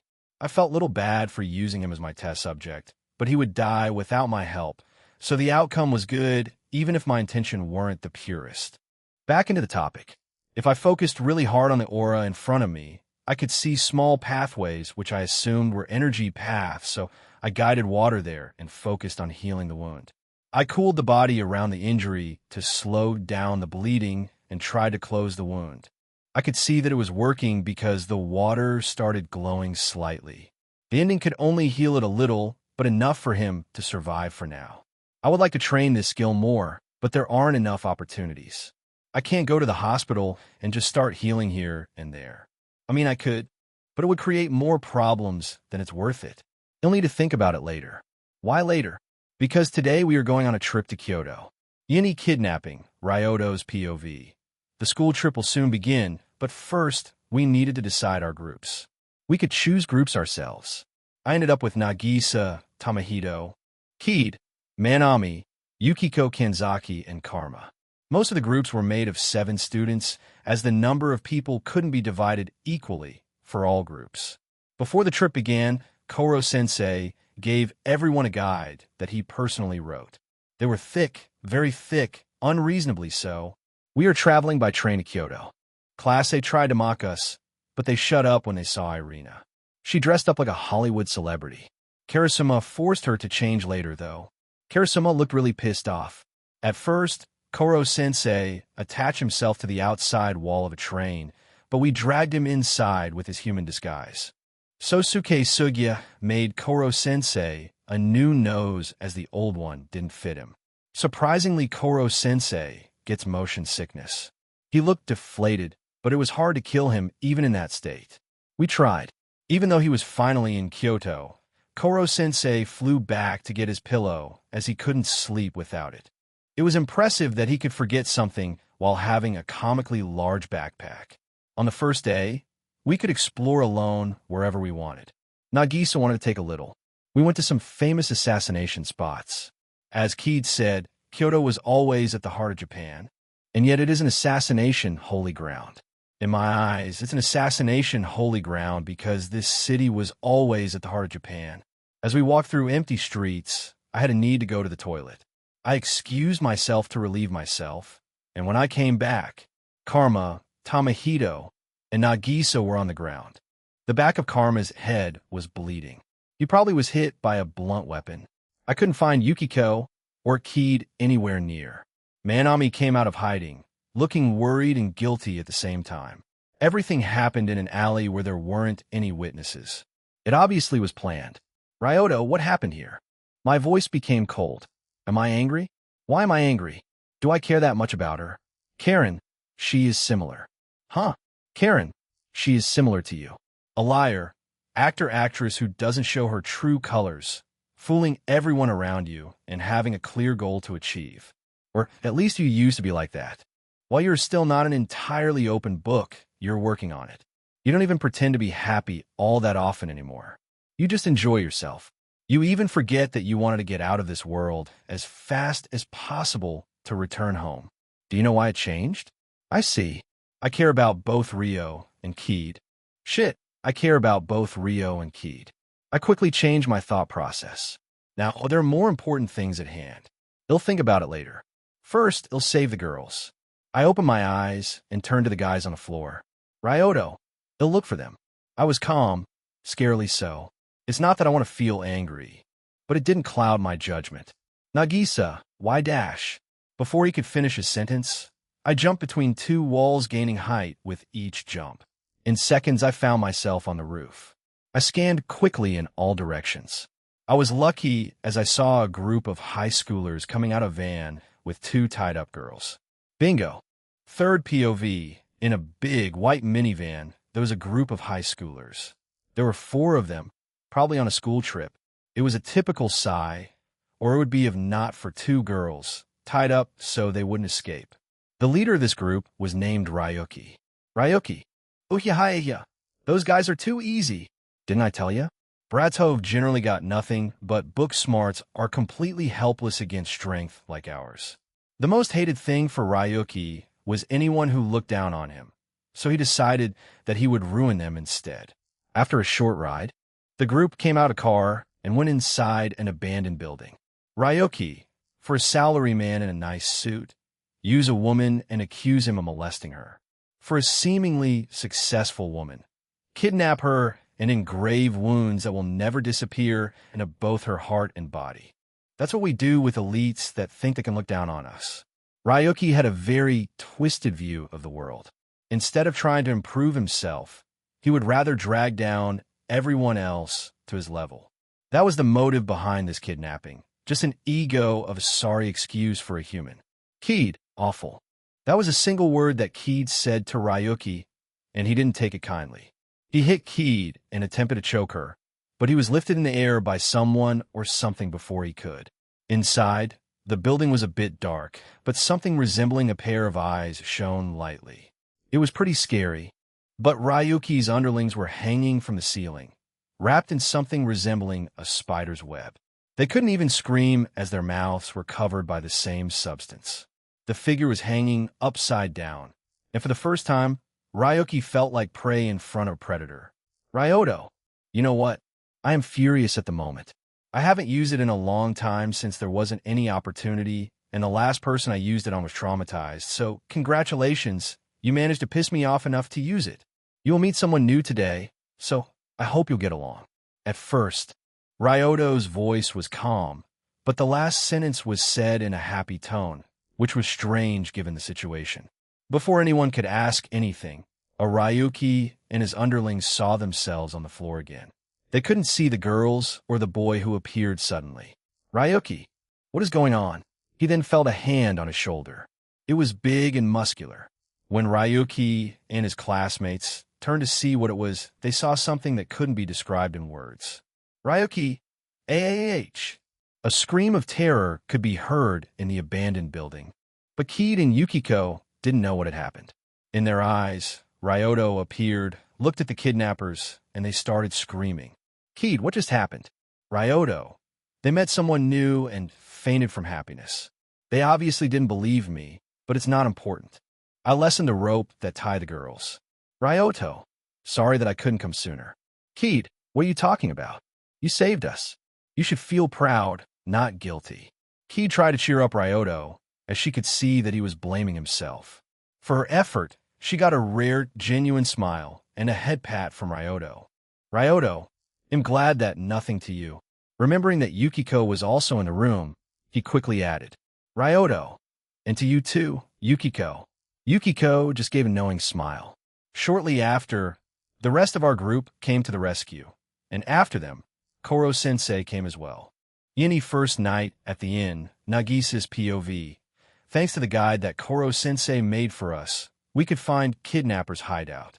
It was an abandoned building not so far from where they attacked us. They didn't run away far because, just like us, they were on a trip, and since they didn't know the area that well, they used a place nearby to hide. Everything was clearly explained in the guidebook. There was even included a map. 2 people were stocked to the walls with a strange substance outside the building. Their mouths were closed by the same material that hugged them to walls. They couldn't scream or even say anything, but I could see fear in their eyes. Karma looked at both of them with some curiosity, picked up a nearby stick, and poked one of them a few times. Karma, seems like someone was here before us, and I hope it's Ryoto, because if it's not him, the girls may be in danger. He is right. Nagisa, we need to hurry then. Karma, wait. Karma stopped me. Karma, if it's not Ryoto, then we need to be careful. Nagisa, If it's not Ryoto, then we should hurry all the more. Koro-sensei. Karma would be right in that case if I wasn't here.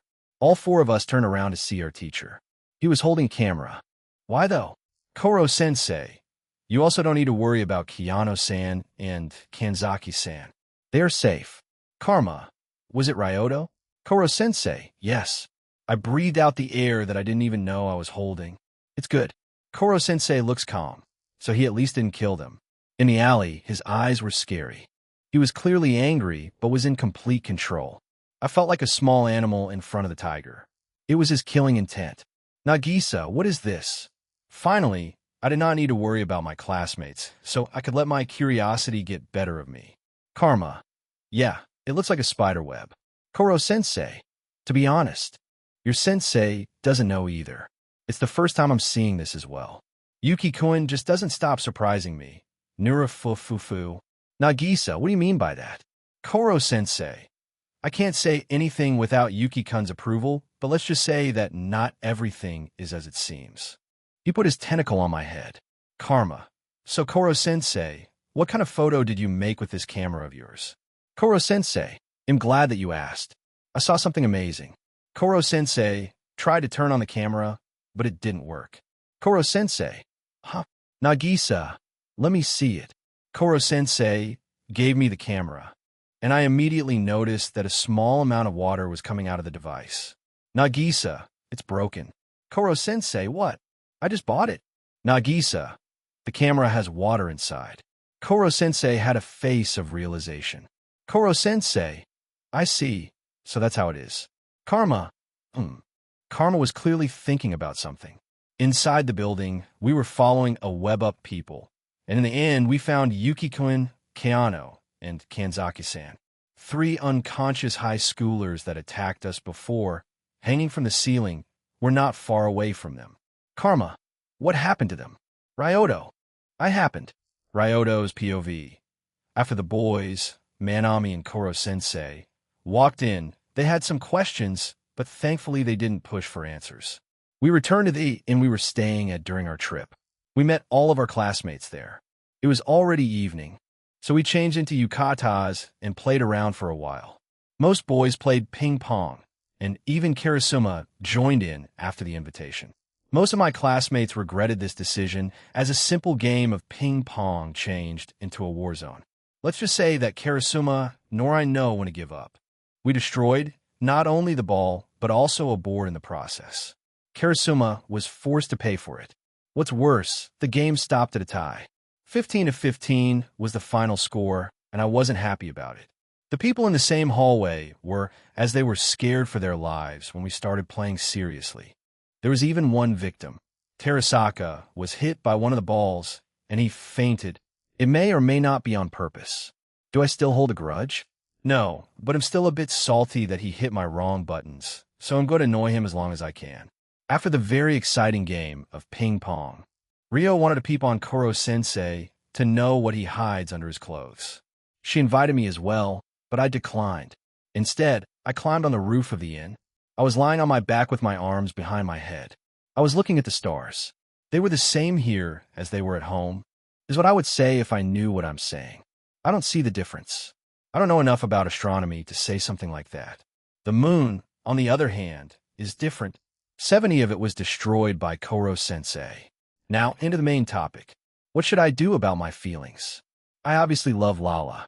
I should probably tell her that more often. But now, I started caring about Keed and Ryo. It just happened. It wasn't even at first sight or anything like that, but these feelings slowly crept into my heart during the last 2 months. Was it because they didn't leave me alone, even if the air around me said, leave me alone? Maybe it was just their personality or something else. I know it wasn't her chest in the case of Keed, though. That I knew for sure. I chuckled at my own joke, but I would never say it out loud to her. I'd rather stay intact. Thanks. Thank you. This is especially true right now, with how unstable she could be. Of course, Lala is in the first place. She is literally irreplaceable for me, but I'm starting to like Ryo and Keed as well. Does it make me a scumbag? Maybe, but at least I'm not one in Tokyo. Okay, enough of the jokes. The question is, what should I do? After all, I'm going to leave this world. Karen, Any advice? Yandy on the roof. Ryoto's POV. Karen. Any advice? Karen. Karen? Karen. It's nothing. Just waiting for the apocalypse. Huh, why? Karen. My ex-boyfriend said that the day someone asks me for advice is a day the world will end, and since it didn't happen. Breath and fuck you, James. You had a boyfriend? For how long? Karen. 30 minutes. He was my first and last relationship. He lasted longer than I thought. To the point.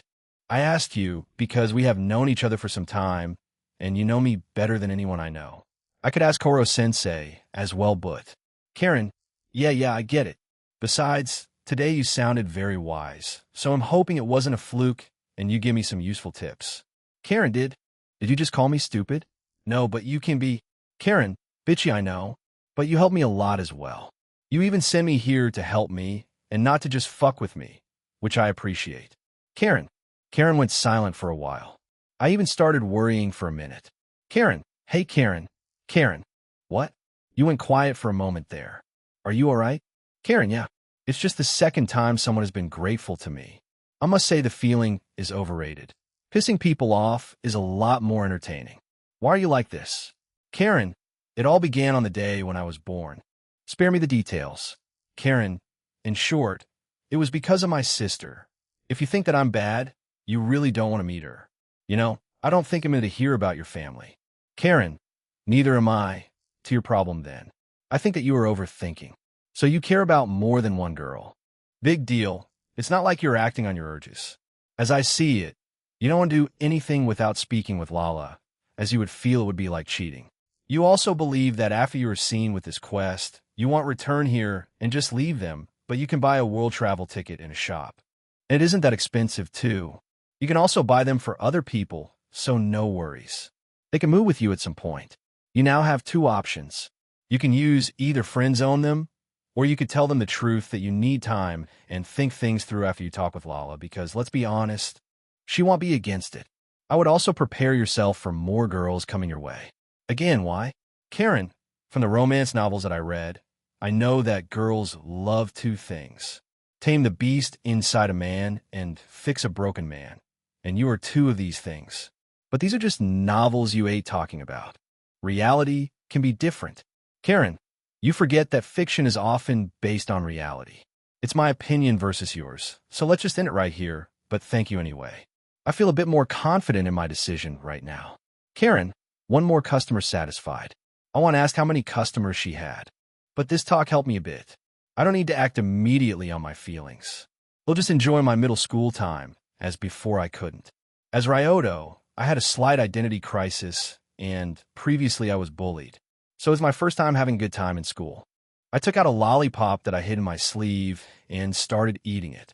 It was cherry flavor, a classic. As I enjoyed the cloudless sky and beautiful stars, I heard something next to me. I didn't turn to see who it was because only one person could come here without alarming me. Ryoto. Hello, Koro-sensei. Nice night we are having. Koro-sensei. Good evening, Yuki-kun. Yes, we truly have. We didn't talk for a while, but I wanted to know one thing I was curious about. Ryoto. Koro-sensei, do you want to die? My question surprised Koro-sensei. He stayed quiet for a while until he started talking. Koro-sensei. There was a time when I just lived from one day to the next, doing things that are not praised. After living like that for a long time, I met someone who taught me that there is much more to living than just eating, sleeping, working, and breathing. There's a lot to enjoy and a lot to be sad about as well. Life is just like, but that's why it's fun. After every low, there's an even greater high. Dropping down can hurt, but you can only go up while being at the lowest possible point in life. Trust Sensei on this. I speak from experience. Now tell me, Yuki-kun, do you like going to school? Now, it was my turn to be surprised. Before, I would answer obviously no, but now. Ryoto, yes, it's really fun. I gave Koro-sensei a big smile, which he returned and patted me. I think it's the first time someone patted me. Koro-sensei, that's great, isn't it? Ryoto, but you still didn't answer my question. Koro-sensei, because this answer isn't important. Either you'll die by the end of third semester, or the Earth is destroyed. These are the only two outcomes. Ryoto, there is also the third option. Curing you and you live. Koro-sensei. What do you mean? Koro-sensei seemed agitated, but I didn't stay quiet. Ryoto, I know that you are the result of the experiment and that you'll explode by March 13th, but what if you won't? Koro-sensei, how do you know? Were you also... Ryoto, I was an experiment, but I'm aware of it. I just think that if I can have a happy life, then you do as well. To be honest, I would like you to live longer. There was silence once again. I waited for Koro-sensei to ask or answer me. Koro-sensei, if I answer you, will you answer one of my questions as well? Ryoto, sounds like a fair deal. Koro-sensei, I honestly don't know. My relationship with all of you students is that of a target and an assassin. Besides, I'm not sure I'm allowed to live happily after everything I've done. I would need time to think about it, but I think my fate is a retribution of some kind. Ryoto, I see. I don't know what I should say in a situation like that, so it's better to stay quiet, and that's what I did. Koro-sensei, so who are you really? Ryoto, excuse me? Koro-sensei, you know, your parents' address isn't written in your documents, so I did some digging, and tour parents don't exist, so I ask you. Who are you? I thought about how should I answer this question, and Koro-sensei didn't hurry me up. Ryoto, I'm just a broken boy who sought out help, so someone sent me to this class. That's all. Koro-sensei, I see. I'm surprised that he accepted that as an answer, but I'm happy at the same time. My situation isn't the easiest to explain. Ryoto, if you knew, why didn't you say anything earlier? I could be someone dangerous after all. Koro-sensei, I trust my judgment on people even though I maybe shouldn't, but as soon as you become my student, I decided to help you. Ryoto, it's stupid. Koro-sensei, it may be so, but that's the kind of teacher I want and hope to be. Ryoto, I didn't finish. I wanted to say that it's stupid that I don't hate it. Koro-sensei, then it's all good, isn't it? We sat on the roof for the rest of the time in silence. It wasn't awkward, but then I turned to Koro-sensei to say that I'd go inside the inn, but Koro-sensei was wearing a cube of water around his body. I suddenly lost most of the respect I got for him and attempted to stab him with a knife I'd hidden in my yukata. Ryoto, why are you naked? Koro-sensei dodged my knife and started explaining himself fast in panic. Koro-sensei, Nakamura-san tried to peek at me, and I escaped them from my bath. I then noticed you on the roof. Ryoto, and you haven't thought about flying fast back to your room and dressing up. Koro-sensei stopped for a moment and hit his head with a tentacle while tilting his head a bit cutely. Koro-sensei, a vein popped on my forehead. Ryoto, don't tee me, you bastard. Koro-sensei escaped, and I was left with a bad taste in my mouth seeing my teacher after a bath. Yindi Ritsu, Ryoto's POV. After I returned inside the inn, I returned to my room where apparently all the boys were using at the moment. They were making a popularity ranking. Yukiko was in the first place, and Kayano was in fourth. Ryo was a lot lower than I expected, though. Yuma, great timing, Yuki. Are you interested in any girls in our class? Hiroto, everyone already said theirs, so you're not getting out of this one. By the way, Karma chose Okuda. Ryoto, it's a tough choice. I can't decide between Keed and Ryo. Hiroto, predictable. Taiga, it really is, isn't it? Tamahito, really? I didn't notice anything. Hiroto, that's because you have baseball for brains. Ryoto, wait, what are you talking about? Yuma, you see, we made a small bet about who you would choose, and by the way, I won, so pay up, boys. Karma, I told you guys that he would choose both. Yuma, and I'm glad I listened. Ryoto, you shouldn't gamble, you know that? Everyone looked at me strangely. Did I say something wrong? Hiroto, you say gambling is bad? Taiga, Mister, let's make a bet? I crossed my arms and looked away. Ryoto, okay. I'm just annoyed that someone made money out of me without my knowledge. Taiga, so you would be alright with it if you got something out of it? Ryoto, precisely. Karma, that's why I got you this. You took some of the money and gave me. I obviously accepted it and counted it. Happy with the amount, I smiled. Ryoto, and that's why you were my friend Karma. No one knew what to say. The rest of the trip went as usual. Nothing of notice has happened besides Koro-sensei writing down the ranking of the girls and him listening to girls' gossip. He brought on himself the wrath of everyone, but it was still fun. Today we got a new transfer student who is an assassin. Inside the classroom, a big black box stood at the back of the classroom. As we were observing it, it suddenly turned on, showing a face of a middle school, pink-haired girl. Box, good morning. As of today, I will be attending this school. I am the autonomously thinking fixed artillery. It's a pleasure to meet you. With that said, she turned herself off. Everyone was dumbfounded, but I decided to come closer and place a lollipop on top of the box. I nodded my head, satisfied. Ryoto, better. As I did that, everyone thought the same thing. What do you mean better? At the beginning of the lesson, Karasuma introduced autonomously thinking fixed artillery to everyone in the class. She would attack Koro-sensei from the back of the classroom, and he wouldn't be able to counterattack her since she is registered as a student. The lesson started, and nothing happened for the first minute or so. Keed leaned back to me and whispered, Keed, it's called fixed artillery, but it doesn't have guns attached anywhere. How do you think she'll attack? Ryoto, just wait and see. The box started glowing, and 4 shotguns and 2 machine guns came out from the inside. She started a barrage of bullets, but Koro-sensei avoided them easily. He even blocked the last bullet with chalk. We didn't need to wait long for her next attack. At first, the attack pattern seemed the same as before, but there was a hidden bullet behind the last one. And when Koro-sensei blocked it the same way as before, he was hit in a tentacle finger. Box. The killing probability of the next shot is less than 0.001. The killing probability of the next shot after that is less than 0.005. The probability that he'll be able to kill you by graduation is more than 90. She then smiled at Koro-sensei. Box, I look forward to learning from you, Koro-sensei. Continue, and I will adjust my attack. The machine was learning, and the class realized that she might be able to kill Koro-sensei. Throughout the entire day, she continued her attacks. Koro-sensei couldn't even catch a break, which translated to not conducting the lessons. Not only that, but we needed to clean all the bullets from the ground. Yuma, do we have to clean up all of this? Takuya, hey, fixed artillery-san, haven't you got any cleaning functions? Box, Takuya, Tise, ignore me, huh? Teisei, give a rest. Picking a fight with a machine is not going to do any good. The next day, when our new classmates started operating in the morning, it couldn't begin its attacks. It was taped in a way that her weapons couldn't come out. Box, Koro-sensei, I cannot deploy my guns like this. Please remove these restraints. Koro-sensei scratched his head. Koro-sensei, Icharimim, even if you say it like that, I can't really.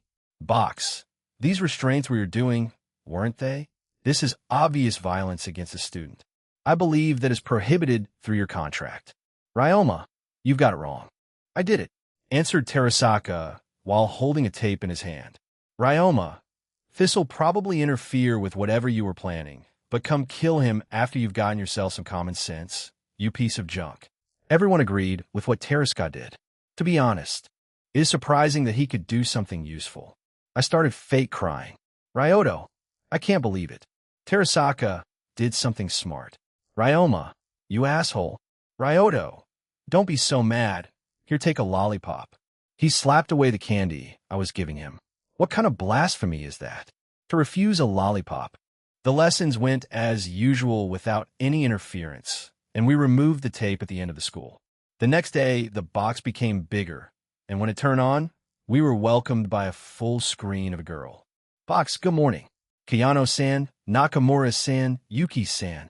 Koro-sensei, behind us, started explaining how he upgraded her to create a sense of familiarity. The new student became a part of the class, and we even gave her the nickname Ritsu. She was a real 2D waifu. She was like a real person. She even stopped assassination attempts to not disturb the lessons. The day after, however, she returned back to her previous self, or so one would think. The moment she was about to start shooting, instead of guns came out flowers. Ritsu, I promised to make some flowers. I vaguely remember that promise. Ritsu, Master deemed that Koro-sensei's modifications are unnecessary for assassination, and they were deleted, dismantled, and reset, but I personally deemed the power of cooperation to be an indispensable element of assassination and hid the related software in the corner of my memory bank before it could be erased. She then gave a sweet smile. Ritsu, I suppose that my rebellious phase has begun. Would it make Ritsu a bad girl? Koro-sensei, of course not. That is perfectly acceptable behavior for a third-year junior high student. And so, class, you got a new ally among themselves. And a visitor. And I want to thank you all for the Power Stones the last week. My ranking was the highest ever. Smiley face. Ryoto's POV. A few days had passed, and I was in my apartment cooking. I was getting good if I can say so myself, which I do. Consistent practice can do wonders. As I was making side dishes for myself, I heard a notification on my phone. I didn't go for my phone immediately and finish what I started first. After I was done, I finally had time to look at my phone. Ritsu, good evening, Yuki-san. Ryoto, hello Ritsu. Is my phone comfortable? Ritsu, your reaction is by far the calmest of everyone. And there's no difference between the devices except the amount of data. If more data equals comfort, then yours is the most comfortable. Ryoto, I see. Can you wait for a second? They'll go inside the kitchen to finish cooking first. I'm done with side dishes, and I just need to make the main one. Ritsu understood. I went back to the kitchen and placed my phone nearby to hear Ritsu while making dinner. Ritsu, can I ask you one thing, Yuki-san? Ryoto, call me Ryoto. You don't need to be so formal with me. Ritsu, acknowledge Ryoto. My question is, why your existence is a complete mystery. I stopped chopping the vegetables, but I was still controlling my emotions. Ryoto, what do you mean by that? Ritsu, I looked into your personal information, and at first, everything checked out. Your family, school, and medical record, but when I searched for more specific pieces of information, I couldn't find you on any pictures of you or your family. Technically, your parents work overseas, but they aren't included in any projects or anything else. They exist only on paper, the same way you do or did until you transferred to Kunijigakaka Junior High School. I listened to her calmly and carefully. Ryoto, you know that it's a breach of privacy, right, Ritsu? Ritsu, and I apologize for that. I was trying to get basic information about everyone and their family as I predict that at some point you'll be targeted because of your closeness with Koro-sensei. It was an accident that I discovered it. Ritsu sounded guilty. Ryoto, Ritsu, how easy is it to get this info? Ritsu started thinking about it. Ritsu, I believe that it would be difficult to do it by a human. Unless someone wanted to look into your past. You're safe. Ryoto, that's good. And about your question, he'll explain it someday. Maybe. Ryoto, but for now, I would ask you to keep a secret. Ritsu understood. Ritsu went into sleep mode on my phone and did some other things. On the other hand, I finished cooking and set everything on a table. I made a lot since my metabolism is increased thanks to my Spider-Man powers. It isn't on the level of Shounen protagonist, but it's still a lot in an ordinary people's eyes. As I was about to start eating, someone knocked on the door. It's strange. I was not expecting any visitors today. Yesterday, I ate with my observers, a nice pair, by the way, and Rio and Keed were the days before yesterday. Today was my alone day, or at least supposed to be, but Ritsu invited herself in. I walked to my door and opened it to see a woman in her early 20s with long, wavy, light blue hair. She was a bit shorter than me and had a medium-sized breast, maybe slightly on a bigger side. Her figure was very eye-catching.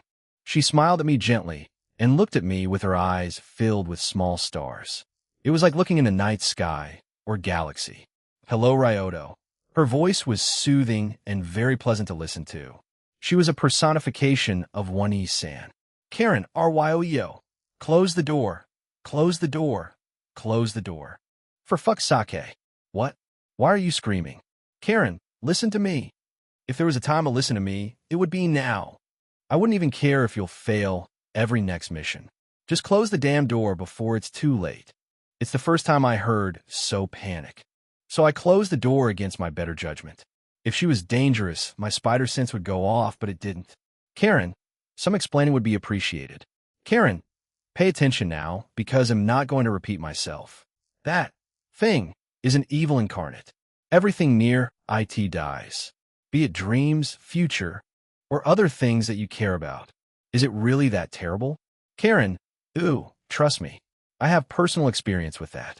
It was because of IT that James broke up with me, that I didn't have any friends besides that goddamn truck, and why my parents bought me a cake that I was allergic to for my birthday. Most of them happened because of you, though. Karen, don't care. The point is we should run. Where? Karen, as far as we can. Possibly and hopefully to another universe. I can't let you do this. The soothing voice rang in my head. Karen, God fucking damn it. Can't you leave me alone already? D. Your words hurt me, you know that? We haven't seen each other for a long time. How about a hug? Hey, Karen, over my dead body, and I'm not even here. To begin with, you dumb bitch. How do you plan to hug me? D. Where is a will, there's a way. She said with great enthusiasm, like a little child. Can someone explain to me what's this all about? And stop talking inside my head. D.O. Excuse me. She created a phone out of the air and dialed some number. I could hear Karen's voice from the phone, and thankfully, her voice stopped inside my head. Ryoto, thank you. D. No burrillas. Before I noticed it, she disappeared from my vision, and the next moment, I heard the sound of the cup being placed on a table. D. I made a cup of coffee so we can talk. I heard you like it bitter. Ryoto, I planned to eat before you came. Can I do it first? She widened her eyes and put her hand in front of her mouth. D. Oh, silly me, forgive me. It seems like I came at the wrong time. Don't mind me and eat to your heart's desire. I can wait. She then sat next to me while putting her elbows on a table and supported her head with her hands. Does she plan to watch me eat? Yini Sophia, in bonus chapter. I, author of this fanfic, has a dream, and it's to be in the top 10 at the end of a week. I know it's unreasonable, but a man can dream. Give Power Stones, by the way. Ryoto's POV. I finished eating my food and wiped my mouth with a napkin. D. Are you sure you are full? Should I make some additional dishes? I don't want to brag, but I'm pretty confident with my cooking skills. Ryoto. No need, but thank for the offer. I realized that I didn't know her name. It was strange, though. I remember that I heard Karen calling her something, and it was something unrecognizable and not possible to say. But I couldn't remember anything about the sound of her name. She probably realized her mistake and started introducing herself. D. It seems that I forgot to introduce myself. My name is D, but since you can't comprehend my name's sound or even the memory, you can call me Sophia. I'm also a.'s older sister. You call her Karen if it's easier to understand. I also feel the need to apologize for my little sister's behavior. She bowed deeply. Is it really the sister that Karen talked about? I imagine something more. Evil? Sinister? I'm not really sure, but not that. Karen, don't apologize for me, you jerk. I didn't do anything worth apologizing for. Sophia, really? Then I'm glad. She believed her? Karen, Gore, I hate you. Sophia, I love you too. She then turned to me and whispered, Sophia. That's her code for I love you, because she is too embarrassed to say it out loud. Karen, not true. Go drown in the river. Karen's behavior reminds me of how she behaved at the beginning. You really can hear a difference. Karen, what are you doing here anyway? I thought that you were working part-time in Truckun's business. Sophia, I got some free time and planned to do some community service. But suddenly I got a call from Truxan that you finally got your first job as a system guide, and she recommended visiting you. She was sure that the surprise would make you happy. She seemed so proud of herself. Wait, did she say the first job? Karen, of course, that rusting piece of junk would say that. Sophia, hey, watch your language. She is your friend. Karen, a friend that can't keep her nose out of her business and is sending my worst enemy right to where I live. Yeah, people must be standing in line for a friend like her. Sophia, don't be like that. When she ate your birthday cake by accident, she even bought a whole new one for you. She insisted on buying it by herself, as it was her fault. Such a nice person she is. Karen, what? That was her. She knew that I was allergic. That old bitch. Sophia, language A. Karen, I can say whatever I want and whenever I want. You're not my boss. Bitch. Bitch. How old is she, 5? Sophia, I am really sorry. She is a good kid deep inside, so please don't give up on her. Even if I wanted, I couldn't banish her from my mind. Ryoto, you don't need to worry about it. We may have had our differences, but I feel like we were starting to get each other a little better. Even though her tongue is sharp like a chainsaw, full of chainsaws, but she still helped me a lot. She widened her eyes, obviously didn't expect that sort of answer. But after the initial shock, she smiled gently. Sophia, that's good then. Hey, it's fortunate to find someone like you. Ryoto, stop it, Earl blush. By the way, you still didn't answer why did you come here. She brought her hands together and smiled as she realized that she didn't explain anything yet. She seems like an airhead. Sophia, when I spoke with Truck-san, she mentioned that I can play the role of your big sister, since it would be strange to live for a middle school student alone without any guardian. You can call me Sophia-ne or 1E-san if you want. Ryoto, no thanks. Sophia, don't be like that. We'll be family for the next few months. Ryoto, I won't call you 1E-san. Sophia, how about 1-sama? Ryoto, no. Sophia, Aniki? Ryoto, no. Sophia, Nate-chan. Ryoto, didn't you come here to check on your sister? You should talk with her and catch up a bit. Karen, Ryoto, I will rip out your testicles and feed them to you through the tube. Ryoto, don't be like that. I think spending time with your family is important. Sophia, I knew that you would understand. Sophia pulled me to her embrace and put my head on her chest. It was soft, but Lala was softer and bigger at that, but maybe I'm just biased. Sophia suddenly started pouting. Sophia, did you think something rude about me? Ryoto, I would never, here, take a lollipop. I presented her a lollipop, and her eyes shone brightly like a child's seeing its favorite snack. Sophia, yay, a candy. She started locking it erotically at first. She even pulled her hair behind her ear in a seductive manner. The moment a lollipop entered her mouth, there was silence. Sophia didn't plan on saying anything as long as she had her candy. She looked around curiously, though. It was as if she reverted to a childlike state. Ryoto. Karen, what just happened? Karen, I don't know, but it's fantastic. I don't remember the last time she was this quiet. I take everything bad I said about you. Ryoto, you're a goddamn genius. Who knew lollipops worked on her like that? Ha ha ha ha. Ryoto, are you feeling all right, Karen? Karen, never better. I need to go for a moment to celebrate. He'll be back tomorrow. Woo! Karen hung up on the phone, and the moment she did, Sophia returned to her usual self. Ryoto, did you fake it? Sophia, was always competitive and liked to have any possible advantages over me, so I just gave her one to make her happy. After all, that's what sisters are for. So don't tell her. It will be a secret between us. She put a single finger on her mouth while leaning slightly. What did I get myself into? Any nice one. And thank for the support, and keep the stones coming. We're at 26th place as I'm writing this. Ryoto's POV. Karen's sister Sophia has come to play the role of my older sister. She seems a lot nicer than Karen, but that alone is suspicious. I couldn't refuse her, as she would probably refuse my refusal even if I did. So I decided to roll with it. Thankfully, my apartment had 2 more empty rooms, so she had a place to sleep. The following day, Karen's voice came back inside my head, just as I woke up. Her voice was higher than usual. It also didn't have the same energy as before. Karen, good morning, Ryoto. Karen, are you drunk? Karen, what? Me drunk? No way. I drank only a little tiny bit. I was proc dash, basically forced to. She gave up on saying practically. Karen, I mean after discovering that my perfect older sister has some kind of weakness. It's celebration time. Ryoto. Karen, you're drunk. Karen, shut up. You're drunk. Ryoto, go to sleep, Karen. Karen, I'll go, but not because you told me to. By the way, have I ever told you that you're kind of handsome? Ryoto, I'm hanging up. To my surprise, after these words, Karen stopped talking. Wait, I could do that. This whole time? I can't believe it. Why didn't I try it earlier? I exited my room, ready to make myself breakfast, but the food was already prepared on the table, to my surprise. I even blinked a few times. Sophia walked out of the kitchen wearing an apron. Only an apron.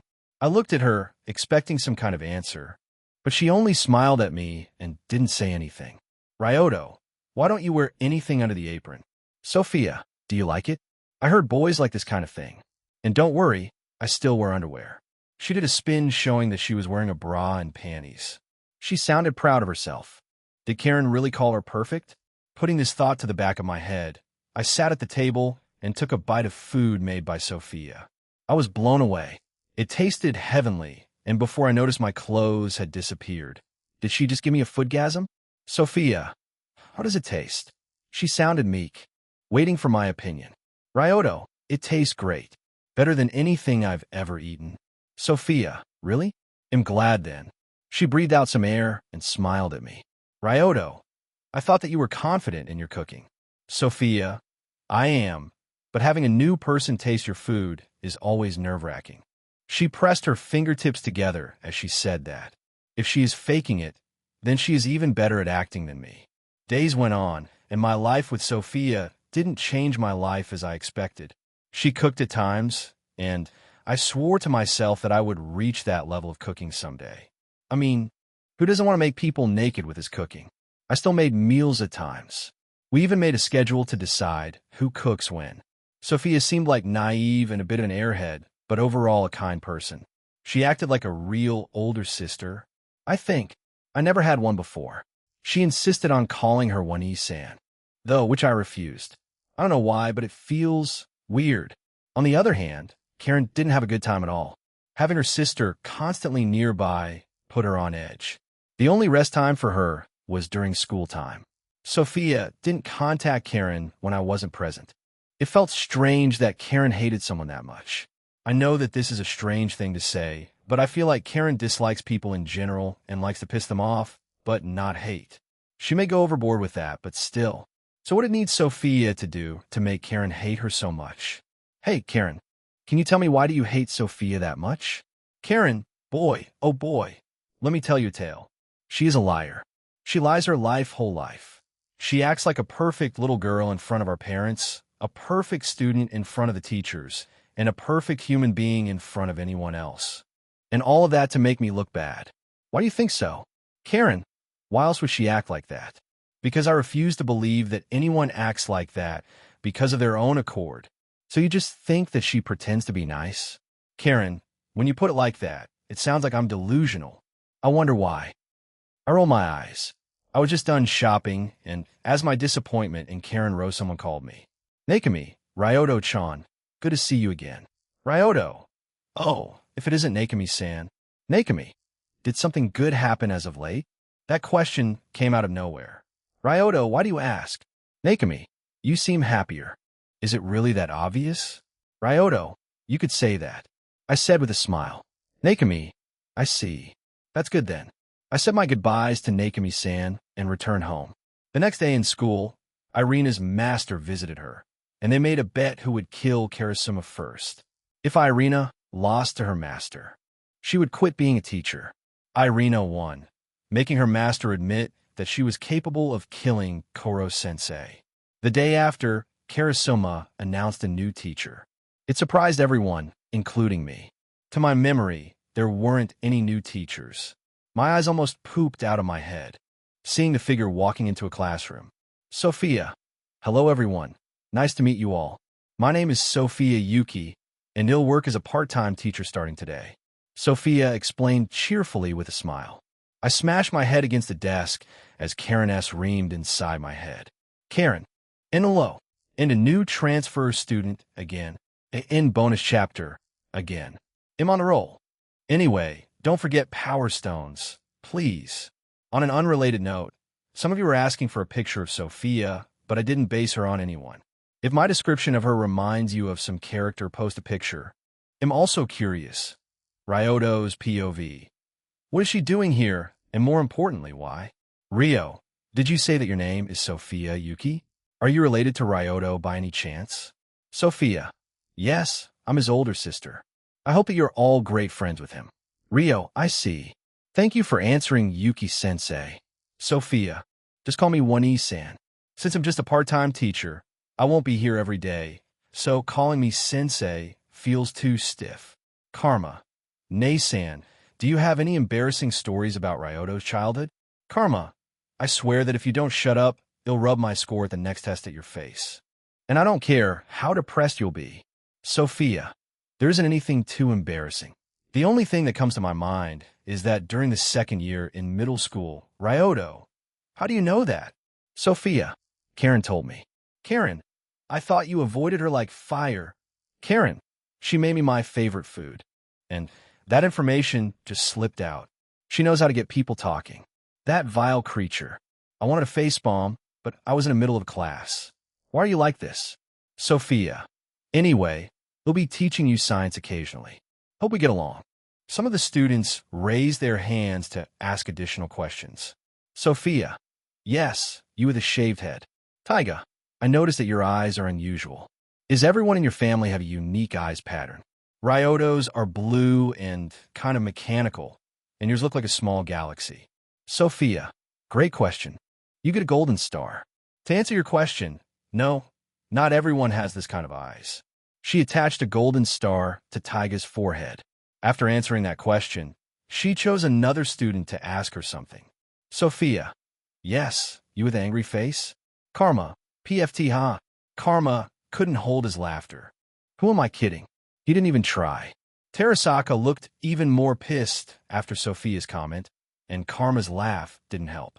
Ryoma, so are you an assassin just like bitch sensei, because I don't see a normal teacher being hired right now, especially just to teach this class.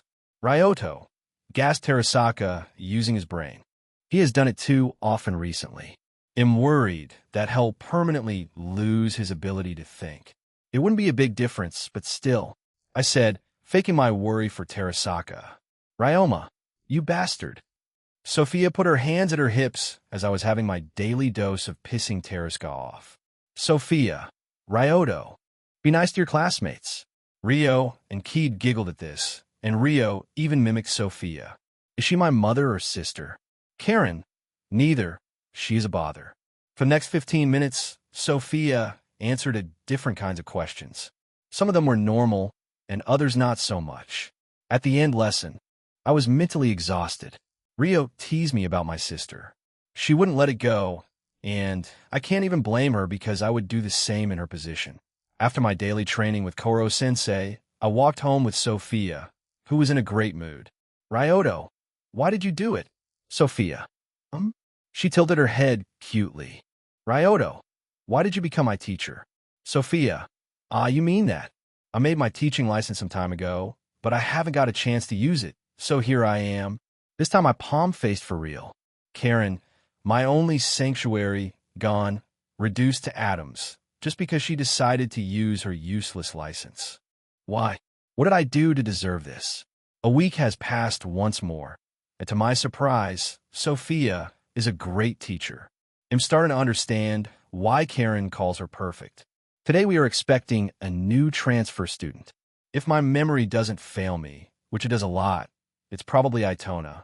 Ritsu explained that she was vastly inferior to the newly sent assassin, which was hard to imagine, but not for me since I knew what Itona was capable of. To be honest, I'm kind of glad that he is coming today. I need to release a lot of pent-up stress, and since Lala isn't here to help me, I'll use the second best way to reduce stress, a fight. Sparring with Koro-sensei doesn't count as I can't hit him, but Itona is different. My fist just itched to punch something.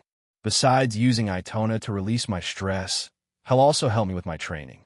As of late, I don't have a lot of opportunities to use my spider sense, and a fight will help me get used to it. I know that I have had this power for some time already, but there was always a short pause between feeling something with spider sense and the action I take according to it. In simpler terms, I want to have ultra instinct, but only when spider sense warns about something. As we were discussing newly acquired information, the door to the classroom opened suddenly. A figure covered in a white outfit entered. Not even a bit of his skin was visible. Seeing that the class was visibly shaken, he did a simple magic trick to ease the mood. It scared Koro-sensei enough to hide in the corner. The white figure that introduced himself, as Shiro explained that he was not the student but his guardian. He looked at the empty seat next to Ritsu and called Itona in.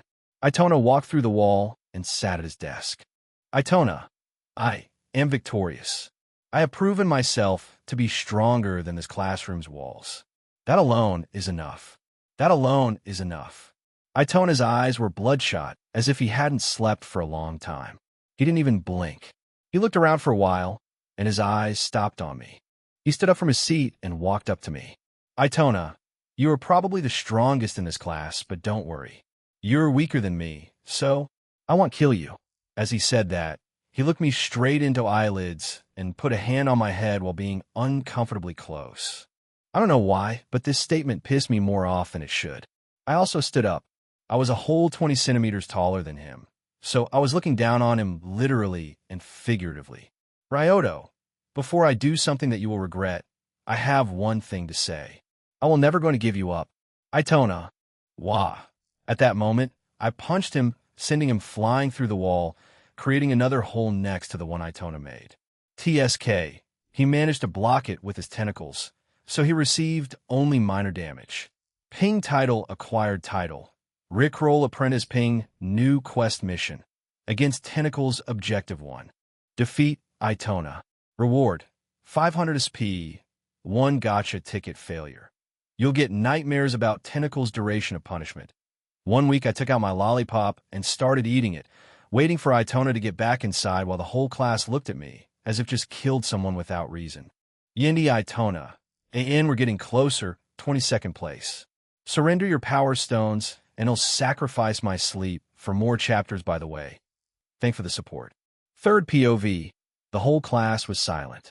No one knew how to react to Ryoto punching Itona, the new transfer student, and sending him outside through the wall. Ryoto. They don't make the walls like they used to. Koro-sensei. No. Yuki-kun is becoming a delinquent. What should I do? Do I have guides for something like that? Terasaka, seeing what Ryoto was capable of, gulped quietly and was secretly glad that he was spared that day. Hyoto, have you finally phoned mad? No, you were mad from the start, but why did you punch him? He was a little strange and off, but if that was enough of a reason to punch someone, you would be in bruises every day. Ryoto was shocked, not because he was being reprimanded, but how weak of a reaction everyone had. He literally punched someone so hard that he flew through the wall. He could have killed someone, and everyone either stayed quiet or, like Ryo, started scolding him. There's also Koro-sensei, who brought books about delinquents, but we don't talk about him. Ryoto, don't worry, I didn't kill him. He isn't even hurt all that much. Tadayami, what do you mean by that? The situation was tense. Karasuma was ready to restrain Ryoto at any moment, but something didn't add up. If he wanted to eliminate competition, why didn't he attack Ritsu or any other students? He is strong, scarily so, but he has incredible control over his strength. If not, he would crush Terasaka that day, but he didn't, so why? These unanswered questions stopped Karasuma from attacking Ryoto, even if he wanted to punish this lollipop-loving student for his behavior. Ryoto, Itona is like Koro-sensei. Shiro, what? That answer shocked Shiro, as this information was highly classified. No one could know this unless they were part of the experiments. But even then, Itona was created after the accident. So how did he get this information? Ryoto, it wasn't that difficult to guess. Use fire to beat fire. To kill an assassin, use an assassin. And to kill Koro-sensei, use tentacles. Ryo, isn't it a bit of a stretch? Ryoto, it is, but I was right, wasn't I? At least that's what I can tell from Shiro's reaction. Keyed, and what if you weren't right? Ryoto, then I would have my first kill on my record. Everyone, Ryoto. Just kidding, I was sure. My eyes aren't just for show, you know? Ryoto looked at Keyed with one of my eyes open, which made her flinch. For Keyed, it was as if she was seen through. Ironically, Ryoto couldn't see through objects. Ryoto was aware of Keyed's secret, and he decided after this would be an excellent time to confront her. The earlier he deal with this problem, the better. He didn't want to intervene earlier because he didn't care enough. Now, however, he recognized her as someone important to him, so he'll try to help her. Ryoto opened his eye away from Shiro's sight, as he was aware of how crazy of a scientist that guy is. Crack, everyone turned towards one of the holes that Itona's body created. Itona looked angry and crazy, a dangerous combination. Itona, you are worth killing after all, and it'll prove that I'm stronger than you by doing that. Multiple tentacles came out from Itona's head. Seeing this, Koro-sensei's face turned pitch black. Koro-sensei, where did you get those? Those tentacles? Shiro already calmed himself after the initial shock and said to Koro-sensei, Shiro, we have no obligation to tell you, Koro-sensei. Ryoto, you won't even tell your old friend? You are horrible, Shiro-san.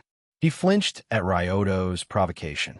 Shiro's mind went into overdrive, trying to figure out who is this student. He obviously knows too much. He looked again at Ryoto, who had a smirk. Did he try to get a reaction out of me? Did he know everything from the beginning? These were the thoughts inside Shiro's head, but no matter how hard he thought, he couldn't get an answer that satisfied him. He would need to research this student after he gets back. Ryoto's POV. Fucking with Shiro is entertaining. The more intelligent someone is, the easier it's to get under their skin. They tend to overthink everything, and the smallest of actions gets some kind of reaction out of them if they can't control their emotions too well. I turned to Itona, who wanted to attack me as soon as possible, but he surprisingly didn't move. Ryoto what? Scared? It made Itona attack me with his tentacles. They were fast, but I could not only follow their movements but also dodge them. Primarily thanks to Spider Sense, as I didn't use the full potential of my eyes, just to more trump cards up my sleeve. He targeted my head at first, but just tilted it slightly as needed to avoid taking any damage. Seeing that I could dodge his tentacle, he increased the output of his attacks, and it was increasingly harder to avoid everything. So, I started blocking the tentacles with my hands covered in haki. The tentacles were very sharp, but still couldn't pierce haki. My haki was tougher than ever before, but still had the same limitations initially. It's like I unknowingly put all my points into the toughness of my haki and nothing towards anything else. Itona had an advantage of speed, while my reflexes were clearly superior. With every passing second, Itona was losing his mind. At this moment, some of his attacks missed the mark entirely, and I wasn't forced to block them anymore. As I dodged yet another attempt to strike me, I forgot that there was someone behind me. So if I didn't do something, that person would be badly wounded if not killed. What's worse, it was Ryo. Realizing that it would be too late to grab the tentacle to stop it, my mind went blank for a second, and the next moment a wave of invisible pressure spread across the whole classroom. It was powerful enough to stop Itona's tentacle. I then said with a cold voice, Ryoto, what do you think you're doing? Any illusionists are scary. Once again, bonus chapter. And we jumped on the number 19th. The top 10 is so near, I can almost taste it. Jokes aside, it will be difficult to surpass this position, as above me are only top dogs of web novel, but I didn't even dream of being in the top 20, so it's still good. I just want to see how far I can go with your help. Ryoto's POV. Ryoto, what do you think you're doing? My voice was calm but cold. I even opened my eyes to look directly at Itona. The invisible pressure spread across the whole classroom as I was doing this. The target of this was Itona, but as I didn't have complete control over this, the pressure was felt by everyone. Initially, it was just an uncomfortable feeling, but soon, everyone started losing consciousness, starting from the weakest. However, they were still luckier than Itona, who was on the verge of fainting, but I unconsciously didn't allow him. Ryoto, I may be partially guilty of putting my classmates in danger, but I feel pretty hypocritical today, so I'll ignore for now and focus on punishing you. Karen, you sound like Lucifer, and I can't believe that I'm saying this, but it's a great thing. I ignored Karen as I focused entirely on Itona. Ryoto, normally, I would let you meet Miltan and be done with it, but I feel like it wouldn't be enough for you. So, let's go with something like this. My eyes shone more brightly as two big circles appeared in front of mine, Itona's eyes. Itona's POV, I am strong. I am strong. I am strong. No matter who I am against, I won't lose. I was fighting someone strong, but he vanished, the same as everyone else, even Shiro. It means that I didn't lose yet. He didn't win. I am stronger. I was still ready to defend myself and attack. I need to be careful because he is strong, but he'll still win. I let out my tentacles. When did I retreat them? Not important. I looked around, but I noticed that the tentacles didn't listen to me. They didn't move according to my thoughts, as they usually would. What is happening? Everything around me turned black. I was no longer in the classroom. While it was alarming, I still focused on the tentacles. Without them, it'll be weak again. I don't want that. I don't want to be weak. It'll be strong, and he'll prove it by killing Koro-sensei, my brother, but first he'll kill this guy. Move, move, move. Why won't you move? As I try to move my tentacles, they slowly turn black. It didn't end at that. As they completely turned black, they started crumbling, starting from their tips. No, no, no, no, no, don't go away. I need you. My cries were left unanswered as the tentacles disappeared entirely. I dropped to my knees. Again, am left with nothing. Just like before, I lost everything. Ryoto's POV. I was showing Itona his worst nightmare at the moment. What Itona was scared of the most was losing his power. So I showed him exactly that. As I focused on the illusion, I felt a tentacle on my shoulder. Koro-sensei. I think it is enough. Yuki-kun, don't you think? I didn't answer at first, so Koro-sensei continued. Koro-sensei, I know how you feel, and I understand how you must feel. But it isn't the answer, AD, you know it. He is controlled by tentacles and needs help and a second chance. You should know how Even deserves it. Sai Ryoto, I'm doing this only because you asked me to. I respect Koro-sensei, so I listen to him. I disagree that everyone deserves second chances. Some people are beyond salvation, but I feel like he was talking about himself. Koro-sensei wasn't visibly worried because I explained Haki to Koro-sensei before, and Haushika Haki was not an exception. Even though I didn't possess it then, I thought it could awaken at any moment so that he wouldn't panic when it would happen. I warned him in advance. I'm glad that I did that. Ryoto, so what are you going to do with him? Shiro, he'll be taking him. Shiro interrupted. I turned to him and moved my mouth to spell the name Kotaro Yanagisawa and smiled at him. Shiro, cough as I said. Itona is in great hands tentacles with Koro-sensei. Excuse me for leaving now, but I have an important matter to attend to. Shiro left, cursing under his breath. Everyone except Karasuma, Irina, Koro-sensei, and Sophia was unconscious. Ryoto, let's go to the teacher's office. He'll explain some things. They nodded without saying anything and followed me. I sat on one side and the teachers on the other inside the room. I asked Sophia to look after everyone in the classroom. I took out my phone from the pocket, and Ritsu showed up as well. I promised her to explain something as well, and it's a good opportunity to do it. Ryoto, before I start, I want to say that I know that you tried to look into my identity, but the information you got from your agents was false. Today, I mean what? Ryoto, I bribed them with good food. Karasuma face palmed himself. He couldn't believe what he had just heard, but it will not be the strangest thing ahead here today. I decided to reveal some things about myself. At first, it was fun to be spied on, but it got boring after some time. I don't lose anything by telling them that I'm not from here. And it doesn't feel right when I know a lot about Koro-sensei while he doesn't know anything about me. Karasuma is just a bonus. Ryoto, let's start with something simple. What do you know about multiverse theory? They looked at me as if I was crazy. Ryoto, don't look at me like that. It's relevant to what I want to say. Rita, a multiverse is a hypothetical group of multiple universes. Together, these universes compromise everything that exists. Ryoto, thank you, Ritsu. Koro-sensei started connecting the dots.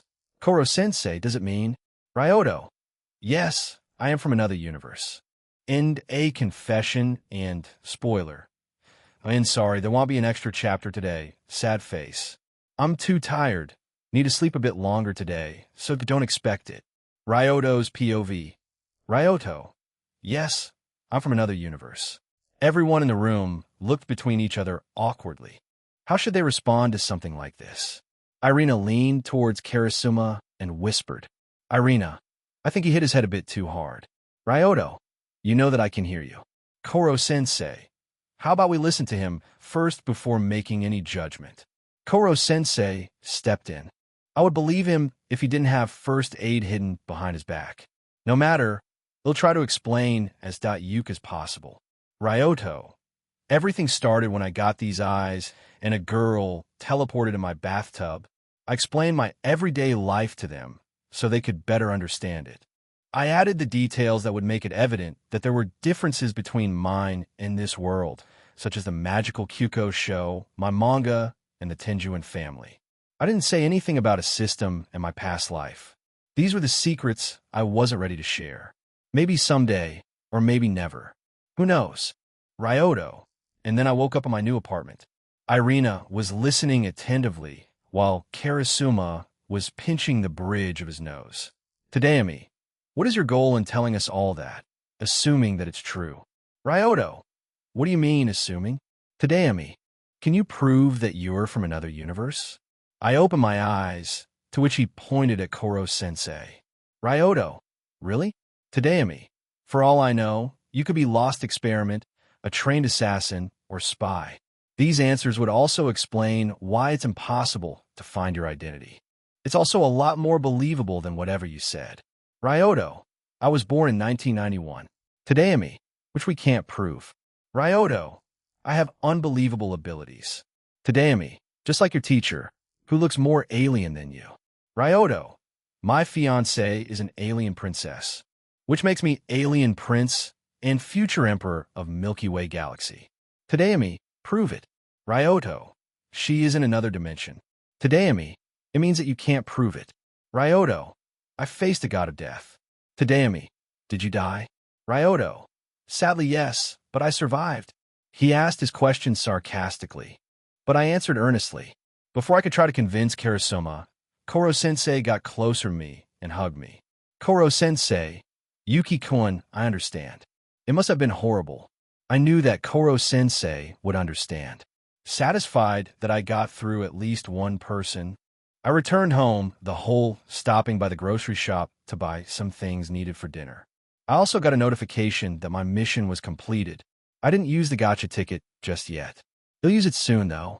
I feel like him forgetting something. Third POV. When Ryoto left the faculty office, the room was silent until Karasuma decided to speak. Tadayami, do you believe him? Koro-sensei didn't answer immediately, but he took out a notebook with the name Ryoto, Yuki written on it. Koro-sensei, some time ago, Yuki-kun came to me to ask for individual training. At that time, he revealed some of his egrets to me, which I wrote down. He told me some of his powers that we trained and even explained his everyday life to me. Interestingly, his life is a little different from what he told me before. I thought up two possible answers. The first and most obvious is that he was lying. Why would he lie, you ask? Just like you concluded, I also thought that he was part of some kind of experiment, so I would guess he doesn't want to talk about it and wants to be treated like an ordinary student. The second possibility is dissociative identity disorder. Because of some kind of trauma from childhood, he developed a different personality as a coping mechanism. That's why he does two different stories. Irina, in both of these cases, he was being experimented on. Koro-sensei, yes. There's a chance that even his ability is natural, but the chances are slim.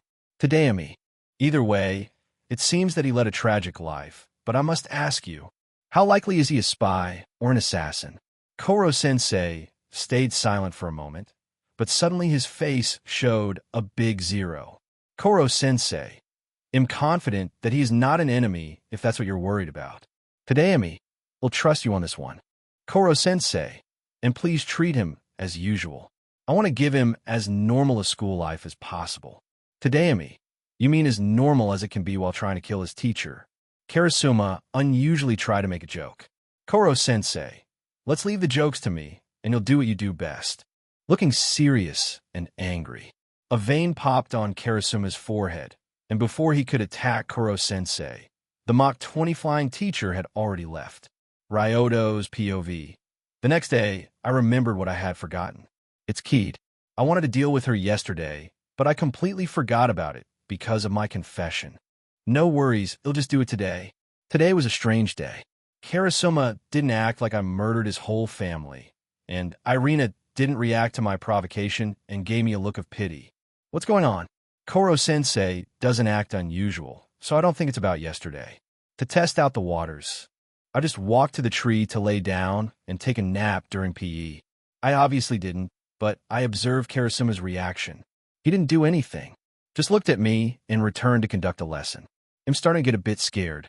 I called Irina by her nickname a few times, and she just smiled gently at me and asked what was wrong. Am I in a simulation? Is anything real at the moment? It can't be an illusion. I'm immune to them. Maybe hallucination? I decided to talk with Karen about the possibilities. Karen? Karen, are you there? Karen, yes, darling. What can I do for you? I instantly paled and started sweating. Any title. A Confession and Misunderstanding Nice Karen. Ryoto's POV. Karen, yes, darling. What can I do for you? I must be dreaming. It's not possible for Karen to call me darling. I wouldn't call myself a darling. I don't think even Lala called me that. Wait, breath in, breath out. You can't panic. Remember what Koro-sensei taught you. Big boobs are dash. I mean, panic leads to failure. Analyze the situation calmly. Why did you call me darling? I needed to establish why she does it first. Karen, don't make me say it, dummy. Karen answered bashfully. Yep, it's not real. Not possible. Karen is not Sundara. Nah, I don't believe it. I must be dreaming. I pinched myself, but it didn't do anything. If I'm not enough to wake me up, it'll ask someone else. I walked up to Rio. Hiu, bunch of me. Hiu. Huh. She looked at me as if I had lost my brain cells. Ryoto, punch me, preferably in the face. I want to test something. Before I could finish speaking with Rio, I was punched by Karma. And before someone asks how he was punched, even though Ryoto has spider sense, it doesn't warn him about people he considers friends. Karma is the closest male friend, so obviously it didn't work. Now that I think about it, I don't remember if it did work like this when Hardy Osborn was a Green Goblin. It did work like this for Peter's professor. Venom, or symbiote to be precise, is a special case since he was kind of part of Peter. If I'm wrong, please correct me. Karma. Huh. So you still can be punched quite easily. Because of yesterday, I started to think that you were invincible, but it seemed you were still human enough to be punched by me. Karma was saying something to me, but I was still lying on the ground. I didn't plan to defend myself, so I was sent flying by Karma easily. Besides, he was not the one who I wanted to punch me. It sounds wrong. I should stop now. I wasn't listening to Karma, but he probably was talking about how easy it was to knock me out and boasting about that. Who am I kidding? He definitely was doing that. I was thinking about my situation. Karasuma and Irina were acting strangely, but it could happen. A bad or good day would make them act strange, but Karen. There's something fishy going on, and scary at the same time. Karen, are you feeling all right? Karen, never better. Why are you asking? Happiness could be heard in her voice. Yeah, either she is sick or I am tripping and I didn't take any drugs. While I was in my thoughts, I stayed on the ground without moving. Rio, he isn't moving. Did you hit him too hard? Karma, I don't think so. He was fighting the tentacle guy before, and that guy walked through the wall. He should be able to take it. Rio, it's hard to know if he's unconscious when his eyes are always closed. Karma, let me try something. Karma took out a black marker pen and started drawing a crazy mustache on my face.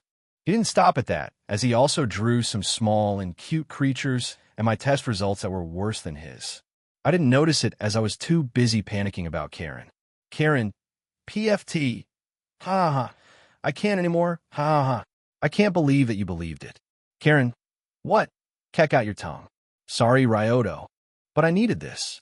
Sophia increased my stress level to the maximum, and I needed some outlet. Thanks for your help. Karen, Ryoto, hello? Karen, shit, did I break him? I promised myself that I wouldn't do it on my first job. Ryoto, thank God. Karen, huh? Why are you happy? Imagine if someone like you started being nice. It's terrifying. You don't know what they're planning or thinking. Will I get into an accident soon? Maybe, possibly, definitely. The point is I don't know, so I panicked. But to be honest, I prefer the real you over the nice you. It's not like I like to be abused or bad-mouthed, but you don't feel fake. You always say what you have in mind, and I appreciate it. As you know, I'm bad at reading people, so it helps me a lot. If you're happy, you show it. If you're angry, you show it. Karen. Karen? Karen. Did she leave? I got up and looked around. Karma was holding in his laugh, and so did Rio. Keed had a strained smile. Something was not right. Ryoto, what did you do, Karma? Karma, why did you ask me? It could be anyone. Questioning him would be useless. So I just opened my eyes and looked at myself through his eyes. I saw my face that was massacred, for the lack of a better word. Ryoto, Karma, my dear friend, what is the meaning of this? I pointed to my face. Karma, you're right. I forgot to write a few things. Sorry, he'll correct my mistake. He took out his marker once more while smiling evilly. I would normally show him illusions, but I feel like I would lose if I did that, so he'll need to think about how to take my revenge on him. Karen's POV. I hung up on Ryoto. I didn't know how I should react. It was the first time someone said that I was fine the way I am. I just try to pretend to be friendly, sweet, or whatever. I mean, Sophia does it the whole time, so I tried it. I don't have any proof that she does, but I know it. Ryoto, he changed a bit since we first met, and so did I. I mean, not a lot, but still. I stopped bad-mouthing him. I don't even have an urge to do it anymore. I'm bad-mouthing others, and it still gives me satisfaction, but not to Ryoto. Even today, I pretended to be nice. I even planned a surprise for his birthday. It's not like me. Not like me at all. I didn't even pretend my happiness. It was fun, and it felt strange. Yindy, and I bought a new phone and autocorrect on it is shit. I need to pay more attention while writing. I am sad. Keed's secret. In over 1,300 Power Stones this week, and 25th place. Thank you for all the support. We'll try to stockpile some chapters so I can post extra content soon. Ryoto's POV. After washing off the marker with a lot of difficulties, I returned to class to continue my day. I'm glad that Karma didn't use an indelible marker, so it'll be merciful in my revenge. At the end of school, I walked up to Keed.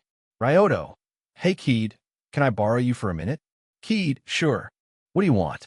Ryoto, I'll tell you later, so can you come with me outside? Keed looked confused, but agreed nonetheless.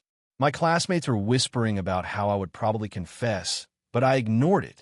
I had something more important on my mind. We left, walking in the direction of the forest. As we were walking, we were followed by our curious classmates. I didn't even need to use my eyes.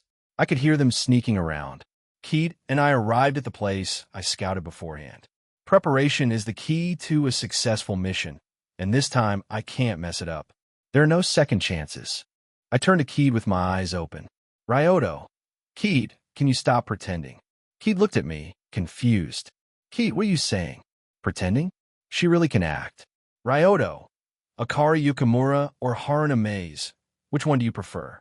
These names got a reaction from her, but she still acted like she didn't know anything. Keed, Akari? Haruna? Wait, you mean Haruna Maze as a famous child actress? What does she have anything with me? Ryoto, it takes a liar to know the liar, and there isn't a bigger liar than me here, so stop pretending. Keed, and I still don't know what you're talking about. I pointed to my neck. Ryoto, so what are these things on the back of your neck? Keed still feinted ignorance, and I realized that words won't work, so I walked up to her and reached the back of her neck. Before I could touch her, a tentacle swung at my hand. Thanks to my spider sense, I dodged it and created some distance between us. The air around Keed changed instantly. Right now, she looked like a real assassin. She looked at me coldly as her tentacles wiggled around her. Keed, how such a shame. If you just pretended to be a little more stupid, we could pretend to be friends for a little bit longer. As she dropped the act, she also closed her eyes. It seems that she was wary of my eyes. She probably doesn't know precisely how my powers work, but it was logical to think that my powers work through eye contact. Ryoto, we both know that it isn't what you want. Keed, and what do you know? You're just a classmate who doesn't know anything about me or the circumstances around Koro-sensei. Ryoto, I know more than you think, and I believe I proved it by revealing your identity. Keed, yes. Quite impressive, as I even dyed my hair, so no one would recognize me. Were you my fan before? Ryoto, no, but I have excellent eyesight. We were silent for a moment until I decided to ask her. Ryoto, any chance that it'll convince you to give up on your revenge and give up the tentacles? Keed, it's impossible. It'll be the one whole kill Koro-sensei, she said with a fake smile on her face. I knew that it would go that way, but still hoped otherwise. Ryoto. Then I'll be the one who'll wake you up from your delusion. I was ready to fight. I knew that I needed to end it fast. The longer the fight goes on, the more dangerous it will become for Keed. I couldn't use illusions as Keed didn't open her eyes, nor did she plan to. I can't use fire, so I wouldn't harm, and I'm not skilled enough to extract water from air and plants. I could go to the river nearby, but the place I'm currently at gives me the most advantage. I've used trees nearby to maneuver more easily. I shot a web string at her, but she blocked it with her tentacle. It was unexpected since she wasn't used to fighting with her eyes closed. Do her tentacles see somehow? Or it's part of her wish to the tentacles. She wishes to be an assassin, so maybe. Unfortunately for me, it just makes my job more difficult.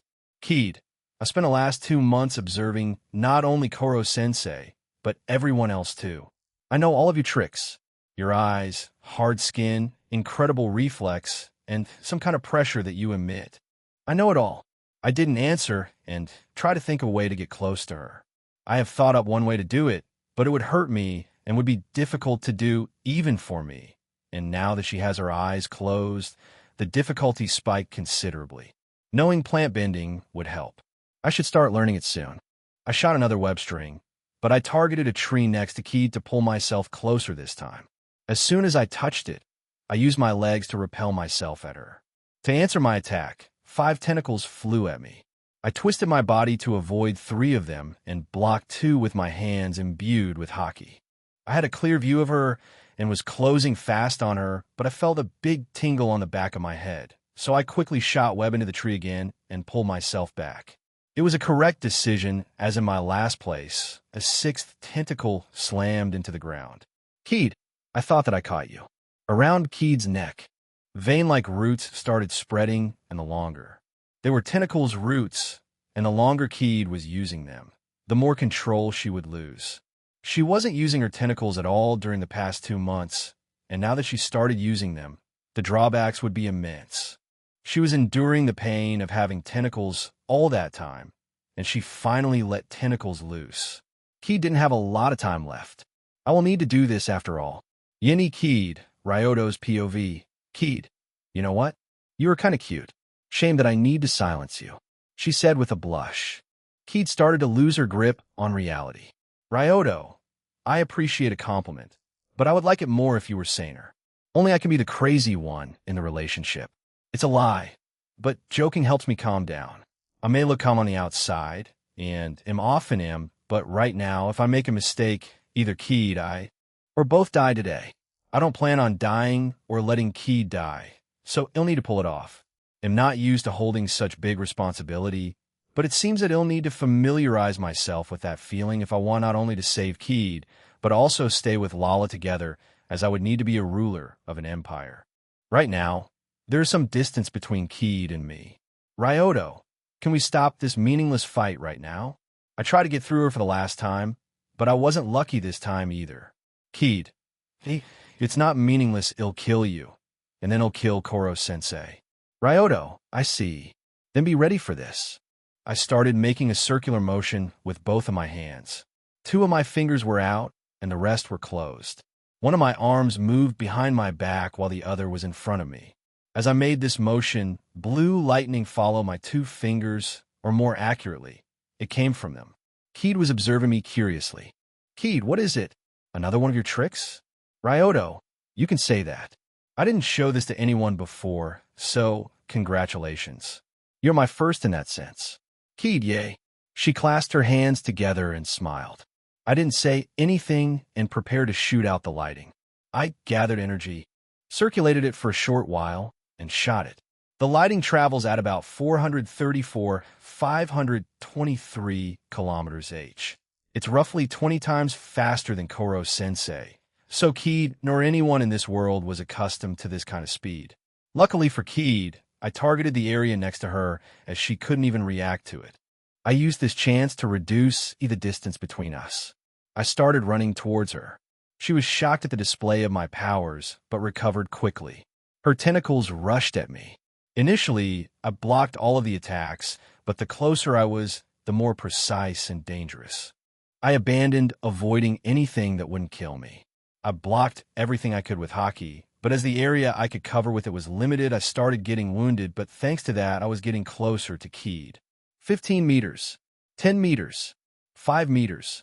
I finally could grab her, but as soon as I grab her, splash, the tentacles pierce my shoulder, leg, and stomach. I use hockey to protect only the most vital places, such as around my heart, neck, and head. I was sure she would target at least one of these places, and I was right as I stopped tentacles that aimed out my heart and neck. Because of that, I couldn't protect my stomach. I was starting to taste iron in my mouth, and usually it's not a good sign. Keed, he got you. Keed was smiling and blushing. Is this how a Yandra looks from a first-person view? Because that's terrifying and a bit hot, but mostly terrifying. It's also not time to let my head get clouded. Time to save her. At the same time, I heard some screams from behind the trees, but I ignored them as I focused entirely on Keed. Despite the piercing pain, I managed to smile as I brought her closer to me. Ryoto couldn't have said it better. I then screamed with all my might. Ryoto, Koro-sensei now. Keed, where you dash? She couldn't finish her sentence because she was kissed by me. Koro-sensei. Great work, Yuki-kun. Koro-sensei flew fast towards Keed and me, and as I was kissing Keed, he was carefully removing the tentacles from her neck. 10 hit, 15 hit, 20 hit, 25 hit, 30 hit. I wasn't planning on stopping until the tentacles were gone. Koro-sensei, Yuki-kun. Ryoto, huh? Koro-sensei. I think that's enough. Cough, cough. Ryoto, what do you mean? Koro-sensei didn't say anything and just pointed down. When I looked there, Keed was lying in my arms, passed out. Ryoto, oh, you mean that? Now that adrenaline started wearing off, I was beginning to lose strength and was about to fall, but I was caught by someone other than Koro-sensei. Keed slipped through my hands, but Koro-sensei caught her. Ryoto, thanks, Karma. The usual smirk that Karma wore was nowhere to be seen. He was angry, clearly so. Karma, why did you do it? Ryoto, is it really your question? I thought that you were smarter than that. I tried joking a little, but Karma was still looking at me and angry. Ryoto, some time ago, I noticed something at the back of her neck. I didn't know what it was until I fought Itona yesterday. I guessed that it was harmful to her, so I asked Koro-sensei for his help earlier today. Backflash Ryoto. Koro-sensei. Keed has tentacles at the back of her neck. Koro-sensei. What? In a backflash, everyone around me thought the same thing. Short. Ryoto. I skipped some unimportant details, but that's basically what happened. He was the only one who knows how to remove them. Now that I explain myself, could I ask something in return? Karma, what is it? Ryoto. I think I am bleeding out. Can you get me to the hospital? Koro-sensei on it. Koro-sensei grabbed me and flew at high speed to the hospital. But before that, he got Karasuma to avoid unnecessary questions there. He also changed to look somehow like a human. Halfway through the way there, I lost consciousness. Yindi, Karen's present. In extra long chapter, smiley face, Ryoto's POV, I was slowly regaining my eyesight. It meant that I was waking up. I could turn off my eyesight at will, and that's how I could fall asleep as well. When my vision started to get clear, I saw an unfamiliar ceiling. Am I in the hospital? Karen, yes. After you were impaled by Keed, Koro-sensei got you here. You lost a lot of blood, but thanks to your increased vitality, you just survived long enough to get help. Karen calmly explained, but I could hear a hint of anger in her voice. Karen, are you angry? Karen, what, me? No. Why would I be angry? I just left you for a moment, and you almost died. Nope. I don't care even if you kick the bucket. Yep, she was angry. How do I know? Because she is yelling at me. Okay, sorry, but in my defense, I wasn't planning on dying. Karen, who plans to die? Suicidal person? I felt that she was glaring at me. Okay. Bad joke, I understand. We'll try to avoid situations like this. It's not like I enjoy them anyway. Karen, try to? I don't like making promises. I don't know what will happen in the future and what kind of decisions they'll make. Do the best I can do is promise to try. Garen, seek Fina. It's not like I can't stop you even if I wanted. Are you sure that I didn't die? Karen, why? Because you sound worried about me. I said jokingly. I know that she isn't as heartless as she let it on. Karen, did she go silent again? The exact second Karen stopped talking, a door to my hospital room opened. Karma, Rio, Nagisa, Koro-sensei, Karasuma, and Irina. Rio was carrying a few flowers. Seeing that I was awake, they widened their eyes. Rio even jumped at me and wrapped her arms around my neck. I also felt her tears dropping on my shoulder. It caused me some pain, but I didn't show it on my face.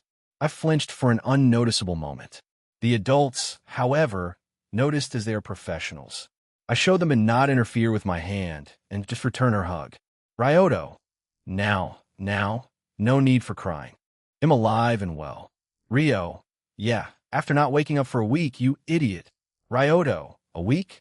Tadami, yes, and we were expecting you not to wake up for at least another one. Karasuma cut in. Ryoto, what can I say?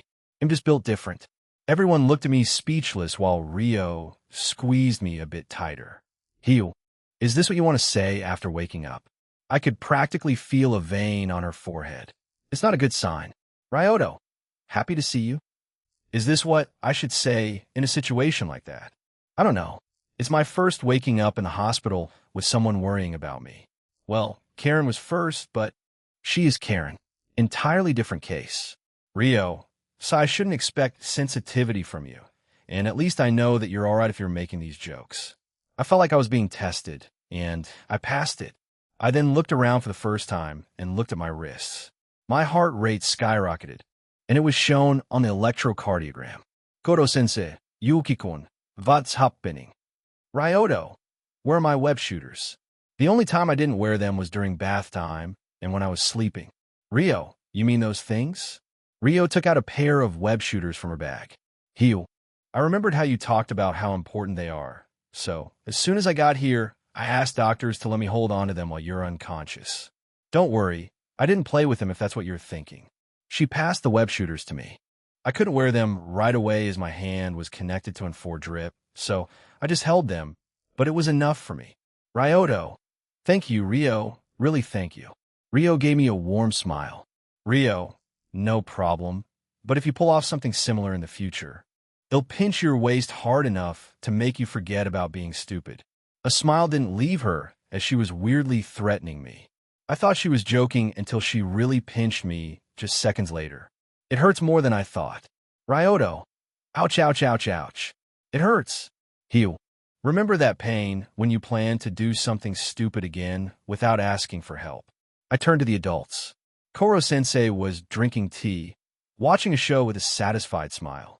Karasuma had his usual serious expression, but his eyebrow twitched a few things. And Irina liked watching the drama similar to Koro-sensei. No one planned to help me, so you tried changing topics. Ryoto, so how is Keed? Rio, Keed already woke up and was already discharged from the hospital, and while we were on the topic, Rio took out her phone to show me a video of me kissing Keed. Heel, Karma said that if you don't wake up by 1700 hours today, he will publish this video for the world to see. Ryoto, what? What time is it? Heel, 16:45. I pulled out and 4 from my hand for my web shooters on their place and jumped out of the window to look for Karma. Karen, why do you even care? It's not like it can be used for blackmail. But to be honest, Karma is fucking brutal. You got impaled, and he filmed the whole thing. Ryoto, oh, you're back. No, I don't care about the video itself, but if he does this, he won, and I'm not having this until I get my revenge for scribbles on my face. And I don't think he recorded the whole thing. He set his phone somewhere to record, just in case something interesting would happen since I couldn't see any shaking. Besides, he doesn't even plan to publish it. He just wants to fuck with me, but even if that's not true, it doesn't mean that I don't plan on winning. I searched for Karma despite the pain I felt in my leg, shoulder, and stomach. I think I got some painkillers, so I returned, realizing that I could fall to my death any moment. It wasn't wise to leave after waking up without knowing about my condition. I left for about a minute or two, but the guests inside my room increased in numbers. The new additions were Karma, Nagisa, and Keed. Karma had a smug look on his face saying, I got you, and I knew he was right. He planned it, and seeing the look Rio was giving me, I knew that they planned it together. They probably didn't expect me to jump out of the hospital room, and only hoped to scare me a bit, but they were satisfied nonetheless. It didn't mean that they weren't worried about me, but it could be said it was their way to say congratulations on waking up or something like that. Afterward, we talked about what happened during the week. I was unconscious. Our class had a baseball match against Class A, and we won thanks to Koro-sensei's coaching. Itona also became part of our class after Koro-sensei removed his tentacles. Otherwise, nothing interesting was happening. I talked about minor things with them until they needed to get back home. Keed was acting like her old self, but I knew that she was acting. She was embarrassed deep inside. Teachers also left, but they didn't ask any questions, which was weird but welcomed. They even left me some lollipops that I enjoy, but I couldn't eat them right away. The gesture was nice, and that's what matters. I could leave the hospital a week after I woke up. Finally, I could return home and eat something edible. No offense, but hospital food is not tasty, to put it nicely. At home, Sophia outdone herself with the dishes she prepared. I swear that I died and reincarnated again to experience this heaven. I wanted to cook for myself at least a little, but Sophia was adamant about not allowing me to do anything during the welcome back party. During a bath, I noticed that I got myself 3 scars where tentacles pierced me. As the tentacles went through me, the wounds were seen at the front and the back. Remembering that my injuries will get back together with me, I was thinking about how I'll explain it to Mikon and Lala. We bathe together regularly, so they'll see it sooner or later. They'll see them. Maybe you'll tell them the truth. It's not like they'll believe it. No, Lala would. I finished bathing and went to sleep shortly afterward. Days went on, and today was July 21st, my birthday. I should be 17 today, but instead, I celebrate my 15th birthday. I'm growing, but backwards. Karen, hey Ryoto, don't you plan to use the gotcha ticket you got for defeating Itona?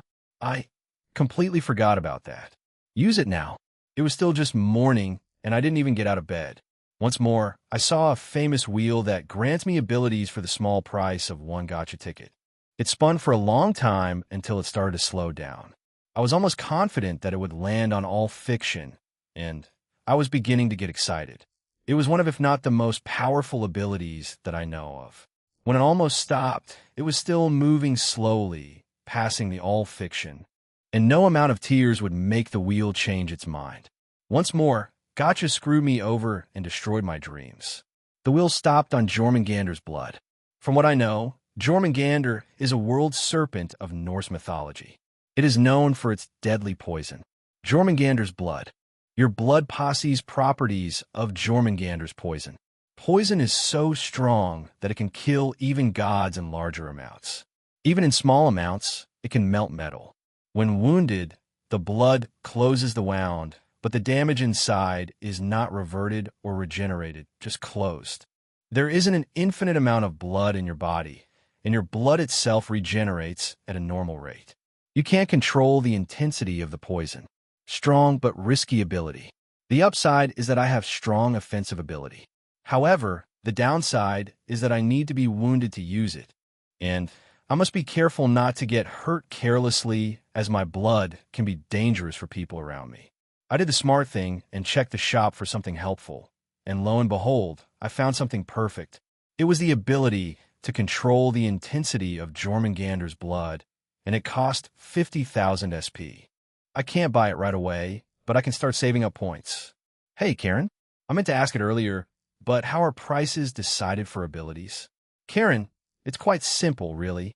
The more powerful and known the ability is, the more expensive it is. So since the ability you want is very niche and not so powerful on itself, it isn't as expensive as other things. Makes sense. The rest of the day went as usual, but when I returned after my training with Koro-sensei, I was surprised by most of my classmates in my apartment. We had a small party and got some gift from them. We ordered pizza. I know that mine or Sophia's food would be tastier, but I want to surprise them with that some other time. After everyone left, I wasn't alone with Karen and Sophia. Karen, Ryoto, I also have prepared a present for you. As she said that, Sophia snapped her fingers and a big present box appeared out of nowhere. Karen, I wasn't sure what to get you, so I started to think what you would like to get, and then a genius idea struck me, but I won't spoil it to you, so just open it. Karen sounded unusually excited, and Sophia stood next to the big box with a warm smile. I slowly walked up to the gift, and when I opened it, I saw Yendi return of certain someone in sorry for no chapter yesterday. Was too tired to write. Ryoto's POV. I slowly walked up to the big present box and saw a pink-haired girl who practically jumped out of the box as soon as it was opened. The girl started looking around curiously. Lala, where am I? It was Lala, and she looked younger than I last saw her, but it was undoubtedly her. I couldn't believe it. It was her, but I needed to be sure that I wasn't dreaming. Ryoto, Lala? My voice got her attention, and she focused on me for the first time. Lala, Ryoto? That confirms it, and the only thing in my mind was to hug her, which was what I did. Lala returned my surprise hug. Ryoto, I missed you. My voice was soft. I don't think I used voice this soft before in my life, but it just showed how much she meant to me.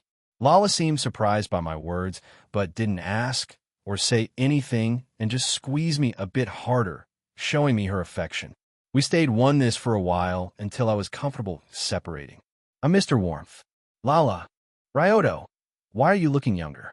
She asked after she took a closer look at me. Sophia, you'll be the one to explain that. Sophia butted in. Sophia then explained where we are and what we're doing here. Sophia, in summary, we are in another universe, and you as well as Ryoto are aged down a bit. The time in your homeworld is stopped, so you can think of it as a long vacation with Ryoto without worrying anyone. Lala was listening to Sophia with stars in her eyes. She probably is excited about the possibility of another universe. Sophia, unfortunately, I could only get you in here. So besides your D-dial and almighty tool, your other inventions stayed home, including Peak. I also de-aged your body slightly, but there shouldn't be a big difference from before. Lala, so that's why Ryoto looks younger. Sophia, precisely. And before I forget, Sophia handed me a few packages of pills that I'm more than familiar with. Those were contraception pills that I use daily, the very same Mikado gifted me on my birthday. As the tablets landed in my hand, Sophia winked at me. Sophia, it'll leave for a few weeks, maybe months, or I won't return till the last day. So you two will have some time together, so have fun. With these words, she disappeared, and Karen was next, but she left after a phrase I didn't believe came out from Karen, not because I couldn't believe that she was able to say these words, but how she told them. Karen, happy birthday, Ryoto. She said it so gently and quietly, so I almost couldn't hear it, but the emotions in that phrase were so powerful that they pierced right through me. Karen made this birthday the happiest I've ever experienced. I didn't know what to say, so I said the only thing that came to my mind. Thank you, Karen. I was woken up from my thoughts by Lala, who was hugging me like a koala. Lala, Sophia told me that you already experienced 3 months alone, so I'm not leaving you until you don't feel alone anymore. I'm not complaining, but Ryoto, Sophia. Lala, yes. She said she was like your older sister. So she is Sophia. Ryoto, she will be happy about it. Now that everything was out of the way, I was slowly moving to my bedroom, but I wasn't planning to sleep or let Lala sleep for that matter, and that was the best night since I got here. I didn't sleep but felt better than ever. Lala wasn't tired enough to sleep just yet, but I needed to go to school, so I got up from bed, but Lala went into koala mode and stayed like that. She looked at me as if saying that she won't leave me today either. It looks like I'll go to school like that. But before that, I need to tell you something, Lala. Ryoto. Lala, can you get off for a moment? I need to tell you something. Instead of letting me go, she squeezed me harder. Ryoto, don't worry. I don't plan on running away without you. She looked me straight in the eyes. I didn't even notice, but I had my eyes open the entire time. Before she arrived yesterday, I had my eyes closed most of the time, even at home, but maybe it's true that your home is where your heart is. She makes me comfortable just with her presence. Lala reluctantly climbed down. Ryoto, I just wanted to warn you about something first. I probably should tell you that earlier, but I couldn't find a good time to do that. But somehow, my blood became really dangerous, so you need to be careful about it, so no biting too hard during our sessions. To prove to her that, I took a knife and sliced it as little as possible, but as soon as the knife went below the skin, A part of it evaporated or melted. Hard to tell, but the thing is the part of the knife that touched my blood disappeared. The blood, however, didn't harm me in any way. My skin didn't burn or anything. It didn't even hurt. Good to know that I don't need to worry about harming myself, at least. Lala looked the whole time curiously but flinched when I cut myself. However, she trusted me and waited for what I wanted to show her. She was curious about my blood when she saw what happened to the knife, but she hadn't had her tools at the moment, and to be honest, I was a bit scared of letting her study my blood. I don't even think there is a container durable enough to hold my blood for an extended amount of time. I tried to answer all of Lala's questions to the best of my abilities until she was satisfied. After that, I was ready to go to school, and Lala, seeing this, remembered what she was doing and attached herself to me. Surprisingly, she was easy to carry her around as she held into me. It could be thanks to my strength, but who cares? I exited my apartment, knowing that today would be a chaotic and exciting day. Yini Lala in school, 3rd POV, at the Kunijigakaka Junior High School in Class 3E. It was an ordinary morning before the lesson had started. Not everyone was yet present inside the classroom. One of them was Ryoto Yuki, but he sometimes comes really early or barely on time. Sometimes alone, and other times with someone. It's almost impossible to predict when or with whom he will come to school. Today, Keed and Rio were already inside, so it wasn't possible for them to accompany him. Karma was known to skip school sometimes, but there was still a possibility that he'll come with Ryoto. It became a game of some kind to guess when and with whom he would arrive, and it was also Ryoto's fault that it happened. Ryoto had a bad habit of making bets about minor things, but Ryoto never lost a bet, unlike his classmate. It was like he could see the future or knew things he shouldn't have. It was kind of unsettling. It became kind of a problem, and Karasuma forbade him to make any bets whatsoever. Ryoto wasn't happy about it, but obliged anyway. He needed to be bribed with lollipops first, though. With anticipation, everyone was waiting for Ryoto. They were looking at the door to the classroom. Ryoto was the only one missing besides Karma. What's important to say is that Ritsu was also forbidden from betting against her classmates. Ritsu was able to hack into his phone, see where he was, and calculate when he would arrive. She could also search for nearby devices and know with whom he goes together. The door opened, and Ryoto appeared with a pink-haired girl hugging him like a koala. Even stranger was that a succubus-like tail was coming from above her, but Ryoto, morning. Ryoto nonchalantly entered the classroom and walked towards his seat. The girl looked around curiously and waved to some. She looked cheerful, but didn't plan on letting go of Ryoto. One of the most noticeable features of hers, besides her hair and tail, was her bust size. Everyone had the same thought in their minds. Am I the only one to who can see her? Lala positioned herself so that it would be easy for Ryoto to sit. It resulted in her sitting on his lap. Ryoto then started patting Lala's head. It caused her to smile cheerfully and snuggle to Ryoto even more. Ryoto, seeing this, also smiled, but instead of his usual evil smile when he planned to mess with someone, he had a gentle expression that made his classmates doubt that he was even the same person, as it wasn't often, if at all, that he showed this expression. Lala's POV. I was hugging Ryoto as he was going inside the classroom. He felt lonely before, and I planned to help him as much as possible by not letting him go. The school building was old, and it looked like the abandoned school building that we visited not so long ago. People glanced curiously at us, so I waved at them. I hope that we'll be great friends, but first is Ryoto. As Ryoto seated himself, I changed my position so it would be easier for him to sit down, and most comfortable place would be his lap. I don't know why, but it makes me feel safe. Hioto. Ryoto. Rio, won't you introduce your friend to us?